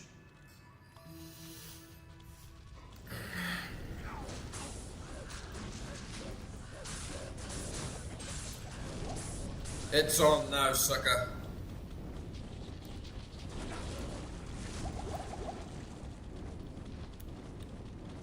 Took an explosion from the Zionist jihadis.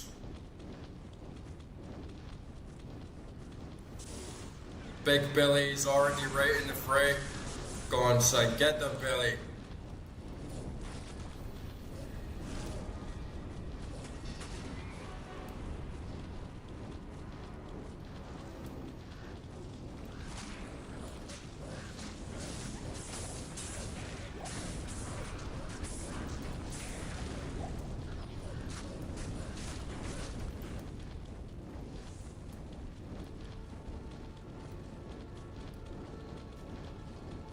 We have no other 4-socket puller.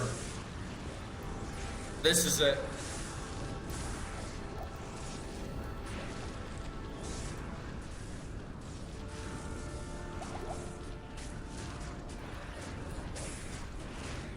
Oh yeah, I can actually see that. We're healing big.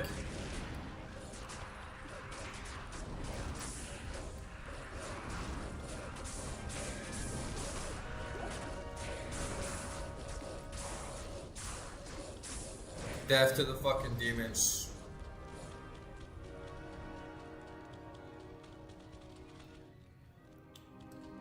Yeah, this is D2R, but we're playing on legacy graphics just because they're fucking awesome.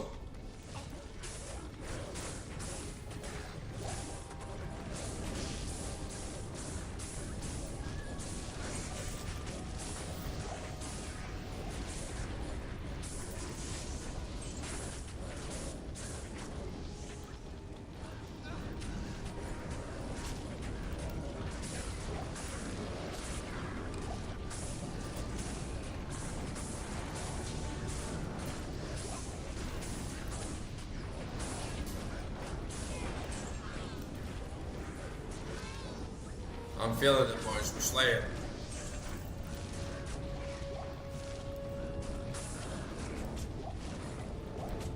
Get back in the groove.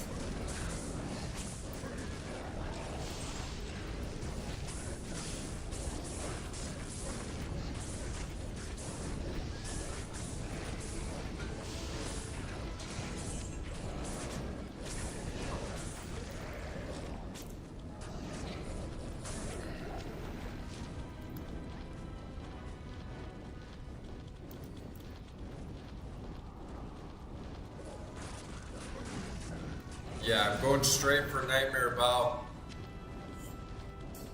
He just like wrecked me.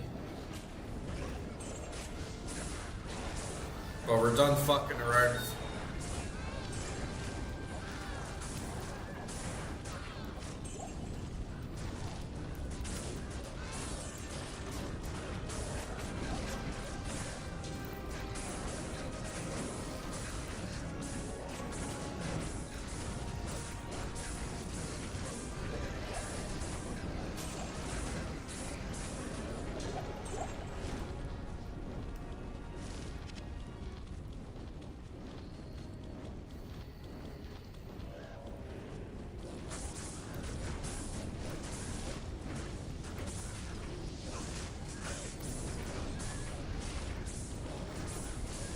Slay, my bitches, slay. Billy, go for the balls. Jamie, Tammy, Steve, Oswald, attack. Go for the fucking eyes.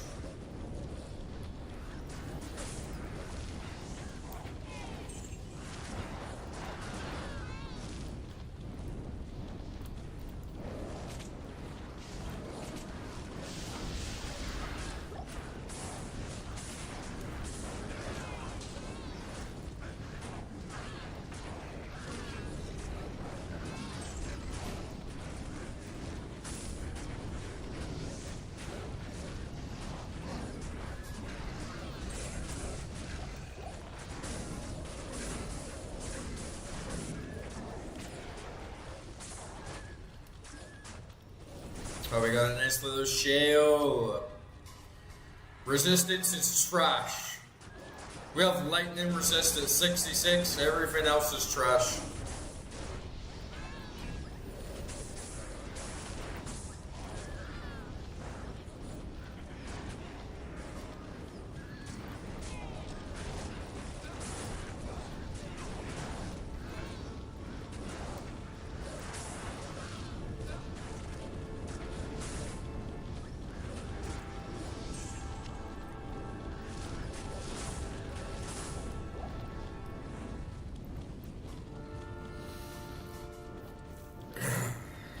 Gotta fight these hordes.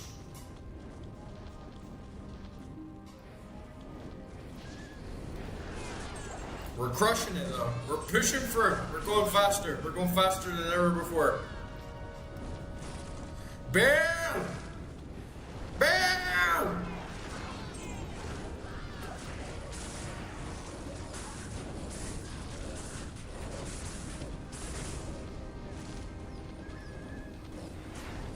My beasts are hungry.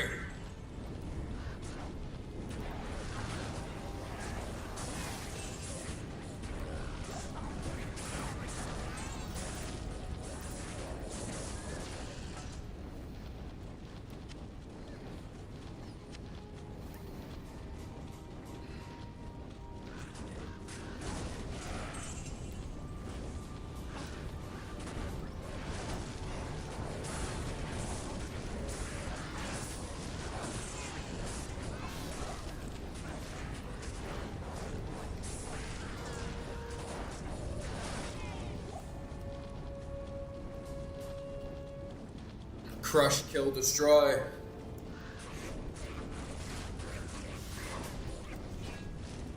Sometimes praying's not enough, right? Sometimes you just get distracted. You start thinking too deep.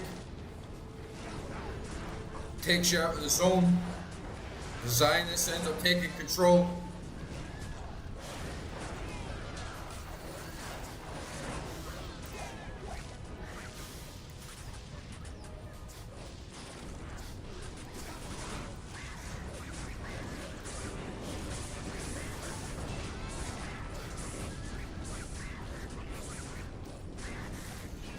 This has all been offline. This has been like one from normal to like never played this game at all to completely offline.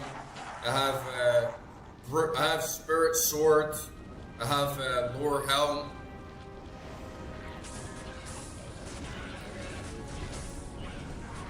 And a lot of beasties.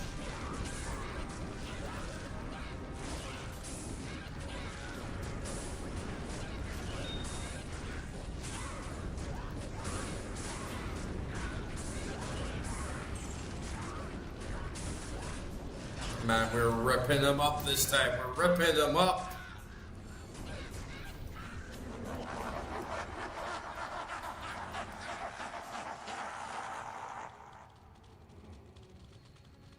I got a spirit sword, I got a lore helm, I got Sigon shield.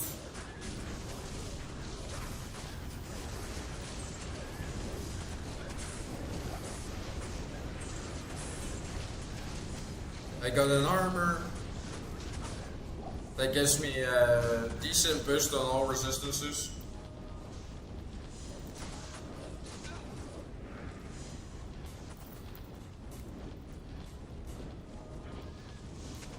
Not today, Baal. Not today.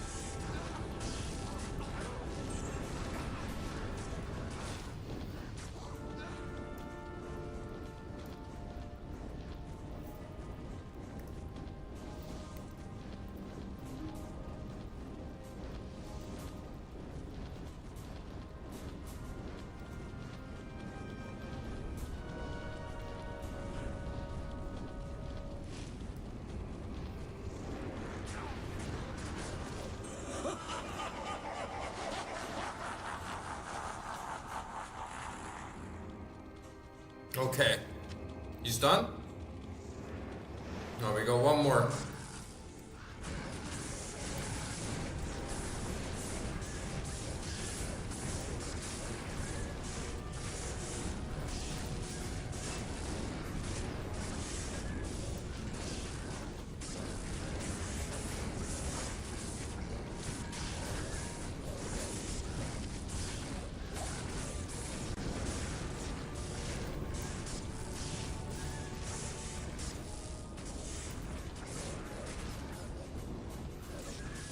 The main thing I'm worried about is like last time he was just hobbling on the bridge, he wasn't like moving. And then all my minions just started attacking his vines coming out of the ground.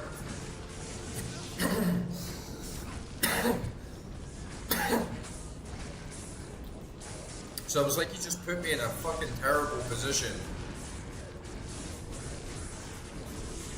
And I gotta get a portal. As soon as I get in there, I gotta get a portal just in case. Billy! Don't fucking die on me, Billy.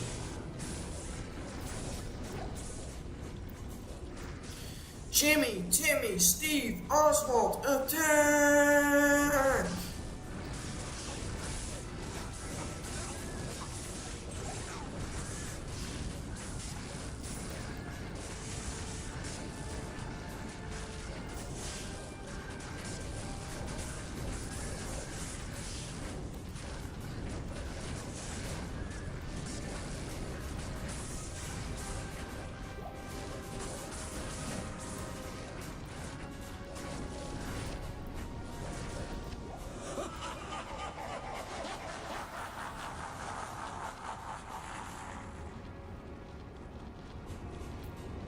One more?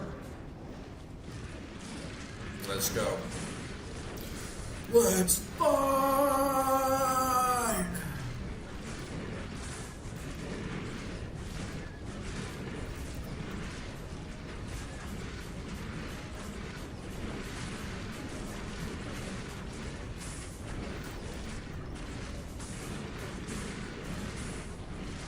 Man, that like mana regeneration from a prayer is fucking nice. I might not even need to have any mana potions in my belt. Honestly, I might just be able to full stack health.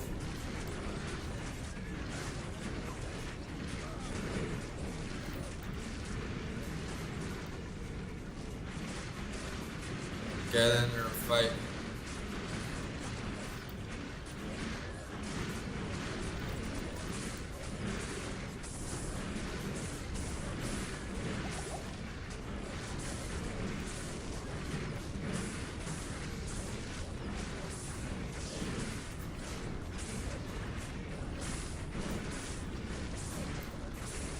Oh, my merc's dead.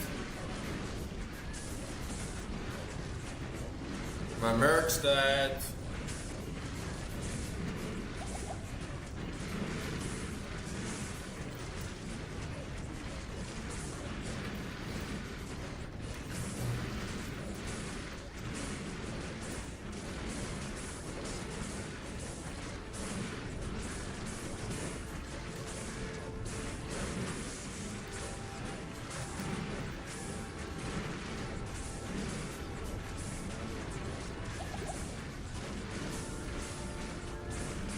Yeah, go get him, beast. Rip their fucking walls off.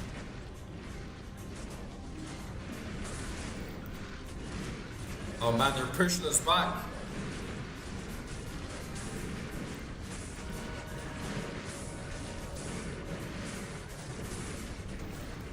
Go on, Wolves. For fucking Scotland. For fucking Scotland.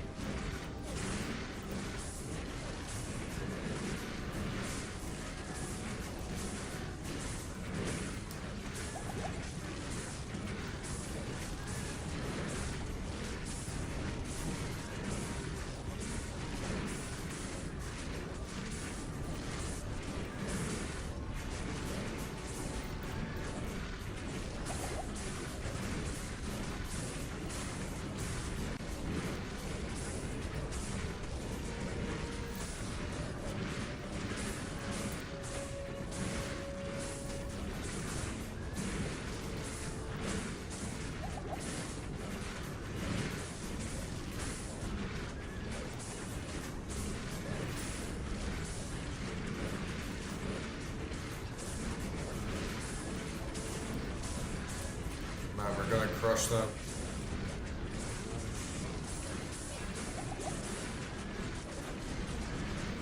Oh shit.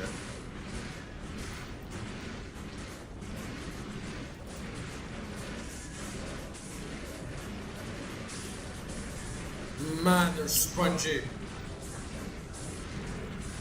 Hold the line, boys. Hold. Hold.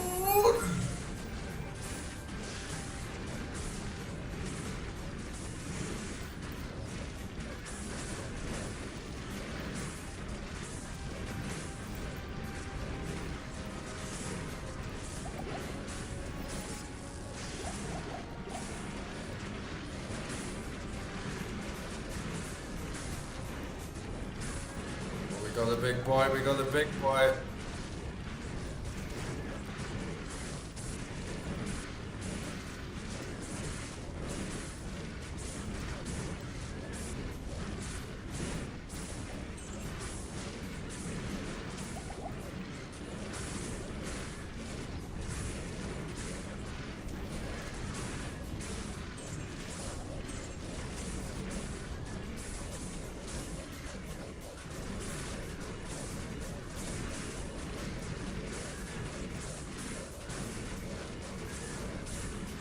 Fucking game ready now. Die. Fucking minion of destruction.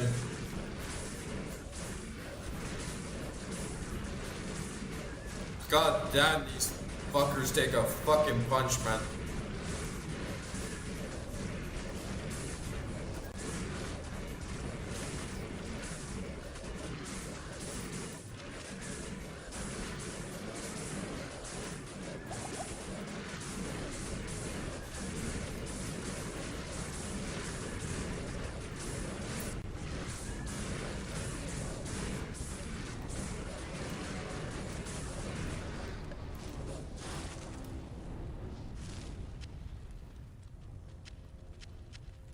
Okay.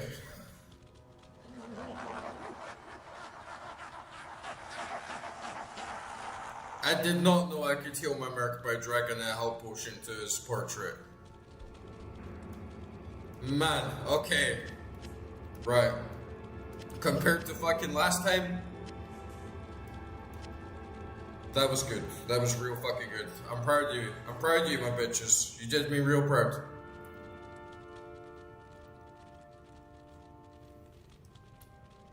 And now, we go back to town, revive the merc, come back, and we'll fight. Man, I need some fucking vitamins. The fucking wine's done. It's time for Fioja. Man, this is like a superfood.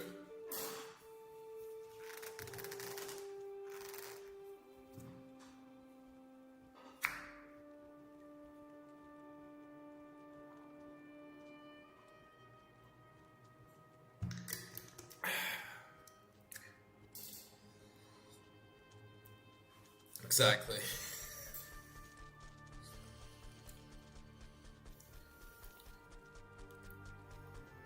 What is it? Not enough gold? Fucking Zionist.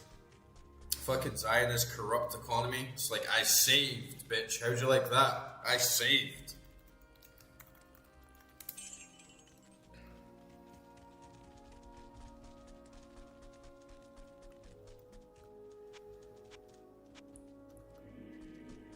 I saved my cash.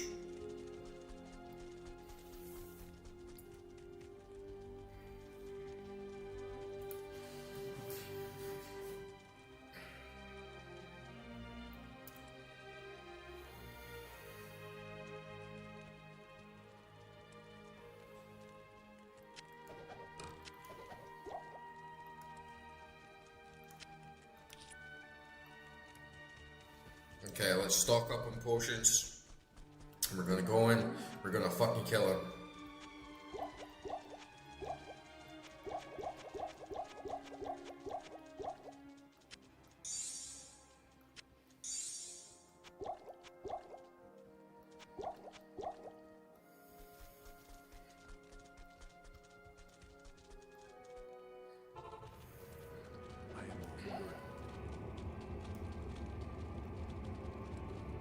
Alright. Jimmy, Timmy, Steve, Oswald, Attack, Billy, the bitches, Alphas, Oak Spirit, Viney Divine. Fight and you may die. Run and you may live. At least a while. And dying in your beds many years from now. Would you be willing to trade all the days from this day for that, for one chance, just one chance, to come back here and tell our enemies that they may take our lives, but they will never take our freedom! The legendary World Stone, guardian of the natural world. Okay, this is on. It's on. Okay, come over here. I got a tally over here.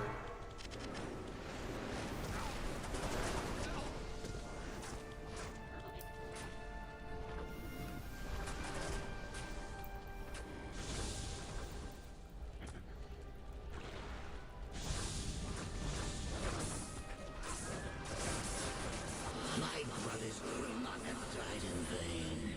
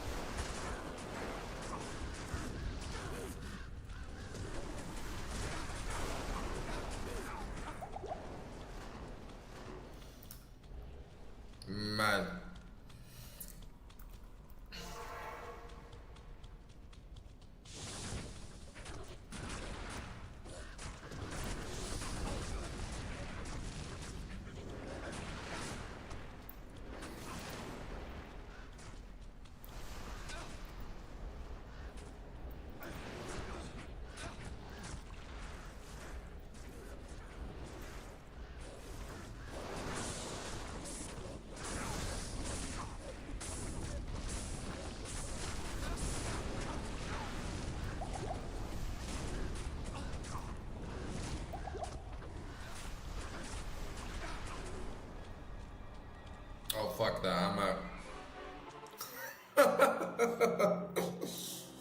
We gotta do this tactically, like the Battle of Stirling Bridge. We gotta funnel them into hot gates. We gotta position ourselves correctly. You think we're just a bunch of savages? We'll outwit them, we'll outwit the demons.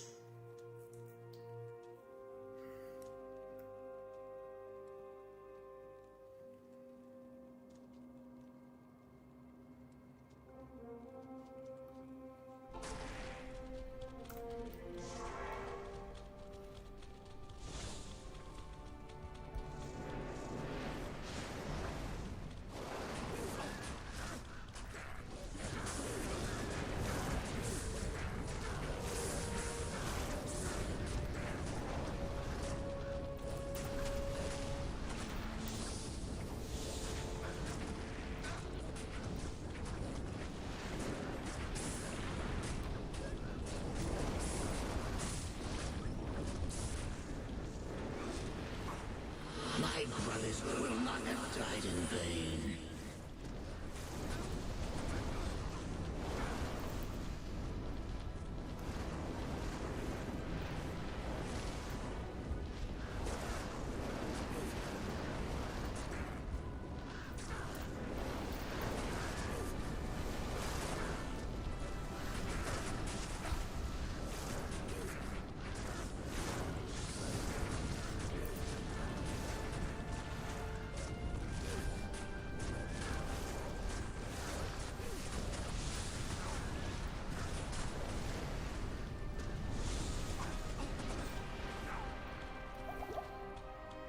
Man, I'm getting trapped in the path.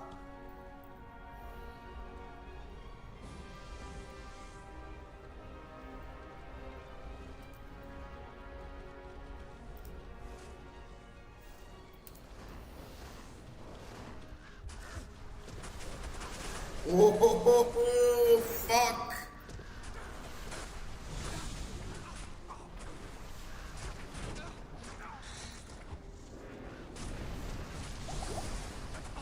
Oh my god. No, we're out.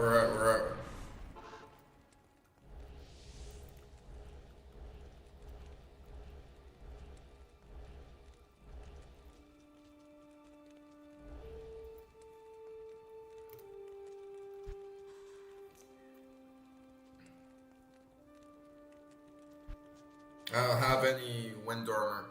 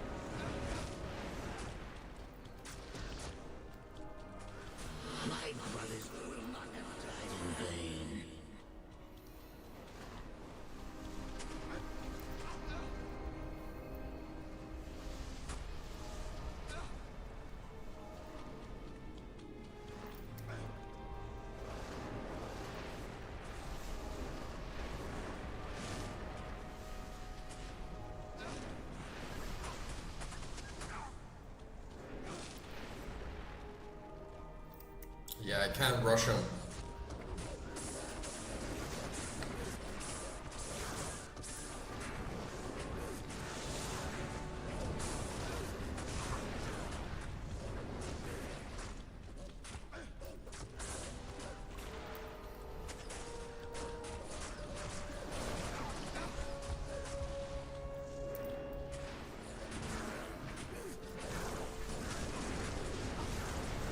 Oh, that double whammy.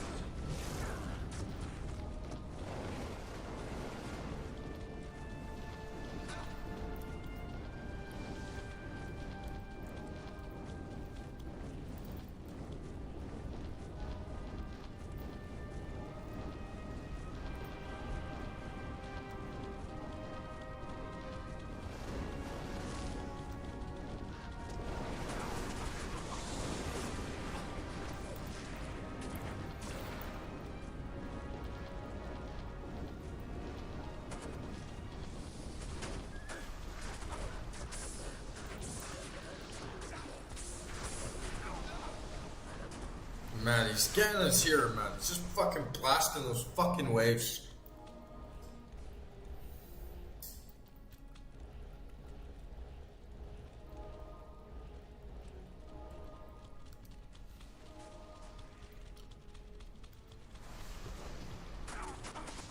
Fucking English bastards.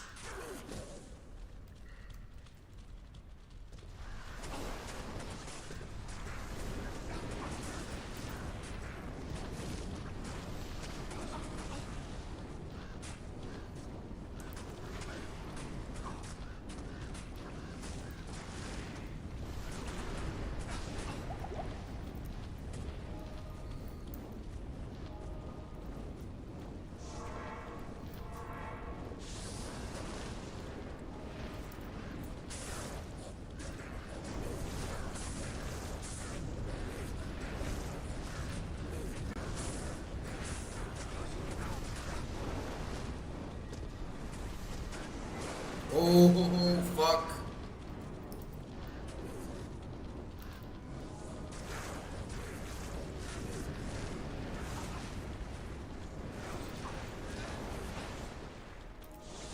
My brothers will not have died in vain. Oh shit, oh shit.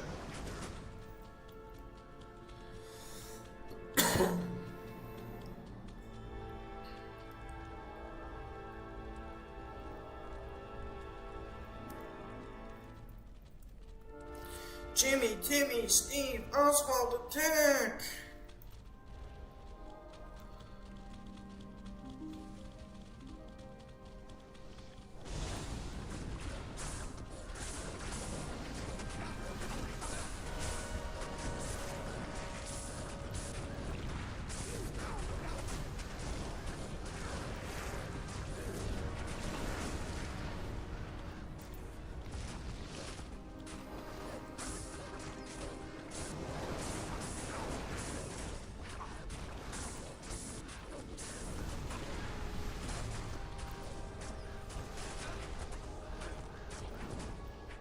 Okay. Hand him down.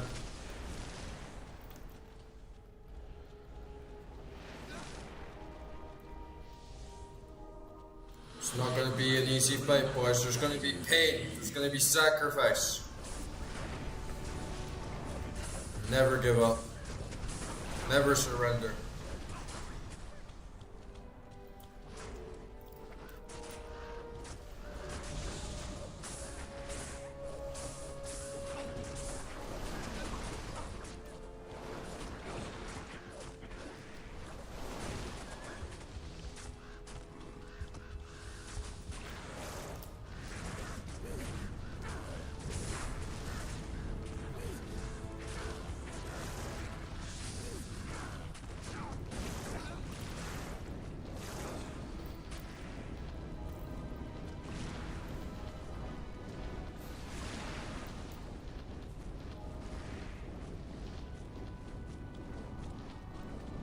Where are you, you big ugly fuck?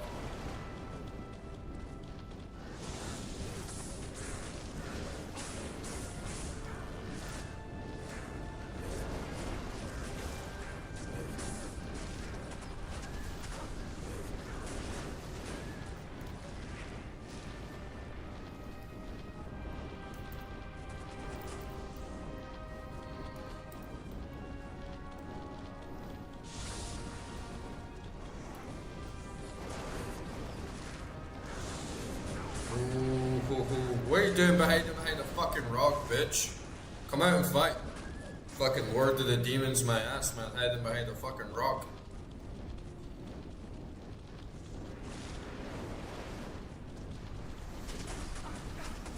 Oh shit, it's fucking blue lightning goes for the walls, man.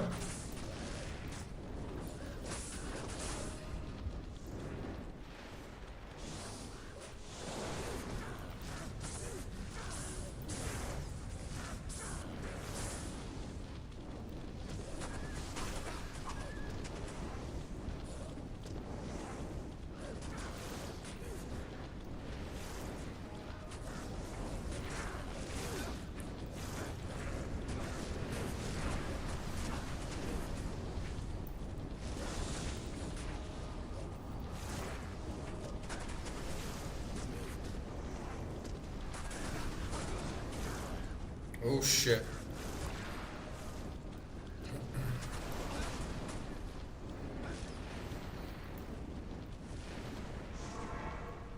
We're actually doing okay there. It's just I need to make 100% sure that I have plenty of town portals just so I don't run out and end up stuck in there with them. But that was actually pretty good. Right. We're gonna get this fucking cunt. Let's get Mr. Vine out as well. Alright, get in there and fight. Get in there and fight. Oh, fuck. Fight! Assemble! Ooh, give no fucking quarter. My brothers will not have died in vain.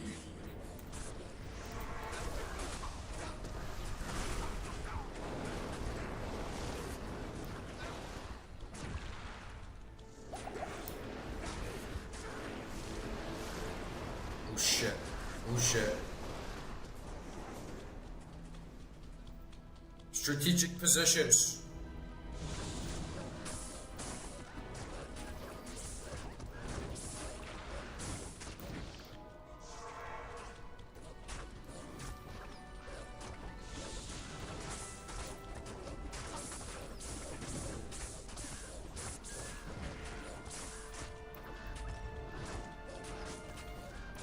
We're gonna get him. Fuck him. My brothers will not have died in vain. Go for the balls.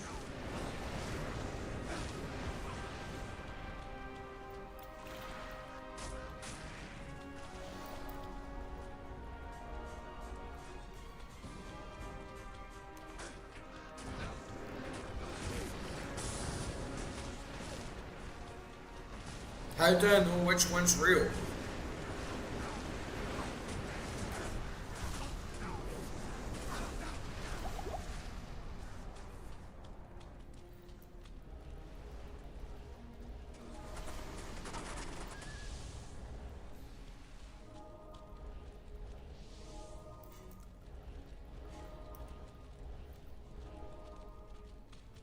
Okay, Billy. My brothers will not have died in vain. I like casted him right in there and he just immediately was like, no, fuck that, and ran it back out. Fucking hell, Billy.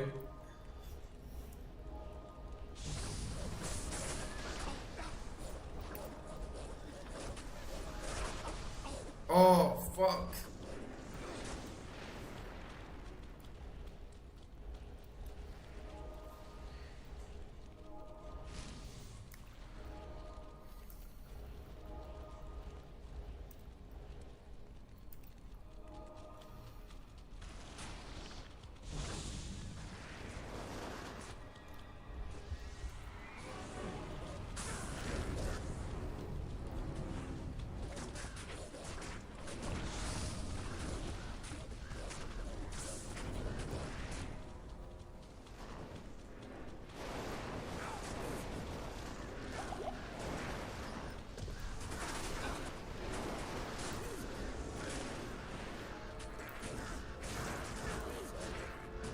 Okay, this looks like a pretty good spot.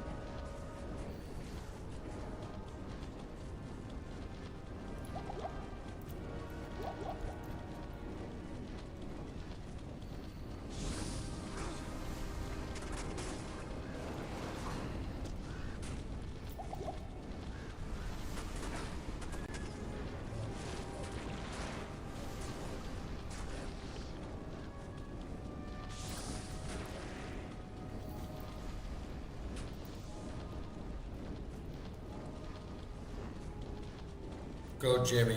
Go, Timmy.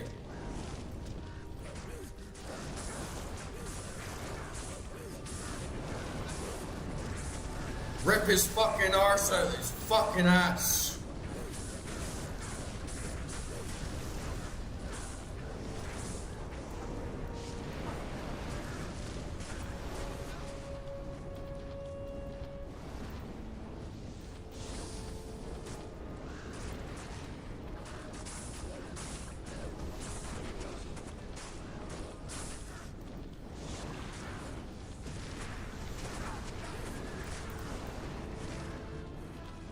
What the fuck did I train you mongrels for? Get in there and die!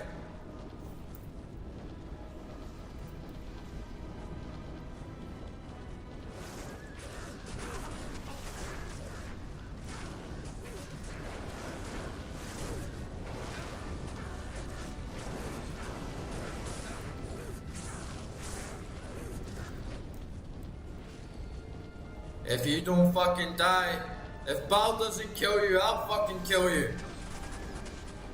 Fight! My brothers will not have died in vain. Don't fall for his tricks.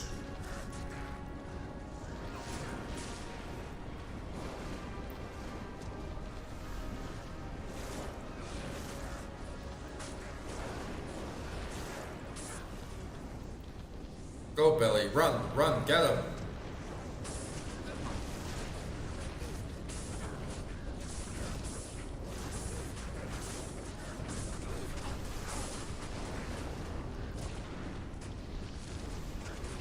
Shit. Oh shit, we're getting splintered here.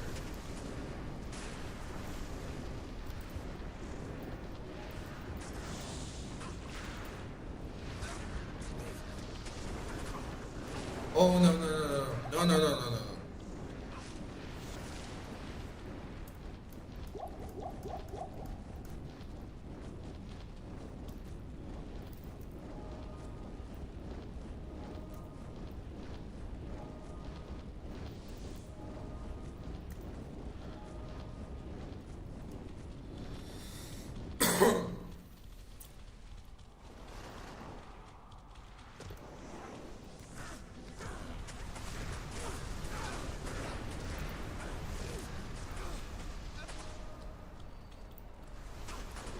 Oh shit. My brothers will not have died in vain. Oh man, that is the worst.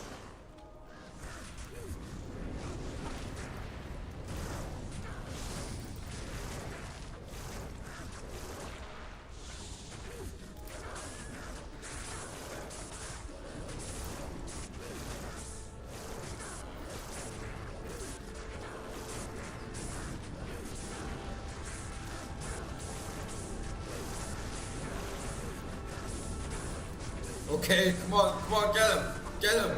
Oh my god, he's so fucking close. Get him! Oh shit, was that the decoy? Man. Fucking demonic tricks.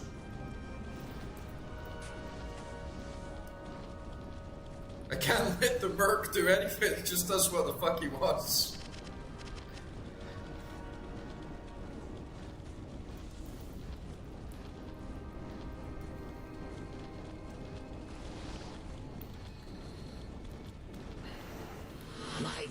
brothers will not have died in vain.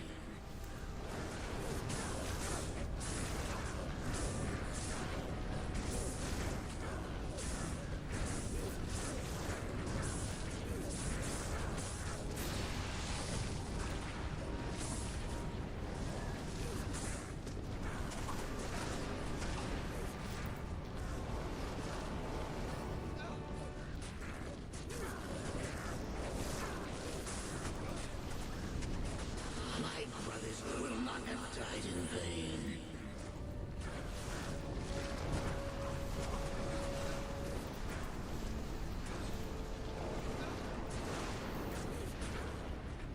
Okay, just a little more, guys.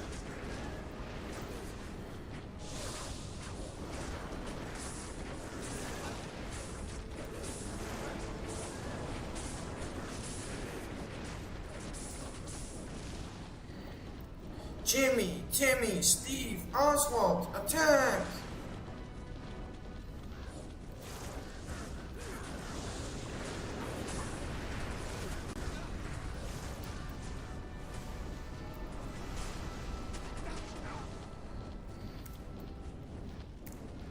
Man.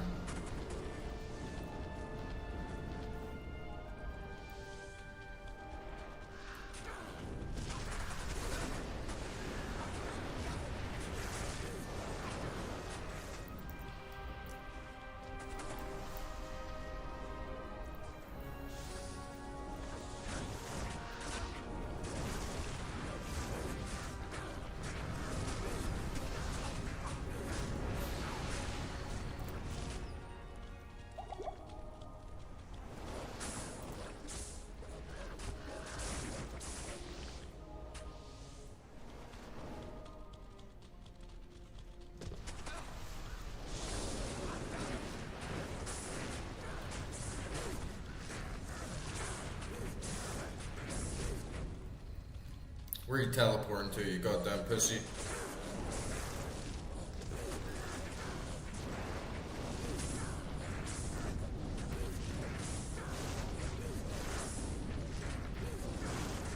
Ooh, there we go, there we go, there we go, there we go.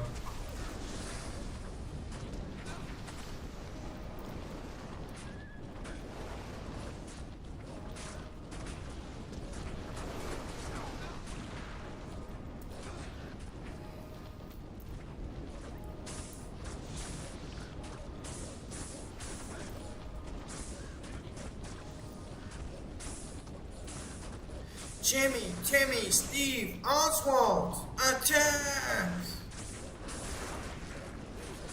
This was the moment you were raised for.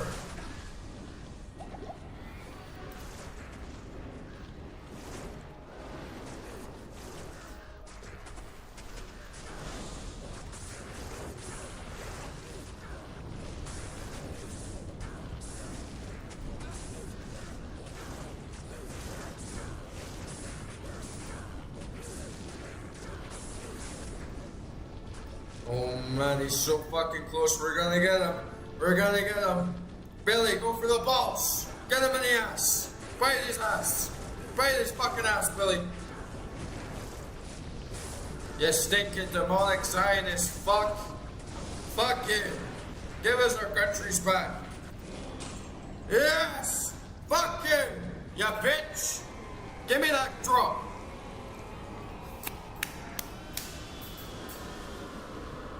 Solid tick. There. Join your brothers in oblivion. Hello. I can't carry anymore. Okay. That's all it took, boys. Some perseverance, a little faith, dedication, determination, the unrelenting resolve to conquer your foes, your adversaries. I am overburdened. Never forget the sacrifices we made today. I can't carry. They will sing songs of our glory for 1,000 years.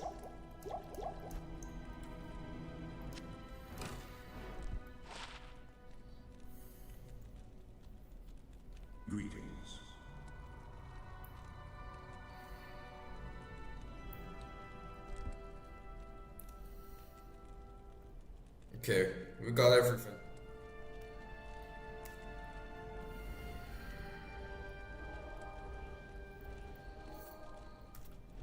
We fucking did it, boys.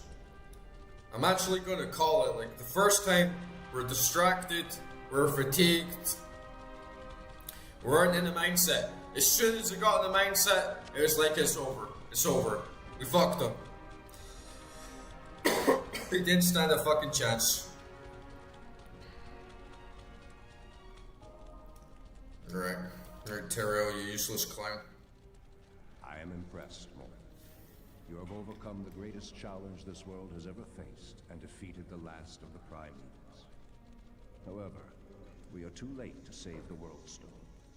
Baal's destructive touch has corrupted it completely. Given enough time, the World Stone's energies will drain away, and the barriers between the worlds will shatter. The powers of God will flood into this sanctuary and eradicate your people and everything you've labored to build. Therefore, I must destroy the corrupted World Stone before the powers of hell take root. This act will change your world forever, with consequences even I cannot... There's nothing left to be done, right?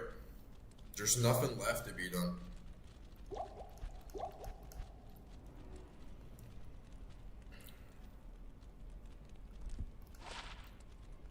Shitty drops.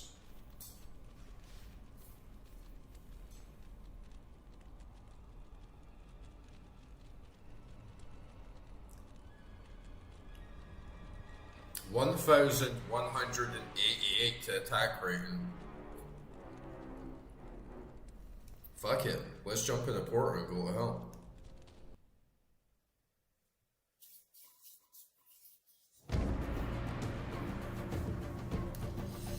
We fucking did it, boys.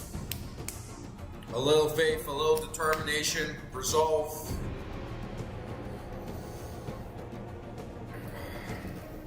Man, I love seeing Terrio throw that fucking sword in the crystal.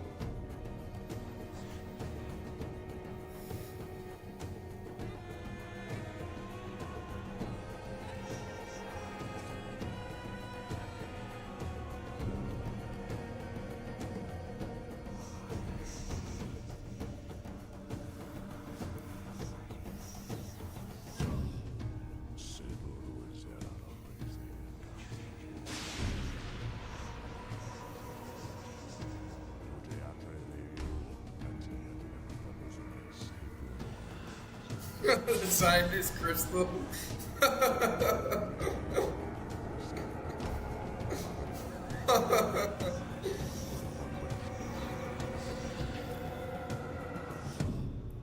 Fucking throw it.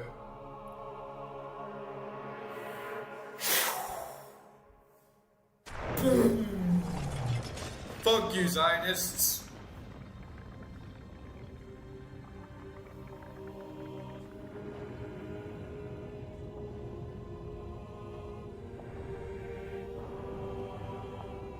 The world is ours. Justice prevails.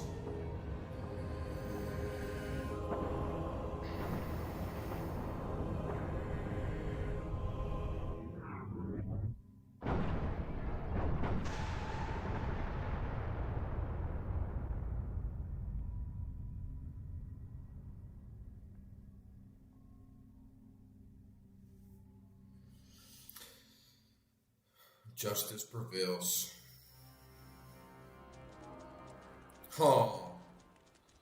I will henceforth be known as Champion Ratibus. I'll be Champion John Brave, ruler of Scotland. The glory is ours. You did me proud, guys. Seriously, if it wasn't for you, I probably would have just quit when I died first time at Baal and been like, fuck it, I'll do it tomorrow. But since you guys were here, we pushed fucking through it, we did it. And now we're in hell. And we have absolutely ass resistances. This is the next challenge, the final challenge.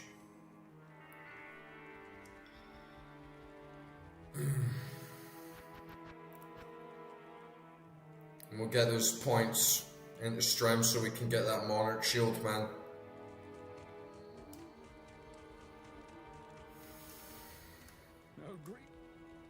I'm looking pretty buff, not gonna lie. Pretty fucking slick.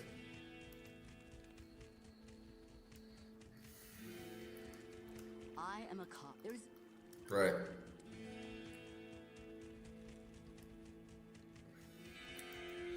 We're just gonna go out. In fact, you know what? We're gonna save it all for tomorrow. We're just gonna save it all for tomorrow. That's gonna be the end of the stream. I'm gonna be back on tomorrow at the same fucking time, and we're gonna smash hell.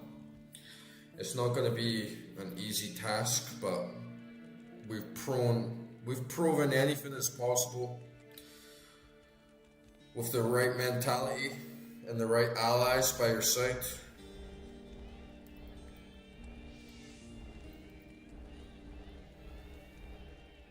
And to be fearless, courageous in the face of great danger and evil. The squad, my bitches, eternal. As long as I live, you shall live, and live forevermore. Right, guys, thanks so much for tuning in. Don't forget, join the Discord if you haven't already. Drop a like, drop a fucking subscribe, and I'll see you tomorrow. Peace out, my dudes. It's been a pleasure.